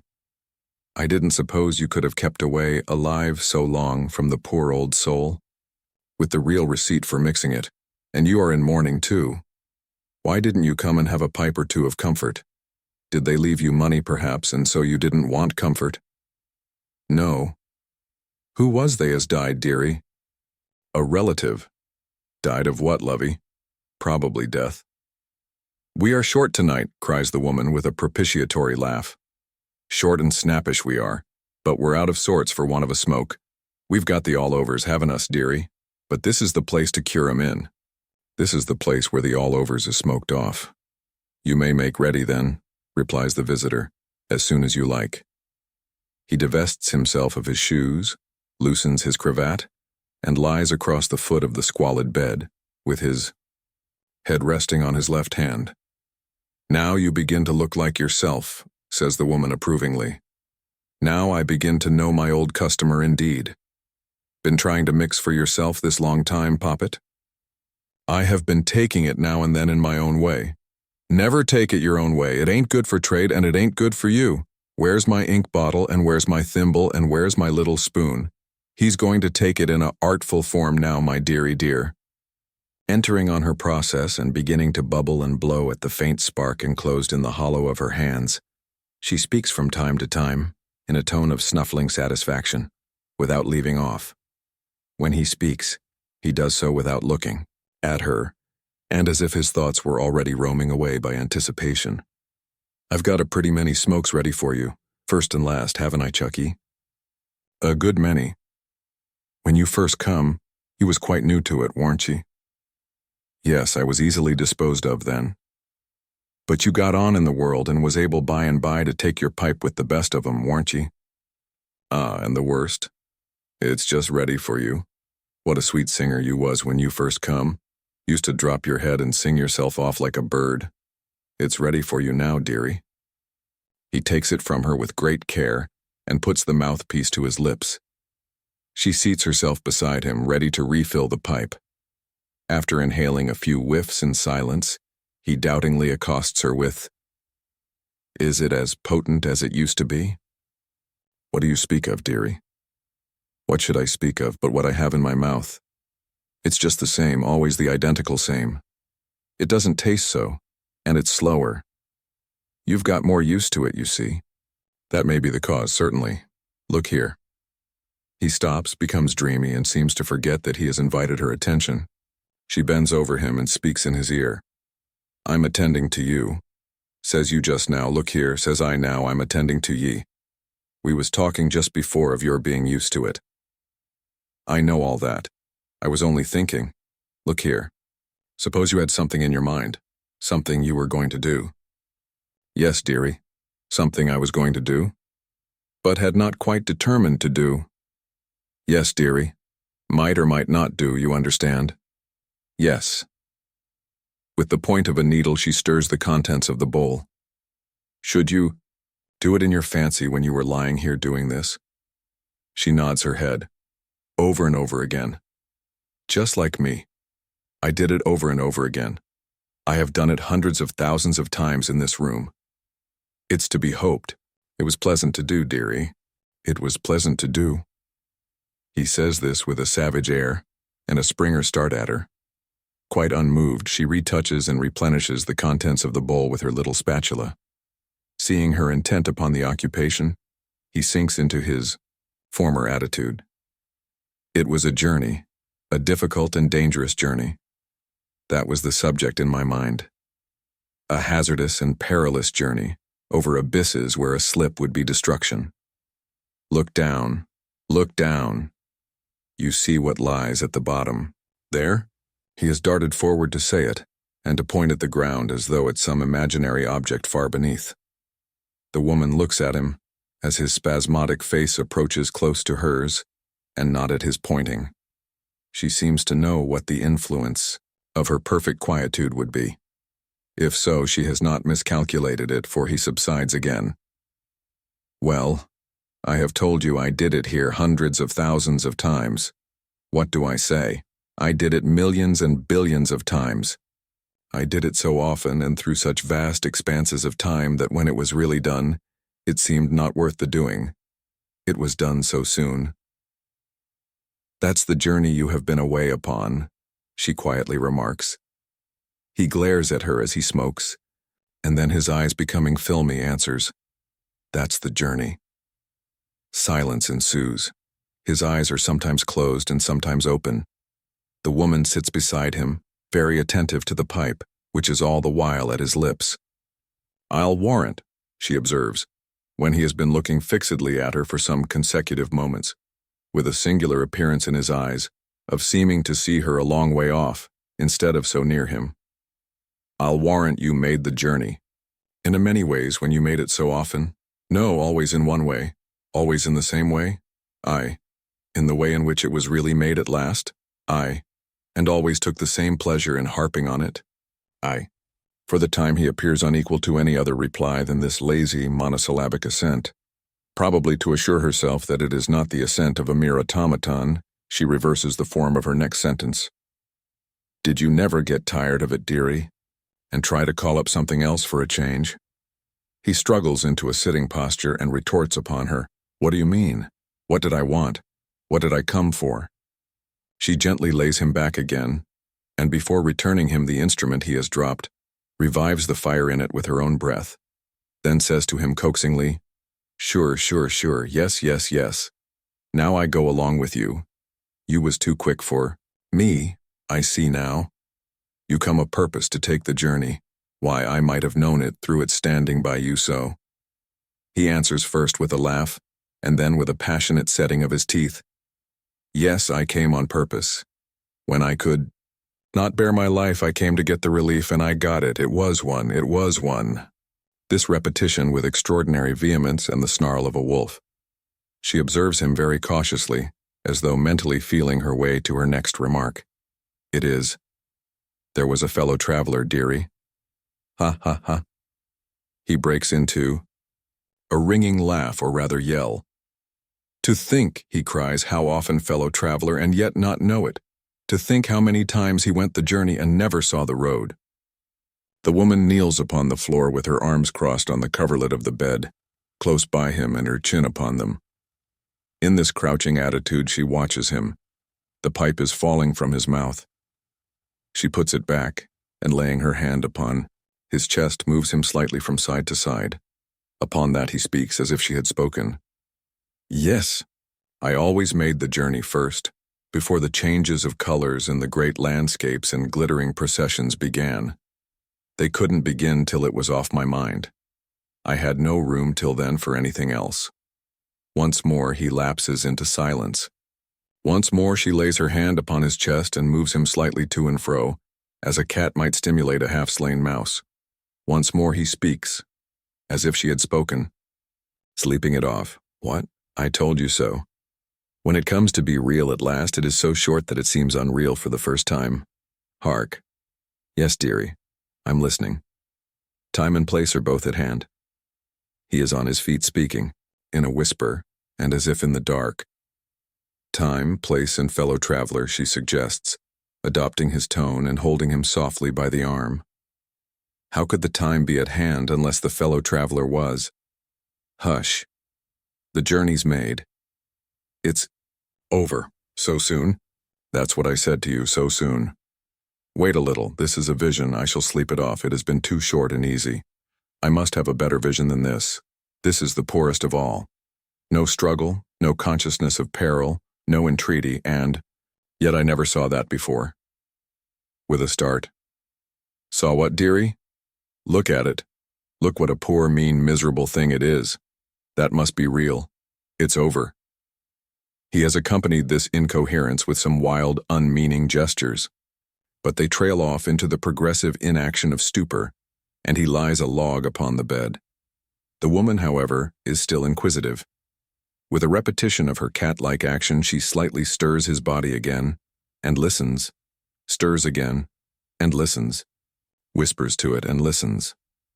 Finding it past all rousing for the time, she slowly gets upon her feet, with an air of disappointment, and flicks the face with the back of her hand in turning from it. but she goes no further away from it than the chair upon the hearth. She sits in it with an elbow on one of its arms and her chin upon her hand, intent upon him. "I heard ye say once," she croaks under her breath, "I heard ye say once, when I was lying where you're lying, and you were making your speculations upon me, unintelligible. I heard you say so, of two more than me. But don't ye be too sure always. Don't be ye too sure, beauty." Unwinking, cat-like, and intent, she presently adds, "Not so potent as it once was? Ah, perhaps not at first. You may be more right there. Practice makes perfect. I may have learned the secret how to make ye talk, dearie." He talks no more, whether or no. Twitching in an ugly way from time to time, both as to his face and limbs, he lies heavy and silent. The wretched candle burns down. The woman takes its expiring end between her fingers, lights another at it, crams the guttering frying morsel deep into the candlestick and rams it home with the new candle, as if she were loading some ill-savored and unseemly weapon of witchcraft. The new candle in its turn burns down, and still he lies insensible. At length, what remains of the last candle is blown out, and daylight looks into the room. It has not looked very long when he sits up, chilled and shaking, slowly recovers consciousness of where he is and makes himself ready to depart. The woman receives what he pays her with a grateful, bless ye, dearie," and seems tired, out to begin making herself ready for sleep as he leaves the room. But seeming may be false or true. It is false in this case, for the moment the stairs have ceased to creak under his tread, she glides after him, muttering emphatically, "I'll not miss ye twice." There is no egress from the court but by its entrance. With a weird peep from the doorway she watches for his looking back. He does not look back before disappearing with a wavering step. She follows him, peeps from the court, sees him still faltering on without looking back, and holds him in view. He repairs to the back of Aldersgate Street, where a door immediately opens to his knocking. She crouches in another doorway, watching that one, and easily comprehending that he puts up temporarily at that house. Her patience is unexhausted by hours. For sustenance she can and does buy bread within 100 yards and milk as it is carried past her. He comes forth again at noon, having changed his dress but carrying nothing in his hand, and having nothing carried for him. He is not going back into the country, therefore, just yet. She follows him a little way, hesitates, instantaneously, turns confidently, and goes straight into the house he has quitted. Is the gentleman from Cloisterham indoors? Just gone out. Unlucky. When does the gentleman return to Cloisterham? At 6 this evening. Bless ye and thank ye. May the Lord prosper a business where a civil question, even from a poor soul, is so civilly answered. I'll not miss ye twice, repeats the poor soul in the street, and not so civilly. I lost ye last where that omnibus you got into nigh your journey's end plied betwixt the station and the place. I wasn't so much as certain that you even went right on to the place. Now I know ye did. My gentleman from Cloisterham, I'll be there before ye and bide your coming. I've swore my oath that I'll not miss ye twice. Accordingly, that same evening the poor soul stands in Cloisterham High Street, looking at the many quaint gables of the nun's house and getting through the time as she best can until 9 o'clock, at which hour she has reason to suppose that the arriving omnibus passengers may have some interest for her. The friendly darkness at that hour renders it easy for her to ascertain whether this be so or not, and it is so, for the passenger, not to be missed twice, arrives among the rest. Now let me see what becomes of you. Go on. An observation addressed to the air, and yet it might be addressed to the passenger. So compliantly does he go on along the high street until he comes to an arched gateway, at which he unexpectedly vanishes. The poor soul quickens her pace, is swift and close upon him entering under the gateway, but only sees a postern staircase on one side of it, and on the other side an ancient vaulted room, in which a large-headed, gray-haired gentleman is writing, under the odd circumstances of sitting open to the thoroughfare and eyeing all who pass, as if he were toll-taker of the gateway, though the way is free. "Hello!" he cries in a low voice, seeing her brought to a standstill. "Who are you looking for?" "There was a gentleman passed in here this minute, sir." "Of course there was. What do you want with him? Where do he live, dearie? Live? Up that staircase. Bless ye. Whisper. What's his name, dearie? Surname Jasper, Christian name John, Mr. John Jasper. Has he a calling, good gentleman? Calling? Yes, sings in the choir. In the spire? Choir. What's that? Mr. Datchery rises from his papers and comes to his doorstep. Do you know what a cathedral is? He asks, jocosely. The woman nods. What is it? She looks puzzled, casting about in her mind to find a definition, when it occurs to her that it is easier to point out the substantial object itself, massive against the dark blue sky and the early stars. That's the answer. Go in there at 7 tomorrow morning, and you may see Mr. John Jasper and hear him too. Thank ye, thank ye. The burst of triumph in which she thanks him does not escape the notice of the single buffer of an easy temper, living idly on his means. He glances at her, clasps his hands behind him, as the wont of such buffers is, and lounges along the echoing precincts at her side. Or, he suggests with a backward hitch of his head, you can go up at once to Mr. Jasper's rooms there. The woman eyes him with a cunning smile and shakes her head. Oh, you don't want to speak to him? Well, she repeats her dumb reply and forms with her lips a soundless no. You can admire him at a distance 3 times a day whenever you like. It's a long way to come for that, though. The woman looks up quickly. If Mr. Datchery thinks she is to be so induced to declare where she comes from, he is of a much easier temper than she is. But she acquits him of such an artful thought, as he lounges along, like the chartered boor of the city, with his uncovered gray hair blowing about, and his purposeless hands rattling the loose money in the pockets of his trousers. The chink of the money has an attraction for her greedy ears. Wouldn't you help me to pay for my traveler's lodging, dear gentleman, and to pay my way along? I am a poor soul, I am indeed, and troubled with a grievous cough. You know the traveler's lodging, I perceive, and are making directly for it, is Mr. Datchery's bland comment, still rattling his loose money. Been here often, my good woman? Once in all my life.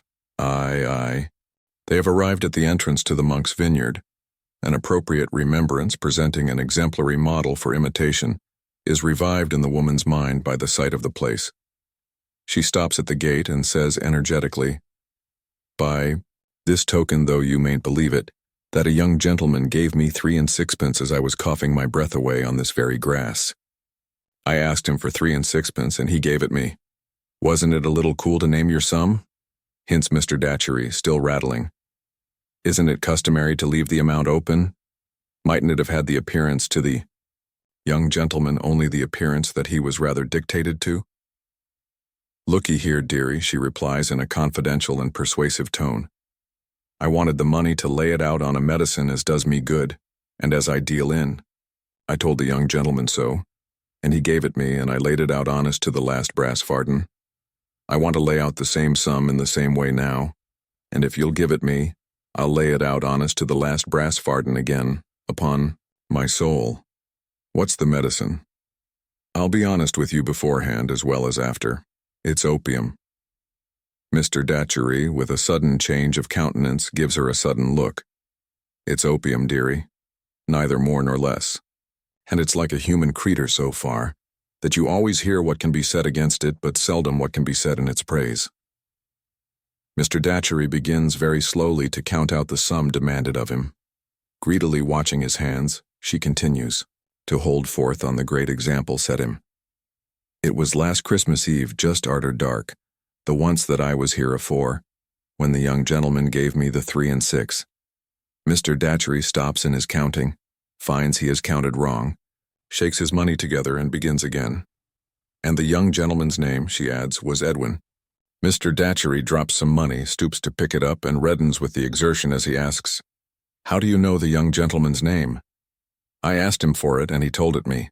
I only asked him the 2 questions, what was his christen name, and whether he'd a sweetheart? And he answered, Edwin, and he hadn't. Mr. Datchery pauses with the selected coins in his hand, rather as if he were falling into a brown study of their value, and couldn't bear to part with them. The woman looks at him distrustfully, and with her anger brewing for the event of his thinking better of the gift. But he bestows it on her as if he were abstracting his mind from the sacrifice, and with many servile thanks she goes her way. John Jasper's lamp is kindled, and his lighthouse is shining when Mr. Datchery returns alone towards it. As mariners, on a dangerous voyage approaching an iron-bound coast, may look along the beams of the warning light to the haven lying beyond it that may never be reached, so Mr. Datchery's wistful gaze is directed to this beacon and beyond. His object in now revisiting his lodging is merely to put on the hat, which seems so superfluous an article in his wardrobe. It is 10:30 by the cathedral clock when he walks out into the precincts again. He lingers and looks about him, as though the enchanted hour when Mr. Durdles may be stoned home having struck, he had some expectation of seeing the imp who is appointed to the mission of stoning him. In effect, that power of evil is abroad. Having nothing living to stone at the moment, he is discovered by Mr. Datchery in the unholy office of stoning the dead, through the railings of the churchyard. The imp finds this a relishing and piquing pursuit, firstly because their resting place is announced to be sacred, and secondly because the tall headstones are sufficiently like themselves on their beat in the dark to justify the delicious fancy that they are hurt when hit. Mr. Datchery hails with him, "Hello, Winks." He acknowledges the hail with, "Hello, Dick," their acquaintance seemingly having been established on a familiar footing. "But I say," he remonstrates, "don't yer go a-making my name public. I never means to plead to no name, mind yer. When they says to me in the lockup a-going to put me down in the book, 'What's your name?' I says to them, 'Find out.' Likewise when they says, 'What's your religion?' I says, 'Find out.' Which, it may be observed, in passing it would be immensely difficult for the state, however statistical, to do. Besides which, adds the boy, there ain't no family of Winkses. I think there must be. Yer lie, there ain't. The travelers give me the name on account of my getting no settled sleep and being knocked up all night, whereby I gets one eye roused open afore I've shut the other. That's what Winks means. Deputy's the nighest. Name to indict me by, but yer wouldn't catch me pleading to that neither. Deputy be it always, then. We two are good friends, eh, Deputy? Jolly good. I forgave you the debt you owed me when we first became acquainted, and many of my sixpences have come your way since, eh, Deputy? Ah, and what's more, yer ain't no friend of Jasper's. What did he go a-heisting me off my legs? For? What indeed? But never mind him now. A shilling of mine is going your way tonight, Deputy. You have just taken in a lodger I have been speaking to, an infirm woman with a cough. Puffer, assents Deputy, with a shrewd leer of recognition, and smoking an imaginary pipe with his head very much on one side and his eyes very much out of their places. Hope'em Puffer. What is her name? Her Royal Highness the Princess Puffer. She has some other name than that. Where does she live? Up in London, among the Jacks. The sailors? I said so, Jacks, and chainermen and hother. Knifers. I should like to know, through you, exactly where she lives. All right. Give us old. A shilling passes, and in that spirit of confidence which should pervade all business transactions between principles of honor, this piece of business is considered done. But here's a lark, cries Deputy. Where did yer think Royal Highness is a-going to tomorrow morning? Blessed if she ain't a-going to the Kinfrieder El. He greatly prolongs the word in his ecstasy, and smites his leg, and doubles himself up in a fit of shrill laughter. How do you know that, Deputy? 'Cause she told me so just now. She said she must be huppin' how to purpose. She says, Deputy, I must have a early wash and make myself as swell as I can, for I'm a-gonna take a turn at the Kinfrieder El. He separates the syllables with his former zest and, not finding his sense of the ludicrous sufficiently relieved by stamping about on the pavement, breaks into a slow and stately dance, perhaps supposed to be performed by the Dean. Mr. Datchery receives the communication with a well-satisfied though pondering face and breaks up the conference. Returning to his quaint lodging and sitting long over the supper of bread and cheese and salad and ale which Mrs. Tope has left prepared for him, he still sits when his supper is finished. At length he rises, throws open the door of a corner, cupboard, and refers to a few uncouth chalked strokes on its inner side. "I like," says Mr. Datchery, "the old tavern way of keeping scores. Illegible except to the scorer. The scorer not committed. The score debited with what is against him. Ha. A very small score this. A very poor score." He sighs over the contemplation of its poverty, takes a bit of chalk from one of the cupboard shelves, and pauses, with it in his hand, uncertain what addition to make to the account. "I think a moderate stroke," he concludes, "is all I am justified in scoring up." So suits the action to the word, closes the cupboard, and goes to bed. A brilliant morning shines on the old city. Its antiquities and ruins are surpassingly beautiful, with a lusty ivy gleaming in the sun, and the rich trees waving in the balmy air. Changes of glorious light from moving boughs, songs of birds, scents from gardens, woods, and fields, or rather from the one great garden of the whole cultivated island in its yielding time, penetrate into the cathedral, subdue its earthy odor, and preach the resurrection and the life. The cold stone tombs of centuries ago grow warm, and flecks of brightness dart into the sternest marble corners of the building, fluttering there like wings. Comes Mr. Tope with his large keys and yawningly unlocks and sets open. Come Mrs. Tope and attendant sweeping sprites. Come in due time organist and bellows boy, peeping down from the red curtains in the loft, fearlessly flapping dust from books up at that remote elevation, and whisking it from stops and pedals. Come sundry rooks, from various quarters of the sky, back to the great tower, who may be presumed to enjoy vibration, and to know that bell and organ are going to give it them. Come a very small and straggling congregation indeed, chiefly from Minor Canon Corner and the precincts. Come Mr. Crisparkle, fresh and bright, and his ministering brethren not quite so fresh and bright. Come the choir in a hurry, always in a hurry and struggling into their nightgowns at the last moment like children shirking bed, and comes John Jasper leading their line. Last of all comes Mr. Datchery into a stall, one of a choice empty collection, very much at his service and glancing about him for Her Royal Highness the Princess Puffer. The service is pretty well advanced before Mr. Datchery can discern Her Royal Highness, but by that time he has made her out, in the shade. She is behind a pillar, carefully withdrawn from the choir master's view, but regards him with the closest attention. All unconscious of her presence, he chants and sings. She grins when he is most musically fervid and, yes, Mr. Datchery sees her do it, shakes her fist at him behind the pillar's friendly shelter. Mr. Datchery looks again, to convince himself, yes, again, as ugly and withered as one of the fantastic carvings on the underbrackets of the stall seats, as malignant as the evil one, as hard as the big brass eagle holding the sacred books upon his wings, and, according to the sculptor's representation of his ferocious attributes, not at all converted by them. She hugs herself in her lean arms, and then shakes both fists at the leader of the choir. And at that moment, outside the grated door of the choir, having eluded the vigilance of Mr. Tope by shifty resources in which he is an adept, Deputy peeps, sharp-eyed, through the bars, and stares astounded from the threatener to the threatened. The service comes to an end, and the servitors disperse to breakfast. Mr. Datchery accosts his last new acquaintance outside, when the choir, as much in a hurry to get their bedgowns off, as they were but now to get them on, have scuffled away.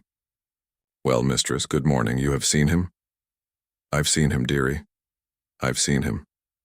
"And you know him?" "Know him. Better far than all the reverend parsons put together know him. Mrs. Tope's care has spread a very neat, clean breakfast ready for her lodger.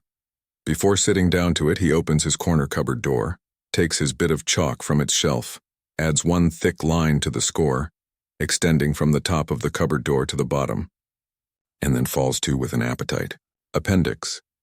Fragment of The Mystery of Edwin Drood. When Forster was just finishing his biography of Dickens, he found among the leaves of one of the novelist's other manuscripts certain loose slips in his writing, on paper only half the size of that used for the tale, so cramped, interlined, and blotted as to be nearly illegible. Then these proved upon examination to contain a suggested chapter for Edwin Drood, in which Sapsea, the auctioneer, appears as the principal figure, surrounded by a group of characters new to the story. That chapter, being among the last things Dickens wrote, seems to contain so much of interest that it may be well to reprint it here. E.D. How Mr. Sapsea ceased to be a member of the 8 Club told by himself. Wishing to take the air, I proceeded by a circuitous route to the club. It being our weekly night of meeting, I found that we mustered our full strength. We were enrolled under the denomination of the 8 Club. We were 8 in number. We met at 8 o'clock during 8 months of the year. We played 8 games of 4-handed cribbage, at 8 pence, the game. Our frugal supper was composed of 8 rolls, 8 mutton chops, 8 pork sausages, 8 baked potatoes, 8 marrow bones, with 8 toasts, and 8 bottles of ale. There may, or may not, be a certain harmony of color in the ruling idea of this, to adopt a phrase of our lively neighbor's reunion. It was a little idea of mine. Facsimile of a page of the manuscript of The Mystery of Edwin Drood. A somewhat popular member of the 8 Club was a member by the name of Kimber, by profession a dancing master, a commonplace, hopeful sort of man, wholly destitute of dignity or knowledge of the world. As I entered the club room, Kimber was making the remark, and he still half believes him to be very high in the church. In the act of hanging up my hat on the 8th peg by the door, I caught Kimber's visual ray. He lowered it and passed a remark on the next change of the moon. I did not take particular notice of this at the moment, because the world was often pleased to be a little shy of ecclesiastical topics in my presence, for I felt that I was picked out, though perhaps only through a coincidence, to a certain extent to represent what I call our glorious constitution in church and state. The phrase may be objected to by cautious minds, but I own to it as mine. I threw it off in argument some little time back. I said, our glorious constitution in church and state. Another member of the 8 Club was Peartree, also member of the Royal College of Surgeons. Mr. Peartree is not accountable to me for his opinions, and I say no more of them here than that he attends the poor gratis whenever they want him, and is not the parish doctor. Mr. Peartree may justify it to the grasp of his mind thus to do his republican utmost, to bring an appointed officer into contempt. Suffice it that Mr. Peartree can never justify it to the grasp of mine. Between Peartree and Kimber there was a sickly sort of feeble-minded alliance. It came under my particular notice when I sold off Kimber by auction. Goods taken in execution. He was a widower in a white under waistcoat and slight shoes with bows, and had 2 daughters not ill-looking. Indeed, the reverse. Both daughters taught dancing in scholastic establishments for young ladies, had done so at Mrs. Sapsea's, nay Twinkleton's, and both, in giving lessons, presented the unwomanly spectacle of having little fiddles tucked under their chins. In spite of which the younger one might, if I am correctly informed, I will raise the veil so far as to say I know she might have soared for life from this degrading taint, but for having the class of mind allotted to what I call the common herd, and being so incredibly devoid of veneration as to become painfully ludicrous. When I sold off Kimber without reserve, Peartree, as poor as he can hold together, had several prime household lots knocked down to him. I am not to be blinded, and of course it was as plain to me what he was going to do with them as it was that he was a brown, hulking sort of revolutionary subject who had been in India with the soldiers, and ought, for the sake of society, to have his neck broke.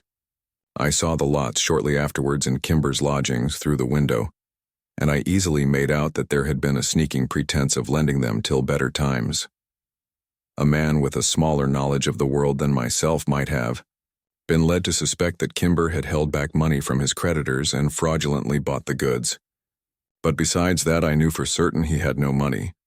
I knew that this would involve a species of forethought not to be made compatible with the frivolity of a caperer, inoculating other people with capering for his bread. As it was the first time I had seen either of those two since the sale, I kept myself in what I call abeyance. When selling him up, I had delivered a few remarks, shall I say a little homily, concerning Kimber, which the world did regard as more than usually worth notice. I had come up into my pulpit, it was said, uncommonly like, and a murmur of recognition had repeated his, I will not name whose title, before I spoke. I had then gone on to say that all present would find, in the first page of the catalogue, that was lying before them in the last paragraph before the first lot, the following words, sold in pursuance of a writ of execution issued by a creditor. What I had then proceeded to remind my friends that however frivolous, not to say contemptible, the business by which a man got his goods together, still his goods were as dear to him and as cheap to society, if sold without reserve, as though his pursuits had been of a character that would bear serious contemplation. I had then divided my text, if I may be allowed so to call it, into 3 heads. Firstly, sold. Secondly, in pursuance of a writ of execution. Thirdly, issued by a creditor, with a few moral reflections on each, and winding up with, now to the first lot in a manner that was complimented when I afterwards mingled with my hearers.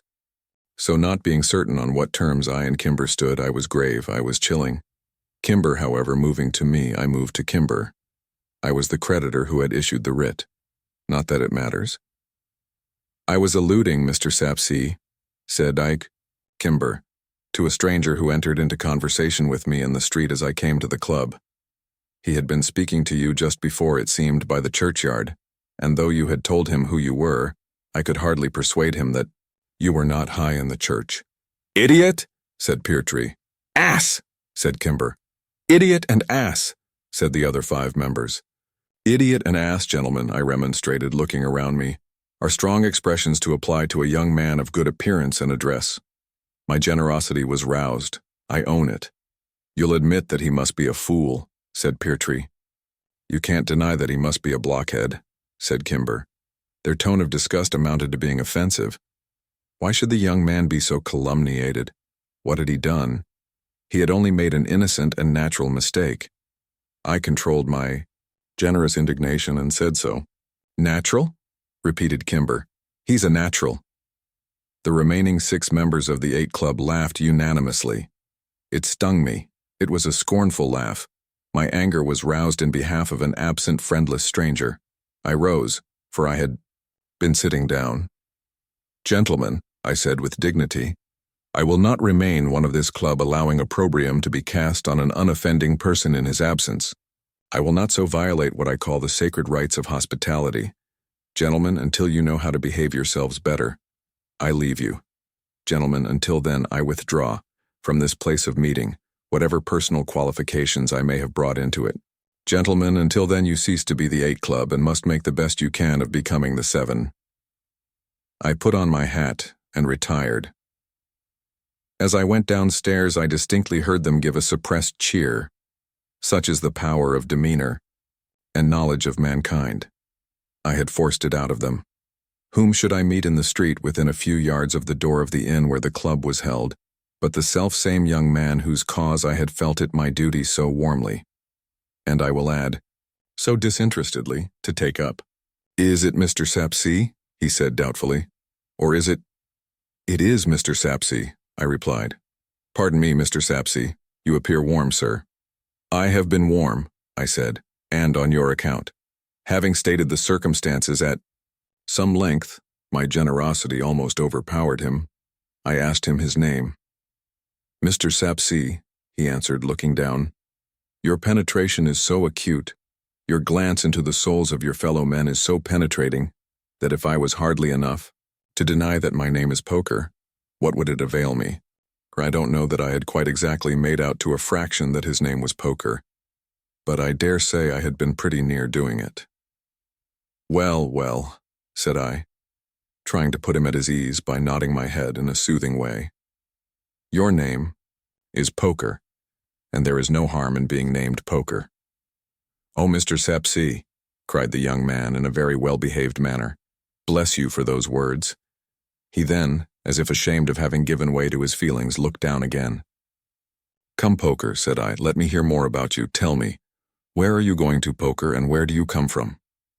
Ah, Mr. Sapsea, exclaimed the young man, disguise from you is impossible. You know already that I come from somewhere and am going somewhere else. If I was to deny it, what would it avail me? Then don't deny it, was my remark. Or, pursued Poker in a kind of despondent rapture, or if I was to deny that I came to this town to see and hear you, sir, what would it avail me? Or if I was to deny,